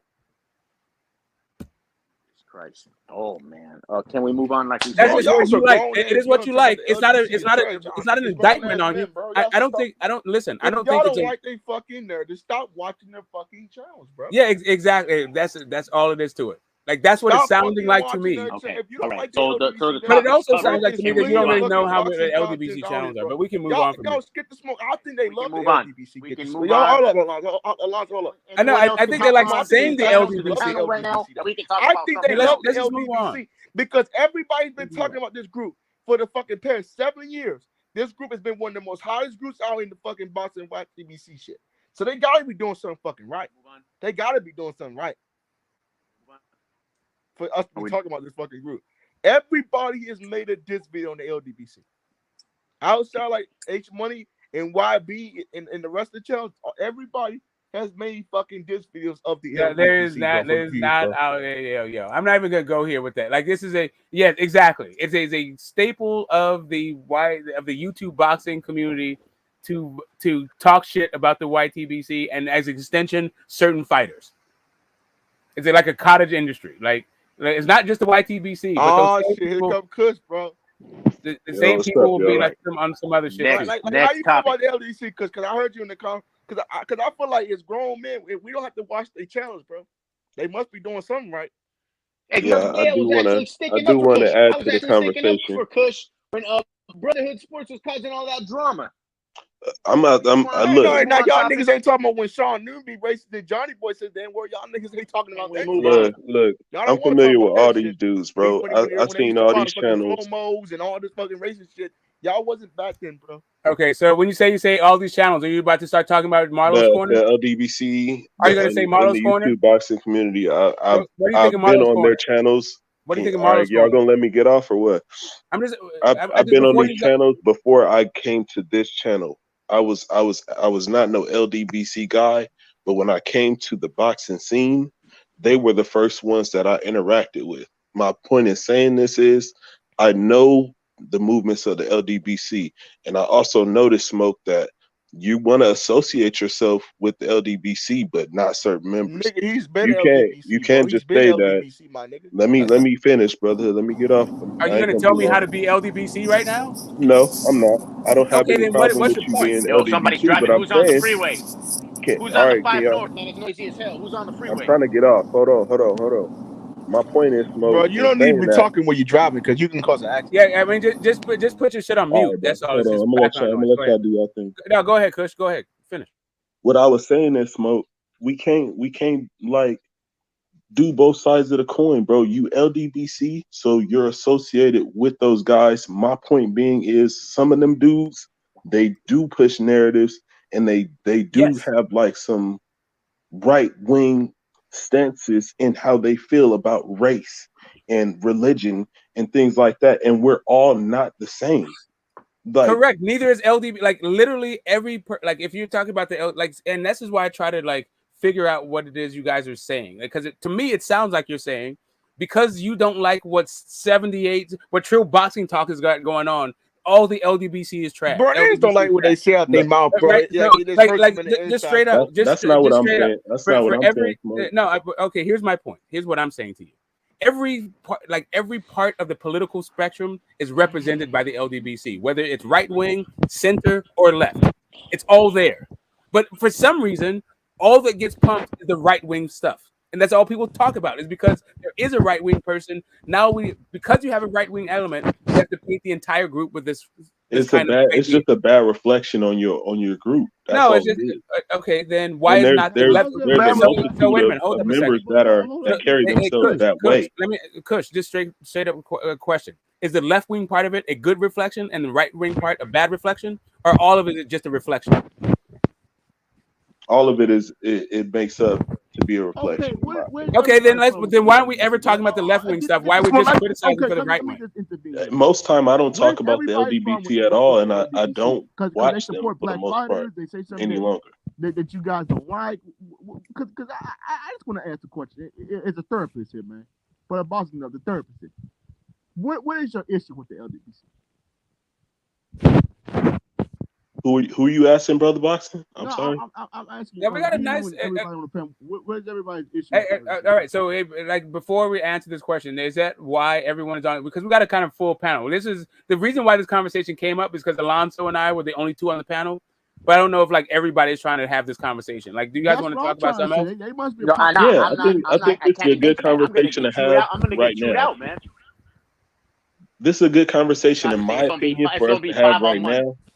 Because I don't want to talk about this often. I don't want to talk about this shit. Yeah, I feel like it's the middle of the night. I'm just like saying there's other people on the panel. Are you guys cool with this conversation? People on the panel? I'm trying to move on from the topic, man. Okay, so Alonso's trying to move on. Can I share a final topic? But my issue is like before we move on, everybody else that makes nervous, bro. Yeah, go ahead, Kush. Make you think. But this is my final closing thought, bro, about the subject. I just feel like me personally, I don't watch those channels anymore because I don't agree with most of the in my opinion narratives that are pushed. And if I do enjoy that person, then I'll tune in every here and now. But it's your choice whether or not you want to tune into something that you don't agree with. So don't waste your time. Me, I don't bring them up. I don't watch them. Period. because I don't agree. It's a weird thing, right? So like my entertainment package, like even on like my TV, right? I got like Xfinity cable. I have hundreds of fucking channels. But on I got a smart TV, so I got Netflix on the shit. I got Hulu. I got Apple TV. I got Discovery. I have all of these fucking options. Most of them I think are trash, but all of them every now and again have something, some gem or something like. I feel like that's just the way that people consume content these days. So it's just kind of weird to me. Like I don't go around like saying Showtime fucking sucks because I only like 2 or 3 shows on Showtime. Like most of the shit on Showtime I don't watch. But there's a couple of things that are on there, so I'll like fuck with some Showtime every now and again, or fuck with some HBO, or fuck with some Epics, or whatever. Like it's just kind of like that for me, and I feel like the YTBC is the same kind of way. So it's just like a little bit weird for me. Like I don't know the way people. Well, yeah, it is weird they that talk people about this shit. fanboy for a damn promotion. It is weird that people fanboy for a damn fucking promotion. But everybody does that. In the comments, I know you haven't heard me say, "Oh, the PBC." But everybody does that. Yeah, I'm just saying everyone does that. Matchroom. But I'm just saying, like, if you're talking about casuals, that's what casuals do. All casuals do this. Like, casuals, they find the weirdest fucking things to, like, latch onto because that's all they know about the sport. And I feel like the casual fans, they go to those channels because they're too lazy to do their own research. And that's why they go to these channels for information. If you want to know the truth and you want to be satisfied in the truth, then do the research for yourself.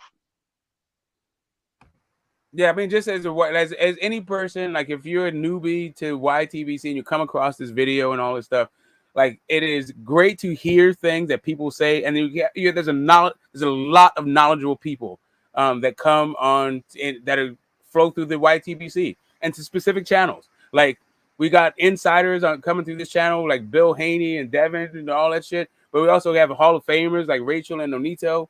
But that's this channel. Like that's this one channel, and also Young Billy shout out in the chat.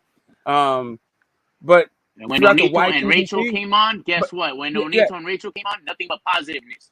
Yeah, exactly. So, right, but I'm saying it's the same thing that goes on. Everybody. Right, but that's the thing. Like it depends on where you go to. It's not always positive at the Boxing Voice, but they also have insiders, right? It's not always informative. I'm just saying the YTBC is a pretty good home for boxing. You just have to be very discerning about where you get it from. You don't necessarily have to go around like demonizing and vilifying fucking groups and channels because you don't like the way they roll. You can if you want to, but that's a separate thing from like YTBC and boxing and all that stuff. Like I think there's like an extra element of like wanting to get involved in conflict, like these social conflicts kind of thing. That's what it seems like to me, but can we now again for like the 10th time? I got Young Billy and Dick Justin saying I'm obsessed with the LDBC. So let's just move on because I'm just trying to end this combo. Can we switch the topic? Yeah, man. I'm just saying, like I wouldn't have said anything to you. Like, yeah, exactly. If it wasn't just I brought it up. No, actually, it was good. It was good. We got to talk about it. I wish it would have been more on the one-on-one. But it's all good, man. It was good. Yeah, we can move on. We can move on. Yeah, this is not. It's not gonna get resolved like this. And my bad, I wasn't trying to impede on y'all. No, because you're fine. You're fine. It's just like there's way too many like perspectives, and it's getting too big. And it's not that important for how many people are like chiming in and all that shit. Well, anyway, talk some boxing. Man, I seen some stuff with Errol Spence today. I've been working on a video for him, Smoke. I don't know if you know. I seen some shit that expanded my knowledge of Errol Spence, and I won't argue with you guys that he has at least comparable jab to Terence Crawford, if not better. I won't ever say that he does not have as good of a jab as Terence Crawford ever. I think the actual issue is, does Terence Crawford have as good a jab as as Spence? Like Spence's jab is already official. I don't think Bud's jab is official like that.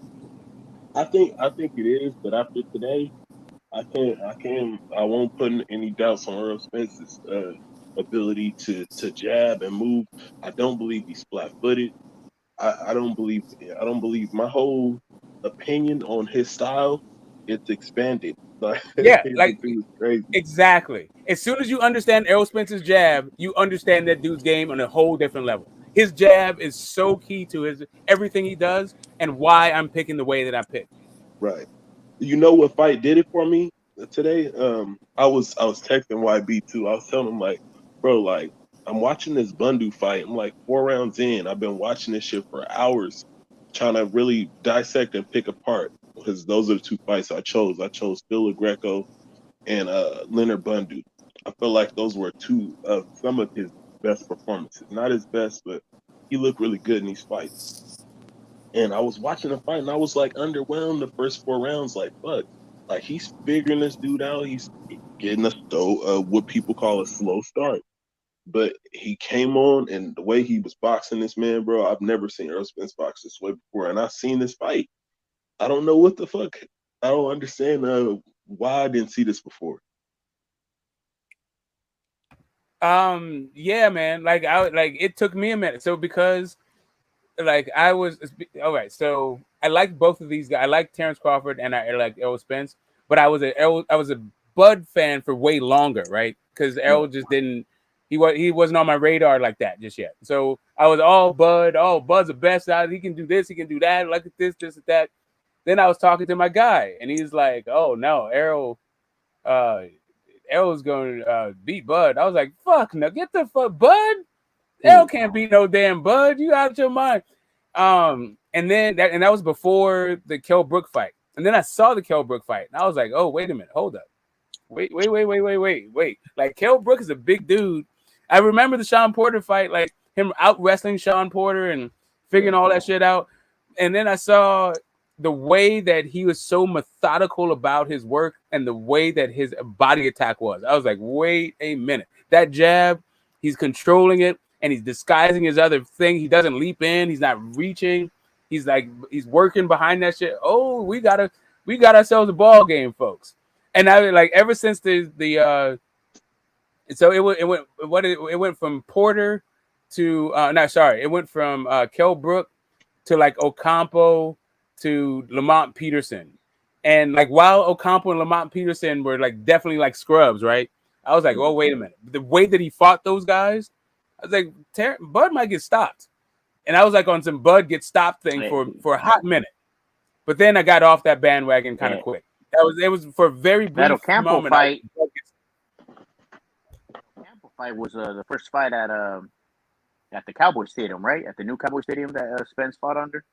I'm trying to remember. He fought outside. He fought outside.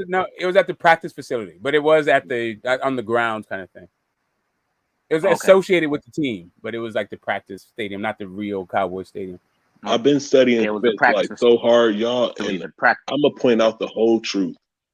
I noticed some shit that blew my mind today with the Bundu and the LaGreco fight. I seen a style in the amateurs that Spence struggled with, but this guy, I was looking him up.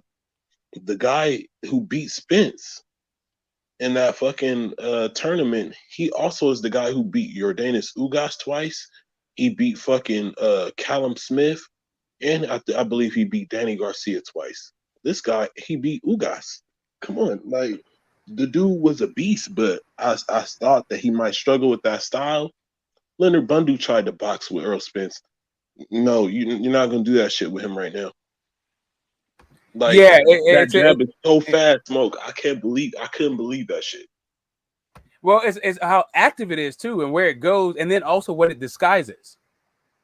Like his jab is nice, man. I'm trying to tell you that work he does, like the way he cuts off the ring and his jab are probably like the best in boxing, like right now. Like his top 5. Like you can't get 10 guys to do it better than him. My God. Spence's jab does stop people in their tracks. That I could say. It's a very powerful jab. He stops people in their tracks. But it also sets up everything. It also sets up everything. And go ahead. And notably versus Mikey Garcia, that's when it really started sticking out to me. But his jab? Yeah. You referring to his jab? I'm telling you guys, just like if y'all want to be entertained, go back and I know you probably watched it. Watch the fucking Bundu fight again. If you think that Bud is, if you a Crawford fan like me and you think that he don't have a mountain to climb, You feel what I'm saying? Go watch that fucking fight. It'll help you probably save you from losing some money or whatever the case may be. This dude is ridiculous. That jab and the way he moves, you feel what I'm saying? It's crazy. He's not flat-footed. He's not flat-footed. I found that out today. No, you slide your foot over to get to the spot. Exactly. You know what? You know who used to do this technique that Errol does with his feet in order to get to the spot is Joe Louis. He's got that foot thing like he does, and also Archie Moore kind of did the same thing where you don't pick up your feet, you slide it over. It saves you time, and you get to the spot first more often than not, and then also he blinds you with the jab, and then he decides depending on how you respond whether he's going to whack you to the body, whether he's going to hit you with an other uppercut, whether he's going to double up on the jab, all that shit. And that ain't even him getting in the bag. Because if he want to get in the bag, then he's going to use his head to get on the inside, and he'll put his neck. He'll go neck to neck with you, basically, and everything that comes off of that, he'll come from your blind side to hit you with some shit. He'll use his head to, and y'all see this in my video, he uses his head to hide his shots. He uses his jab, his pawing jab, to hide his shots. So the shots that D was saying last night, the OG, he was saying like Spence, they're seeing the shots. No, the fuck they're not. Exactly. They can't see the shots because he's hiding them. And he disguises when he's going to go to the body on the head with his left hand from the jab. Like he switches it up, and the way he throws his left hand, you don't know if it's going which way. It's like it's left with his opponents guessing where he's going to go. Like, and usually they're guessing wrong.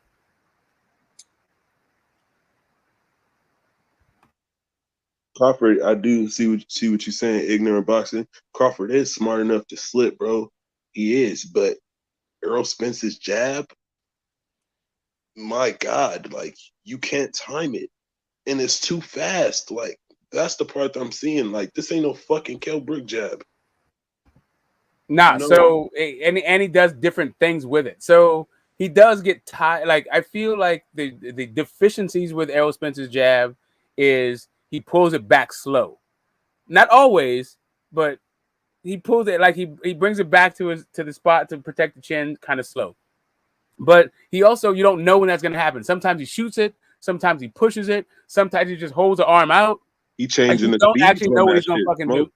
He changes the speeds on that shit, Smoke. Exactly. And that's what I was pointing out about Crawford. That's why I was saying his jab might be better than Spence, if not as good.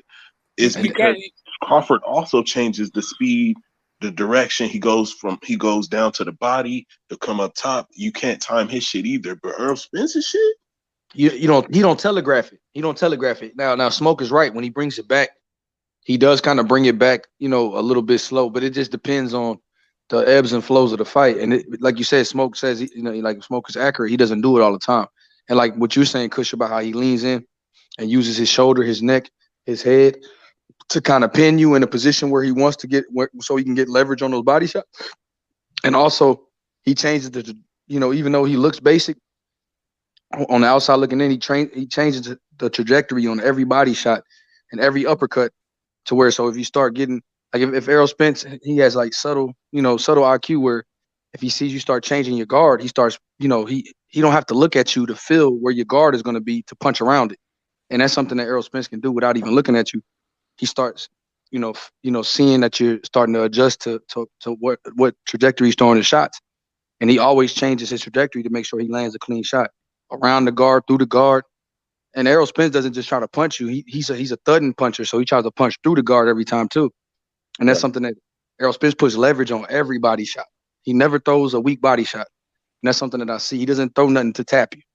And I never seen him throw nothing weak, period. You get what I mean? And so it's one of those things where, and for him to have that conditioning, Kush, to throw everything, with bad intentions and maintain that for 12 rounds, that's why I said that Crawford does have a mountain to climb. And Errol Spence has a mountain to climb to fight a guy like Terence Crawford. And that's why we want to see it. Is it straight up? Is the only question I have is can Errol eat those shots? Because Bud's gonna tap him clean, hard, and a whole bunch of things. He's gonna download some stuff. Like the problem I have with it is like Bud tends to do that a little bit later in fights, and I don't know if he's gonna have steam on his shots by that time. Like he may know what to do against Spence, but he may not be able to do it in a way that's effective. So it's kind of like an early power thing. Like, can he catch him early? Let's take a toll. Crawford can't fucking be trying to do that shit that I seen him do against bigger guys in sparring, and when he fucking tries to dog it out and go in the inside head to head, he can't do bro. That's a mistake. That's what I've been telling you, Kush. I've been saying I've been saying it too, but I see why it's a mistake. That with that shit, Spence is he welcomes that head to head. You feel me? Inside fighting. That's where I'm gonna get into my bag on your ass. Yeah, exactly. Like he's got to like be a clinch machine. Like fuck that shit. Keep it in range. That's the problem, Smoke, because Errol Spence, he fights out the clinch real leverage, bro. He'll fucking turn you. Yeah, exactly. He fights out the clinch. Like you can like. I feel like he's gonna have like. I think that Bud's gonna have success in the clinch, but he's got to be way more active with it, like than he actually is. And he can run Spence into that whole, like, he can run Spence into something with his clinch game. But, yeah, he can be fighting on the inside. You got to be a different fight. He's got to be smarter than he has been in fight, like not quite so big-hearted. And don't be so arrogant as a fighter, because because Bud is very ego, Bud has a lot of pride, and like you said, he thinks that he wants to beat people at their own game, because Bud Crawford is that guy. If you say he can't do this, then he wants to prove it to you. And I don't think this is the fight to prove it. Correct. You don't got no reason to prove it. Win the fight. Yeah, I think this fight is just too big. This fight is too big.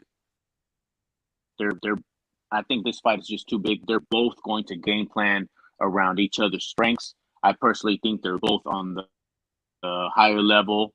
Obviously, they're higher level boxers. They're both going to take each other's punches. I say it goes down to the wire. We're going decision here. That's my call. I think so too.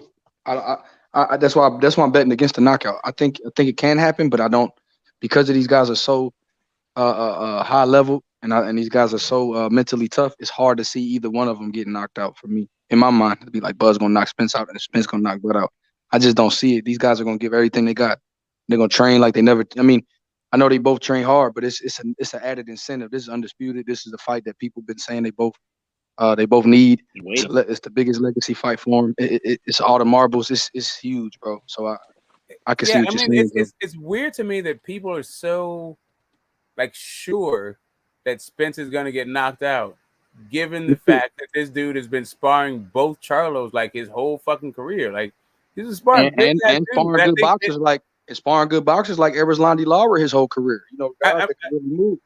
Yeah, it seems like by knockout, I mean that seems like wishful thinking. That don't just like that's not a foregone. Like I can see how you can see it, right? Because Spence leaves his chin out to dry. Like he does his chin no fucking favors. Other than the fact that he can fucking eat a shot. Shit.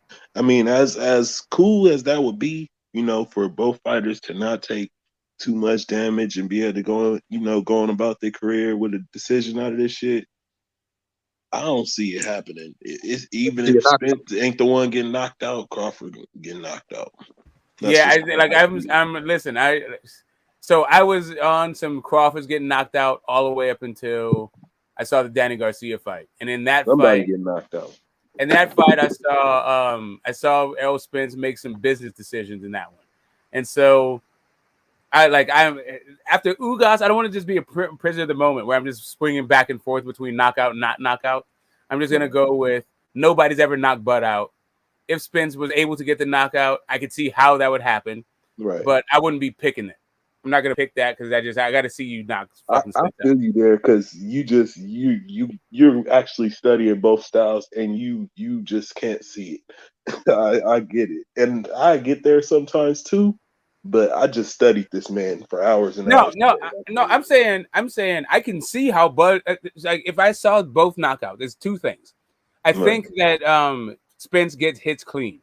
If Bud's power is all that, and it's enough to catch like Spence with a shot that he's not seeing or not expecting, yeah, that I can see that happening. Right? I would be surprised. I'd be shocked. I'd be like, oh, all that shit.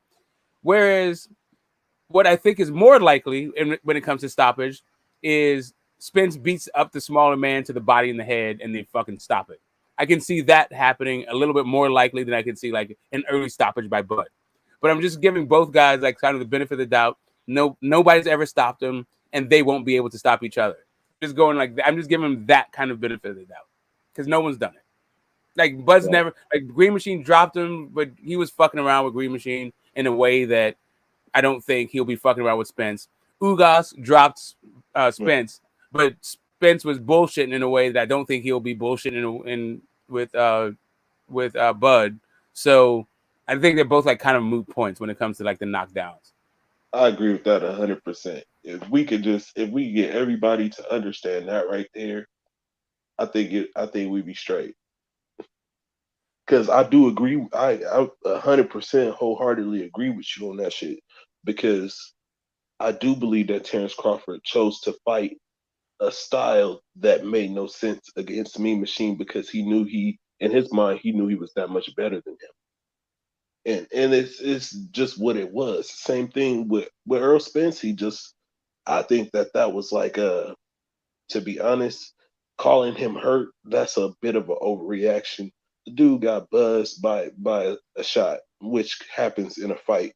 And then he made the adjustment and destroyed Ugas. So I never looked at Spence myself any less because Ugas caught him. What the fuck? Crawford gets caught, Spence get caught. It's boxing. Yeah, so if you were to break it down, right?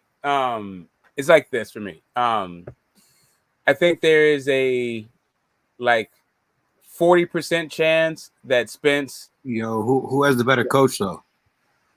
That's definitely Derek James in my opinion. Derek James is the better coach to me. Right. And I'm a Crawford fan. There's your answer. That's the craziest. I think the craziest narrative that I fucking heard was that Spence was going to win because he had the healthier, more in shape coach. I can't believe I heard that shit. I wish I That's remember not why I say it, Alonzo. I have a son right now. My son he's 3 years old, right? When I put him in boxing, I don't want him to fight a style. I'm not going to show him Terence Crawford and be like, oh, look, this is a style I want you to, to study. Yeah, Terence Crawford is a great fighter. That's my favorite fighter. I'm gonna be honest. But Errol Spence's style, that's the style I want my son to fight, man. That dude. What type of style is that? Just being super in shape and going relentless? Not being what relentless. I meant was that's really what it is. Or let me break it down real quick. He's got hella stamina and he relentless. He don't get a lot of credit for being fam, let me break it down for the homie real quick. Go ahead. So, he got a strong base. He defensively responsible. He go to the body. That's one of the most important things. When it comes to having success in a fight and taking the wind out of an opponent, taking the steam out of him, ripping to the body, that's what I like. He has a great jab. Yeah, he has good he doesn't footwork, do that too much. Underrated footwork. You feel me? Footwork so good that we can't even see what the fuck is going on, bro. How the fuck we sit up here saying he flat-footed? So like you use momentum, right? So like boxing, we're not seeing with Errol Spence. Errol Spence has that same type of skill. I'm telling y'all. Errol Spence isn't known to go to the body. I'd say Bud Crawford goes to the body more than him. Okay, today I hold on a second. You say that Bud Crawford goes to the body more than Errol Spence? I'd appreciate it, bro. I think it might change your opinion a little bit. Like, by no metric is this true. Not in any fight. No way. And I'm a Crawford fan. It's like damn near double. Like it's not even close. Crawford is very nice going to the body, yes. But Errol Spence is the best, bro. I'm gonna be honest with you. I thought it was Inoue. I studied closer, and Inoue got a mean left hook to the body. Inoue to the body is nice. Inoue to the body is the best, bro. I'm gonna be honest. Yeah, like that. Like I'm saying, Errol definitely. Yeah, like I don't think there's a better body attack. How many stoppages does Errol have with body shots? How much what? More than Crawford. But you don't. Okay, so I think all of his stoppages have come from body, you're missing the point, bro. as a result of his body shots. It's not that the body shot stopped him. Hold on. Who said? Somebody said Crawford go to the body more than Spence? Yeah, that's what Give Cool said. Oh, come on, man. Yeah, it's not even close. All right, fellas. Now, I disagree, and not in any fight. I'm saying, like, if you take the most body shots Bud thrown in any particular, I don't even think he's done it in a round. I don't like if you took the most body shots that Bud threw in a round and the fewest body shots Errol threw in a round, I think Errol would still beat him. I don't know all those numbers to per se, but I'm not gonna sit here and say that Terence Crawford goes to the body more frequently than Errol Spence. I'll say that he goes to the body when he does choose to. He goes to the body as effectively in some cases as Errol Spence. Yes, he's very good. I don't even think. That's a different thing too. The volume is not there. No. Like, here's the thing. Here's really like the efficacy that Errol Spence has enjoyed in his career, his entire career. He breaks boys down with that shit, man. Like one thing about Kush though. See Kush. Now you see why I said it's like subtle things that Spence does that don't meet the eye because he glides with his feet. He doesn't, and he jumps in and out. Where they say he's flat-footed, but when he takes that step back, he gets damn near across the ring with that one step back where he's out of range. YB, who is he breaking down though? See, but Debo, that's I mean, who the hell is Bud knocking out? People need to realize. Is he knocking him out? I don't think we take it there, bro. But it's still who, right? Everybody out at 147. But he's still breaking them down. But he's still breaking them down. That's where we fuck up, bro. That's where the fuck up begins. We can't do that. Hold on real quick, bro. This is not dissing Bud though, Debo. This is just giving Spence. I ain't even saying about a diss though. I'm really just putting shit in perspective. Yeah. Bud Crawford breaking motherfuckers down. You're not, dude. You're only saying one guy. Like you said, who's he breaking down? But you don't want to. I tell you. Hold on, can I tell Debo who he's breaking down? Everybody at 147. Is that not factual or not? Right, but Errol broke down every guy he's been in the ring with. Debo, can I answer that question for you, bro? Danny everybody. Yes, I got it. He didn't break them dudes down. No, he broke down everybody, man. Can I tell you the real answer? Shit gonna be way different. Like literally, he breaks down everybody. Nah, bro. He boxed some of them. Some of them he break down. No, I'm saying even Sean Porter He didn't break Sean Porter down. He boxed. No, he broke Sean Porter down. He just didn't break him. Can I tell y'all my difference? He broke Leonard Bundu down. He broke Ugas down. He broke Van Heerden down. I'm gonna Mikey Garcia. He boxed Sean. We got to realize what we seeing in the ring. That's all I'm saying. He boxed Danny. He didn't fuck them up. I'm telling y'all. He boxed Danny. He did not break Danny. He did not break Danny down. He did not fuck them dudes up. He did not break Danny down. He took what Danny gave. Y'all Danny gave. That guy different, man. Okay, but nobody could tell me I'm lying about what I just said. No, so one guy. Sorry, I'm glad Debo said something about. I'm glad Debo said something about Spence's footwork. There's way more kinds of footwork. I'm tired of this flat foot narrative. Unless you're a brawler, a slugger, then you might be completely flat footed. But not everyone, like he said, there's some brawlers who not flat footed though. Spence is not flat footed. Just because I like to brawl myself, and I ain't flat footed. No, people think that fucking. Just because you punch someone and get out of range, that's the only kind of footwork there is. And it's not. There's kinds of different footwork. And I'm glad that Debo said, he's talked about Spence's footwork. Not every footwork has to be like the typical, slick, defensive, outboxer or count puncher. I'm trying to tell y'all Spence fans were being for a rude awakening. Bud is not them niggas breaking down. And Spence is not that. I don't understand why it's only one direction that you're saying this in, Debo. Because I feel like I can see this shit, man. I feel like I know, but you're not. But I'm just saying the statements that you're making, the same thing could be said about Bud. So when you're saying but at least I can say Bud stopped everybody at 147. Okay, but you can't say he broke them all down. But I can say. But what is there to break down if he stopped them? There's again, to break down. Once you stop that's a cool. nigga, that's it. I get it. Break it down. The shit already broken. All you're saying is that you like guys that are getting stopped more than you like guys that are getting broken down. But we're talking about winning fights. I definitely do, and the way Bud does it is in good fashion. I don't see the way both guys go about getting their W's is in good fashion. I don't know. We're gonna see what's up, southpaw man. have you seen We're gonna Crawford see what's stop? up. Tell Spence send that damn contract. I know Bud Rader signed Okay, that I mean that's a motherfucker. different thing. Debo, what That's what's southpaw gonna have make you this seen fight Crawford great. stop? The way Bud stops people is different than how Spence stops people. That's why it's gonna be a great Okay, fight, man. Alonzo, Like I said, what Spence, southpaws Bud have does you more seen of the Crawford stop? outboxing. Maybe my mic not working. I'm trying to ask y'all a question. What southpaws have y'all seen Crawford stop? But I haven't seen Bud stop any southpaws.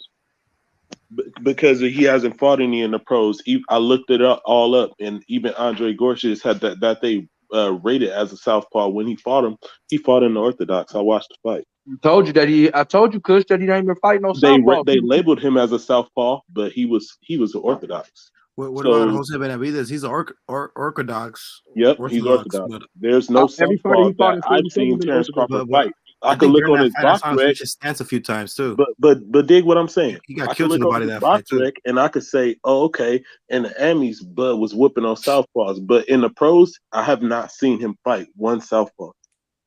Errol Spence, damn near the same thing. The last guy that he fought was a guy from Uzbekistan, the guy that beat him, and he's also the guy who beat Ugas and beat Danny White. Spence fought Ocampo, who's a southpaw, and Spence fought what's his name? Van Heerden, who's a southpaw. They both haven't fought many, but at least you see what I'm saying. I've seen a sample size of what Spence does against the southpaw. Now, on the opposite end of the spectrum, I think that Crawford still could have success against Spence because I've seen Spence fight orthodox fighters, and I think in the orthodox, I think Crawford, he ain't gonna get walked on like y'all think. He can hang in there with him like other fighters have. Mm-hmm. That's what y'all sleeping on. Y'all think that just because Bud got some disadvantage because he hasn't faced the southpaw, we haven't seen that he can't fight him in the orthodox. He can. It's gonna be a problem, but it's still a fucking fight. Oh yeah, I think one of his best. I think he may probably have more success in the orthodox from the orthodox position. That's my opinion. Like I think Bud has it pretty good straight. And that could cause any number of problems. That's what I would do. I would make Errol respect my straight right hand before I switch positions to where that right hand was coming from.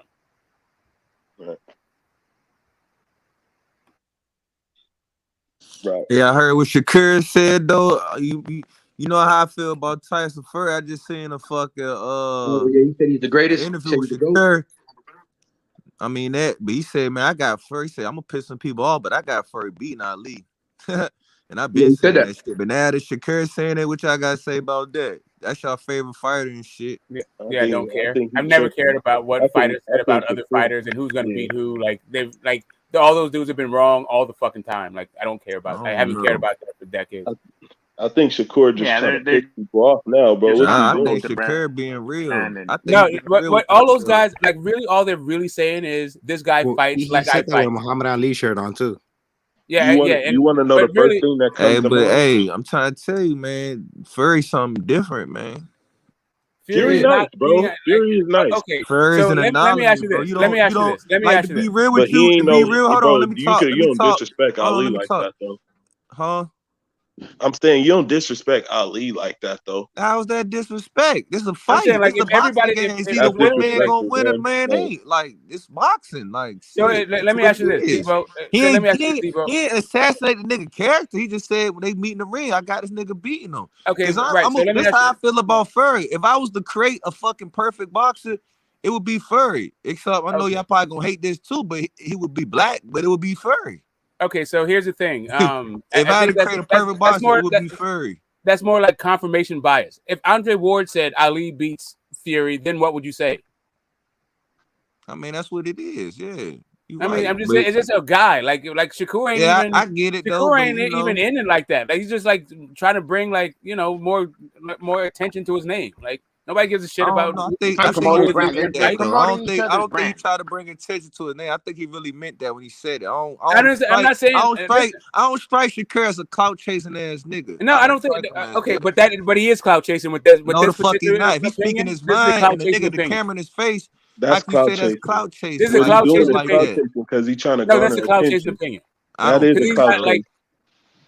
That's exactly what it is. Smoke, you right. I'm glad that you said it before I said it. Because that's what I first did. Because if anything, he was a clout chasing. I seen an interview. Where his dad Puerto Rican, and he was like, "Yo," he was like, "Why you embrace the Puerto Rican side?" He said, "I don't want to because I never knew my father." He said, "I'm not in it for the gimmicks." Nah, but I'm gonna explain to y'all my viewpoint as a boxing fan. I don't think he on that. That's the type of shit that pissed me off, bro. I love Shakur, bro, as a fighter, bro. But how you gonna disrespect Ali like that? How is that disrespect though? Nah, bro, because I don't believe that nobody could beat Ali. Because Debo, I'm trying to explain to you why. You said how disrespectful.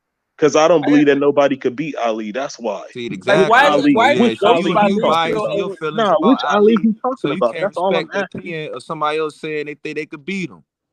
Hell no, bro. Okay, so why couldn't beat Ali? Why is I mean, that's how you feel, but I'm glad somebody else is on page with me. Hey, Debo, have you not noticed that all the top boxers in the world too? Hey, Debo, have you noticed that all the top ranked people can't stop comparing themselves to Ali? Like somebody at top rank is gonna compare a top ranked fighter to Ali. I don't know. I ain't really see all that. But I'm just telling you, that's what's happening. I mean, give me some fucking interviews and shit where that's happening. Okay. We got Bob Arum saying Loma is like the next Ali. We got Ali Walsh talking about how Fury is like great like his grandfather. Speaking of Bob Arum. Okay, that's two boxes. What else? Now you're telling me that. Now you're telling me fucking Shakur. Like, why don't they just let the dude be great and be gone? Lomo, okay, 3. All right. I mean, like, how many does it have to be for it to be like a pattern in your mind? I mean, I don't know. Ali is the GOAT, you know what I'm saying? I'm just saying, but nobody else is going around doing this shit. This is the thing that Top Rank does.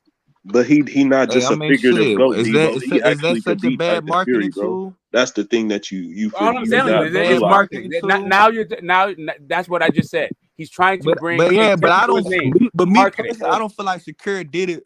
Maybe Bob Arum would do it on some clout chasing shit, but I don't think Shakur. They all do it. Like, listen, Muhammad Ali is like roaming the top rank halls like right now. Apparently, according to these dudes, every fucking fighter that comes through Top Rank that does something good needs to be. I mean, I get it, but it's just like with basketball. Every time we get the new age, who they compare the dudes to. It's Jordan. Not like basketball because nobody else is doing it outside of Top Rank. It's like Jordan. Like nobody is doing it outside of Top Rank. You get a new nigga, the first thing to do compare nigga to Jordan, nigga. Okay, so you know what I'm saying? That's the metric. Real fast, Kush. It's like if every center that goes through LA Lakers gets compared to Kareem and Shaq. Sure, if you're the Lakers, that's what happens. But this is only the thing. Like, I'm just saying this happens at Top Rank. This is not a boxing thing worldwide. Aaron used to manage Ali. So he was never his manager. He was just his attorney. But that's a different thing. He came in main event. Top Rank used to be. I'm not even going into this. It used to be main events. You know what? I will go into this. Yeah, give me real fast. I want to hear real fast. Muhammad Ali brought in Bob Arum to be his attorney in his own boxing promotion main events. Right, and that was before the Floyd Patterson fight. So main events, but like Muhammad Ali is one of the first self-promoted fighters, and he brought Bob Arum in to help him. But you know what Bob Arum wanted to do with the Rumble in the Jungle? He wanted to marinate that fight. Because Bob Arum, even back then, has been into marinating fights. But that's a different thing. All I'm saying to you is every goddamn top-ranked fighter, I'm sick of them talking about how they compare and stack up to Ali. But they ain't say nothing about Bud comparing to Ali, though. I didn't hear that. Oh, but now it's Tyson Fury. I don't need to hear anybody talking about how they compare Ali out of Top Rank.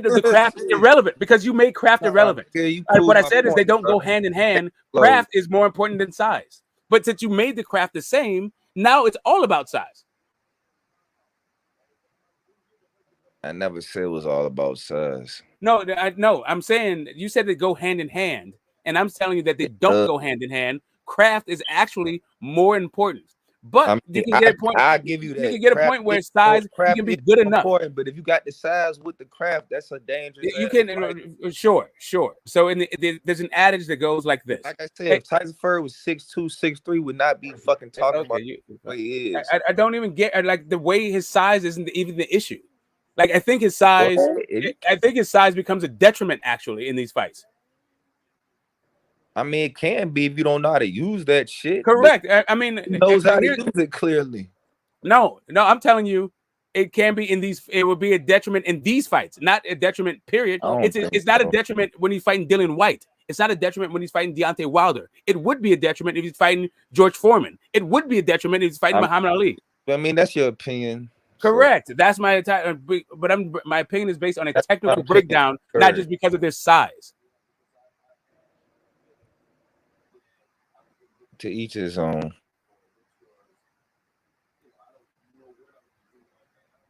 You know, like, but getting back to this Bud work. Anyway, like, you know what? It's not even about the Bud work. What I'll say is, Debo, because I'm starting to see where you are with the way that you do, the way that you're watching fights. What do you mean by that? It means that like you're not really looking at the styles of fighters and the craft that they have. Are you serious? Okay, bro. Because like when I'm listening to your breakdowns, and there's not really a bunch of style. There's not a bunch of like what is it? I feel like you're not paying the respect to the style clashes. What do you and mean? who's better at a particular style, right? Definitely. Shit, I like Boots. They got style. I like style. What do you mean? My favorite fighter. One of my favorite fighters is Roy Jones Jr. Do you think he doesn't have style? Okay, so what I meant by that is Roy Jones Jr. the way the styles. No, I'm talking. No, Debo, you're missing. Okay. I'm talking about the style clash. You gonna say you don't have style? No, but they're not clashing with anybody. You're just mentioning individual fighters. It's Boots versus somebody. Not does Boots have style. It's how his style clashes with another person's style. I mean, that's not what it's about, because that's what the reason. Correct. That's what I'm saying. I don't think you pay enough respect to it. Fights, right? Correct. That's what I'm saying. I don't feel like you pay enough respect to that. Like what it sounds like, all you're saying is, I like this one guy, and I think that since I like him so much, he's gonna overcome every other fucking thing. Meanwhile, styles makes fights. Yeah, if I see the other fighter that I say he overcome with, I see his style and what he brings to the table. Yeah, I'm gonna feel the way I feel. Oh, hold up a second. Size is equally important to skill. So you're trying to tell me a big dude that never boxed, just because he's big, is just important as a guy who is. I never said that, because I know it's not you, not you, Debo. I'm not saying you did, Debo. I'm not. This is not you. I'm reading the chat. I'm reading the chat right now. It's this one. Size is probably equally as important as skill in boxing, though. Smoke loud, laugh it out. Come on now. Shakur is favored because of his size. Shakur is not favored because of his size. Sorry. Nice try, but first off, size and skill are two different things. What you can be. Let me finish my point. You can be not as skilled as a guy, but be good enough at your style and bigger than the dude, so it may offset the skill gap. But to say that skills is just as important as style, no, it is not. If you have a guy who is unskilled and small versus a guy who is skilled and small versus a guy who is unskilled and big, the skilled versus the skilled guy is probably going to win. Like Floyd Mayweather versus fucking Logan Paul. Skills actually is more important than fucking size. Go ahead.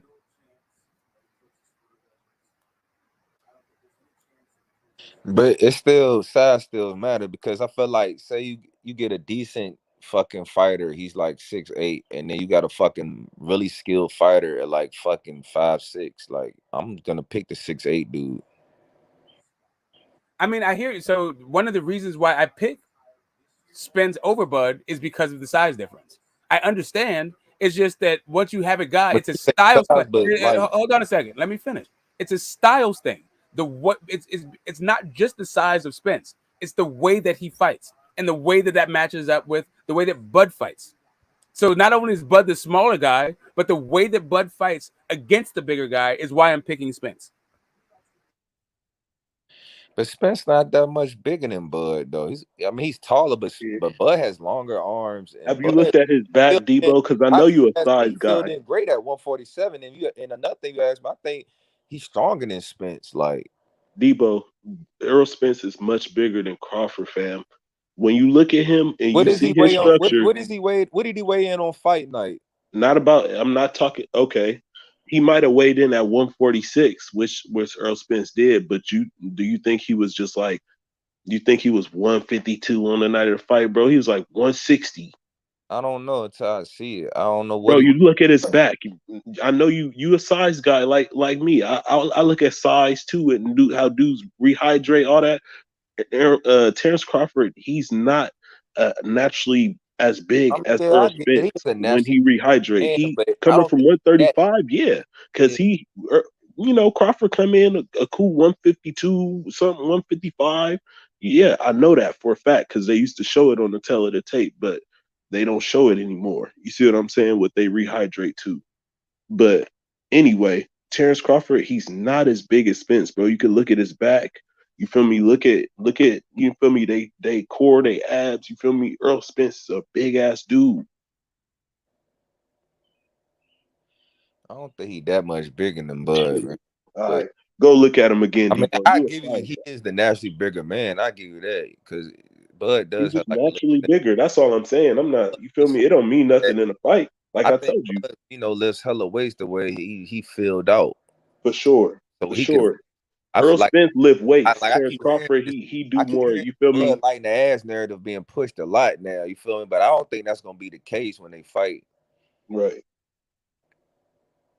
Because Errol Spence definitely looks like he hit the weight. Spence fans sometimes it's like they think that motherfucker just gonna dog walk Bud, like he just gonna. Nah, people think Bud gonna knock out EJ, so it's the same thing, Debo. You got people thinking it is the same thing, and that's what we just gotta accept. But me that's talking just what it is. shit about Spence or whatever, it's 50-50. You feel me? Like I said, if Spence fucking wins or however fashion, I would not be surprised because the brothers both some great elite fighters. That's why the real fight fans want to see this shit. We seeing a good 50-50 fight between two guys at the top of their game. Right. You feel me? Like this. That's why I say I gotta be in attendance. I'm talking to my cousins now. Like, I just called niggas the other day, and my cousin, he said, hey, YB, my cousin from H-Town, he said, Lil J, he said he clearing the whole fucking floor out in the hotel, bro. Them boys gonna be deep in Vegas, bro. Them boys, niggas gonna be deep out there, bro, for Shakur. He said they clearing that shit out. But that's why, you know what I'm saying, I'm kidding my cousin now, like, yo, we gotta be in attendance for this fight. You know, when that shit made. Like my cousin think Bud he think Bud ducking and shit. I'm like, hell no. So I'm like, this gonna be a good one. My cousin, they from Houston and shit.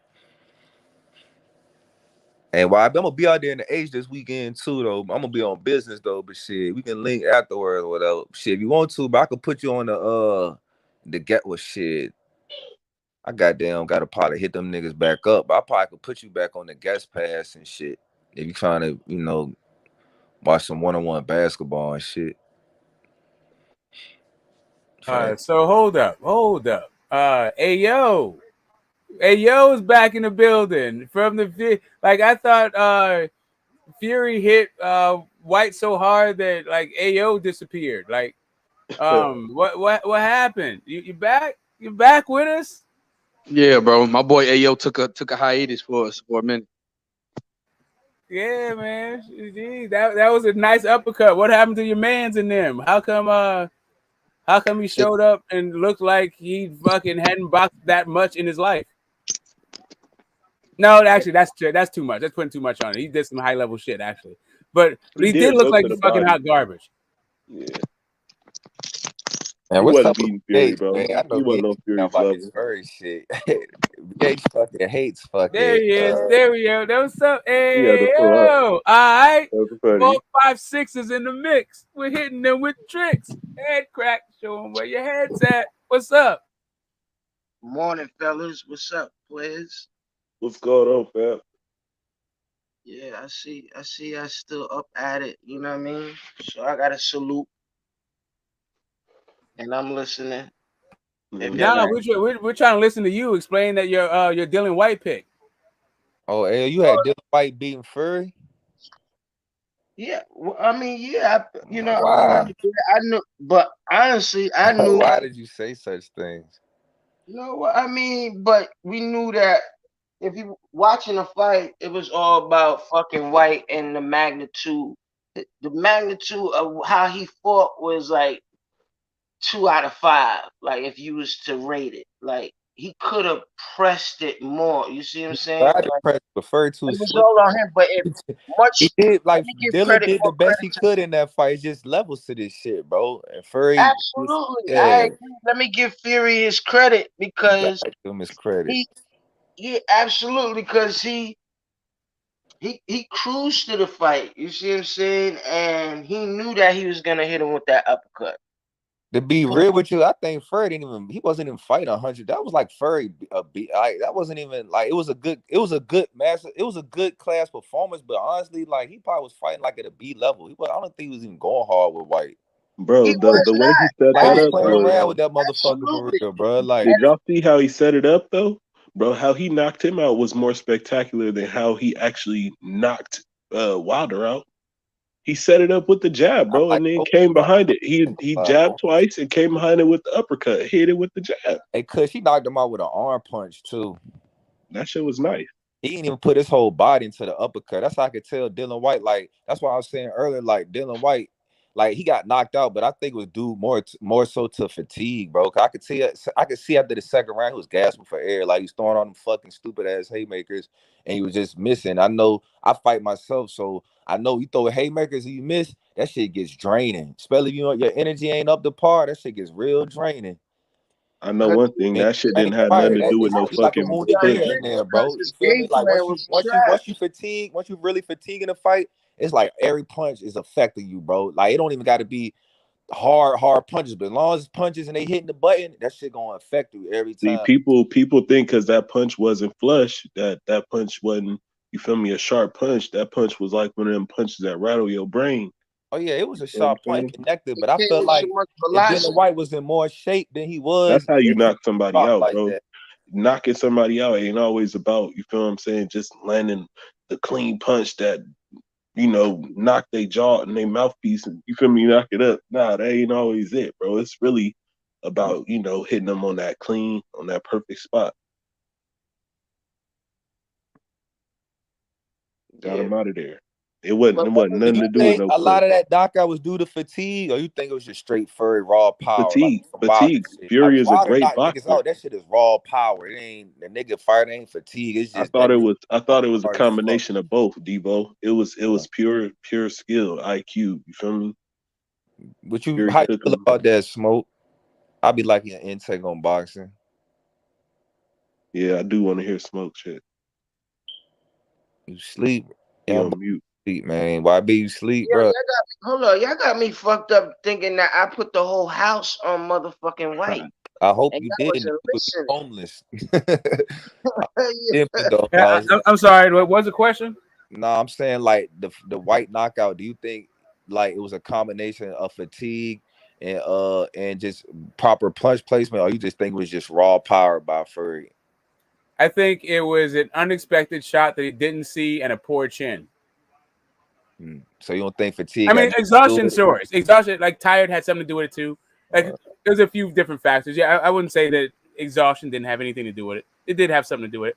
How aware do you think? It was mostly like a real place, a well-timed shot that he did not see, and Dylan White's chin is just not that. His punch resistance is not like world level. That's how he knocked out Wilder. Like that last fight, Wilder. I mean, he really knocked out Wilder with dead tired.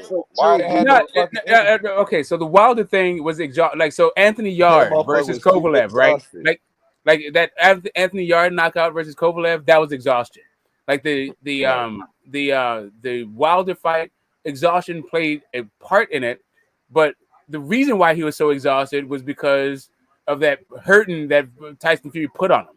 It wasn't just that he was exhausted, right? Like Anthony Yard punched himself out. Meanwhile, Tyson Fury put it on Wilder. White, it was a completely different thing. Like he just didn't see the shot, wasn't expecting the shot. He was kind of tired, but it's because Tyson Fury was like kind of a big dude, and I don't think Dillian White has a good gas tank. Right. Fury was fucking toy with him. That's what I was gonna ask Smoke. I was gonna ask, how aware do you think Fury was of where Dillian White, like, because you know how a fighter, when they're taking on their opponent, they're looking at you, you know, to see how hard you're breathing, and you see what I'm saying, how hurt you may be. How aware of that do you think Tyson Fury was, and do you think that led to him setting up the punch? Like, how much do you attribute that to his IQ? Do you think it was just like a lucky punch by Fury? Like he just, you know, set it up. It was like, okay, not that spectacular. Or... I don't think it was that spectacular. I think he hit him with a shot in rhythm. So it's like it was pretty good, like, you know, just like the shot on Tyson Fury. I don't think Tyson Fury was like, this shot's about to knock him out. Right. Like Tyson Fury was just like throwing shots, right? Like that was the shot to throw in the moment. But as far as like knowing about like your guy huffing and puffing, hell yeah, you can see that, you can hear it, like when they're close up. Yeah, you can hear a dude breathing in your ear. Like I don't like this is a whole like I don't know. You guys been in fights before, right? Like you can see, like it's not like you're paying attention to everything. Like there's very few like master boxers that are aware of everything that's happening. I think Berto spoke about this with his fight against Floyd. Where Floyd is like, he knows how many seconds are left in the round. He knows what you're doing. He's doing all this shit. And it like kind of flipped Berto's mind out a little bit. He's like, oh shit, this dude's on another level when it comes to this stuff. Like he's aware of every goddamn thing that's happening. There's that level of it. But then there's the level of like whether or not a guy is just breathing heavy. Like you can always tell a guy's breathing heavy because you're looking for advantages to like fuck a guy up. Right. My only thing is this: the reason that I have like a cause for pause with the situation is because I listened to the pre-fight build up, and I listened to the fighters' predictions for the fight. And Tyson Fury actually, I don't know if you guys recognize that he just about predicted this stoppage, just like he did in the Wilder fights. Very bad man. I don't know. Listen. I'm on a different kick when it comes. Like it's two things. Like here's my kick that I'm on right now. Apparently, what Errol Spence does to people's eyes, like closing people's eyes, has not opened up other people's eyes to what Errol Spence brings to the table. And Kronk Gym is the fucking heavyweight whisperer, like really boxing whisperer. You go to Kronk Gym and you're going to come out a different fighter than you were going in. These dudes are amazing at transforming you into a knockout fucking fighter. Right. And that's what I think that you know, I did tell people before the fight I didn't believe that Fury was gonna revert back to being a boxer. And I think that I've been proven right. You know, I agree with you in the Crunk style, the Crunk Gym, training Sugar Hill and Emmanuel Stewart. That dude has turned Tyson Fury into, like you said, a knockout artist. Yeah, he fights downhill now. Usually he used to fight like lateral. He used to use lateral movement, and like he still does feints, but he feints way less. His feints are way more calculated. It's not just like feinting for feinting's sake.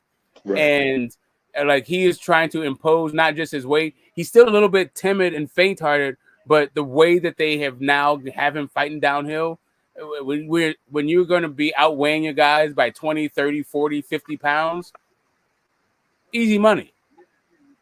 And you got the height too, exactly, Smoke. So how do you beat that? How do you beat a man? Easy. I mean, it's not. Sorry, not easy. Bro, don't say easy. So it's scientifically, ain't an easy fight for no man. But scientifically, it's easy, but not like it's going to be easy to do. Scientifically, right? How? Break it down. You talked about I don't know how to break down. Break that shit down. Break it down. How to beat Fury. Right. So, all right. So, and this is no particular fighter, right? But the way that like if you and we're talking about heavyweights here, right? It's a combination of going to the body and being mean in the clinch. right? Like those are going to be your something for best that, man. That clinch shit. Like, and Furry ain't the one to clinch because he know how to use his weight and his size to his advantage. Right. That's what I'm saying. Like, you got to make sure, like, so I don't see that whatever that's my point. Is whatever he takes out of you in that clinch, you got to take out of him. And I don't see no man who could do no shit like that except everybody can do that. All you got to do is hit him low or rabbit punch him or whatever the fuck. I don't know. He be getting hit in the gut. You gotta understand that motherfucker got that dad bod, bro. He got that extra layer of fat. That shit be working, bro. Like, that's what I'm saying. But there's no extra layer of give fat. him a stiff ass jab in his stomach, and that shit did not phase him at all. I'm trying to tell you that I'm not saying it didn't phase him. I'm just saying that you have to be better than fucking Dylan White. I'm not saying like Dylan White. You got to be better than any man on this fucking earth. Okay, so what Dylan White's keys to victory were? What Dylan White's keys to victory in the past and the future. Right. So here's the thing. So if you had asked me what Dylan White needs to do to win the fight, like I would say channel Marcos Maidana and Andre Ward, where you're willing to go through anything to get the fucking W. Like, you're gonna headbutt this dude, you're gonna hit him low. White was trying to do that. He just ain't got the stamina for it. That's another thing. No, I don't think he was trying to do it. No, well, here's the thing. Dylan White used to be that guy, but under his new trainer, he's more of a boxer. There was some, but he's still Dylan White. So when Tyson Fury tried to bully him, he's like, "You're not gonna bully. I'm not gonna be bullied by you. You can be bigger than me all you fucking want, but you're not gonna out-bully me. You're not gonna be rougher than me. You're not gonna be dirtier than me." So what he needed to do is, when instead of trying to box this dude, he needed to make sure that it was a fight, like Orlando Salido style. Orlando Salido versus Lomachenko, like that kind of fucking fight. Like, you turn, like wherever the ref is, hit that dude with the opposite hand low. Like, hit him on the hips, hit him on the turn. That's what Dylan White should have been doing, but he's not that. Trying to do that, but Furry was he wasn't trying to do aware of all that shit. I'm trying to tell you that behind the head. No, that's why Furry was bitching to the ref. Like, but that's hitting behind the head. That's not hitting on the hips. He turned up because I was like, man, Furry, I can soft with him. And then I could see, what White did some dirty shit. And you seen the ring, got fucking pissed off, and that's when he started. Nah, you're not hearing what I'm saying. I'm talking about hitting the dude low and on the hips, not just like hit him in his rapid punch. I'm talking about, like, did you see the Orlando Salido versus Lomachenko fight? I didn't see the whole fight. I didn't. Okay, but I'm just saying, if you watch that fight, like, if a guy is clearly better than you at boxing, you don't box him, you fight him. You make sure the ref earns his fucking paycheck. I get it, yeah, for sure. So you saying like hit him in the nuts? You just say fuck. Yeah, exactly, all that shit. Use that fucking family jewels as a speed bag, all that shit. Hit him on the hip, hit him on the turn. You might get like several stern warnings. You might get a point taken away. But what you're trying to do is get a knockout, and not necessarily like a points victory. Yeah, I get it. Yeah, I feel like that's what Zab was doing with Floyd. Yeah, that's what I'm saying. You got to make it a fight. If you can't outbox a guy, you got to make that shit ugly. Yeah, I feel you. And I'm thinking about Ali fighting Tyson Fury, bro. Ali would be slipping all them jabs, bro. Head barely moving, slipping all them fucking jabs, bro. I don't know. Bro, he'll punish Tyson Fury. Oh, what? Punish him. Like, not even like Tyson Fury, like Mike Tyson. I mean, you got a point. I mean, I give you got a point because he did get dropped by Steve Cunningham. You feel me? But I don't know. I feel like Fury's gonna just start putting that size on Ali, and it's gonna be a wrap. No, here's what Tyson Fury gets over on. He gets over on old school dirty techniques that new school boxers don't know. But Ali knew those tactics. Fought him all the time. Like, if Ali was like 6'6", then I was like, yeah, he probably would beat Fury, but he's like 6'2", 6'3". Bro, Ali would beat that giant. I don't know, bro.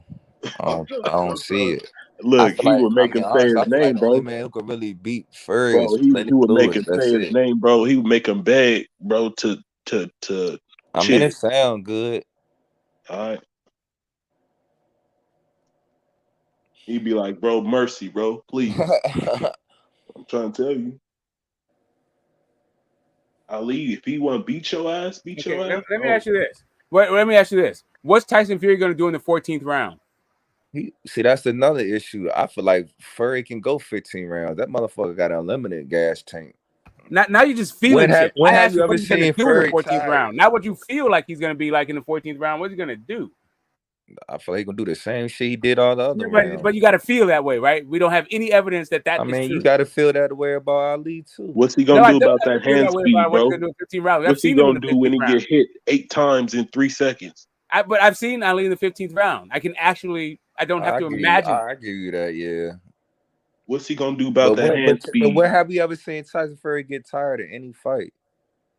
He gonna get tired when he get pieced up like this right here. I'm trying to tell you. I don't know.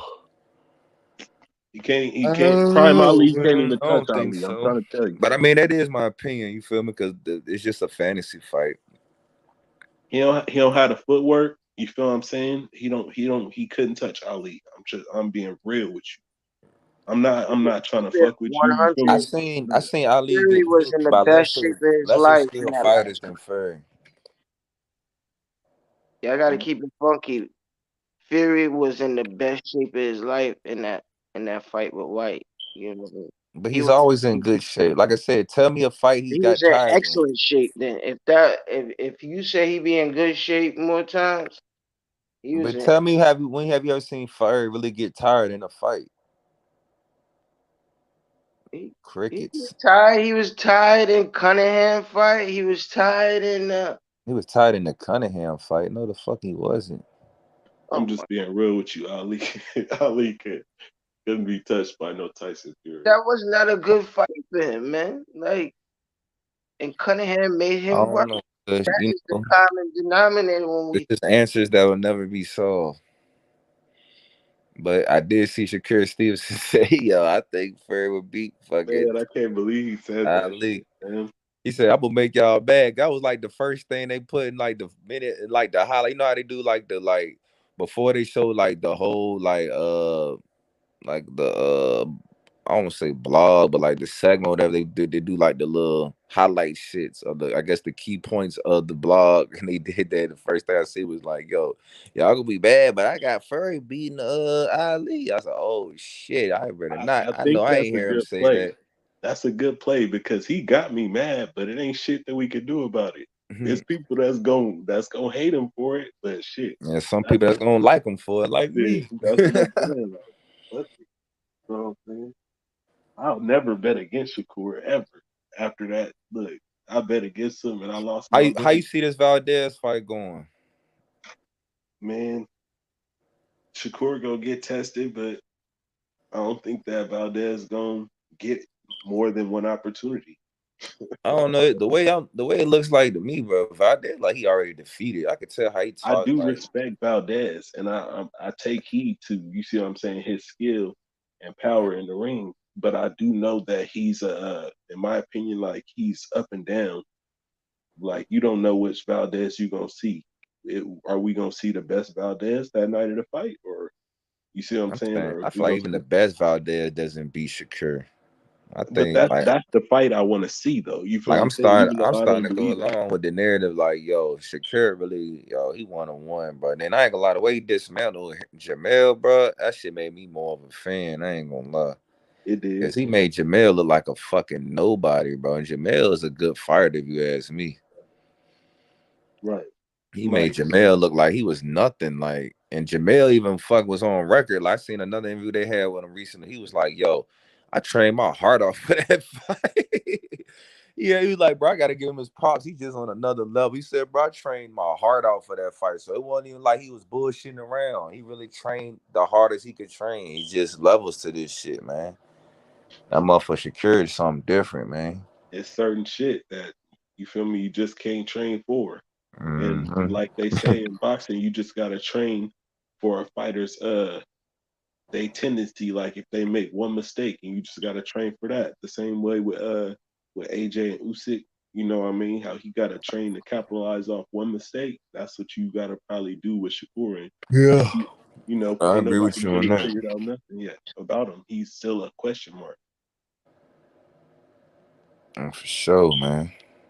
Hey, what's up, bro? You in the tennis with the Bud and Spence fight, bro? I feel like we all need to be. Bro, I'm going for sure. Everybody, age money shit. We all need to get our money together, Definitely. I'm and a go in that bitch. Everybody go live we at the talk fight. about that shit every day. Yeah, we need to go live. Everybody go live at the fight. That's some shit. I can't just be on no pay-per-view. I gotta actually be there. You feel me?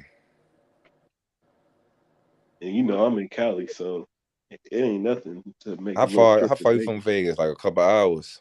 Yeah, like probably like 4.5, 5 hours. Like you could drive there and shit. Hell yeah.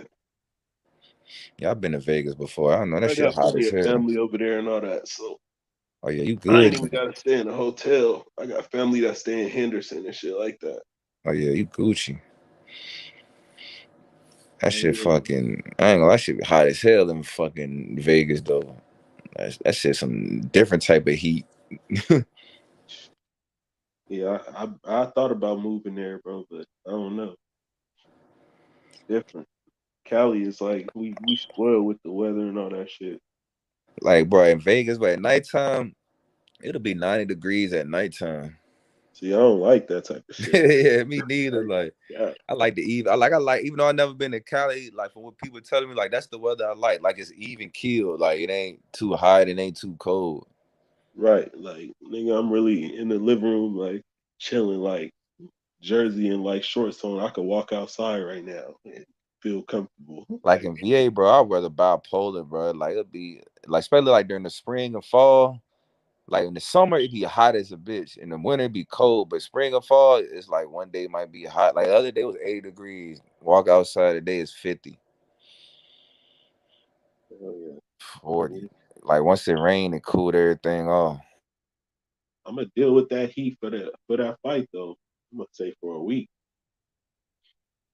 Shit, what I really start doing, I start building up my little personal time off.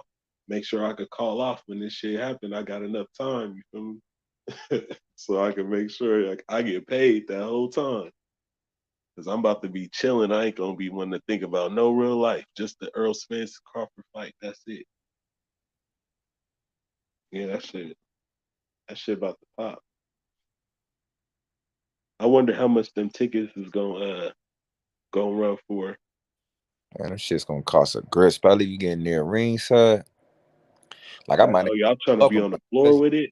I wanna be like somewhere where it's like underrated, but you can really see everything. Low Yeah, like key. mid-level type shit. Yeah, me, I don't give a fuck. I just want to be in the building. I don't give a fuck if I'm in the nosebleeds or not. I just want to be in the building. Nigga, I'm trying to count every punch. Nigga, I ain't gonna cap. But they got, whatever they fight, gonna have a big screen and shit. Hell yeah. Yeah, I ain't even probably fight no court floor side. My cousin might fight there. I ain't gonna lie, that nigga rich. Where you think it's gonna be? Or no, not where you think it's gonna be. Where would you want it to be? I mean, I wanted to be in Vegas. I feel like that's fair. It's common ground. But I mean, the A&T Stadium does make sense, but I just feel like Bud ain't gonna get a fair shake in Texas. That's just my opinion. I feel you on that. I would like to see it in the AT&T, bro. And Shit, I like wouldn't that even mind. They put that shit in the what's that new center where the Lakers play at?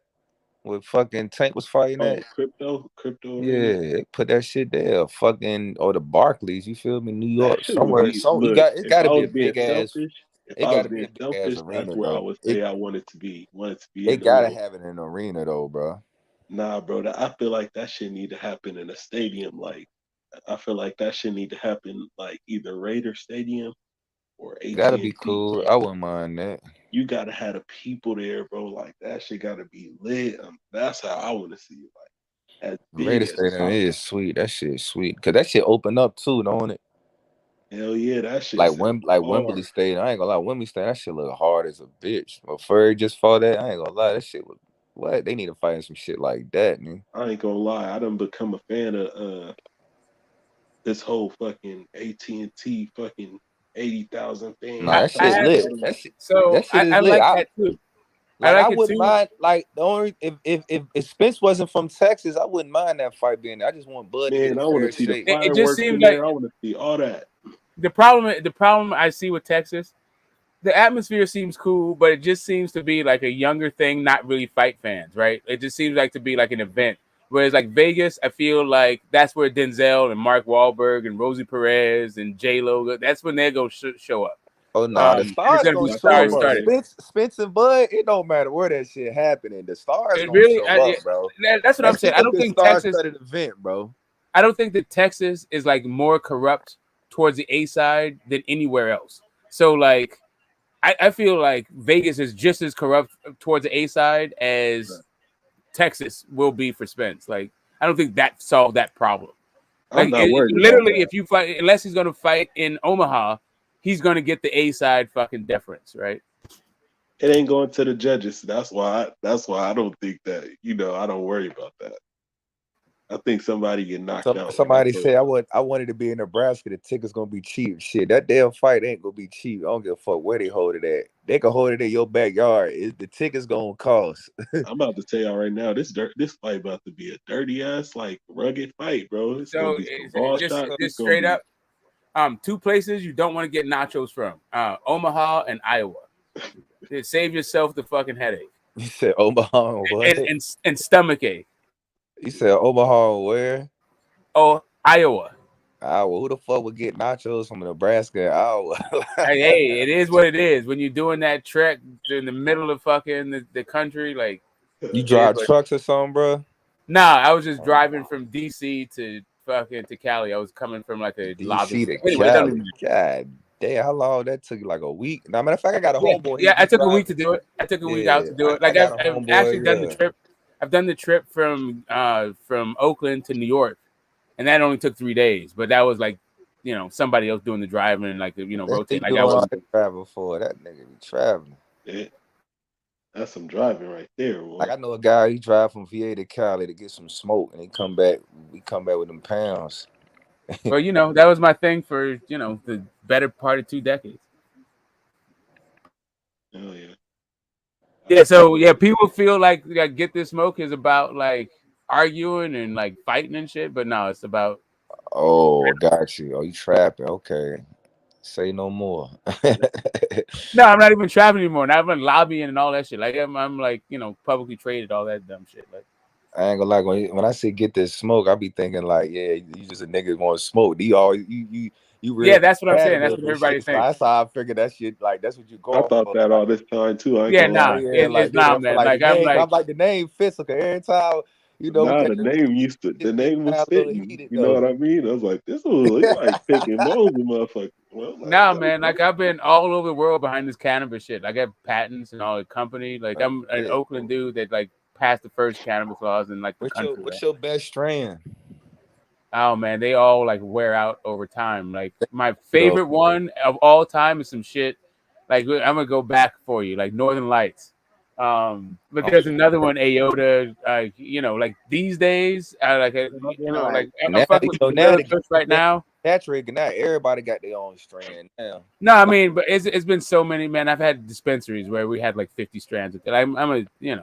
I've been doing this shit since like the 90s. Like, you still involved do you have dispensaries in SoCal?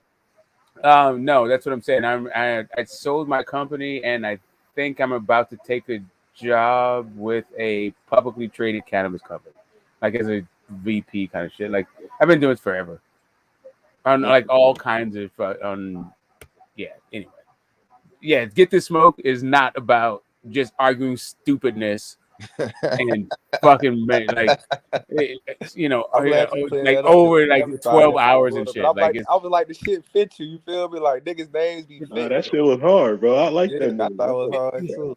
Yeah. It works on a few different levels. That's all I'm saying. I took a smoke, but I'm about to take a break right this second. Matter of fact, I'm looking. Like niggas really be embodied their nicknames and shit. In the African tradition, you take on 7 different aspects of your name. I was thinking of 3. I was thinking of 3 when I came up with it, and over the years, now that I've had it, there's been a couple more added. So right now I'm up to 5, but I still haven't got to all 7. Yeah. I did not expect you to come out with all that right now. Smoke, hell yeah. I'm trying to find one.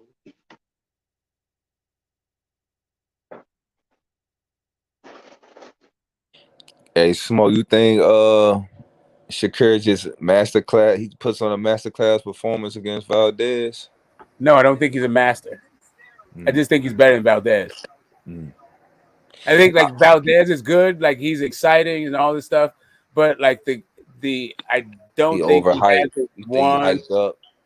I don't. Well, really, what it is I don't think that Shakur what is it? He assists in his own destruction in the way that you would have to do for Valdez to beat him, right? Like the guys that Valdez beats, they help Valdez beat them. They like play right into what the fuck. They only have one way of fighting and all this other shit. Where, yeah, I just don't like. I like how many shots he throws. Right, I think he's like an active guy. I like his heart. I like his will. But yeah, like I feel like the chances of him outpointing Shakur is like 65-35, and it would be based on the volume and the odds of him knocking out Shakur. I don't know, like 70-30. So it's not like he has no shot, but it's not like very good. That's all. Like when I break it down. You say he has So a basically, he has a 70% chance of 30% knocking out chance. Shakur? No, he's at a 30% chance of knocking out Oh, Shakur. Right. I don't He's even at think it's 70-30 that. against.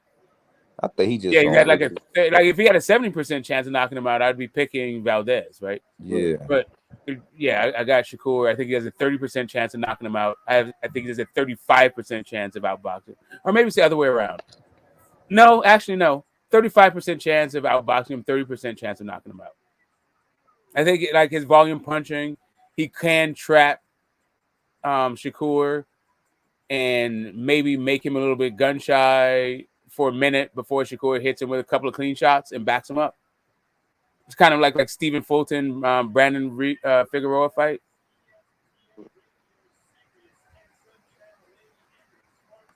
Hell yeah! Basically, it's gonna be tough for him to really get shit off.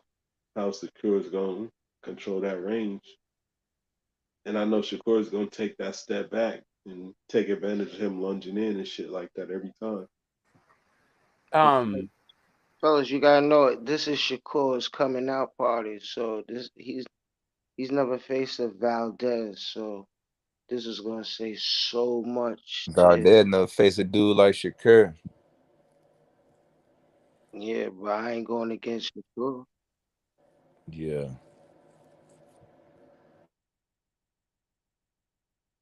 I think he'll get to him. He'll touch Shakur. I think he'll have one shot. You feel me? But he better make sure he puts him out. Because if it don't put Shakur out and Shakur, weather the storm, I don't think he'll get another opportunity, especially not to set up the same shot. But But this what I'm thinking, like, okay, he does. I feel like he's gonna do a good job on Valdez, and if he does do it, what's it next for Shakur? Like what fight is next for him? Because then he's got to move up or something. He can't just stay at 130. You know what I'm saying? He ain't gonna get no good fights. I want to see him become undisputed. I don't like unfinished business, and I feel like who else has a belt at 130? It's the fucking guy that has the WBA strap. I forget his name right now. I forget the dude's name, but there's two other champions, I believe. Go get them belts. Handle that and then move up. But are they bigger than Valdez? Do they bring anything? Aaron might push for a rematch just to show and prove that he could pay him more in just a rematch. Defend the belt. You know what I mean? Defend the belt and then move up. You know what I mean? I mean, if that happens, I'm not gonna sit here and act like, oh, I'm gonna be mad if he moves up and fight Loma. But or rematch Valdez, it all depends on, what we see in the fight. But really, I would like for Shakur to become undisputed. That's what I like to see. That's what it's all about for me. You see what I'm saying? Become undisputed and then move up. Like all them dudes, they gonna be there. Maybe not Lomachenko or whatever. You know, if it's to fight Loma, then I'm cool with him moving up. To be honest with And he probably can achieve that. You know what I mean? It seemed like him and Valdez is top dog at 130 anyway. So whoever win can, you know what I mean? They can continue a unification, and the other champions might step up, like, and the sanction bodies might fall right in line. So I wouldn't. you. It ain't gonna change either which way about how I feel about Shakur. Even with Shakur doing that little clout chasing Ali shit right now, like that shit kind of made me mad. But you know, I just fuck with Shakur, so it don't matter. Like if he move up, then cool. If he's to beat Valdez. See, that's the thing, because I don't feel like he was clout chasing. Like, it just, I think, because That's he was hella watching the clout fight, like chasing. they were Yeah. taping him watching the fight with his friends and shit. So I just think it was just in the moment, like, you know what I'm saying? He probably was like, yo, I think, you know what I'm saying? Like, he could beat Ali. I don't really think it was a clout chasing shit, but I don't know. You never know these days. But I don't perceive Shakur as a clout chaser type dude. I mean, Like a Rolly. Like Rolly's a fucking clout chaser. I don't think it was like with bad Like intention. at I first, I think used to that he think did Devin it was a like clout as a chaser media too. ploy. I used to think Devin Haney was a clout chaser, but then when I really see like he really be giving dudes contracts and he really wants to fight, I'm like, nah, he ain't no clout chaser. He just wants to fight the best. Like, but a nigga like Rolly, I feel like, you know, that's a clout chaser. Or a nigga like fucking Blair the Flair, those are clout chasers. And I feel like you need niggas like that in the game. You need some clout chasers. They bring the hype to the fucking, you know, they bring the hype to the industry that is much needed. You need dudes like that. But me, I don't think Shakur is just no clout chasing dude. Like, Nah, he's not, bro. Let me explain my point in a little more depth. Like I didn't have a problem with him saying he was better than Bud in his mind, or that he was better, that he feel like he could beat Canelo. You see what I'm saying? If they was the same size, or he feel like he's the best fighter in boxing. I just feel like with that last one, you know, he went a little too far. That's all I'm saying. You see what I'm saying? Nah, bro, I don't have no problem with you building up momentum for your fight. He's saying, you know, shit that may be, you know, you talking like him talking shit to Jamel? No, no, Timmy, here's what I'm saying. this was Like in for his real. lead up with this fight though. But go ahead, Smoke. Yeah, Yeah. but yeah, like he didn't have to go that far, is all I'm saying, man. Yeah, see what I'm saying is when I say that it's like a common theme over there, it seems like the ghost of Ali is roaming around those halls, and those dudes are trying to bring whatever they can, whenever they can bring it up, the new guy, and attach him to Ali, and it's like a generational thing. They just keep. It's like the way they promote the top rank, and it's fucking weird to me. So I mean, is that more of a clout chasing thing or more of a competitive thing? No, I think it's a clout chasing thing because like none of these dudes will be Ali, and the only thing you can do is like to put some more added like spice on their name is to put them in the same boat as Ali. Like I saw ESPN also put his graphic next to Rocky Marciano. Like, stop it, bro. At a certain point, just let these dudes be great in their own way in their own time, and stop with the whole like telling casuals that they can compete in any era. So when guys like actually say like fix their mouth to say that shit, you get older fucking people going like it's ridiculous, it's absurd. Like really all it is young kids wanting to be like part of history. That's all it is. I'm even cool with the promoters doing all the bullshit, but Hey, but you out Smoke, your what's mouth, you wrong with better young not say kids that wanting shit, to be bro. As a part of fighter, history? That's what you it's don't say about, that. ain't it? No, it's about Building a making your legacy, history. right? No, it's not about jaw jacking your way into it. It's about doing it, right? Like these dudes, the reason why But I they feel are like who they are, doing it. like, Why like, not like just talking straight up. shit? Let me just tell you something. The reason why these guys are who they are is because of what they did in the ring, not because of like fantasy fights, right? So what Tyson Fury needs to do is whatever limited competition he has in this era, fight all of these dudes. Not have some guy at fucking super featherweight comparing you to one of the best who ever did it. But but I mean, that's his opinion. That's his opinion, though, dog. I understand. Anyone can have an opinion. Like, just because they fighters don't mean they can't talk about other fighters. Them niggas be fight fans too. You feel me? Like I'm looking at Shakur watch the fight, the Fury fight. He watching that shit like I'm watching it. Ooh and all, nigga get knocked down. Oh, like he looked like me watching the fight. I respect shit like that. So if it was that just showed me that a real fight fan. So if there was just that in a vacuum, right? Like if all we said is Shakur is just giving his opinion. What I'm telling you is it's a pattern at Top Rank. Like whatever the fuck Shakur feels like he's doing. I agree with you on that. Not only is it a pattern at Top Rank, it's all of these young dudes saying the new dude is better. But I feel like that's how it should be. Like it's always going to be like that. Even no, when it's Shakur, not necessarily. man, I mean, it like can be. When But Shakur and them niggas get old, it's gonna be a younger nigga. They're gonna be like, oh, he better than Shakur, and they gonna. That's the nature of the beast. Like that's exactly. how it goes. I feel like it's the nature of the beast. I don't feel like that's it what should it be is. that. And it's like that in any industry. That's what I'm telling you. It's any that industry you're gonna get compared. I hate sometimes the shit is buffoonery, but that's just how it go. In any industry you do, you're gonna get correct. To the top dog. They want to see how you can handle it and what you could bring to the table. Like, is he really this guy? Because this guy back in the day, he was the truth. Now we got the new guy. He's catching a little buzz. He's doing his thing. Is he really like that? You know, the old it guy. Like that's gonna be. Like right, like it's I do not, music. it's not about like the comparison, bro. But I'm not with them saying that he could beat him like that, bro. If they compared him, then I'd be like, oh, okay, here they go again comparing him.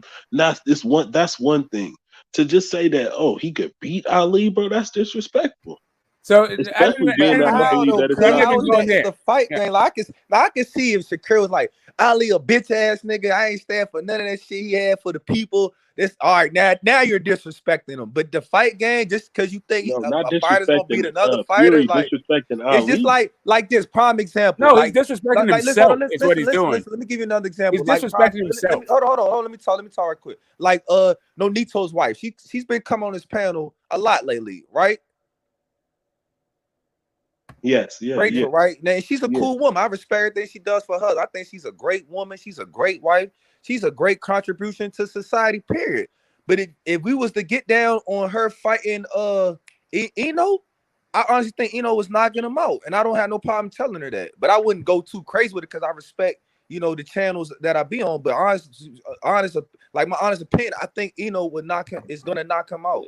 So Debo, there's a Am point I wrong when for you thinking said, that, though? It's the hold on a fight second, game. real fast. Like I ain't saying, bro, a bad dude. And Anito's from what I I've got heard, it. great Before you go into all guy. that, just real fast, guys. I'll be real fast with mine. I'll be real fast. Go ahead. I was also saying what it was. I wasn't saying what it should be or any of that stuff. I'm just saying what it was, right? Like when I hear this, what I hear. It's the same thing I hear when Lonzo Ball said 21 Savage was better than Nas, right? Like I understand that this new group wants to have their thing be the thing, but at a certain point, like it's not really. You gotta understand, like even back in your day, how old are you, Smoke? 51. Exactly. So back in your day, like what Chaos One, what like fucking Chaos One, all that shit. Yeah. So back in the day, them guys was competing against the other guys. It's always gonna be like that. At no point did Chaos One said. But here's the thing: at no point it's going to change. It's always gonna be like that in any area. Like no, I got it. I got that. That's what I was saying. I was pointing out that aspect of it.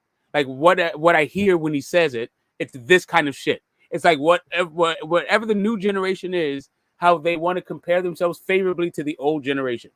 That's what I hear when I say this. Where it just gets tiresome out of Top Rank because apparently they can't let fucking Ali go. They can't let the dude just be fucking great, and they also can't let him fucking die. But you gotta kind of respect that because that shows the magnitude of greatness Ali had that this man been passed away. No, they're always picking him out. They're comparing this guy. All they do is disrespect his ghost. That's what I'm saying. They won't let him rest. I mean, you can look at it like disrespect, and they won't let him look at it like check game, Smoke. Like check game. Hold on. Like it'll be a fucking casual who loves Shakur. He doesn't know nothing about Ali, but the fact that Ali, he's saying his name a lot or whatever, he might go check out Ali and then see for himself. Like, yo, this dude is really great. Like I go back because now we got YouTube, so we can go back and see older fighters and older athletes and see how they really handled stuff during their era, and you could go see like, yeah, he was a great one. I see why they comparing him. Like I feel like that kind of pays homage. It might not be the way you want it to be, but I feel like that's paying homage. The fact that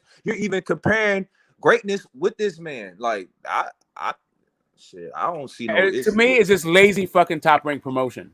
I mean, you know, that's your opinion. I think so. My thing is this, bro. This is my problem with the shit. When Shakur makes that type of statement, I'm looking at it and I'm saying, okay, he's saying that this dude could beat Ali, a guy who is dead. You see what I'm saying? An all-time great, the greatest of all time.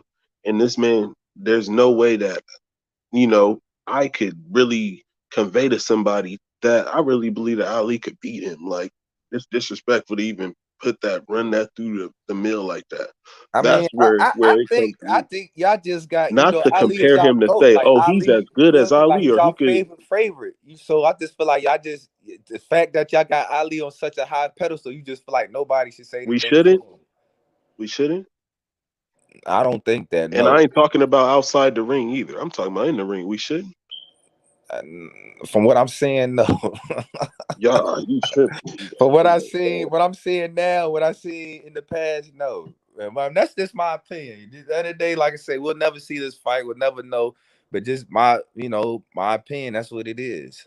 And I'm and that's what I'm saying. It'd be like to people forever. who like after you get at a certain point, right? Like when your generation is now the old fucking people and all that shit, and at that point you will have watched. If you love boxing the way I feel like you do, you'll probably have watched way more shit on Ali and heard way more fucking tales. Like yeah, like at this point, it's fucking absurd. Like if you know anything about this thing, it makes me. You know what? Like Eddie Hearn said, he'd never heard of lineal champion until like Tyson Fury said it. It's like shit like that. Like bro, like you've never heard of some shit that's been around since like 1880.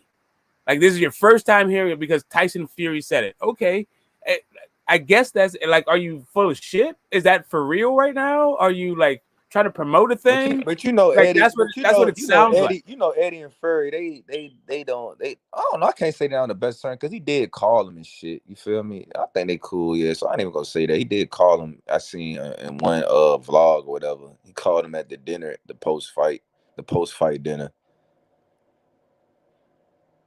So I mean, yeah, that's what it is. I mean, like I said, I mean, it is what it is. I ain't mad at you, Devo. I just know that, you know, like maybe I ain't even gonna say maybe. One day you gonna see some shit and you gonna be coming back to you gonna be like, cause you know I was just playing, right?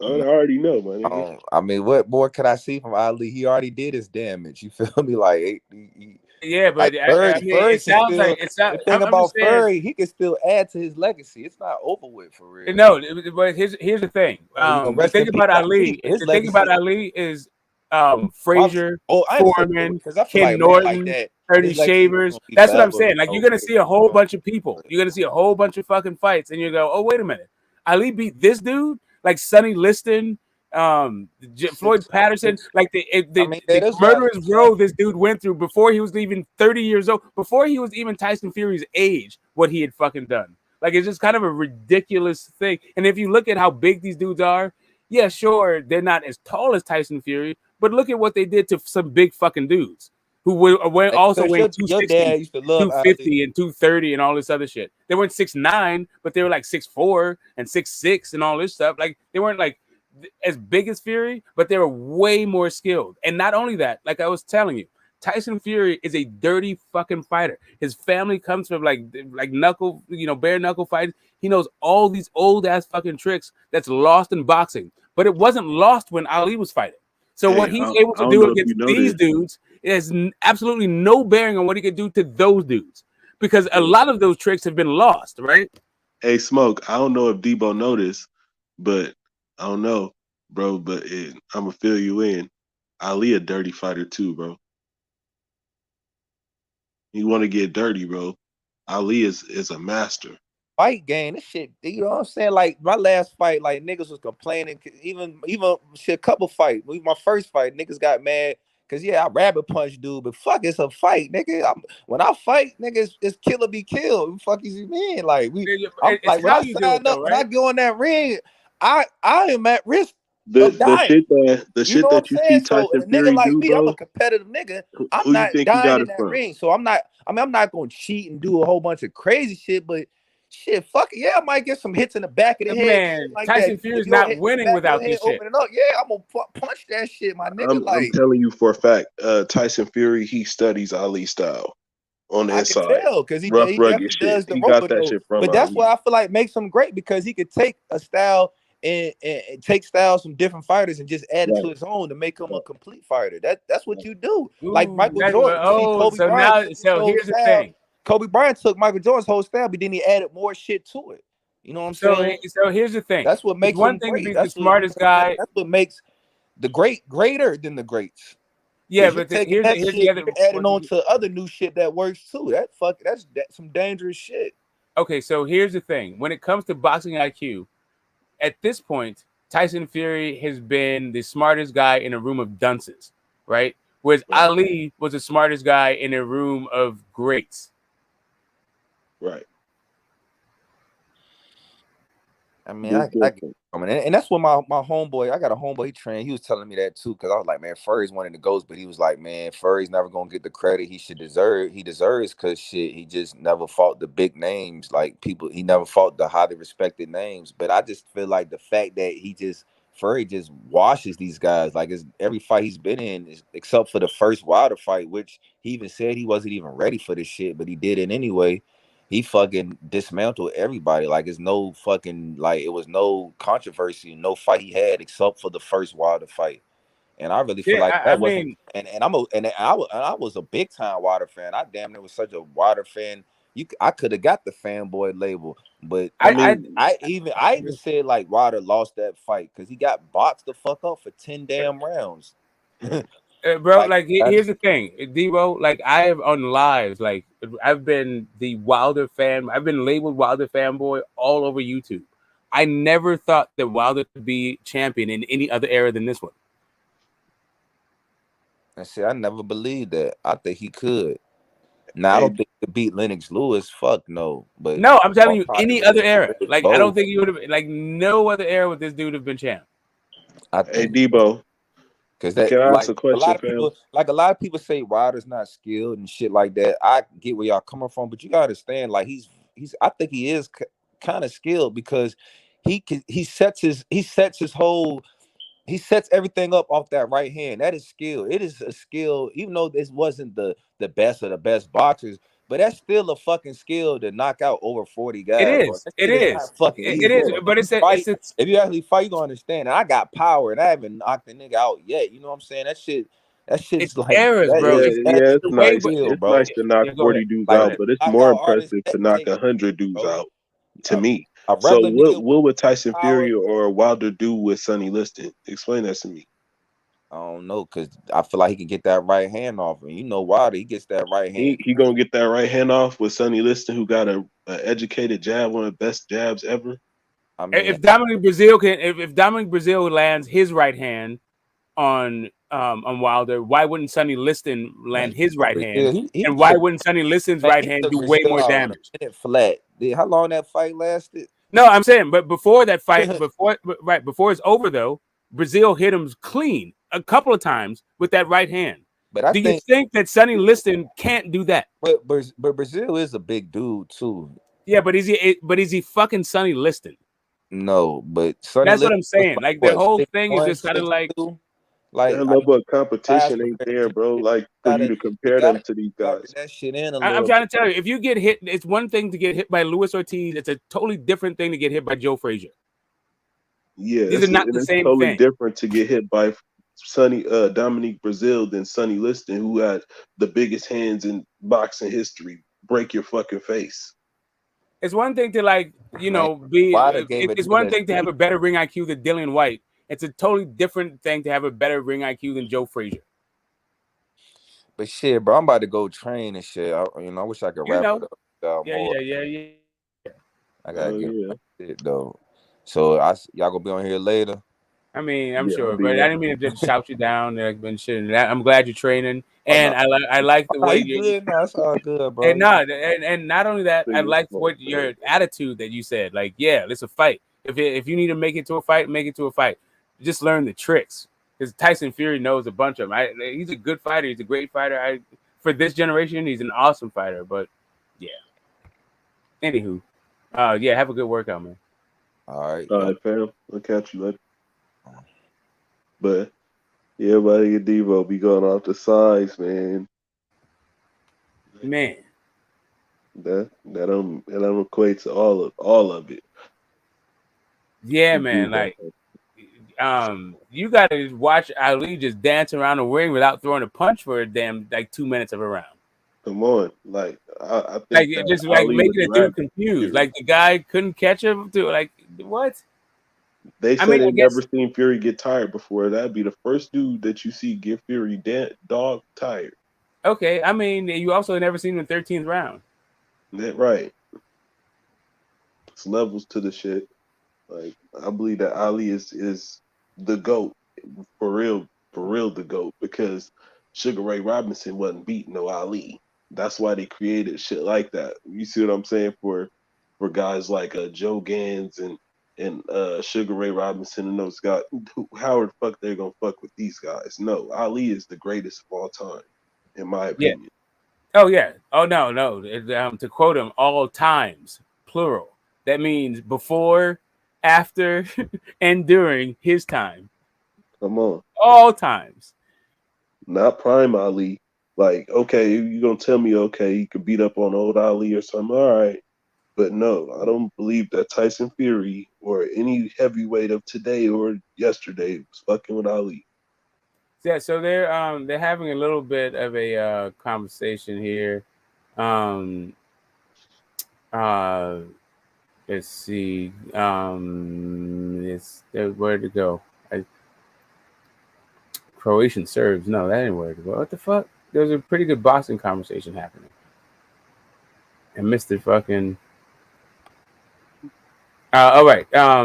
Fury knows a lot of tricks. Does that make him a bad fighter? That's what the comment I was looking for. It not only does it not make him a bad fighter, but if it wasn't for those tricks, he wouldn't be where he is today.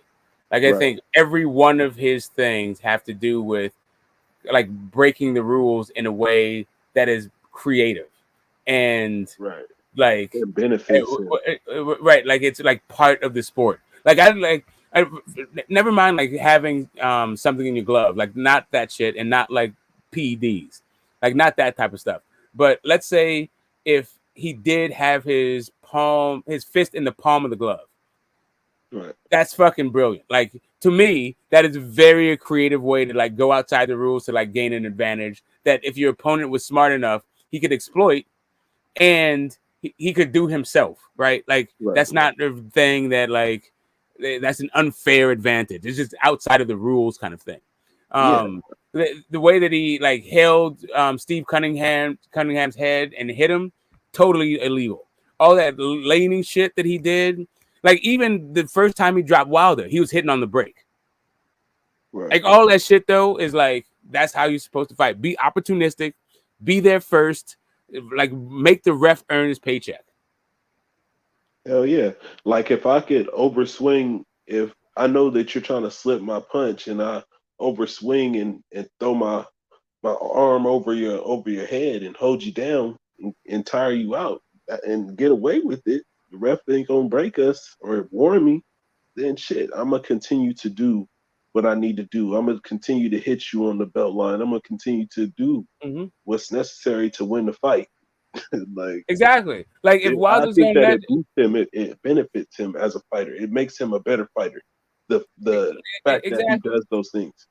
And like it's a thing where like if Wilder and the ref is going to let you put him in a headlock and walk him around the ring. Fucking put him in a headlock and walk him around the ring. Right. No one's gonna stop it from happening. Like, why not keep doing it? Then throw a couple of shots to his head, like while the ref's not looking. Like, all that shit.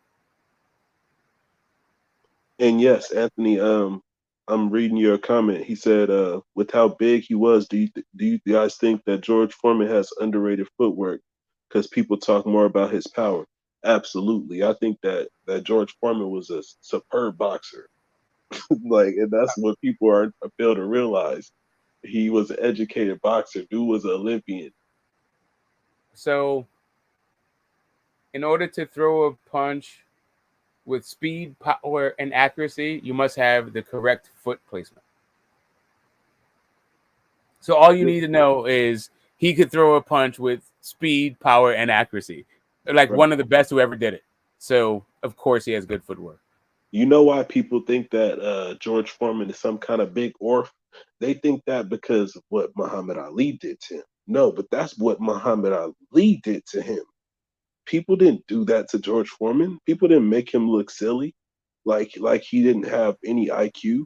No, that was Ali that made him look like that, and that's why Ali is so great. You guys don't understand what Ali did.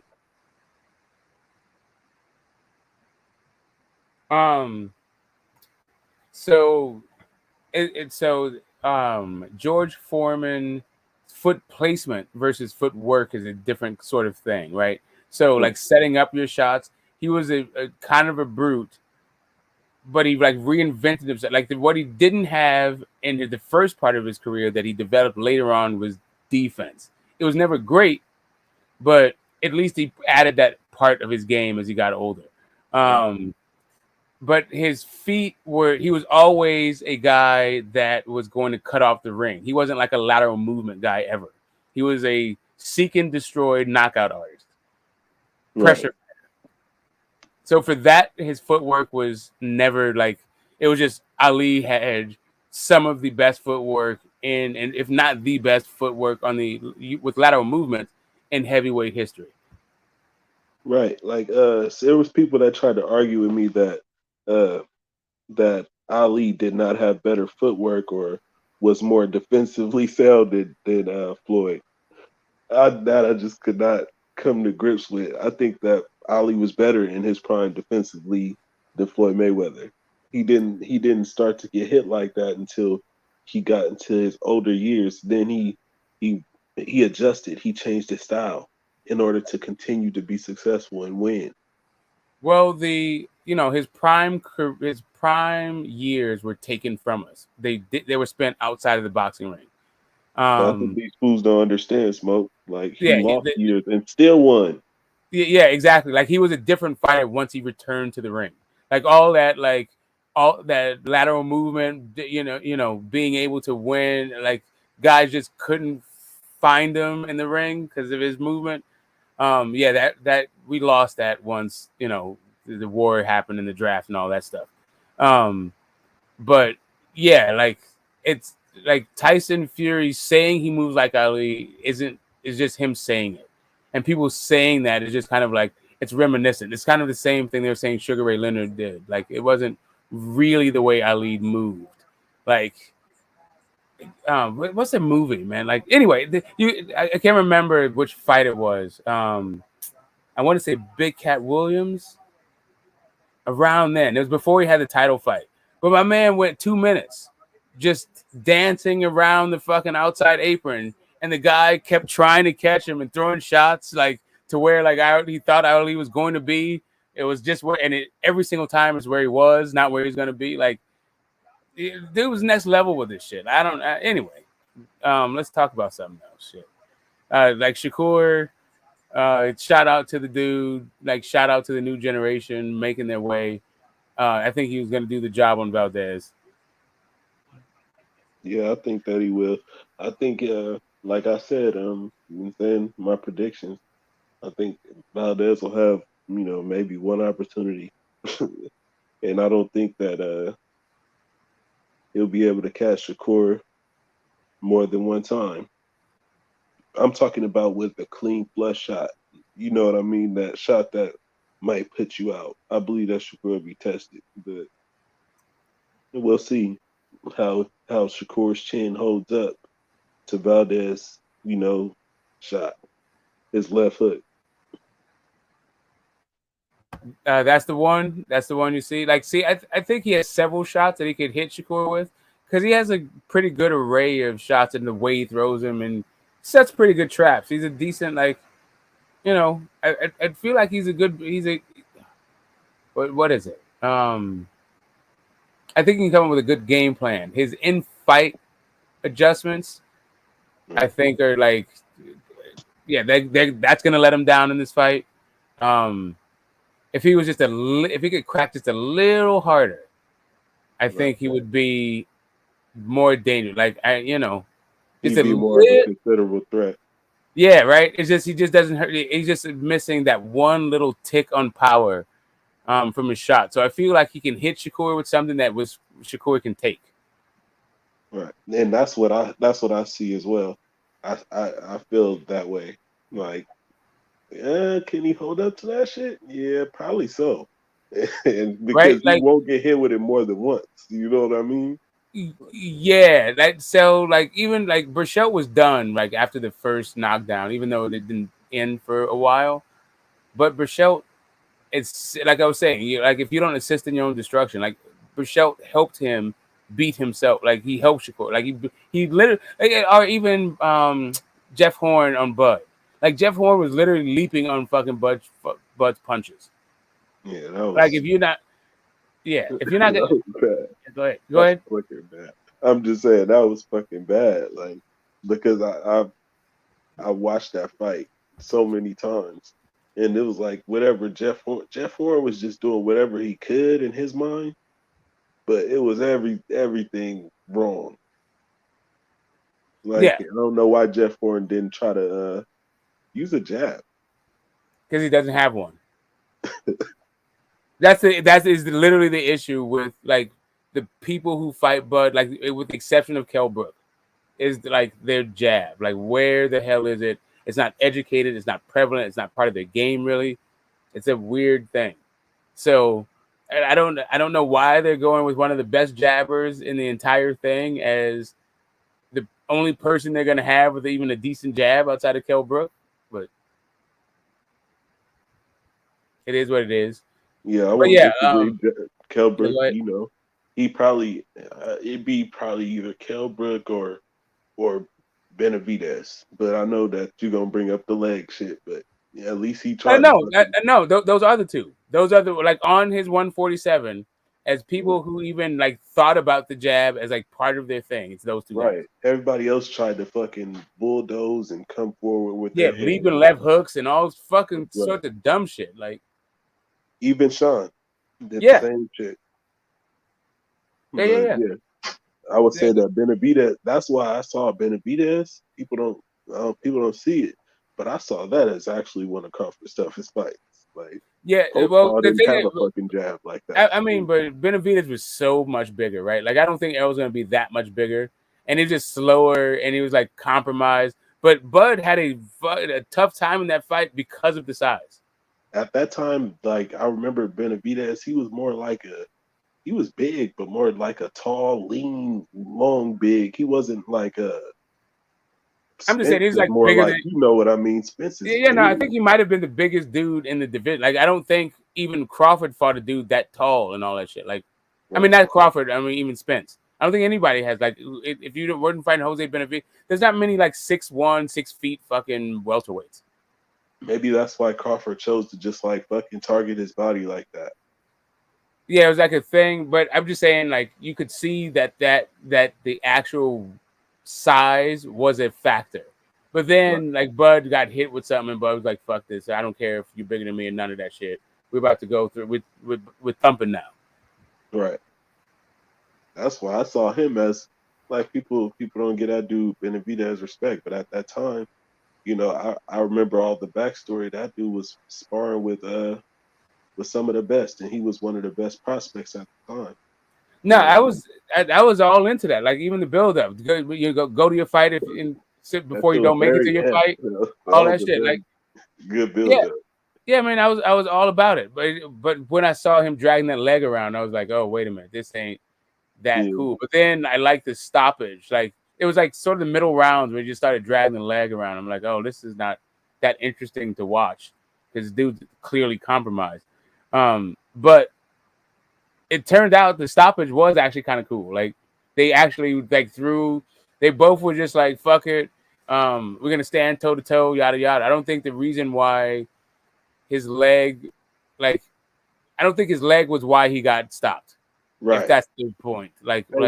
In that exchange, it wasn't the leg that did it. It was just the leg was the reason why he was not gonna win the fight. But that exchange wasn't about the leg. Because those are my two questions. Like, do you believe Benavidez was a good or a bad fighter? Because Spence didn't. Spence said he has a video of him sparring Benavidez, punishing him, but he's a good fighter. That's what he said. You see what I'm saying? But I mean, So I is that don't before or understand after where the Benavidez gunshot became a wound? bum. I'm just saying we don't believe that the best Benavidez would have beat Crawford, and nobody believes that Benavidez is a bad fighter. So why are you I don't think any of the guys he fought were bad fighters outside of Jeff Horn. I don't think Jeff Horn is good at all. I think Benavidez was just compromised. Right. You know, like Amir Khan, you know what the book is out on him. Green Machine is just like inexperienced, but he's like not a bad fighter. It's like like Kell Brook is just like past it, like and damage, but he's not a bad fighter. Like he can fucking fight. Like right now, how much of that can we say and point to say, okay, this is Terence Crawford's fight? Did he go and choose this man? Like, okay, you just got fucking shot in the leg, you coming back? Okay, I choose you. You've been calling me out. I want to fight you now. Is that why people want to point the finger at Crawford? Like I'm trying to tell you, I wasn't like as a Crawford fan, I wasn't mad at that because I understood the game. Like he's an undersized fucking welterweight and he needs to get acclimated to this new division. Like I felt like that's what Maurice Hooker should have done in the Virgil Ortiz fight. You don't just go up a division and fight the biggest dude, like one of the biggest dudes in the division who's probably going to be in a different division and is like an up and coming product. Like don't do that shit. Like make sure you know what you are as a welterweight. So I wasn't mad at the Benavidez fight. Like I thought that was good, right? Like talk about the big fighters while you get acclimated, right? It was just when I saw him dragging his leg around, it was because I didn't know even going into that fight that he had a gunshot. He was a gunshot victim. Right. But then when I saw him dragging it, I was like, okay, there's something fucking going on with this dude. And then I found out later. It's like, okay, this is kind of it is what it is. Yeah, what's up, Ray? That kind of ruined all the it kind of takes away. You know, he has a lot of fights like that, even with this Porter situation. You know what I mean? I do believe I know what will highly probable to happen next in that fight. And Sean Porter's dad, whatever the case may be, stopped the fight. But I did watch the pre-fight build up, the blood, sweat, and tears, and he warned Sean that if he wasn't doing the things that he was supposed to do, then it wasn't going to be his fault. They already knew what they were going to do, and they took credit away from Crawford and not allow him. You see, they took credit away from him, not allow him to finish what he was doing. You see what I'm saying? I'm going to admit that because that's the truth. Yeah, I'm just like, it's just not the same guy. Like Sean Porter, if he was, I don't think he was very hungry. Like he was just Sean Porter in that fight. And the guy fought with a lot of pride, a lot of dignity, not very much skill, but a lot of athleticism. You know, there's some skill to it. It's not like he was skillless or talentless or anything like that. It's just that like the thing that brought him was just diminished in every like kind of way. Like his athleticism was diminished, his speed was diminished, his dog was reminiscent, but it was just like not the same level. He wasn't that crisp, but even still, he was able to get some rounds. At the time of stoppage, I think he was only down like one round or something on a couple scorecards. My kid was going crazy. He was like, Sean Porter's doing a thing. I'm like, nah, man. Like, what you need to see. I was teaching my youngest like how Bud was controlling distance with the fight and how hard Sean had to work to get inside because he wasn't using his jab. Right. And I'm okay. I know you see what I saw. I don't even have to ask what I was going to ask. But yeah, Sean was in the fight and he was winning rounds. I just don't feel like they were dominant rounds that he won. They were playing chess, and Sean was having some success in the fight. And he took the fight to Terence Crawford. He didn't fight timid. He didn't fight. No, but there's no way that he could have kept that, sustained that level of activity because he was working way too fucking hard for way too little results. Right. Because of his, because he wasn't using his jab. Like literally, the jab was why that was happening. Right. Do you believe that the best Shawn Porter, the best on his best night, do you believe that he would have beat Terence Crawford? Do you believe that? Now, I mean, I think if he had fought him instead of Jose Benavidez, then Shawn Porter would have roughed him up, and Bud would have been a different fighter, but he would have come out victorious. I still think. Right. Like that Shawn Porter back then would have given him a really rough fight. We just didn't a different Bud. But no, I never thought any version of Shawn Porter beat Bud. Right. Really, I didn't like it. It didn't took me. It took me to the, like I said, it was the Kell Brook fight that changed my mind about Bud versus Spence. Like I always had Bud beating all these people. Like I've been a huge Bud fan. Right. And you're talking about Errol Spence's performance against Kell Brook, right? Yeah. Because Kell Brook is a big ass dude too. Right. And he was a big ass dude that's working behind the jab. He was piecing up Spence, and Spence is fucking relentless, man. Like that dude, and those body shots look like they hurt. Like even when he's losing rounds, he is fucking you up to the body. So and like that just pays dividends. He's putting pennies in the bank. And it all comes to fruition later on. Now your legs don't move. Now your shots don't hurt so much. And now Spence is ready to work. He's about to throw like 50 punches on your fucking ass. And he's not going to stop hitting you to the body. Oh, shit, Anthony, I'm just seeing your questions. No, I don't think that Stevenson will win every round. Just off the same reason that Shawn Porter did not lose every round. Because ring generalship, and I believe that Valdez is coming to fight. You see what I'm saying? And he will have rounds that will appear as if, you know what I'm saying, he's winning the fight to the judges. But in all actuality, I don't believe that he's going to be winning the fight, if that makes sense. The same way I don't feel like Shawn Porter, I don't feel like he was ever really winning the fight.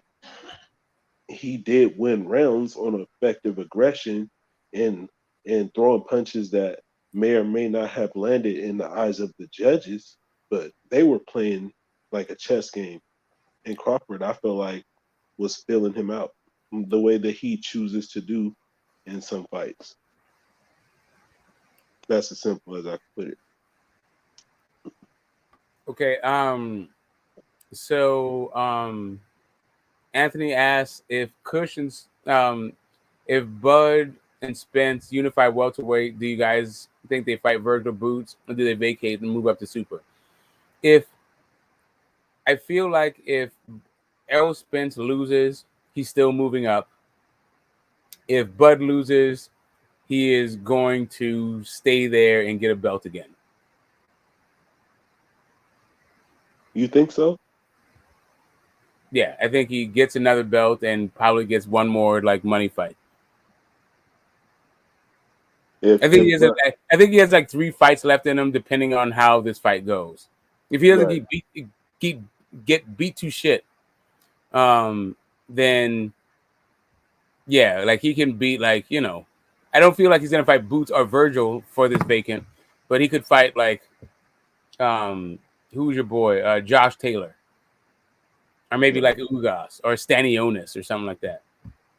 Right. Those would be good fights to go out on if he were to win. Like a Josh Taylor. You know what I mean? If he wasn't going to fight Charlo. Like he was just got fucking in a tough ass fight. But I mean, I think he still has like I think he can unify without becoming undisputed in like 2 or 3 fights. Right. But I don't think that's what he's gonna do. I think he's gonna go for Charlo. I do think that's no. I'm just saying if he loses. If he wins, of course, yes. If he wins, he's going up. If both guys win and lose, Errol Spence is going up. Bud goes up only if he wins. Right. I think that sounds about right. If he loses, my prediction is that he'll probably hang it up. If he loses, he will hang it up. I mean, it depends on in what fashion he loses and then what it is. Because I don't think Bud likes turning down like millions of dollars. seems like that's like he's in that phase of his life where he likes like collecting them checks. So as long as he can still like, like he's still Bud Crawford. Like that a vacant title. It's gonna be 8 slots for a vacant title. He's gonna be the biggest name. Everybody's gonna want to fight him. I think that if he we don't know these dudes personally and all that shit, but I think that if he were to lose, he has enough probably according to what the fighters say. He has other avenues of income, and I think he'll probably become a promoter and shit like that. Hang it up. Raider LA -FOM. I'm not quite sure what the new lane. I thought it was Raider from LA, but you got a new thing happening. So which one is a more 50-50 fight, Crawford versus Spence or Charlo versus Castaño? I'm going to say Charlo versus Castaño just because we've seen that fight, and I've seen both guys do their styles, and it's like it's kind of just like even the way you score it is just kind of what you like. Clean, hard punching is kind of, I edge it to Charlo. Effective aggression was kind of because it's going to be Castaño. Ring generalship, I think it'll be ebb and flow. And what is it? Defense, I feel like it's Charlo. So it's just like this ebb and flow thing where it's a little bit close. Whereas Bud, I don't know, just because it's really all about Spence's ability to take Bud's power.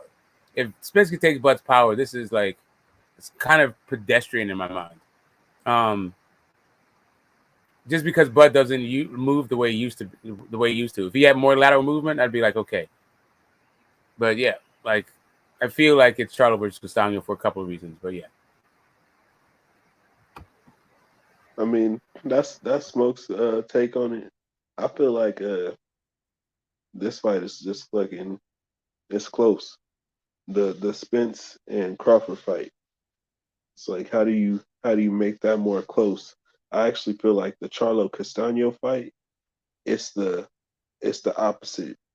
I believe that Castaño done enough effective things in the first fight to win that fight, and Charlo has like more of like I'm not gonna say a puncher's chance, but because that is somewhat what you guys are relying on, him knocking Castaño out. I don't hear too many people saying that Charlo is gonna beat Castaño in a 12-round decision. So how's this fight a close fight? I think you beat him with a 12-round decision. I think you almost did. I think you could have had him in that 12-round decision the last time. Like it's just kind of like that's what I'm saying. Like because both guys did their thing, it becomes the way that you perceive what you like in fights, kind of thing. Like because just based by the 4 criteria, I think you could go either way with the guys. Like clean, hard punching, it was kind of a wash, but I think you could give it to Charlo, but you also could give it to Castaño. I just found it interesting that Castaño, his take was the same as mine. I agree with Castaño's take on the fight. He should have won the fight 8-4. I mean, but that's what he felt like. And I'm not a big Castaño fan or anything like that. I just do know of Castaño, and I know of his past and things like that. And he's not a guy that comes to lie, and you see what I'm saying, things like that. Like, no, the guy's a genuine guy. No, and it's not even about being genuine or not genuine. I'm just saying that the way that boxing criteria breaks down to judge fights, this is one of those style matchups that depending on what your own thing is, it could go either way. So, like literally, Castaño could have won that fight 117, but also Charlo could have won that fight 117, and it also could have just been a draw. Right. But it's what you prefer. Like if you like effective aggression, then that's Castaño. You would have picked that dude. Right. But if you like defense, like Castaño wasn't gonna win the defense category. He didn't win the defense category. He won the effective aggression category. Right. When it comes to the clean, effective punching, how do you pick between those two? When it comes to ring general, how do you pick between those two? It's that kind of thing. So it was like because of the criteria of scoring around, like how you went around, that fight could have gone wildly and also been a draw. And I feel like it's a style thing. It could have been the performance. I felt like Castano put in a vintage Castano performance is very good. Whereas Mel, it wasn't his really best performance. So in the rematch, it's kind of a, does Mel give us a better performance? And and he also has had rematches before, whereas Castano not so much. No, Smoke. I think that the reason that you saw it as maybe Jermel's not his best performance, because I've seen Jermel's fights as well, was because Castano put him in the places that he put him. It's not because, this is my opinion, not because he chose to be in those places. He didn't choose to be on the ropes. He didn't choose that. No, it's because Charlo is fucking delusional and hard-headed. Like, the dude, like, for some reason, fancies himself as a knockout artist, and he doesn't, like, make the proper adjustments or, like, train to, like, be there. So, like, he gets in these fucking situations where he makes fights harder than they need to be because he's looking to knock a dude out, right? Like, that's really what I think it is. But that's why I think he does better in rematches. The efficiency is there. And from what I saw in that fight, there was early on, especially for about the first 5 or 6 rounds, Charlo was freezing and he wasn't shooting his jab, and Castano was taking the fight to him, going to the body and pushing him back. He walked Charlo down, and Charlo wasn't doing shit. And whether it be whatever the case may be, he wasn't listening or whatever it was. The truth of the matter is that Derek James, being a great trainer, as I told y'all he's better than even Bomac. And I don't think that Bomac is all that great of a trainer for other fighters, just Terence Crawford. Derek James is a great trainer, and he wasn't listening to him. Yeah, that's what I'm saying. I feel like in the rematches, the thing that's what I'm just saying. Like 50-50, like the style matchup for Castano Charlo, I feel like it's 50-50, but I feel like it's that way because I've seen this fight. And so if it's the same way, it's just kind of like there's, using the criteria of I feel like you agree with me, Smoke. What? I don't even need you to confirm it. I just feel like you agree with me on what the take was in that fight. He was not listening to Derek James. Oh no, that's what I said. Yeah, I said that before. Like that. The question is if he's gonna correct that when I think when they fight again. Yes, that's what I'm saying. I think he does better in the rematch because they're gonna be like, he's gonna be like, the reason why this is a draw and we need a rematch is because you didn't listen to me. He's gonna show him tape and all this shit, and they're gonna have a better pre-fight game plan other than Lions didn't only knock you out or hear me roar kind of shit. Right, because I take into account these fighters their entire career, even their amateur background, because I look at styles, right? So this guy, he's no fucking joke. This dude beat Errol Spence. A lot of people, they're not going to chalk it up, but he's not anybody to toy with, is all I'm saying. Who are we talking about? Castano. Oh, yeah, no, Castano, like I'm saying. And Castano also beat Errol Spence in his first amateur fight, where Errol Spence already had fights. So here's the thing. Kush. Amateur style and pro styles are not the same thing, right? So you can get. I would disagree because if you go back and you study the film, then I would differ in opinion. Here's what I mean to you. Here's what I'm telling you along the way. Here's what I'm telling you. The fighter style is still. This is my opinion. The fighter style. I'm telling you a fact. If you get hit in the head, it's 2 points. If you getting hit in the body, it's 1 point. No, I'm not talking about the scoring. I'm talking about. But that's why. That's what I'm literally telling you why it's different. About the criteria. I understand because it's scoring. Because of the scoring, the games are different.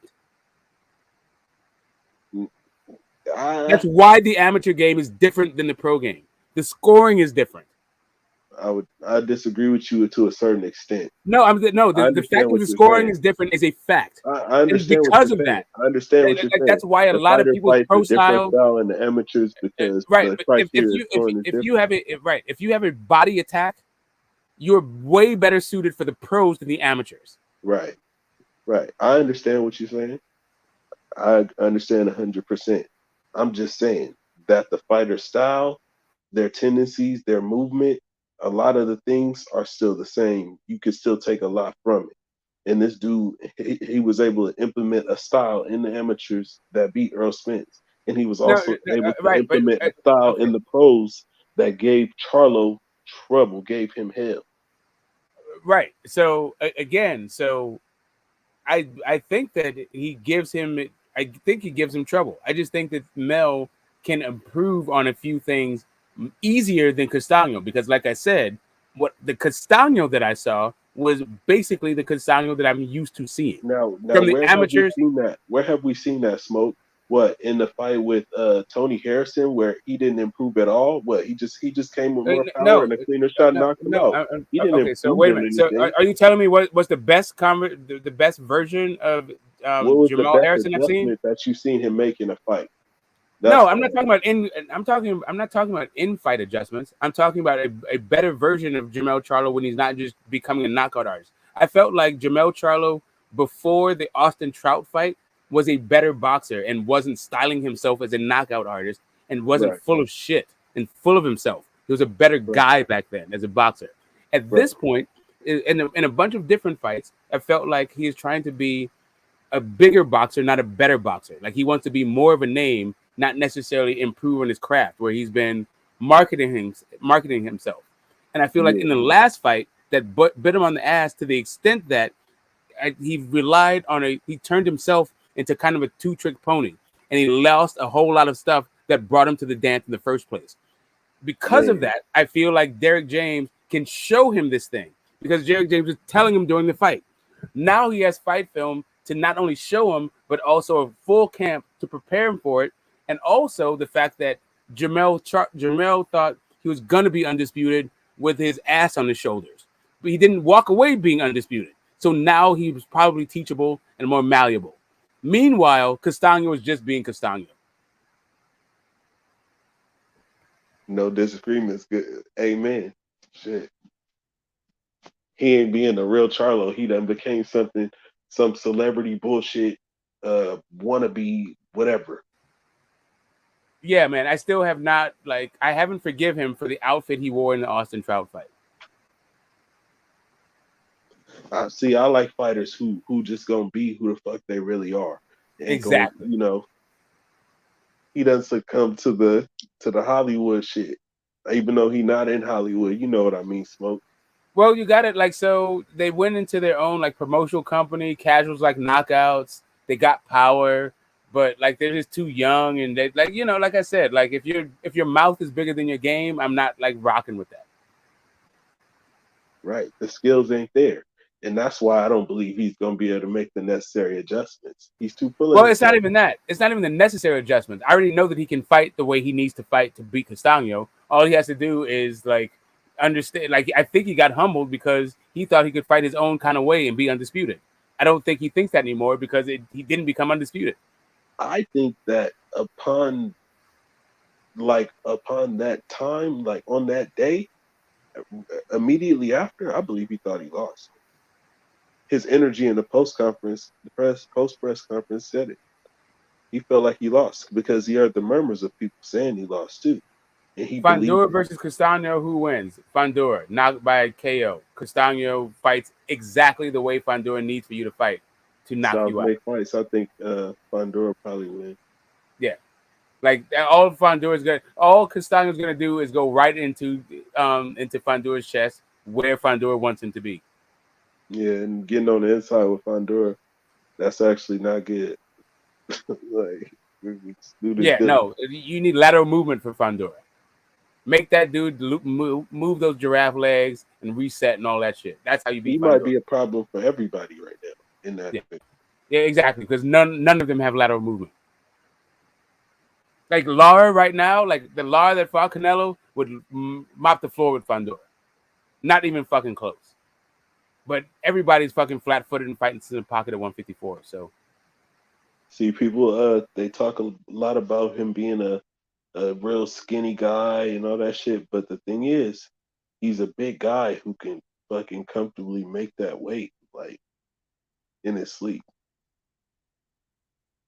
That's the thing that people are understanding, and he knows how to fight. He knows how to use his his style on the inside. Fundora should stay Crawford should stay away from Fundora. I do think Crawford still has the legs to run around the ring to beat Fundora, but why fucking do it? Fundora versus Crawford, don't even try it. That's the real challenge. That's more of a challenge than Charlo, in my opinion. That's the real challenge. And stay away from him. I agree with you. Because Spence is already a challenge. Like, the fuck? Like, how you think Spence would do with Fundora? I feel like Spence has a better chance because I think he can turn him and work the body, and he's not just gonna languish on the inside. But it's an issue still. But by the time he gets there, Fundora is probably gonna be way better too. So that's it's another still dude an issue. I just know want to that's stay what away you're from. thinking. It's still a problem, even for Spence. Yeah, that's the fucking problem. Yeah, it's a goddamn problem. I don't expect Spence to like clean out the 154 division. I expect him to pick certain guys, certain money fights, belts, and all that shit. He's going to be very selective about who he fights at 154. Yeah, I didn't realize how good he was. He was crazy.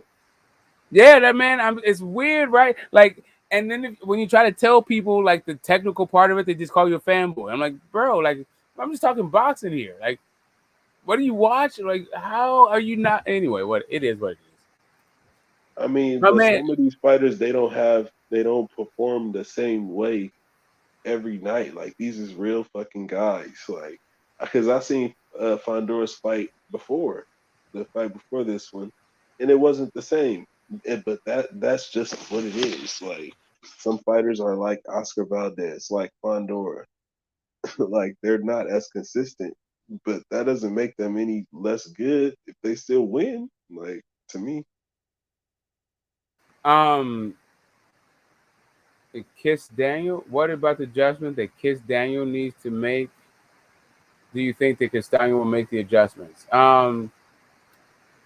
I don't know that what adjustments Castaño would make. First off, he felt like he won the fight, and then secondly, he fights the way that he really fights. So, yeah, like what adjustments is he even motivated to make? I think that what Castaño does is the thing that needs to be figured out in the fight. So that's why Castaño most likely wouldn't change what he's doing. And like I do agree with Smoke said, what we saw was like a iconic, you know what I'm saying, like vintage style Castaño performance. So that is his style. But the style that he comes with is a puzzle for Jermell Charlo. Like that's the issue here. So he doesn't really need to change anything yet until Charlo changes something. Who's to say if you felt like you won one, it's like the same thing. It was like the thing about like Wilder Fury, right? Like Wilder was like, "Yeah, I got robbed, yada yada yada yada." Fury was like, "Yeah, I got knocked out. That was kind of crazy that I got up and finished the fight." And so Fury changed his entire fucking corner, and Wilder was like, "Nah, I'm rolling with the same dudes." Like if you think you won the fight, like why are you gonna do a bunch of changes? Hey fellas, what's up? What's up, Anthony? Hey, Kush and Smoke. Do you guys agree with certain boxing fans that are saying that the fight with Valdez and Stevenson is going to be a wash with Stevenson dominating and winning all 12 rounds, or do you think it's going to be close? I did answer your question earlier in the chat. I didn't hear it because my internet. I'm in a hotel and the internet dropped. No, it's all good. What I was saying is, because due to like effective aggression and you know, punches that you know may land or may appear to land, you know what I mean, that might get potentially blocked and things like that. And Shakur, you know, boxing, I think that Oscar Valdez did have some success earlier in the fight in the eyes of the judges. You see what I'm saying? I think he could win 3 or 4 rounds. I don't think it's going to be a wash like that. I do believe that Shakur will decisively win a fight. I think that it'll be clear. You see what I'm saying? But I don't think that he's going to wash Valdez. No. Yeah, no, I think it'll be a UD, but it won't be like 12 rounds to nothing. I think it'll be like 8-4. I think like on the 3 judges scorecards, it'll be like 7-5, 8-4, 9-3. But all 3 of them will have it for Shakur. And I was asking the question about the Charlo brothers. Between those two, who has the more natural power and who's better when it comes to their defense, ring generalship, IQ, and footwork? They're not. I don't think they're better than the other in any of those things. I think one guy's just more sharper than the other at this point because one guy's fighting more often. But I don't think like specifically at any particular boxing skill they're better than the other. I like both of the jabs. I think like Big Charlo probably has a little bit more power than Little Charlo, but that's about it. I mean, both of them jabs are pretty crispy. They're both really basic guys that do what they do well with excellent tanks, always in shape, always prepared to win, always think they're better than their other guy. Like all the intent, they're kind of the same guy. I would say the bigger Charlo has a little bit more power, and the younger Charlo is more crisp right now and more. He's more sharp because he's been fighting more often and better competition too. But you don't think you don't think either of them one of them has better ring IQ or generalship? Like they can't control the ring. Nah. What about you, Kush? They're like they're very similar. Like they're really like brothers in the way that they fight in a lot of ways. But I do feel like Jamal is like more like girthy, and he's more stationary like as a fighter until like I bet you if they were to fight, the little Charlo is the one that gets off on the big brother, and then the big brother gets kind of pissed the fuck off and probably stops him. Does that make sense? But they're twins. I thought. Yeah, they're a minute apart. I'm not talking about in terms of age. I'm talking about size. Yeah. No, it's always the little brother that's trying to prove a point. so that's why they don't fight anymore. I'm just running that scenario of them fighting, in the gym, and probably how it would go if they win 100. You know what I mean? It's kind of like seeing the Marquez cousins fight each other. Raul. Now, if you actually watch the Vitali brothers like career as it unfolded, you would see that Vitali was very protective of his younger brother. Like Vitali loved fucking Vlad, like straight the fuck up. Like if they fought, you would understand that Vitali would beat the entire shit out of Vlad, but then he would beat the shit out of himself for beating up his little brother. Like that was like how it was. It was like, and it's a little bit like that with Maul and Mel. Like they're really similar, but Maul is just a bigger dude, and like, yeah, it's just kind of a like they're the really way emotional, fight, bro. yeah. But they're really like, I don't know if you guys notice it, but they really close, bro. Like they act like they're not. Well, they may not be close, like they hang out with each other every day, but in terms of being tied to each other, they're really close. These fools want to like dye each other, hair each other like each other. They're grown ass men. It's kind of like the Marquez. I think cousins or brothers. Rafa and Juan Manuel. I've never seen them fight each other. Like it's rare that you saw them fight each other. Yeah, but it's rare to hear that like brothers are getting in front, like the relationship with wives and the brothers, they need to get some space for their life mates and shit, right? Like these days, like, it's a different kind of close. Yeah, and it's a thing about twins and their styles are not that different. But yeah, there's some little brother, big brother shit going on with the difference that I see between the fighters. Yeah. So you think nice observation, Kush. So Smoke, if Vlad and Vitali fought each other, you think Vitali would have destroyed, like swept. Yeah, I don't think anybody who saw those two fight at any point thought that Vlad could beat Vitali. Right. Same way, I don't believe that that Jermell could beat Jamal. The fuck? No, that's why he would wait for him to move up. Like, you know, no, bro. Like, he knows. Like, if you really check their energy when they talk about, oh, if they ever fought each other, like, they'll admit it. Like, nah, not Maul. Like, you know what I mean? Ops, when are you gonna stop talking about sparring, bro? Yeah, there we go. Vitali would have talk a lot about. Vlad nasty. I talk Correct. a lot There we about. go. What are you not saying? What are you not saying, man? It's I talk Castano. a lot about Carlos what Mendoza. happened. Vitali has a better resume and was better than Vlad. You know why I talk about Both things. Vlad does not sparring? have a better resume than Vitali. You know why I talk about? I don't really talk about too much sparring, really. Except I just talked about, like, what I thought would happen with those fighters if they fought. But as far as like fights, like amateur fights, those are fights that I actually saw. So that's why I brought those up first, just to be clear. These ain't fights that I didn't see.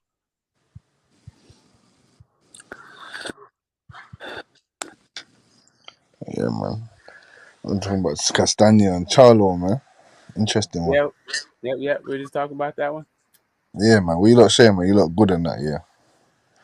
No, what's your thoughts? It sounds like you might have some interesting insights for us.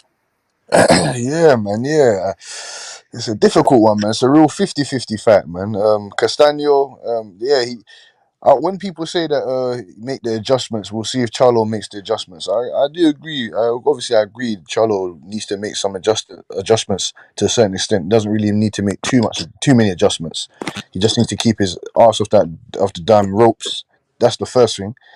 And get me stop wailing crazy shots. Don't get caught into Castano's game, because I like in the last fight, I like how Castano was bobbing and weaving, moving his head off the center line. And he was using that right. He was using the right to the body to open up Charlo's head. I like how he was doing that. And then Charlo was using that left hook. That left hook that Charlo has was disturbing Castano. So Castano needs to find a way to avoid that sweeping left hook that Charlo has. Because if not, then it might be night. I feel that's one weakness with Brian, that his defense tends to have weakness with straight on shots. Do you guys agree? Kush, Smoke, and Cassidy? Yes, I agree. Yeah, he does have some deficiencies too. He's not a damn, I'm echoing. Is that my shit? No, you're good, man. You're good. Okay. Yeah, but no, it's I don't believe that. but you gotta put yourself on mute, bro. Like I mean, not Butch. If you don't put yourself on mute, it echoes. There we go. Yeah. I don't believe that Castano is without flaws. You know what I mean? No, he has flaws.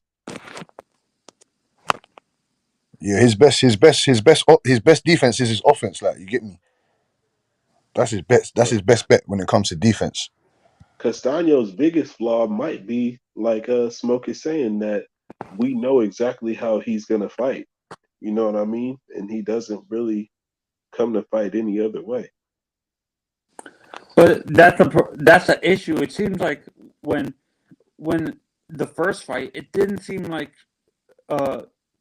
Charlo. Is it Jamal or Jermell that's in the light at Super? Jamel. Oh, the bigger one. The little one is Jamel, isn't it? The bigger one is Jamal.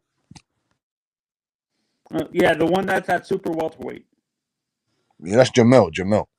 Yeah,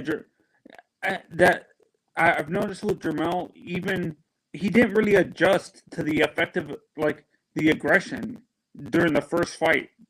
Do you guys think that's gonna be a big struggle for him in this fight? It could possibly, because he's an emotional guy, possibly. But I know that he's a crafty, like he's a seasoned veteran, man. He should know that shouldn't get in the way of. I don't want him to go in there looking for the knockout like what Teofimo Lopez did. You get me? Like, if he does that, then I don't see him. I don't see him winning the fight. But if he controls his aggression, listens to Derek James in his corner, you get me. Derek James, not Derek James. Sorry, am I talking about Derek James? Is Derek James going to be? No, not Derek James, man. Guzman. If Guzman helps him in that corner and makes him understand that he can't let the emotions get in the way of this big title fight, then he has a possible. I see him winning the fight. He should break down Castaño properly. Go to the body, the head, obviously. You get me. Last time Castaño's got a good. The one thing about Castaño, he's got a good high guard. You get me. He's got a good high guard. So he was blocking a couple shots. He was blocking a couple shots that Charlo had for him. So that's one thing I can say about Castaño. He's very tight in his high guard. Yeah, no, that's what I'm saying. Like, if Charlo's game plan doesn't go, he gets frustrated and he gets wild. Like that's what happened with the first fight with Castaño. He got frustrated. Crash or what?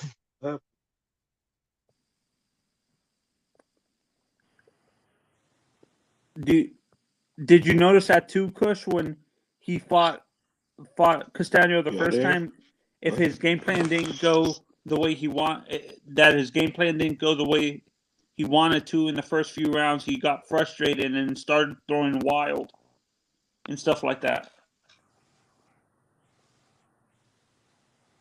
I agree. That's what I said. I agree. He let the emotions get in the way. He started flailing stupid hooks and missing stupid shots. They shouldn't have getting caught with silly things. They shouldn't have been getting caught with. And I didn't like the way how one judge had it 117, 110 for him, or 111. Sorry, that didn't make any sense to me. One judge had it 111, 117 for me. That didn't make any sense. Yeah, so that's what I was saying. Bush earlier was like, because of the way that fight went, it could have literally been wide for either guy, and it also could have been a draw. Because how did you have it? How did you have it, Smoke? I had it Charlo slightly ahead, but it's because the way that I scored defense. Right, it had nothing to do with like Charlo specifically. I feel like I give defense a little bit more value than most people do, and I also look at all criteria as 25%, which is I don't know that judges do it like that. Okay. Right? So you give 25% for power shots, 25% for what is that what you're saying? 25% for clean hard punching, 25% for defense, 25% for ring general, 25% for ring generalship, 25% for effective aggression.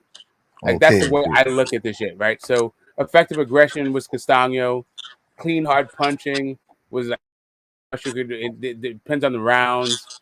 Ring generalship depends on the rounds, and defense I felt like was Charlo. Okay, fair enough. Yeah, fair enough. So it's just kind of this thing where, it could have just gone wild either way because the style of the fight. Like in every single round, both guys did control. What did you have? Not in every single round. It's not. That's what it was. It was like 5 swing rounds. Is the thing. There's like so many swing rounds. It's kind of like you can pick. So bare pick 'em rounds. Exactly. There's so many of them shits that it could have gone wide for either guy, or they could have split the pick 'em rounds and come up with a draw kind of shit. And did you have Tony Harrison beating Jamal Charlo the first time? Nah. Well, I thought you see, but you give points for defense though. Exactly. That's what I'm saying. Like I feel like defense is a underappreciated art in the sport today. I think people are like, because people want casuals and casuals like knockouts, people like favor clean hard punching more than like even volume punching more than they should, and also aggression more than they should. So as long as you throw a lot of shots to come forward, you win fights in a lot of people's minds. And that's not really how the criteria goes.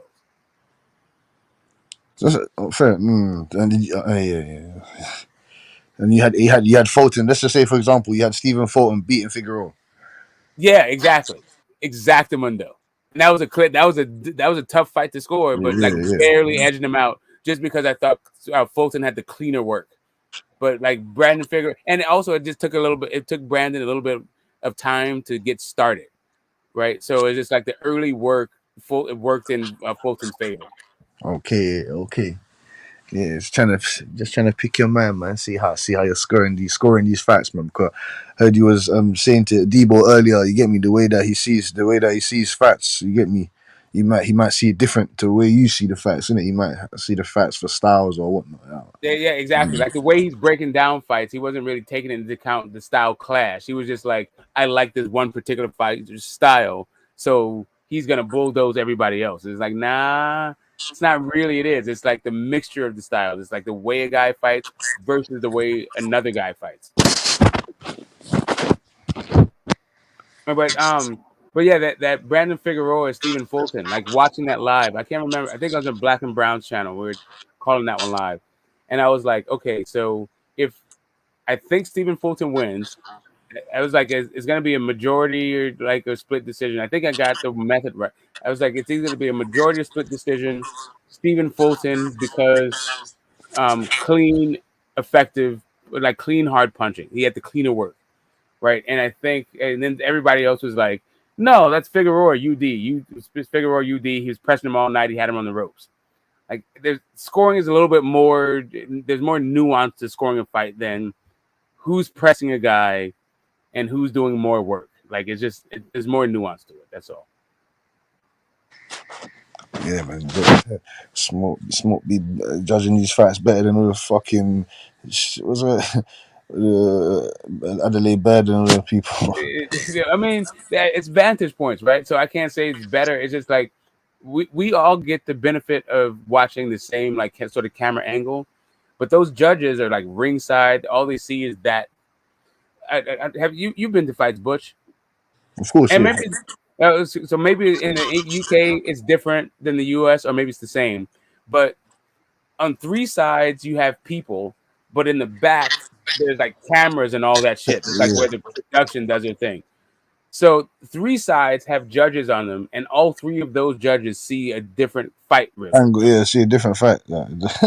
It's not me. I said this. I said they should change the seatings or change something towards the judging to make them, because I don't think they see. If they don't see, they first of all they're watching it from a bit below. They're not watching it from a certain level. Like I don't know, man. I don't know what, because it's always funny how the unofficial scorecard always 90% time has a different to the judges' scorecard, and they're sitting somewhere different as well. So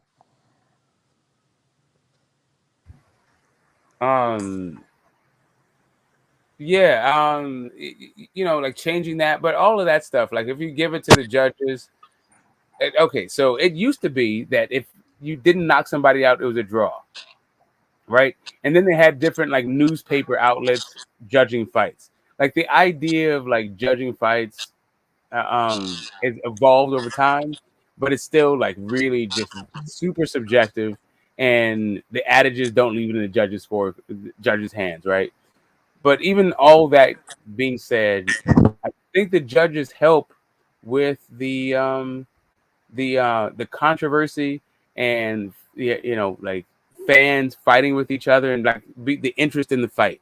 Like Castaño versus Charlo has been a huge, like I feel like a positive thing for the sport. Like people picking Castaño, talking about this whole thing. It was an entertaining fight. It was like highly technical and highly skilled, so you can break down different parts. Whether you're hardcore or casual, you can see what the fuck is going on. Like I feel like this stuff is helpful. Like the arguments, or even like Fury versus Wilder, like when you get these controversial decisions, like the dialogue that comes out of them, I feel like are very beneficial to everybody. Yeah, you could say that, man. Yeah, you could say that. You could say that, man. Yeah, like everybody even like is mad. Like, dude, I'm still like, I am very recently getting over some of the shit that I've been mad about for decades. Like I was mad for so long about Sweet Pea versus Julio Cesar Chavez. And it's just kind of like, bro, like it's just it is what it is. I'm pissed off that Aaron Pryor and fucking Sugar Ray Leonard didn't fight, man. Yeah, exactly. Like yeah, fights that didn't happen. Like that's a whole different thing. Like yeah, like fights that did happen that I didn't really want to have happen. Like so, I love Sugar Shane Mosley and I loved Floyd. So I didn't actually want to see them fight. And I'm feeling this way about Bud and Spence too. Like I don't actually want to see them fight. But when it comes down to it, why Smoke? Because one of my favorite fighters is probably about to get fucked up. Oh shit! What you say? You actually have Errol Spence beating the shit out of Bud, fam. I like that. Like that is my nightmare is what I think. Like it's not a nightmare for me for Bud to knock out Errol. Like that's all right. Like I feel like he can catch it with a shot and all that shit and whatever. But it is a nightmare for me that Errol Spence beats the entire shit out of Bud. Like, bloodies both, closes his eyes, beats him up to the body, just No. dog That won't be walks. happening. That won't be. I don't want to see that happen. Trust me, folks. That won't be happening. I'm telling you. I'm that won't just be saying I happening. don't want to see that happen. Like that's what I've been asking people. Like, Brett, can you give me another way that Bud wins this fight other than knocks him out? Please help me out. You could just outbox him for the whole fight. You could just outbox him for the whole fight. But how Stay on the what does that outside. look like? Stay on the outside. Use his What jab. He's got the longer exactly? arms. That's what I'm saying. Like Victor Postol, basically. Yeah, I don't you think could do that. Yeah, I don't think he's got the feet for that anymore. I think that was years ago in a different division and all that shit. I don't think he wants to do that. I think he wants to bring the fight to Errol Spence. Exactly. Exactamundo. Yes, two reasons why I don't think I see the lateral movement it takes for Errol Spence to beat Spence. For Bud to beat Spence on points. But I hear people. Say that. This is small. I hear people say that Bud's lost a step and he doesn't look the same. I always hear YB. I always hear YB say that. Or other people say, "Oh, Bud don't look the same. He's lost a step. He's not the same athletically." Errol Spence saying to me, he's not the same athletically, and he's correct. way slower than he used to be. Yes, I agree. I agree with both of those things. The issue, though, is that with Bud, I think he needs to fight a particular kind of way to have more ways to win this fight. Like, unless, like, that, all I'm saying is, like, if Errol can't take Bud's power, we're cooking with gas. This is all moot. It's all academic because Errol's chin is there, right? Like, Bud is going to check that chin. If he can't take Bud's power, we're going home. We're going home, like that's what I'm saying to you. It's an early night. Yeah, we're going home. Like it's easy, right? Like it's not gonna last. It's gonna end in like. I don't know. I can't say if Errol's got round. But if this goes in the 7th, 8th, 9th round, if he takes these shots, what will happen is by the 10th round, all that body work is going to start paying dividends. No, but I don't think you. I don't think you want to see. Me personally, I don't think he's gonna sit on the inside. I think he's quick in and out for Crawford, in and out. You're gonna sit there in the middle line for Errol Spence to just whack him up in the body, man. You get me? That's why I said he's gonna be hitting Errol Spence from different angles that Errol Spence is not gonna be understanding. That's not what I'm saying. I'm not even talking about his body work from the outside. I'm just talking about his body work. Period. Outside, inside, middle. Like what he does, he's gonna jab you and go to the body. All that body work that Spence does over the course of a fight, by the 8th, 9th, by the 7th round, you start to see paying dividends. Like guys slow down, their legs slow down, their punches don't have that much steam on them. Like this is what body attack does to you. Oh shit, man! Oh fucking no! That's why I said I could. That's why I said I can definitely see that happening. Him hitting Bud with about 50 to 80 body shots. Then Bud starts to derail by the time he gets to the 8th round. You get me? But ain't the same shots. Even if he hits him with it, it's not the same with the same power. Yeah, most definitely. Like he was doing to Ugas, he systematically broke Ugas. Like he broke him. He stole his soul out of his chest. You get me? Like, and it's good that the doctor stopped that because the doctor didn't stop that. He might not have his eye today. Well, I mean, even like Ugas was hitting like those shots that was super crisp in the 3rd round and was fucking Spence up. Like I'm saying, like Ugas was hitting that dude clean when Errol didn't expect it. When Errol was done punching, when Errol was trying to clinch up, like. But this what pissed me off, Smoke. But this what pissed me off. He ain't got no power, man. He didn't. That's what I'm saying to you. That wasn't what it was. Spence ain't come against no one that's had the same power or even near enough. No, but what I'm saying to you is whatever power he had in the 3rd round, that shit was gone by the 7th. That's what I'm saying to you. Like that's what a body shots zap that shit right out. Exactly. Yeah, that body shot zap the power. Zoom. Yeah. Like them legs, all that shit that moving around he was doing, wasn't doing that shit by the 7th round. No, I need to. No, the way he was butchered, he butchered Ugas. He butchered him. He put him on the chopping board and butchered him. The way the shot, like I was watching it. Did you watch the I think it's called the epilude or whatnot. The who or what? Did you watch the epilude? I think it's good. Is it the epilude Oh, or the the epilogue. The epilogue. the No, epilogue? Yeah, yeah. so I saw part as like dude was like 40 hours later, his eyes still wasn't open. Dude was crying blood. His wife was trying to cheer him up, talking about nobody died. I was like, this is depressing as fuck. Smoke. Oh, smoke my chest. Yeah, man. I was like, oh wow, Oh, they're doing Ugas this bad nigga, right this now. nigga, God this damn. nigga Earl is he's collecting bones. He's the Ubutu. He's the Ubu bone collector. this guy, he's an optometrist or something like.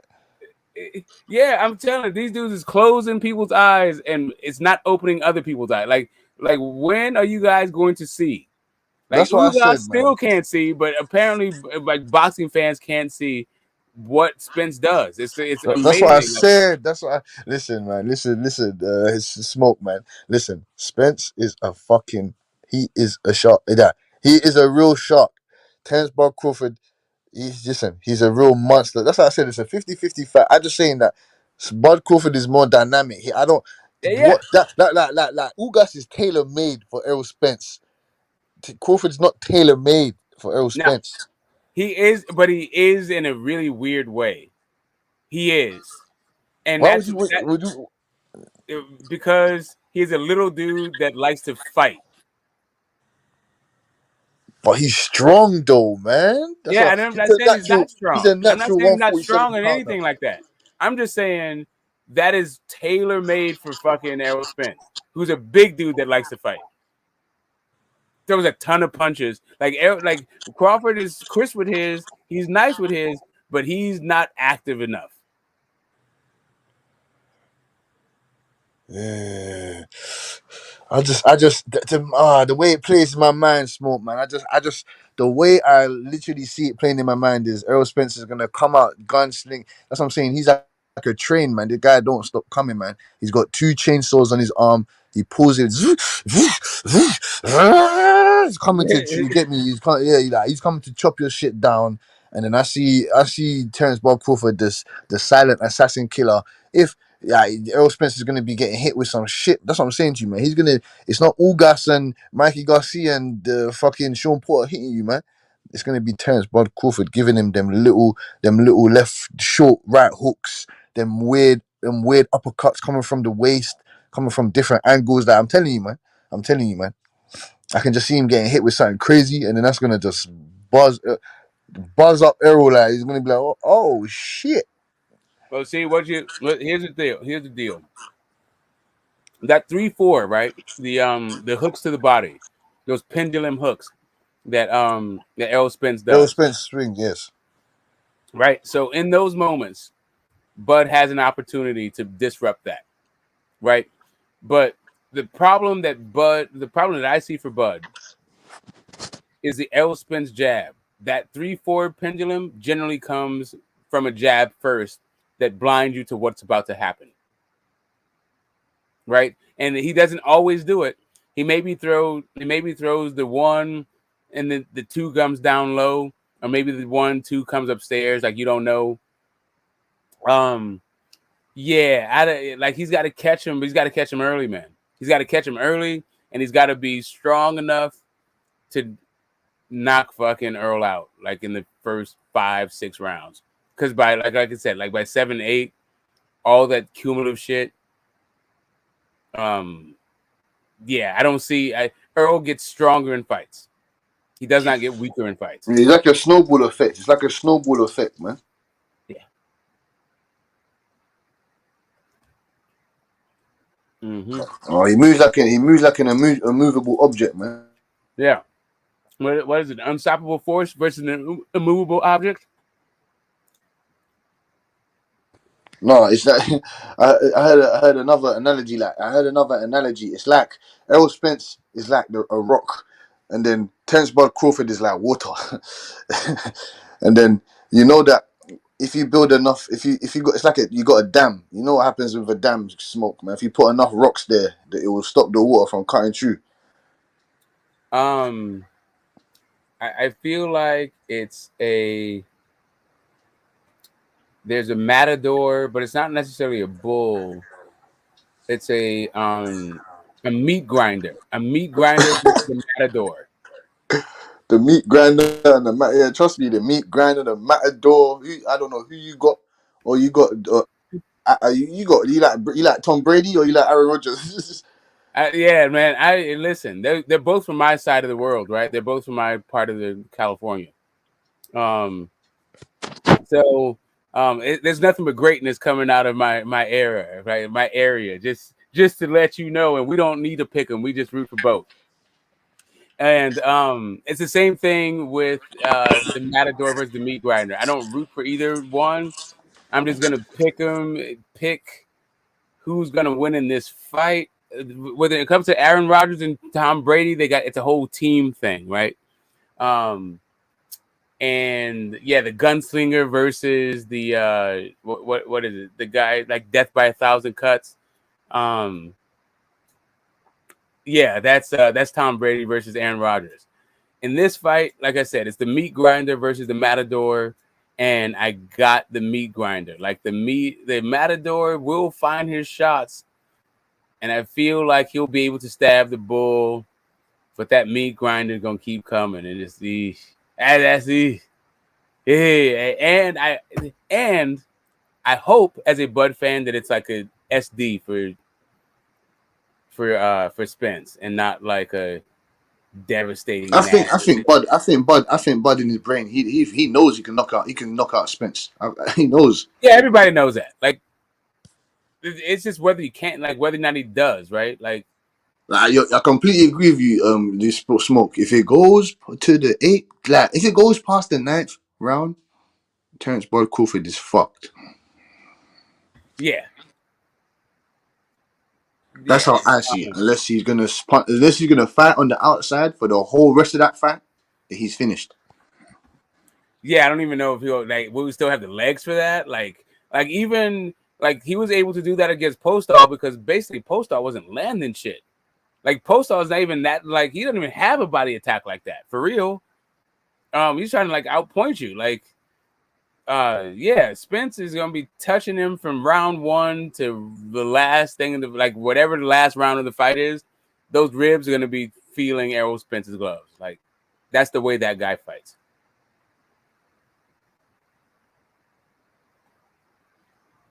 All right, so let's look at the chat here. Rolling. Okay. Fake car accident. It sounds like they're talking to each other, right? No real boxing shit. This is gonna watch like wait. This fight is gonna be watching your dog get hit by a truck. I feel like I've heard somebody say that somewhere before, but yeah. Was I a singer back in the day? I used my throat and my mind in the music business, but I cannot carry a tune in a basket. Let's see. Vitaly was a better boxer, but Vlad resume was better. No fucking way. That unified champion, more fight than wins, more champions beaten. More champions beaten. I don't know what in the hell what you think that means.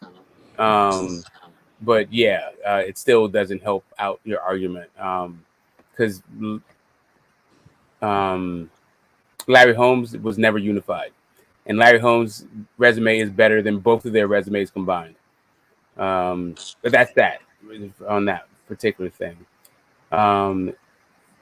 Fury and AJ are future Hall of Famers. Vlad resume is better, has overall better body of work. Vlad's resume is better than AJ and Fury. Yeah, that's not a hard. Yeah, that's not a hard sell, but that's because Vlad had 69 fights, and some of those scrubs on his resume are also the scrubs on AJ's resume, and Scrubs. say again, yeah, like Pulev and fucking Pianetta and fucking Pulev is annoying, fam. Pulev you is know, shit. yeah, that's what I'm saying. Like they share some of the same scrubs, and then like a couple of good guys too, and Povetkin, right? But yeah, but Vlad got 69. Vlad has more fights than both of those dudes combined. So like, what are we talking about? Like he tripled yeah, like you combine their fight, and he still has like more fights than either one of them have as individuals.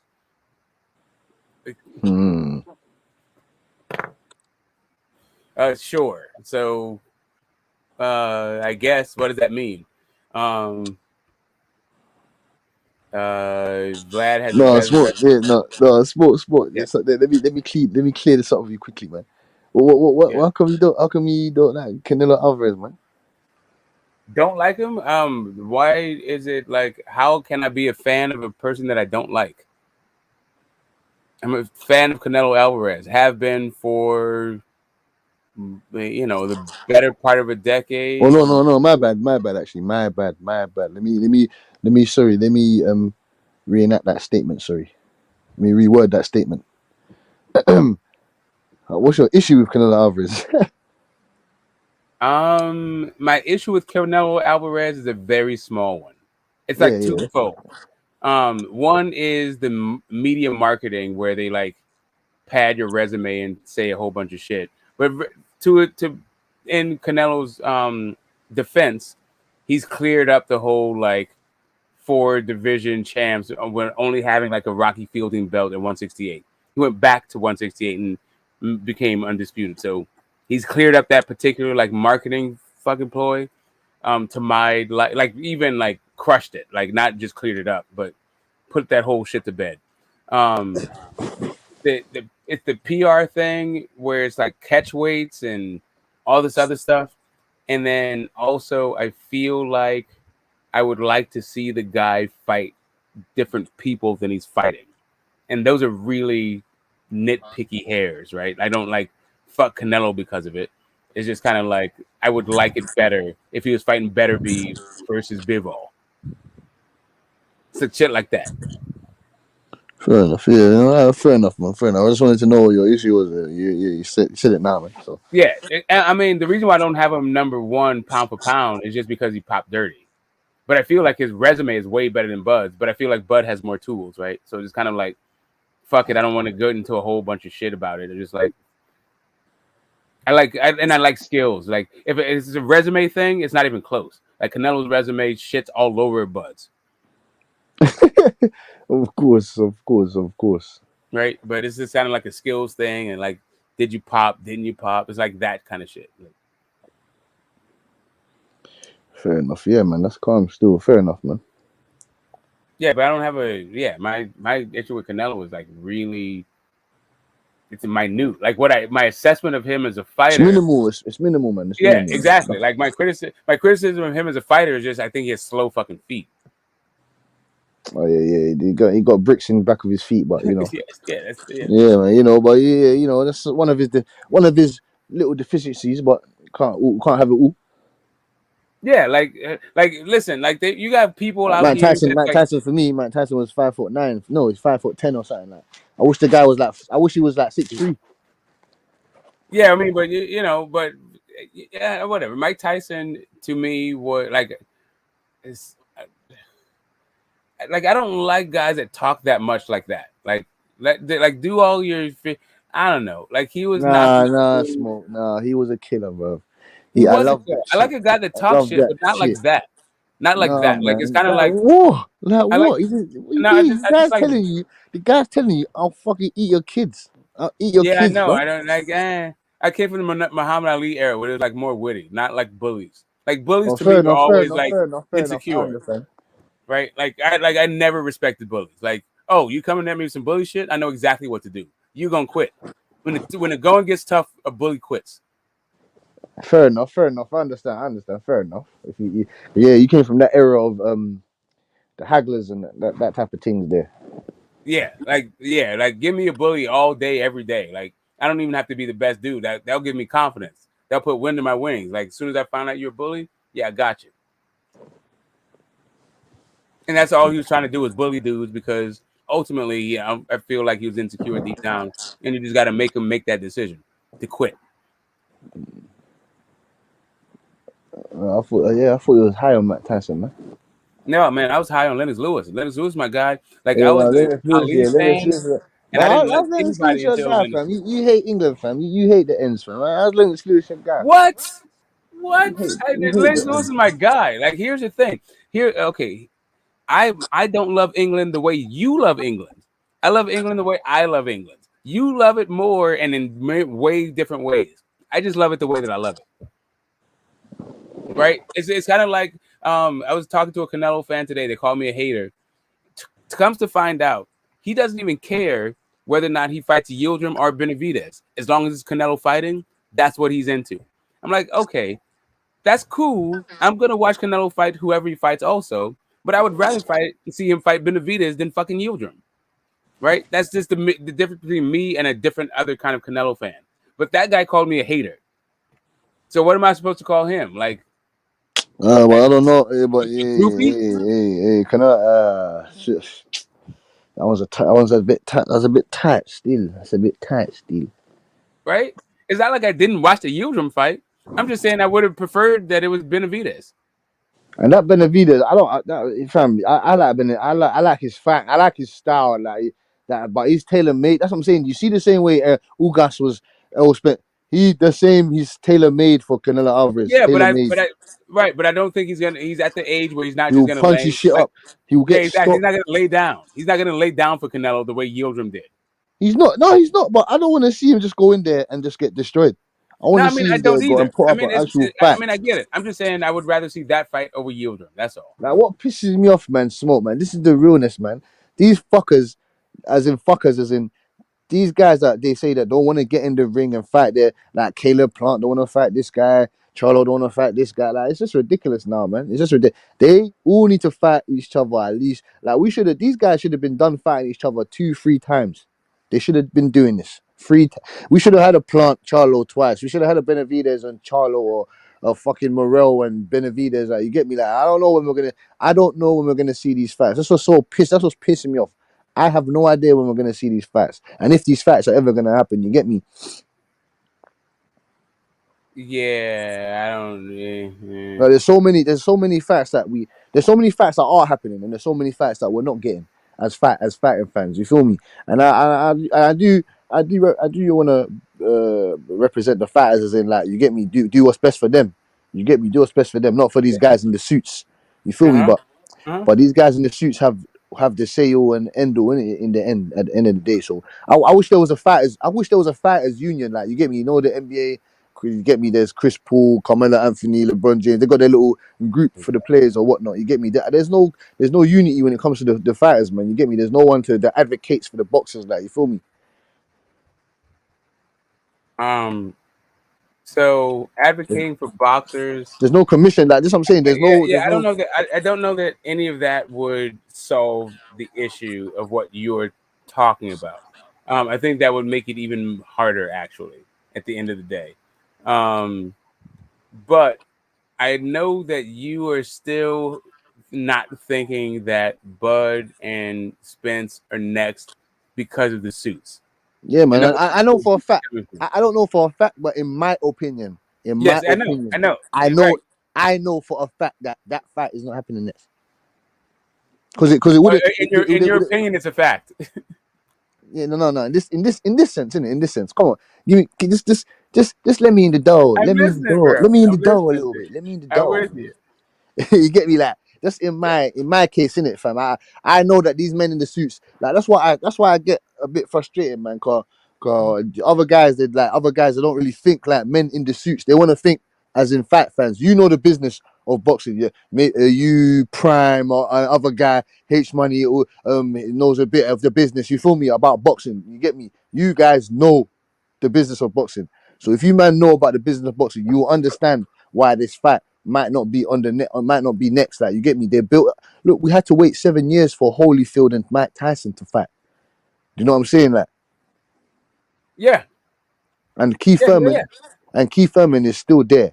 Whether anyone wants to say he's irrelevant or whatever, he is one of the top contenders in the weight division.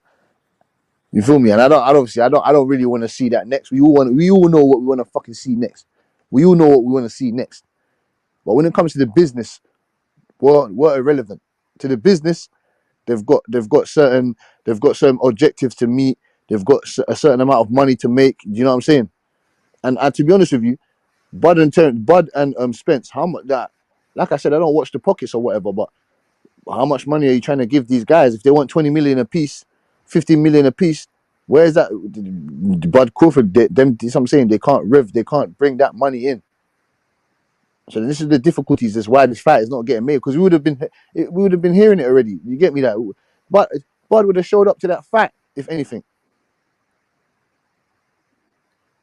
You didn't even show up. I mean, I all right. So I get that. Like, get Bud not showing up to the fight is a troubling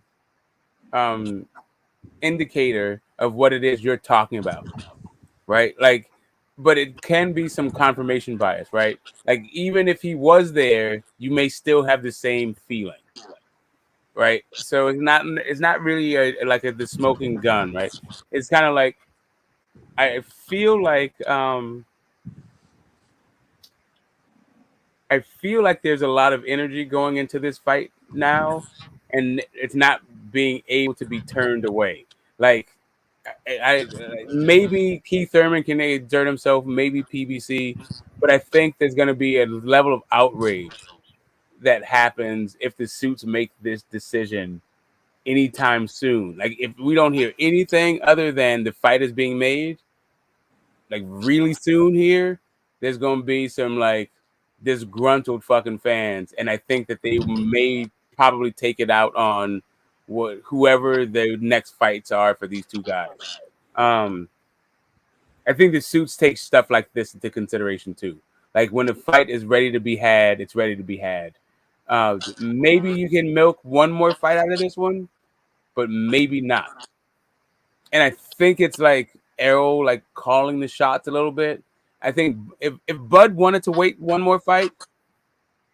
Yeah, that's what I'm saying to you, Smoke. There's so many factors into this fight not happening. Like, I already know, like, they're not give Terence Crawford. When I watched that interview, I'm not sure if you've seen that. I think it's Freeway or something like that interview of Terence Crawford.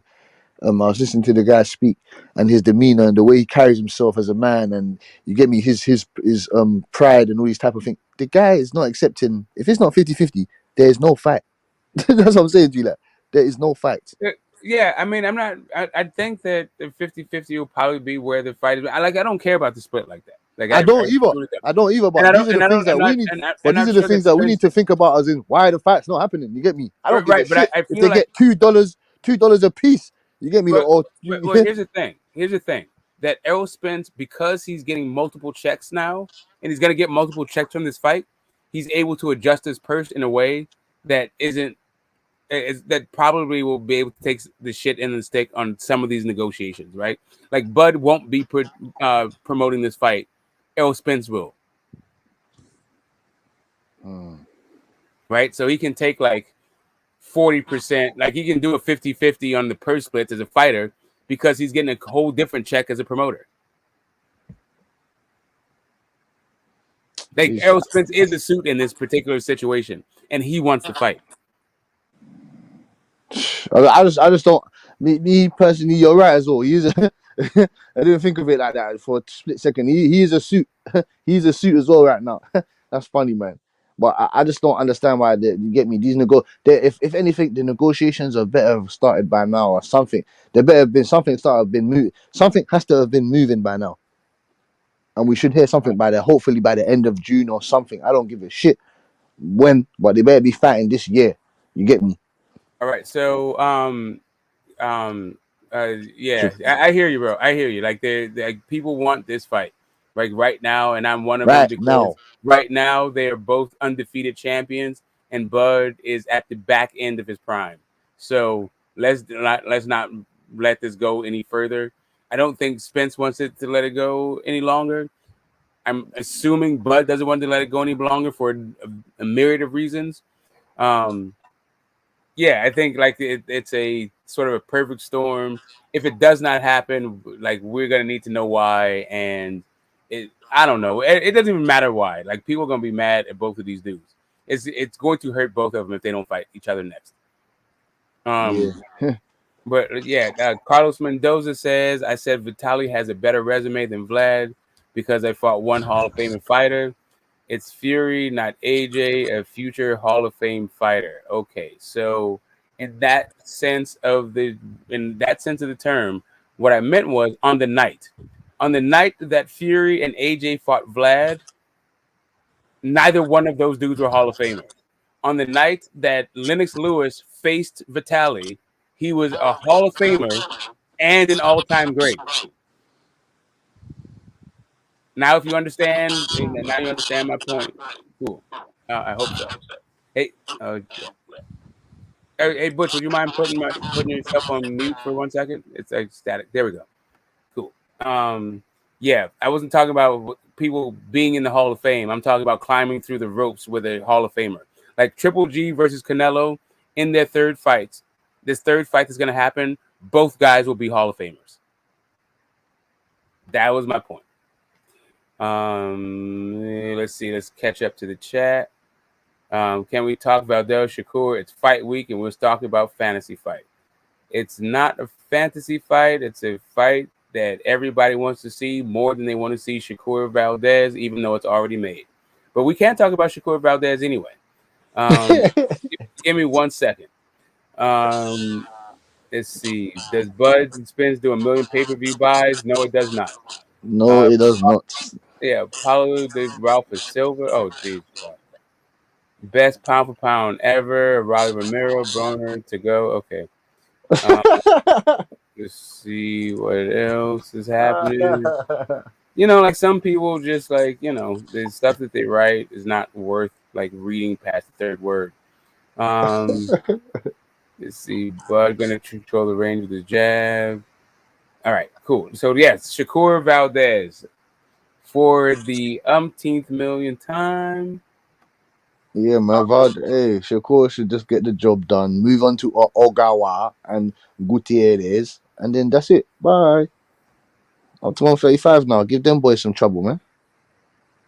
Yeah, I mean, yeah, because Shakur looks a little bit weird. His body doesn't really seem like he's grown into the weight yet. He's like a big dude, but like I don't know. He looks like a buff little dude. Yeah. That's funny. I want him to like have more of a boxer's body than like the body that he has right now before he moves up. Yeah, he still looks a bit not pudgy. Like he's still in shape, but he just looks like he hasn't acclimated to the weight yet. Yeah, he's too stocky. He's too fucking stocky for 130. Like, kind of like, nah, bro. It looks like he walks around as a 140 pounder or something. Yeah. Okay. Is Too Short the best out of the Bay or Mac Dre? Like, Too Short of Mac Dre, so, man. All right. So if you're going to compare Too Short to anybody, it would be Hammer out of the Bay. There is nobody else. Like Mac Dre is on a different level. Yeah, that's what I said. Mac Dre, man. Mac Dre, man. Fuck, that's not even like, kind of question that. Yeah. If you're gonna do Mac Dre, it would be like Mac Dre over E40. And I don't even think Mac Dre picks up the E40, right? That's what I said. Nah. E40 smoke, man. You know this already. Yeah. Like E40, like listen, like and there was a time when MDMA like was the new drug on the scene, and they had their whole thing going on. Like if you see a bunch of dudes on like like rollerblades, doing donuts and all that shit, ghost riding. Yeah, it was a moment in time, and Mac Dre was the guy holding court over that whole thing. He was a huge Prince fan, but he didn't sell like any of these other guys. Like the Bay, he was a Bay Don. Don't get me wrong. Vallejo hold it down all at the V-Town. But he wasn't even the big thing out of his own town. Richmond, Vallejo, nah. Too Short is next level. Hey, Mendoza said Lennox Lewis was 38 years old. and that was the last fight before retiring. Does Vlad not get more credit for fighting AJ and Fury, who were in their prime when Vlad Okay, was so 40? let me ask you this: do you think you should get more credit for a guy who is undisputed versus a guy who's never been disputed, or even never even was a champion, like a guy whose best win was Christian Hammer or Derek Chisora? Like, I don't know what the hell you think you're talking about right now, but when I was talking about fighting a Hall of Famer, I was talking about on the night.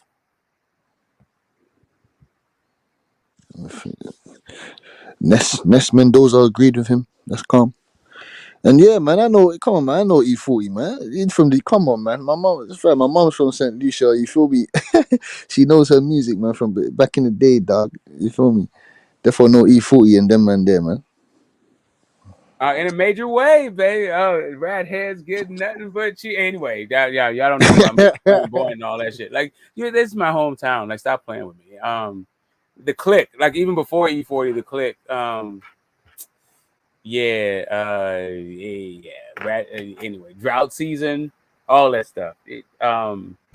But yeah, Mac Dre is like a different kind of thing. Like, I don't know. Parliament of Funkadelics, who did you? So I've seen the Mothership Land in the Funk Festival. Like, if you want, I've seen fucking Funkadelics so many times, and I was a ghost writer for Bill Nelson's book in like 1994. He was the bass player for Parliament. I am definitely a Funkadelic guy, even though like Parliament is the shit. But I'm like, yeah, I'm Sir Nose, devoid of funk. Let my people go. I will never dance. Anyway, some different shit. Stop playing. Why are we doing this shit, dude? Don't kill me, Smoke, bro. Yeah, man. Devoid of shit. Cool in the Gang, nah, bro. Like, they had a couple of good songs, but nah. What fight? You looking most forward to this weekend, man? Who you got in Katie and Taylor and Serrano, man? I got Serrano. I just like Serrano's work a little bit better. They both throw a ton of punches. They both come to fight. They both come to get pressure. I think it's going to be one of the best fights in the female boxing that we've seen, period, right? Like, just because their styles match up so well. But I think Mendoza is just a little bit more accurate and got like a little bit. Like, they both got a lot of dog, though. Like, I don't know. Yeah, just like, I think her shit's a little bit cleaner. My favorite rapper is Lil B. Is that the dude that was doing the chefing? Like, no, my favorite rapper is top 5 all time. All right. So you like Isaac Hayes? Yeah, he's got a couple of songs. He's got like I Can't Mess With, Gigi Allen. Gigi Allen is, oh my god, dude. Like, that dude, like those guys like jacking off on crowds and stuff. Like, nah, bro. Anyway, so let me get in, before I get into top 5, in no particular order. Rakim, Slick Rick,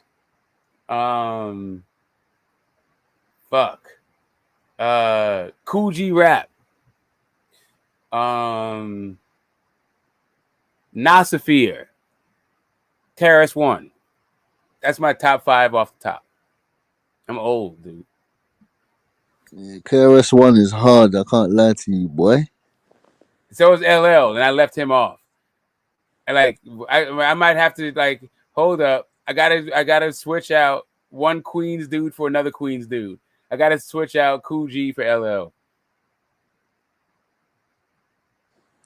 Yeah.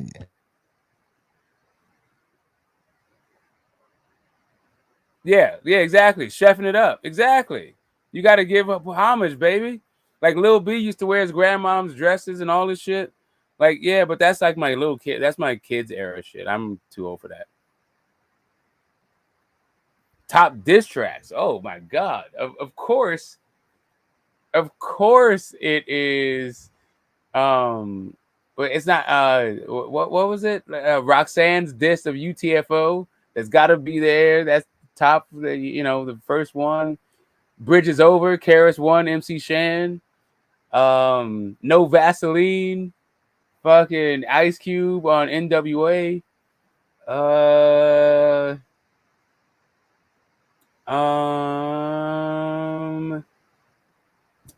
LL had some good ones, but like he had one with Cannabis, he had one Kumo D, he had one Ice T. Nah, I don't think they make the list. Although the one on Cannabis is kind of funny. Ether, gotta give it up to Ether. Nas diss track on Jay-Z. And a really weird one. No, not that one, huh? Oh shit. What a little known one that people don't know, like a little funny one. I don't know what the name of it is, but it was a 50 Cent diss track on Shine, where 50 Cent asked Shine to join G Unit, and G Unit and Shine was in jail, and he did this diss track to 50 Cent about, and it was fire, but it was over the phone because dude was in jail, so it's like he's recording this shit through a phone conversation, and it sounds hard and it's gritty and all that stuff, and it's it's the streets are listening to Sound the Culture because it's jail talk rap, but 50 just comes out and just is laughing over a beat. He's like, "Are you in jail?" And just laughs at him the whole time. Yeah. I'm gonna end it on the diss track shit with that one. Yeah. I'll leave it there. Fatback Band. I don't even know what Fatback Band is.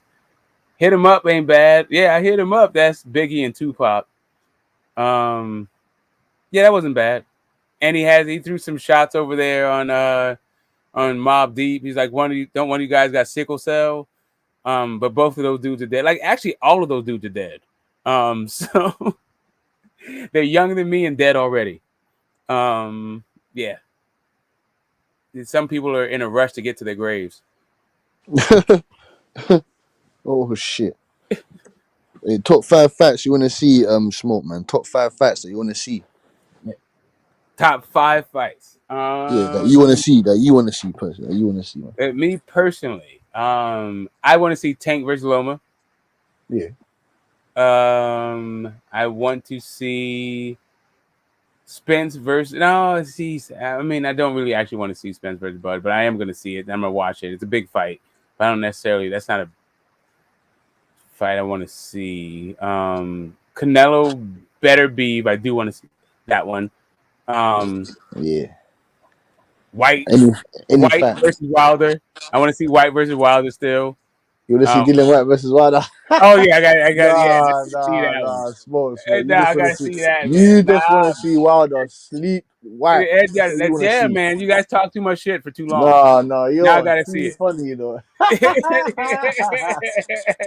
you say you want to see White or Wilder? Yeah, no, man. You want to see Wilder connect that right hand on White's head. That's what you want to see. I would like to see Chocolatito versus Ioka. That's a good one. I'm looking forward to this fucking Nonito Monster rematch. Yeah, I'm looking forward to that as well. Yeah. I want to see if Nonito's. I'm sure he's been doing his homework for me. You get me? Yeah. And I want to see what I want to see how Inoue is looking. I want to see. That's going to be a great fact. Top 5 concerts I've been to. Shit, dude. Fuck. Funk Fest 77.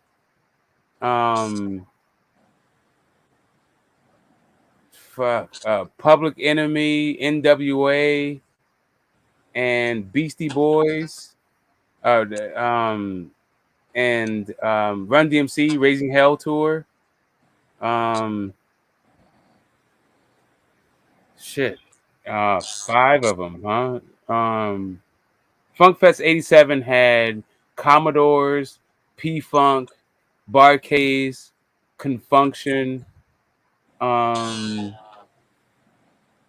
And I want to say that like the meter showed up on some weird shit. And then Bob Marley 80. He had like Peter Tosh came and did a whole like they had little like records out there. Anyway, like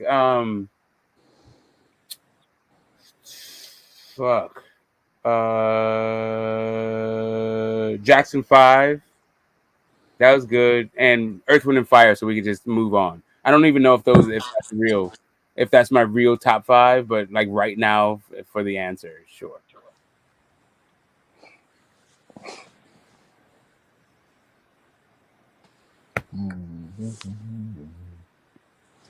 Yeah, man, let's see what's going on. If I'm better beef kills Zerdo. Yeah. Benavides Morel, yeah, honestly. Yeah, man, I was at Woodstock 99, man. I played fucking Woodstock. They had Dave Matthews, it had Jamiroquai, it had fucking Rage Against the Machine, it had Metallica, it had Ice Cube, DMX, Mickey Hart, Los Lobos. Like you keep going on and on. Like that shit. Barry Seltzer's band, and like anyway, been to some big ones. Anyway, let's keep it on. Let's get back to one. Let's get back to boxing. Yeah, man. Someone says here, who from today would you consider, when it's all said and done, not only a Hall of Famer but an all-time great? That was from. When it's all said and done, Canelo is the only guy knocking on all-time great status, and he's still got some work to do. I don't know. Like if he would have fought, like that's what I'm saying. I would have rather him fight Better Beef so he could be higher in his all-time great status argument. So you don't think Usyk can be an all-time great? Nah.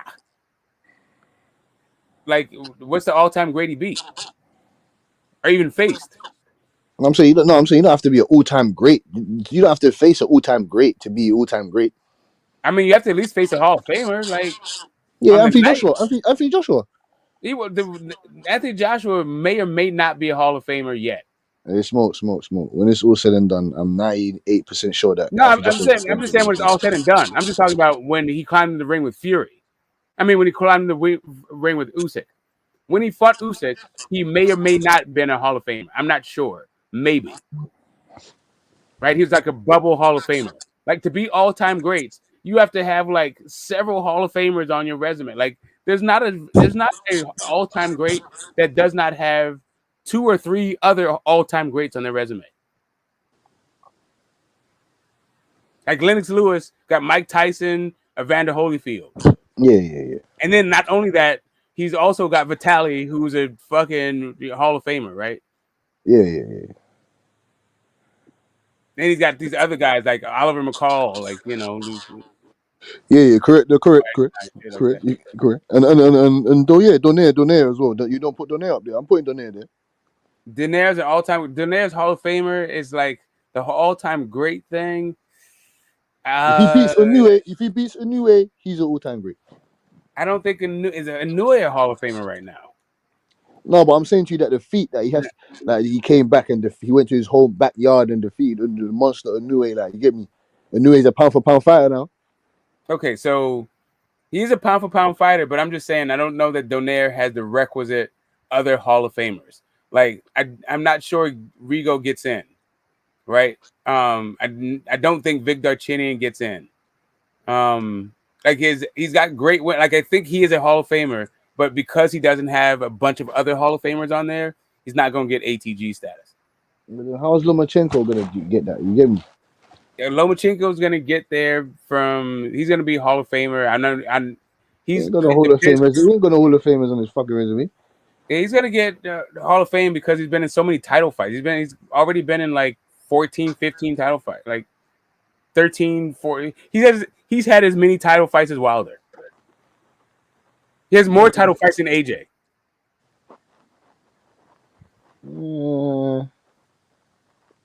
Yeah, I think so. Like AJ's had 9 title fights. No, I'm saying I think he's got. No, I'm saying I think he's got as much as Wilder. Like 9 or 10, something like that. I think he's good. Yeah, but I think he's got more. I think he's got as much as Wilder. Wilder's got 13, if I'm not mistaken. Yeah, he's got 13 exactly. Wilder's got 13 title fights, and I think Loma's got like that too. Yeah, something like that. Yeah, fair enough. I didn't take that into consideration. Fair enough. In no particular order, Metallica. So I saw Metallica. Again, Monsters of Rock. I saw Monsters of Rock '86, and that was Iron Maiden, Metallica, Joe Satriani, and Yngwie Malmsteen. That was a pretty good one. Iron Maiden, like that was my shit. Eddie. But you know what? Pink Floyd's a good fucking show too with their whole light stuff. Kiss was a good show also. Like I go back a ways with all this stuff. I didn't even think of like the rock shit. Lewis Phillips. Lewis Phillips asks, question for the panel. If Canelo calls all these fighters bluffs and say, all right, Charlo has to fight Better Beef and Andrade Benavidez, then at the end, whoever wins faced each other and I'll fight. I don't know if that's a who comes out and who comes out. That is not calling a bluff. That's calling shots. That's telling people who to fight, and so you didn't feel. That's not calling a bluff at all. That's like Canelo playing puppet master. Puppet master. But Canelo Alvarez, man, he's a sick man. You get me? He's a sick man. He's doing exactly what Floyd Mayweather is doing. There's a reason why he picked Bivol first, man. You get me? There's a reason towards these type of things, man. You get me? Even though, and then I think that his excuses are, he's got a belt. Not to say as I'm saying to you, I can't fault Canelo Alvarez, but I can fault him at the same time. You get me? I can fault him, I can't fault him, man. He's a great advocate for boxing, man. I can't lie, but sometimes this stupid stuff that he's doing. If whatever benefits him, man, whatever benefits him, to be honest, that's what I'm saying. Whatever benefits him, man, he's fought when he's fought his way to do what he wants to do. Then I have nothing else to say. I have nothing more to say, man. The biggest artist I worked with or know personally. That's two different questions. The biggest artist I know personally is probably. Ayob said, "How's that calling a bluff, man?"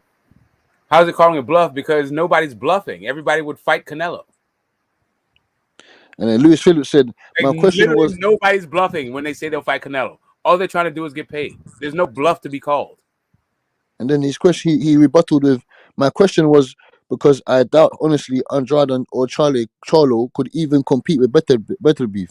Why would they? They don't fight in the same division. Like, what the fuck kind of questions are these? Oh no, I just like to see everyone's different perspectives, man. You get me? No, like basically people are just fluffing fucking Canelo's balls because he fights in divisions that these other guys don't. So the fuck what? Fluffing his balls. Like they don't fight in these divisions. Like, do I think Better Beef can beat fucking Maurice Bradis? I don't fucking know. They don't fight in those divisions. Like. And Jonathan Simmons says, if Charlo wins his fight in June, what should be next? What should be his next move, man? If Jermell Charlo fights in June, what should be his next move? Jamal. I thought he was fighting what is this? Oh, Jamal. Yeah, Jamal, not Jamal. Jamal. Yeah, isn't he fighting Selecki? Yeah. In fact, no, but he's saying after Selecki. After Selecki, what should he do? I don't know. Who cares? Like he's padding his resume. Like he's gonna pad his resume for he's got like 2 or 3 more. He's got 3 or 4 more fights before he fights somebody we give a fuck about. Like I don't think Triple G is gonna be in the division. The belts probably be vacant. Like that guy. Before we see him in a unification fight, it's probably gonna be like 2024. Like is what I'm thinking. Oh, I just want to know why he's done nothing in the 168-pound division for 5 years. He's done nothing. Not even the 168. 160, sorry, 160, sorry. Because he wants to go. He wants to go up and fight Canelo at 168, but he doesn't want to go fight fucking David Benavidez. I don't know, man. I don't know what's up with Charlo, man. You get me? I like his little. I love his little brother's enthusiasm, though. I know what's up with him. Like he has a chance to he can if he never leaves middleweight right now, he can become undisputed at middleweight and a long reigning middleweight champion for a decade. Because there's nobody at middleweight right now. What do you mean, man? There's a plethora of guys, man. What are you talking about? No, there's not. There's Triple G's not fighting and moving up to 168 and probably retiring. There's Andrade who's probably moving up to 168 and vacating belts. there's Munguia, who seems to be like out of the division. Like there's nobody there and nobody coming either. No, Munguia's coming, man. Munguia's coming. They're gonna make that fight. They need to make that fight happen. Munguia's coming. I want to see him. I want to see him go against Carlos Adams. I want to see him fight. I want to see him fight. Zanabek. You get me? Zanabek is there. Yeah, I'm just saying. But I expect him to win all those fights. He can fight those guys, but I expect him to win, and he can just like reign for a decade in the like thin division. He ain't reigning for no decade, boy. Yeah, I mean, he could. All he needs is rounds. Like I don't think Janabek beats him. I don't think any of these guys out right now beats this guy. I think the best guy who has a chance, the guy who has the best chance to beat him is either Triple G or Andrade, and I don't think either one gets the job done. Fair enough. We saying Rich. What's up, Rich, man? What's good? Y'all can hear me? Yeah, what's up, man? What you saying, man? You good, yeah? Hell yeah. I need my AirPods tweaking. What's up with the guys? Nah, man, we just talking about the sport that we fucking love to the fucking death. Oh, wait, hold up. Let me see if I recognize the background. Let me see if I can recognize the areas going out those windows you have, Rich. Okay, I'm in that cell by the marina. What? Rich about to light up. Rich about to light up the fuck doobie. You said what? So Richard, this ain't no doobie. Oh, what's that? What's that? A hench blunt. That's blunt force. What's that? Blunt. Okay. Yeah. This stuff. Yeah. So I'm gonna go with fire. Yeah. Let me answer that in the chat. What you say, Rich, man? You got Valdez, Shakur, Katie Taylor, Serrano. What you saying, man? I mean, obviously, I got Shakur beating up on Valdez. That's Serrano in them fight. That fight, I gotta see how I'm gonna watch that too, cause I'm gonna be at the Shakur shit, and I'm actually trying to watch that little fight. Okay, yeah, I forgot you're gonna see Pudo there. Yeah, you're gonna see Pudo there. Pudo got a stack on Valdez. I want to see how that's gonna turn out. That's so dumb. Like that nigga, Puro obviously got some money because he's tripping about throwing it away. Hey, it can't be, man. Hey, Valdez is an active dog, man. You don't think Valdez is a live dog, Rich, man? He's a live dog, man. He could give Shakur some problems, man.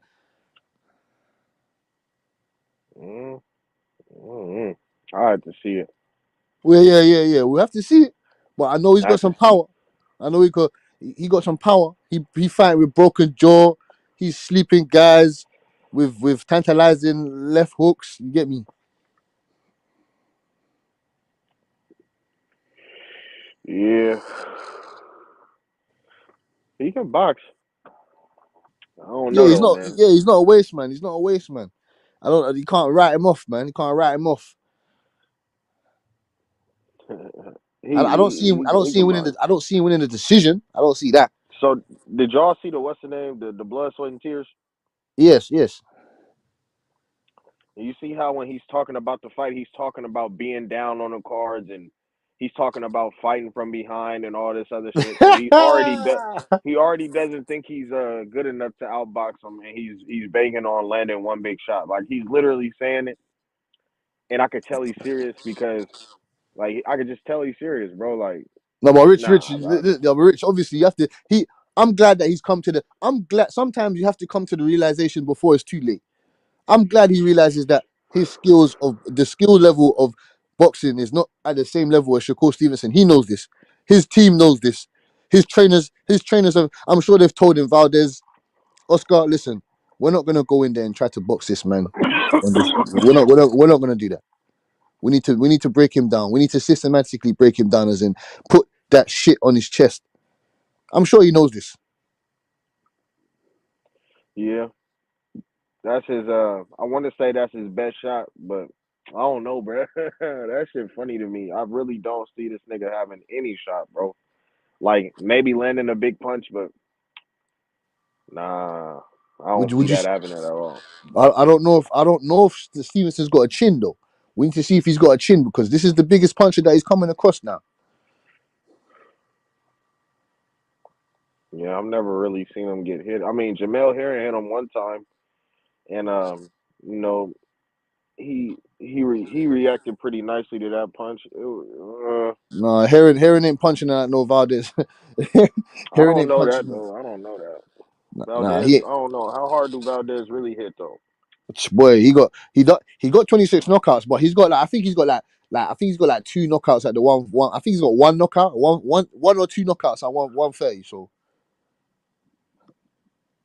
but the 2 knockouts that he does have is kind of credible. You get me? He slept Burchelt, so I don't see Jamal Harris sleeping Burchelt like that.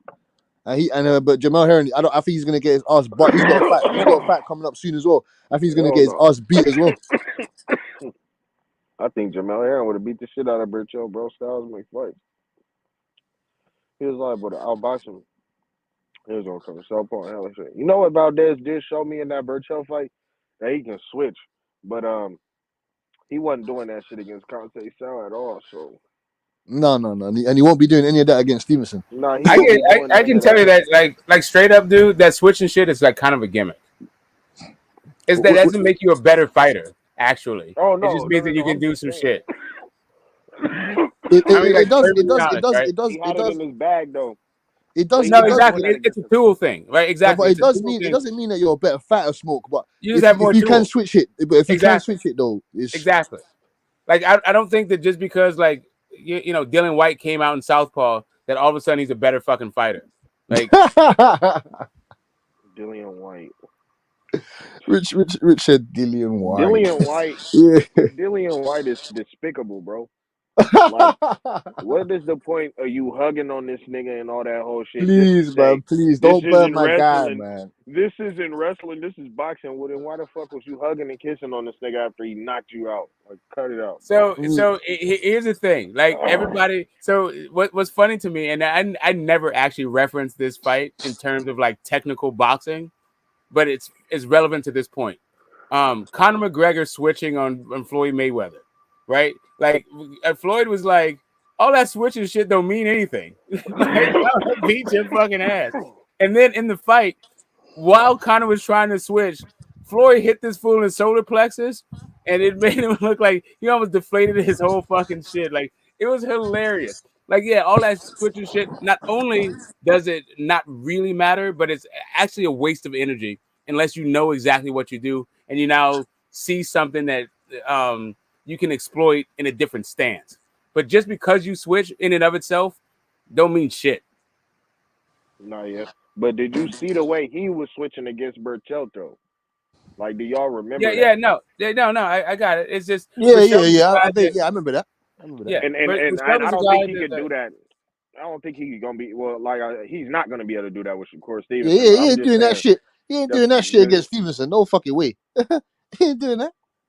No, like he could only do some shit like that against you if you ain't got no feet. You know what I'm saying? Like at all. Berchelt had no feet at all. That's why when they were saying Rolly and shit, I was like, nah, like Rolly would get his ass beat, bro. That nigga Valdez liable to outbox the shit out of him. No cap. He'll make him look dumb as hell because Rolly's feet are horrible. They're even worse than Berchelt's. He'll get fucked up bad, but nah.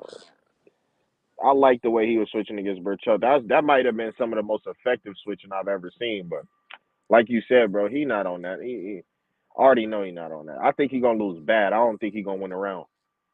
You know if he's gonna win a round, bro? I don't think he. And it has nothing to do with him. It has everything to do with the other guy. Swear. And I've been thought that way before he looked like shit against Conceição. Like right after he beat up on Miguel Berchelt, I had Shakur blowing him out easy. Well, boy, man, that's what I'm saying to you. He better have made adjustments. He said himself, man, his last fight against my man, he did not perform well. That was shit. He didn't even deserve. I don't think he deserved to win that fight, but it is what it is. And that nigga a cheater too. He a cheater too. I heard the way his face looked when Shakur told him not to cheat.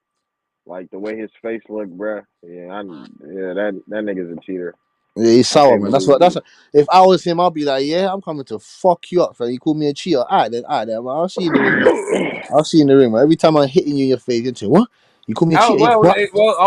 listen. If you think I'm a cheater and I'm not, though, I might play like I'm a cheater to give you a false sense of security before the fight fucking unravels, and I'm then telling you, like man, your scream head on has your to be fucking ass, mad and then strong. after I whoop your ass, talk about that's for calling me a cheat, fucking lame. Like that's something I do though, but I'm Yeah, not. but he over I there gotta see the fight. crying and shit, talking about some. If I don't have anything favorable to say about you, Shut up, I just don't motherfucker. say. Shut your bitch ass up, man. That's what I'm saying. Like, get in that ring, man. Put on the gloves, and you sort out your issue. You just stop bitching, man. Go fight the boy, man. It's that simple. They finna get it on though. I'm finna get out there. Yeah, Ooh, man. They yeah, I'm finna ready. get it on. They Ready finna for get it that. on. I want to see you go come out on top. As soon as you comes out on top, they need to go. They need to go hijack that belt from Ogawa. They need to go hijack that belt from Ogawa, and then go fuck up. What if it's Gutierrez? Go fuck him up, and then unify and blow up, man. Shakur can unify that division easy, man. Easily. If he blows out Oscar Valdez, go and far fetch Ogawa and go and headlock Gutierrez, and then get the fuck up out of there. Yeah, that'll be great. But I think he gonna move up to 35. I think he gonna defend the belt. He gonna defend it against Conceição. Conceição deserves a shot, and he So you already wouldn't, fighting in like title you wouldn't eliminator. unify the division. Yeah, that's one of the most even fights in the division. So yeah, I think he gonna fight him, and then I think he gonna end up moving up. So you wouldn't try and unify the division. Of course I am, but do I think it's gonna happen? Nah. I don't even think he has aspirations to stay there. I think all the fights is at 35. Oh And he boy, should either fight 10. he can be Shakur can be decent at 35, but there's some bad boys up there. That's not 130 no more. There's some bad sharks up there, boy. That You can't. nigga, he's liable to go undisputed there, bro. No, I don't know about that. How's he gonna do with someone like, I don't know, a Ryan Garcia? How's he gonna do with someone like a Ryan Devin Haney? Garcia. Yeah, like a Devin. Devin How's he ain't gonna gonna. do with someone like a Devin Devin not Haney? gonna. Devin is not gonna be there, and Ryan Garcia is not. He ain't gonna be there either. Let's just say that he ain't gonna be there either. He gonna be fighting Yeah. Fair the enough. Yeah, Emmanuel because his Tacos of last the fight, world. was at And 139. So he, but yeah. Shakur beat the fuck out of Ryan Garcia though. Like really beat the shit out that man. Ryan wouldn't take the fight. So nah, that wouldn't be it. It'd be Loma and like Tank and like maybe Kambosos, depending on how he rebound from this ass whooping he finna take. Hey, I don't know if you've been seeing Kambosos in the training, boy, but he's That been boy looking looks serious. like he looked like he finna get his ass beat. That's what he looked like. That's all I see. That nigga look like he finna get beat up. We say that Xander Zayas training ain't doing enough for him, Rich. That nigga Xander Zayas could be that nigga like host or something like that. He can. You ever seen what's that movie? Smoke.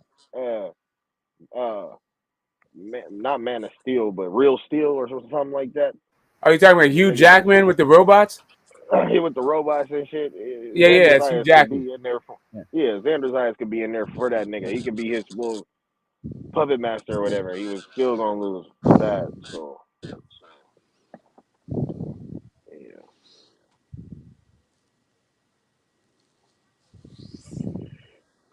You know what? That movie's like, I don't know if any of all the dads, if you guys are fathers with sons kind of shit, but that's kind of a heartwarming movie if you have sons. I mean, it's probably It more was a really good heartwarming if movie. you're estranged from your son and all that shit. But I'm not, but it's still a pretty good movie. It's a pretty good father son movie. No, yeah, it was a good movie. That nigga's boxing. That nigga. Oh yeah, Yeah, nah, so like 135 could be cool. Go ahead. no, I'm like like I'm talking to you guys. I'm gonna start looking at Xander Zayev and Bam in like a different way, just so I can like maybe see what you guys are seeing. I don't like, Wait, it's. you don't see it with Bam? I mean, I haven't really paid attention to him like that, so it's kind of like I'll go back and No, watch. you need to go watch that Xander Zayas guy, man. He's a special talent, man. He's It's special fighter. Yeah, like I just watch a bunch of guys and they're just like, okay, that's where you are, and you need to develop this, and that thing. Like when I'm assessing fighters, I'm generally looking at what they have and what they don't have, and I don't even know who their names are for real. Like most of the damn time. Like so, Did I'm gonna you go back. did you watch that Quadras fight? Quadras Estrada? Nah, No, Quadros Quadras and Bam. Bam Rodriguez. No, maybe. I'm not sure. No, Maybe. that's the only fight I watched of Bam, but that's all I had to see. That nigga can He fight for real. he pieced him up, boy. Yeah, that's what I'm saying. Like And there's like the Quadras. I've he seen freak Quadras smoke. fight like 6 times, right? I've seen Estrada Mhm. fight like 8 times, kind of shit. Like I'm not quite sure who they fought against and all that other stuff. Like That boy Bam is free smoke, man. Yeah, he free smoke. He want Errol. He want all the smoke, I'm boy. He want all like, the smoke. listen, if he fights like fucking Quadras, I don't like that style. Like I like defense. If you're just gonna throw a bunch of fucking shots and just have cojones, like okay, cool. What you Nah, but like But he's I don't need defense. to I fucking know like up your defense. though. name. You like defense. Nah, but that Mexican style is something that you gotta overcome, bro. Not a lot of people No, can't do it, bro. it's not even that. It's not the style is. I just don't need to learn your name because you're a dime a dozen. Like I've seen, like there's so many people that fight that way that it's just like it's a waste of time for me to like try to figure out one guy from the next who has no defense that throws 1,000 punches and it just has a whole bunch of heart. Like Yeah, I don't too much favor that shit either, but a lot of niggas can't take it. I can. So like I was saying, like Estrada versus Quadras, that fight, it was a cool fight. Like it was action packed. A bunch of people loved it. It's like a casual's wet dream kind of shit. Yeah. Because there's knockdowns and action, like all that stuff. But I like guys that like their fucking mental faculties. They use them in order to not lose them later on in life, past boxing. Yeah, that makes sense. Still, they use them to not fucking lose them. It's true, Facts. still, man. It's true, man. I like defensive fighters as well, man. But I like guys that put combinations together, man. That's what I like. I like the fucking Ray Lennons and that shit, man. Get me the Lomachenkos and these type of things, man. Man, I can't wait to man, bro. Yeah, like, that's why I like Ward. That's why I like Mayweather. Like they figured you the fuck out. It's why I Yeah, like Bud. you like the James Tonys, the Partner Whitakers. You Yeah, get yeah, me those type of exactly. I guys. like defense guys. I I like like guys Bernard that Hopkins as well. I like Hopkins as yeah, well, man. exactly. Like not only guys that like protect their own wig, but guys that figure out how to take Nicolini, your shit away from you Nicolini. so they don't have to deal with your bullshit. All tough niggas that ain't gotta be stronger than you to beat you for sure. Yeah, that's what I'm on still. You're not hitting me. I'm not having it. Yeah. Yeah, Yeah. Big Bo, like Big Bo don't talk You're right. gonna swing like 7-8 punches, and I'm gonna punch you twice, and you're gonna be fucked. Because Yeah. if I had a son and he was boxing, I would want him to fight like that. You know what I'm saying? Like I wouldn't want him out here trying to entertain fuck ass fans. You know what I'm Of saying? course, man. That's why I laugh Yeah, and and that. slugfest, like blood and gut shit, then a slugfest. Hell no, I wouldn't want that for my son. That's why I laugh at that. When people say, Nobody "Oh, will. Shakur said he's not pleasing the fans." The brother is trying to win the fight. He doesn't care about the fans, what we think. As in, he's not interested in that. Yeah, like Floyd's approach to boxing, that's what I would say. Like antagonize these motherfucking dumbass fans so they pay for the ticket and make sure you take the least amount of damage while you maximize your Yeah, man. What the opportunity to win. fuck? What the fuck? Yeah, like simple. I don't want to get hit. That's the whole point. That boy, but not only that, bro. Floyd passed the eye test with flying colors though. It Yeah, wasn't. flying colors, flying colors. It wasn't nothing sweet about that shit, bro. Like Nah, that nah, nigga you will gotta eat fuck them. you You up. gotta eat shots. You gotta eat shots. A lot of shots from a lot of good guys who know Yeah, how to you're throw a going to fucking get hit. punch. That's one It's thing like that. in That's order one for thing that. Floyd to like learn what he does. Yeah, that's one thing that man's gonna understand. That you're going to get hit by some of the best punchers. That you're gonna get hit. There's no one on this planet that is dodged every single punch. You get me? So Facts. I'm trying to tell you, like Floyd in So what that do you do after? Sugar So Shane what do you do Mosley, after you get hit? Short in that Floyd in that Sugar Shane Mosley, like same round, he got hit with a shot. He's like, he turned it a little bit to a bud. He's like, nah, I'm about to get my shit back. And then Sugar Shane hit him with another shot. He's like, oh, wait a minute, hold up. I need to be part of the wig protection program. I'm gonna hug. I'm gonna use my feet. I'm out of the way. I did all this shit. Like in that fight, I had a totally different appreciation of Floyd Mayweather. Like I am all about like live to fight another day. If you can make it right now, let that shit go. You'll come back the next round. You'll be all right. And then he put on a clinic right after that shit. Most definitely. He's done that plenty of times too. Got hurt, fake way Hurley, and beat the shit out of dude after that. Yeah, like Clint, like Spence. Spence just like bulldozes you, like Joe Joyce. Like they gonna take all that shit and keep on coming. Yeah, Floyd, he gonna pick you apart after that, bro. He gonna change the whole fight. He I gonna will slow that say, bitch down. I will say that like even Spence once Ugas started hitting him clean, he started catching them shots. He wasn't using a half guard, but he was definitely putting them hands up and catching it. He wasn't shooting so much, but he was catching them. Spence likes when the fight gets dirty, bro. He hits hard though. He hits You hard weary though, of a man. nigga like that. He hits hard, fam. I don't know if you man seen that video when him and Brian Clusterf are doing body like they're doing a little body shot sort of like they're fighting, but they're only throwing body shots in it. Like, that was kind of funny. I don't know if you lot saw that. The way he throws his shots is so nice, man. And I proper wanna understand the art of how he throws those body shots, man. It's like he turns into. I can't explain how he throws them body shots, man. Hey, what's up, Bruce? Goes Gas, Jazz, and more. What's up, Hey, OG? that fucking what's his name? Hey, that punch Smollett guy, fam. Hey, No, get your ass on this fucking panel, man. What the fuck? no, that Don't dude's a fucking troll. He got no like. He's fucking not punk. comfortable yet. He's not comfortable yet to get on the panel. Anyone But that has any of you detractors or any of you punk ass bitch niggas that have anything to say, get your ass on the panel, man. If not, then shut the fuck up, nigga. That's it, well, man. well, well, Punch, I will say, is like for the most part, he's harmless. He's trying to make fun, but he does You he ain't hurting oversteps shit. You ain't he doing shit. oversteps yeah, he oversteps his bounds for a guy who's just in the chat. Like, bro, if you're not gonna hit a link in a free smoke open forum, Yeah, then fam. You ain't hitting no link. You ain't hitting no link. We don't give a fuck what you think, boy. You ain't hitting the link. We ain't give not a on fuck that what type you of shit, think. not the kind of shit that guy talks. Like Yeah, some fam. of it's Fuck you, like boy. harmless and shit, but other times, like, bro, if that's the type of time you're on, then you need to be hitting links.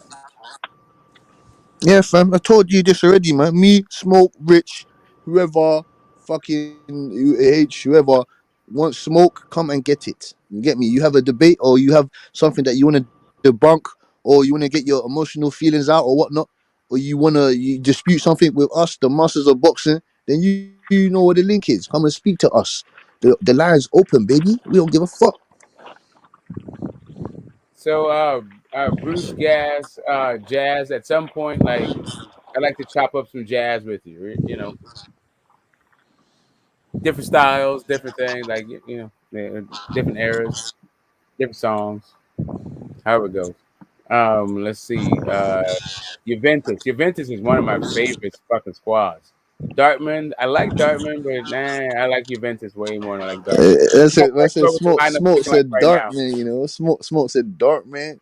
No, Dart man. Dartmouth. No, Dartmouth. I'm saying. Dart man. No, Dartmouth. I'm not like Dope man in it, but it's dark man. Dartmouth. Okay, I'm sorry. Like that. No, Like I no, said, no, no. It's actually Juventus man is like my shit. man likes your Dartmouth, not accent, so fam. It's much. hard, fam. Man Yeah, likes your yeah, accent, fam. that's my accent, baby. You gotta have fun with it. It's a dark Let's see. man. Let's see. Furiosa. No, Shakur getting overrated, acting like this dude is distractible. We're gonna lose to nobody. Crazy talk. He is talking about. I think you mean undestructible. And it's a typo. We all have them. I'm not quite sure what Shakur is on right now, but he's gonna beat Valdez, in my opinion. Like I got to see the fight, but I pick him to beat Valdez. Hey, punch, Smollett. Puta, you, fam. Puta. You fucker, man. Yeah, Punch is very comfortable with talking shit about people without hitting links.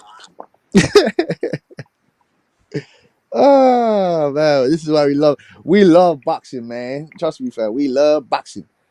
Trust me, fam. We the masters of boxing over here, boy. Don't give a And it's shit. not that serious, man. Like people come up here and show their ass, look crazy, look stupid, come back to do a thing. Like, why are you scared? It's not that big a deal. Don't just think that you can look stupid from the chat and that we don't notice that you look stupid. Come up here and look stupid too. Oh my god, bro. Do not come on here. This nigga Smoke will abuse you, bro. Don't come on here. No, well, you know, we can all. It's for entertainment, right? For the culture. For the culture, baby. We don't give a fuck. Get me, fam. We want to see facts. So we're here to talk facts. That's what we're here to do. And you know, if a bit of life comes up in the convo, then we'll speak about life a bit. You get me? But apart from that, we're here to talk gloves. We're here to talk fists. Feel me? Wait a minute. Hold up. Oh my god. Did this dude say in bombs? What is it? In terms of endearment, love to dish it out, but can't take it and always cry. Typical. Are you really being a complete hypocrite from the chat? Get in here. Yeah, get your Dish hey it out, punch, but can't take fam. it. This punch mullet guy, fam. I don't get it. Why don't you like detractors of panels and detractors of people's channel? Like, why don't you get your or detractor like get in here? Like, press the And yo, fucking he's link, literally like. saying that we're boring and repetitive. Come on up here and I don't give change a up the fuck what vibe. you avoid. Help us out. Fuck Help us you. out, Hey, Punch. bro. Come up here, bro. Me. No, to you we are. To you. You're the only fucker that says it. To you, brother. To you. Even if we are to him, come and help us out. Why? I don't understand. Like, why? Like, are we just here? Like, we're clowns? Are we just here to entertain you? Why don't you help us out and help the show, help the channel? You Don't said just be in smoke the looks like a channel fucking hating. you said smoke looks like a Somalian pirate. What the fuck? Yeah, if you don't like it, you don't have to talk shit. You can just leave.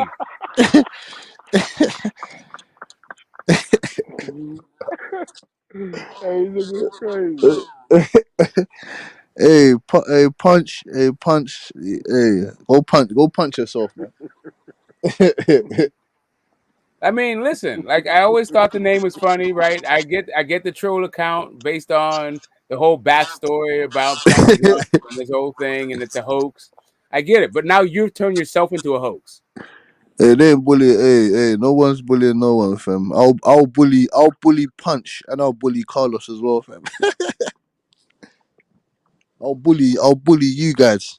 No, no, I don't need your help, Carlos. I'll bully both of you guys at the same time. Easy. Like both of you are easy work. You already know. Literally, like, just cut. What do you You mean, like? already know, man. Like before You you lot even are go some here, listen.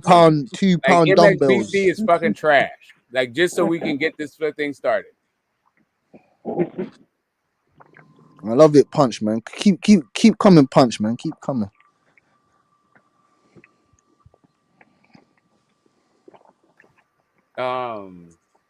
Yeah, Somali pirates. I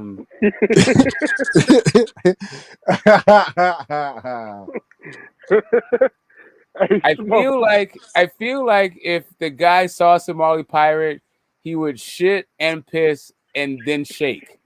Like like as much shit as you would be talking, it sounds like your nightmares are visited by Somali pirates. Hey, shit. My man said you sound like a nagging woman. I'm dead. That nigga said shit, piss, and shake. What's up with you, mate? Yeah, okay. And you type like a woman. Like, what does that mean? See, that's what I'm saying, man. You want to message blokes? Hey, Punch, man. You want to message blokes, man? We don't message blokes over here, man. We don't do that. We talk boxing. You get me? We press the link, the StreamYard link, and we come on here and we talk boxing. Yeah, like all you want to do is like be a critic from the fucking chat. A critic. How about save it and leave? You want to be Or an internet? You want to be an internet contribute warrior? and help out. Like make that shit more refreshing. Like I mean, it's only the fights that we have so far. Yeah, man. I mean, you get me? What can you say? Like, who's the undercard? Let's look up Shakur Valdez undercard. I don't even know. Yeah, you got Keyshawn Davis fighting on that thing there. I think he should smack up his opponent. Who's he fighting? No, I don't like referring to fighters as bums, but not a showcase. A showcase. Yes. You also not undercard. My critics are important for society too. What society? Important in what way? Let's you said Keyshawn Davis and who else? Cass? No, I'm trying to figure out who the guy is, the opponent that he's facing.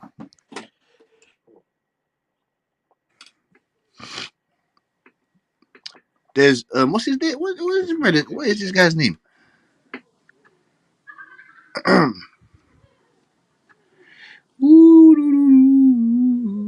Yeah, man.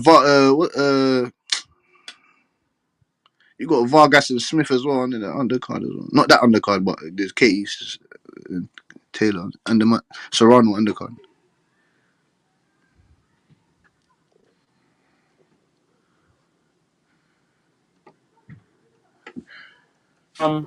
Yeah, that's a good one. I think both. I think that fight probably will be more exciting. I expect it to be more exciting, right? What, that Vargas and Smith? Oh no, I thought you said Katie Taylor and Serrano. No, man. Vargas and Smith, they're fighting, man. Oh no, jeez, fight. No.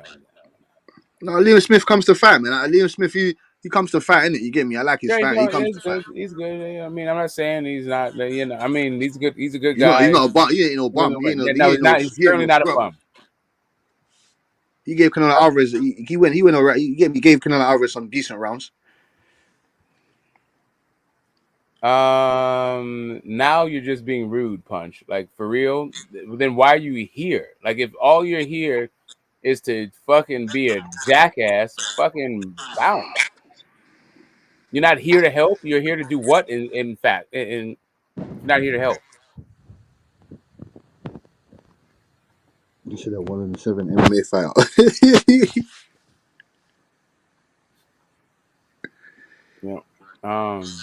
Yeah. Yeah. Sounds like bull. Like, yeah, he's not a scrub. I like the work he did against Andre. And actually Andre threw a beautiful 1-2, very straight to drop guy. Yeah, he's not a scrub. Yeah, most definitely. Let me see this undercard, man. Let me actually see this undercard, man.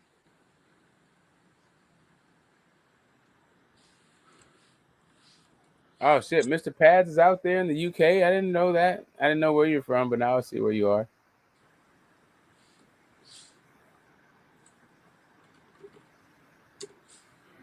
Let me see this motherfucker undercard, man. Okay. All right. I am probably not going to imitate a UK accent. So you got balls, and it's kind of fun too. So shout out to you. Let me see this. Let us see this undercard, man. Who we got on this? Who we got on this motherfucker? Swedish? Really? You're Swedish? That's funny. What is it? They're in Sweden, but you're not Swedish. We got Esteban Sanchez. Mm-hmm. Esteban Sanchez. He's gonna go up against Keyshawn Davis. Esteban Sanchez is mostly gonna knock the stuffing out of him. Yeah, I don't know who Esteban Sanchez is. Esteban Sanchez. I don't know about Esteban. Just sounds like a guy that, like, deals smack in the hood. He's a Mexican veteran. You get me? He's got 8 rounds. Esteban, okay. Mexican veteran. It's a good little couple rounds in for Keyshawn Davis. Step him up the ladder, man. Cause I want to see him in some proper fights soon as well, man. Fuck that. You just shove him out there. He's got 4 wins, 3 KOs. Yeah, man. When by the time he gets to his 10th fight, 11th fight, I want to see him in there. That's the man. Is it Sanjay? That's the man. The guy they try 18-1, 8 knockouts. This an 8-rounder? Yeah, 8-rounder. So it should be interesting. He's 18-1, 8 knockouts. He's not a waste man. Oh, He's won 2. He's on a 2 fight win streak so far. So hold on, because that boy Keyshawn he got like 4 fights, right? yeah, he's 4-3. He's 4-3. Huh? Oh, with 3 knockouts, you saying? Yeah. 4 wins, 3 knockouts. He doesn't seem to have that much power, but okay. Sometimes you don't need to. You don't need to have that much. Sometimes you don't need to have power, man. It's just the way you place your punches and where you put your punches. Yeah, I mean, I get all that. I'm just, I don't expect that guy to get to be like a 4-3. all said and done. Yeah, man. Like Charlo makes me laugh, but you go, I'm a knockout artist. He's 50% knockout ratio. Get out of here, bro. Yeah, like, get out of here, bro. And he's like, he believes it. Is the other part of it. That's the sad part.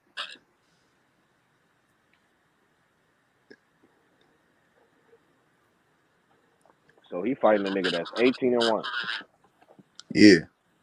Excuse me. Damn.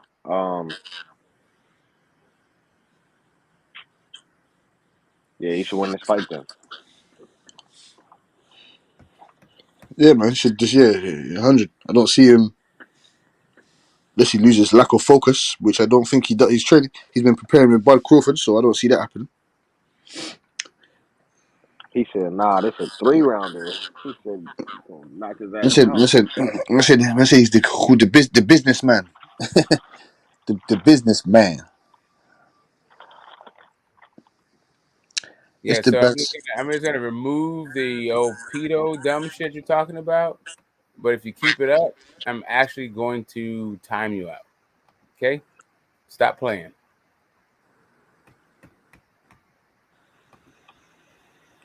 Like, people forget like too much. I don't understand. Like, I'm gonna let it go. Doesn't matter. Yeah. Listen, man, he's a young G. That guy's from Texas as well. It's funny. The Esteban guy. No, Esteban Sanchez. He's from Texas. So it's funny. You don't really meet too many guys named Esteban from Mexico, really. Like, Esteban is like a Puerto Rican name, really. I mean, yeah. It's like a Colombian sort of name, innit? Well, yeah, man. He beat. He beat Acosta, Rangel Reyes. It's like Ernest, right? It's like a nerd name, a Spanish version. Is it Steven? Yeah, he's been knocked out before as well, man. He's been knocked out, man. So I see he's been knocked out before. So I see him getting knocked out by Davis. Okay. Got knocked out by a guy that's 17-7, so should get destroyed there at 135 as well. Yeah, man. I'm just breaking on this undercard, man. Who else we got there, man?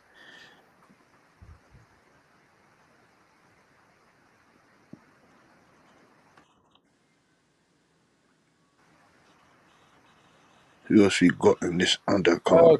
Okay. All right. Okay.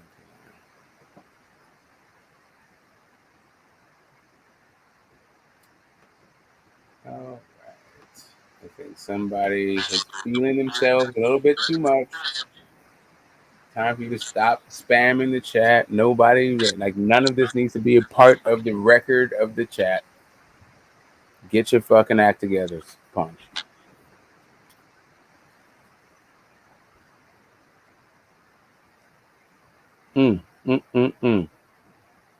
Yeah, man. It has been an excellent night. Well, I still got a little bit of energy with me. I'm gonna take one more shot before I twist one up. Yeah, smoke twist one up, Market We got what's that? We got Antonio Cobb versus Jalen Phillips. We got Abdullah Mason, Luciano Ramos. We got Andreas Cortez versus Alexis Del Bosque. We got Raymond Muratala versus Jeremy Hill. We got Nico Ali Walsh versus Alejandro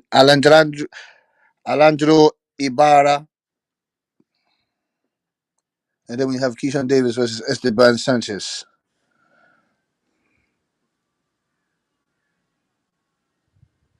Yeah, that's a virtual who's who of who's that.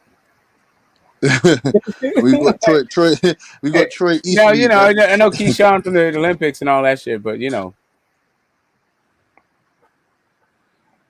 Stevenson is a 6-1 favorite, or Valdez 92. Yeah, there's a bunch of, like I said, it's a bunch of showcase fights, right? Yeah, man. That's the card. There should be some decent fights on there, man. Let me see this Katie Taylor Serrano, man.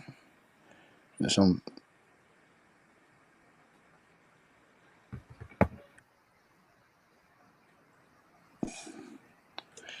I fucking hate my spam phone, bro. Like, god damn.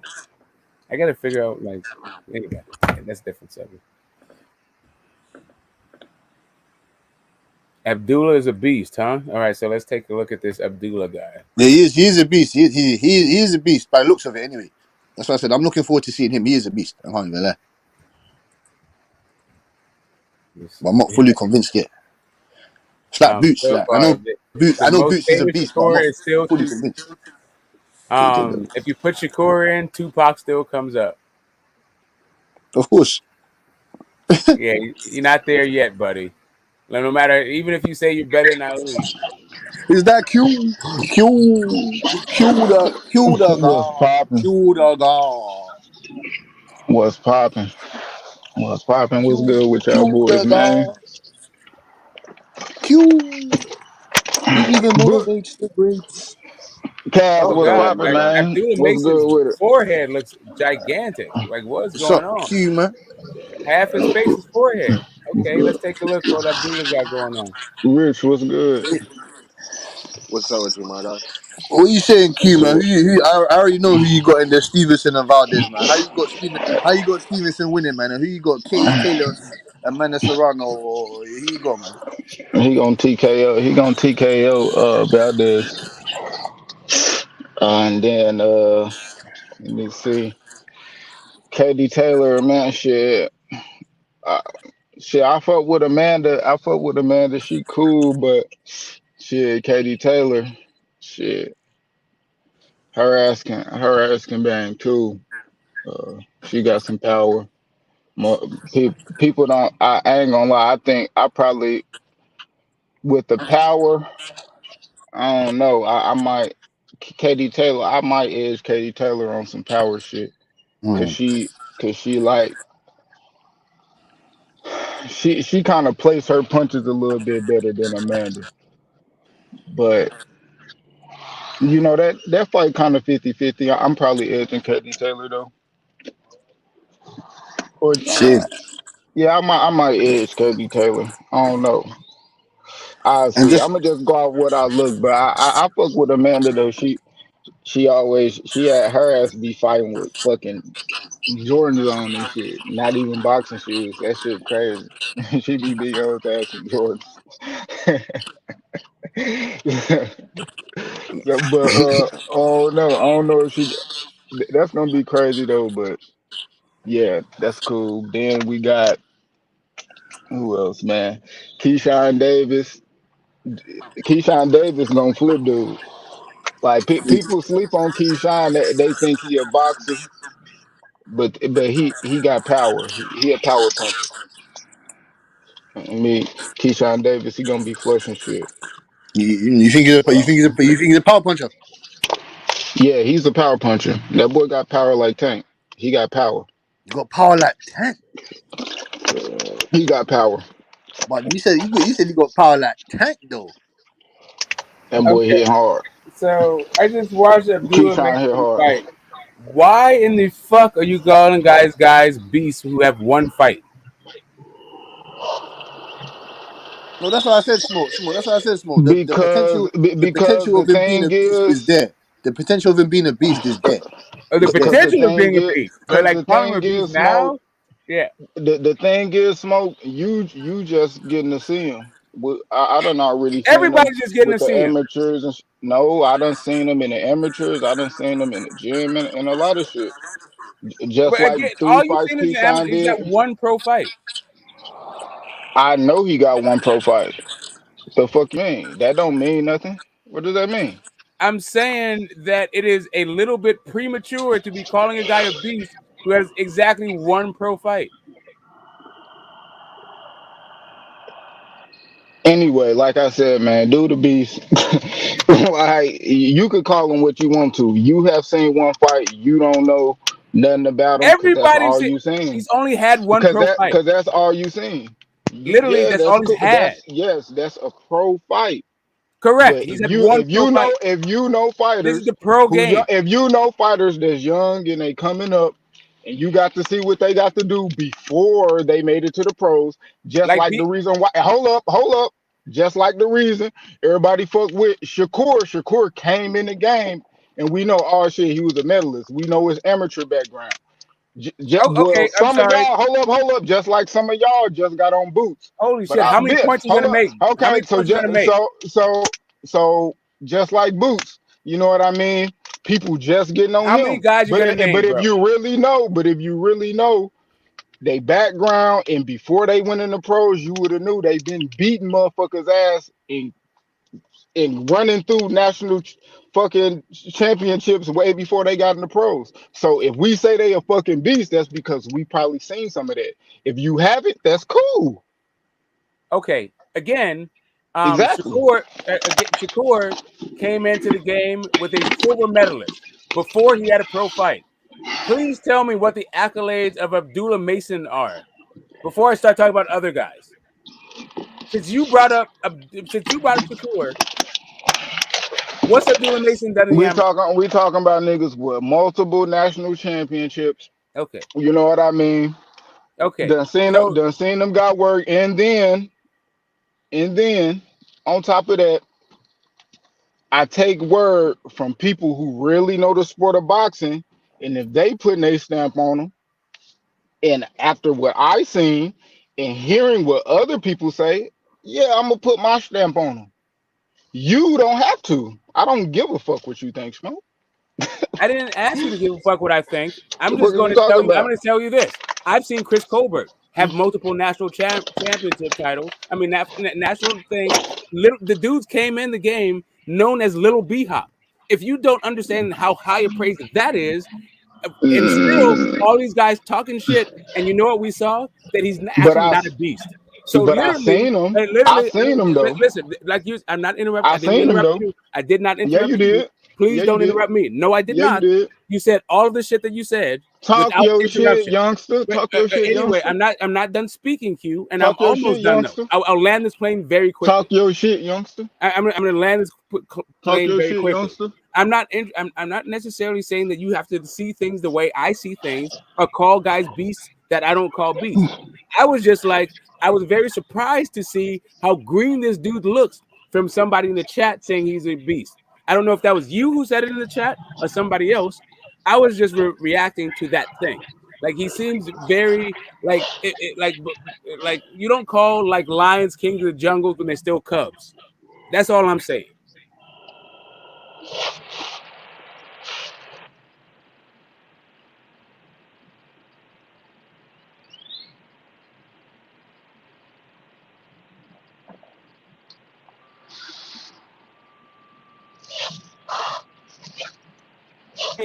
Well, you might. I'm saying one doesn't usually. You might though. Yeah, niggas go to sleep when you be talking. I just woke up.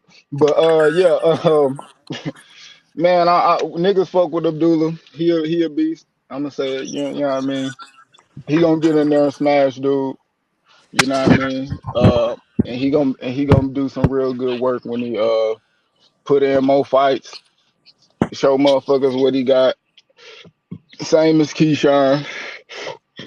Same as a lot of these young fighters coming up. You know, boxing got a lot of good young fighters to be looking forward to. Good opponents, good champions, good contenders, and all that shit. So, you know, I'm rooting for a lot of these young guys. These veterans need to go and fight and retire. All these niggas that got 2-3 fights, salute to them. Nice career. Hurry up with your 2-3 fights so we can get these young bulls up in here and show me what the fuck they got.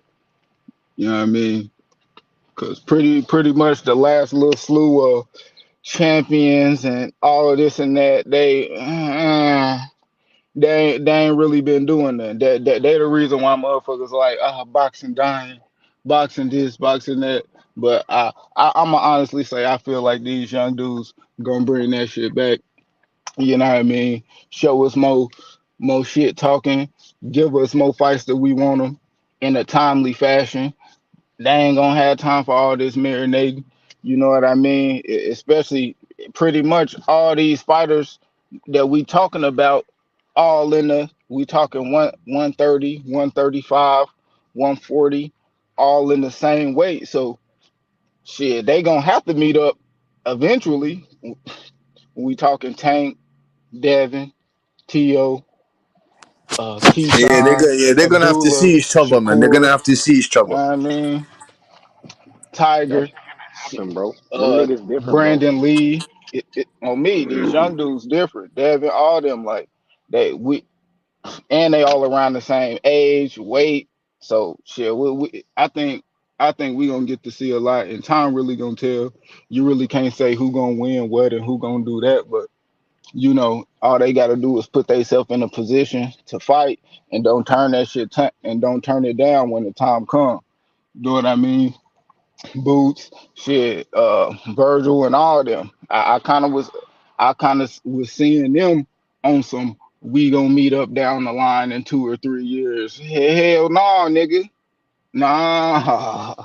Nah, hell no. Y'all motherfucker better fight in the next year or two. You know what I mean? Cause I see it like this. The moment we let them get over on that shit, trying to breeze it over, oh, we gonna wait till both of them champions and fight, man. Well, I don't want to hear that shit.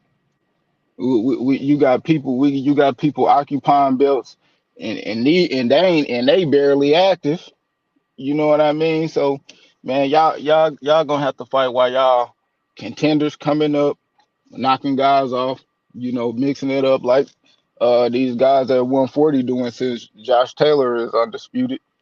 You know, but when he relinquished them belts, then shit, it's gonna get right back popping. We gonna get to see more unifications and undisputed. Shit, hell, PBC gonna put damn near 3 undisputeds this year.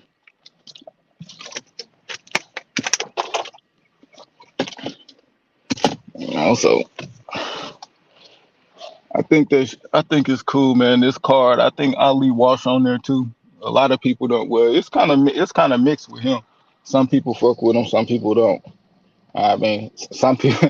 I think some people don't like him just for the simple fact Hey, he Q, putting yeah, no, Ali in Q. his name. Yeah, Q, that's a nice little undercard they got going on there. There's a couple guys I want to see that Austin Williams guy. Austin Williams. Austin Williams. Is that Austin Williams? Yeah, man, I want to see him, man. Trying to think. When was the last time he fought? I'm trying to Uh, figure if I've seen him before. um, he's fighting Cordell. You know Cordell Booker? Yeah. Yeah, he's fighting Cordell Booker, isn't it? That shit straight. You know, he gonna put up he might put up a straight little fight. And there's another undisputed. There's another undisputed woman's fight as well. You got that Franco Cruz against Eileen Senderus. What card they on? Who card is that on? That's underneath the Amanda Serrano and Katie Taylor, innit? Oh, Yeah. That's for the undisputed. That's for shit. undisputed super middleweight. Yeah, yeah, that's straight Franchon Cruz, man. I'm ready to see her too. She been waiting to fight for a long ass time. They had they robbed her. Well, I ain't gonna say they robbed her. she had lost the fight to some girl in San Antonio, but that girl had popped for PEDs, and it took them damn near a year to give her belts back. And then she was supposed to fight on Tio and Kambosos undercard on Triller, but they canceled it, so that she was never able to fight and shit. So it's like her first time fighting since then. So Fuck yeah, no, I'm man. She rooting for fight. her. Oh yeah, she fighting undefeated fight though. Yo, it's not no slouch. So hopefully everything goes right for her. Yeah, yeah, that's just straight. She get it in though, but I know that last fight she was on some other shit. That girl was big, and like I said, she popped dirty. That motherfucker was on steroids. Her voice was deep as a motherfucker. That girl she fought, that shit was crazy. Uh, but shit, we gonna see, and hopefully she got some ring run. She ain't fought shit. That fight was damn near. Mm, shit, could have been shit like a year and a half ago. That fight was a minute ago. Yeah, the fight was a second ago. Still, man. Hopefully she just knock off that Russ, man. Knock that shit off. Yeah, yeah. It's And we cool got, though. we got. Shit. What you You think of said what? what you think of the Vargas and Liam Smith, man? That's the fight before the Serrano and Kate Taylor fight. Shit. Mm-hmm. Shit. I did Liam Smith done lost what, two in a row? Yeah, yeah, but he been in there with some killers, man. I give him that. He been in there with some killers. He gotta shake back. Shit. We'll see, man. I probably think Liam gonna probably get back, maybe. Shit. Uh, I don't know. I ain't gonna lie, I don't, man, them divisions ass though. 160, 168, 175. I ain't talking about shit. They still ain't talking about shit. Shit. But I seen Boo Boo sparring that boy Rashidi Ellis though. Man, Rashidi big as shit. He Yeah, like, he's kind of big still. I didn't even realize that he was that man, that big. Maybe he put on some weight or something since he's been on the shelf for a bit. he looked bigger, but he always been like big, like muscular. Yeah, he's always You been. know what He I looks mean? like a football player. Like you get me? Yeah.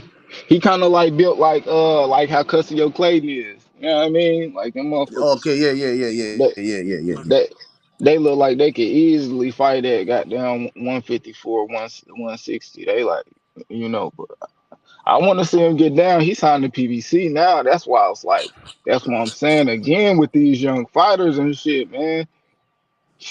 Down there, he able to mix it up with a lot. Like shit, they deep PBC deep with 147 pounders.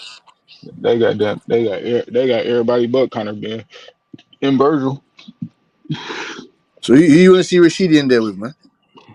Shit, any of them. I ain't seen Rashidi fight since Alexis Rocha. Alexis Rocha done fought 3 times since he last fought Rashidi, and he lost.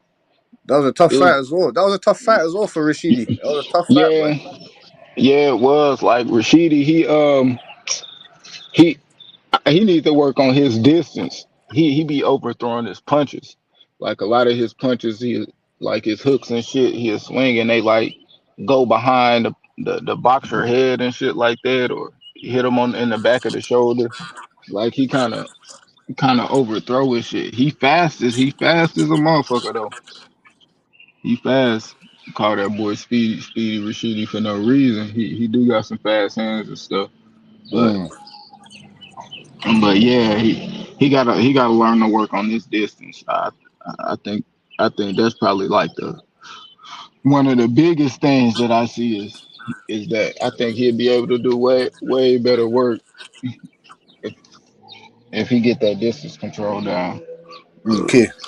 Yeah. I like. Yeah, he's fast, man. He's speedy for a reason. Speedy for a reason. Yeah, put him in there with anyone, man. Right now, I want to see him in there with anyone, man. That should be a good signing for him, man. Yeah, that's a Al Heyman real good should signing, know how bro. to. Yeah, Al Heyman should know how to maneuver him, man. You get me? So, Shit. Man, them fools should be able to damn put a put a good welterweight fight on every card they do. Shit, they can make it down a whole welterweight card. yeah, Shit. literally. Yeah, like they got a lot of Well, how do you see him against Thurman? Against who? Thurman. Shit, man, I gotta see him. Yeah, like he ain't fought in a long time, bro. But I seen him shit in there with Andrade. I done seen him in there with Canelo. You know what I mean? So I know he's still working. You know what I mean? He ain't ballooning. He ain't just all the way up, but he done got big. But shit, I want to see him go in there and get some work and shit, man. You know, it's just all about seeing him shit. You know, I know he a real good fighter, but even when they bring him back, I wouldn't throw him in there with no killer. Shit. I mean, because he's still, he not even ranked in the top 10 no more. Like when he fought Alexis Rocha, he was like ranked, man, in the top 10 out of like shit 3 of the 4 sanctioning bodies. He only ranked in like one. He like ranked like 14 in the WBC or some shit, bro. Like he ranked 14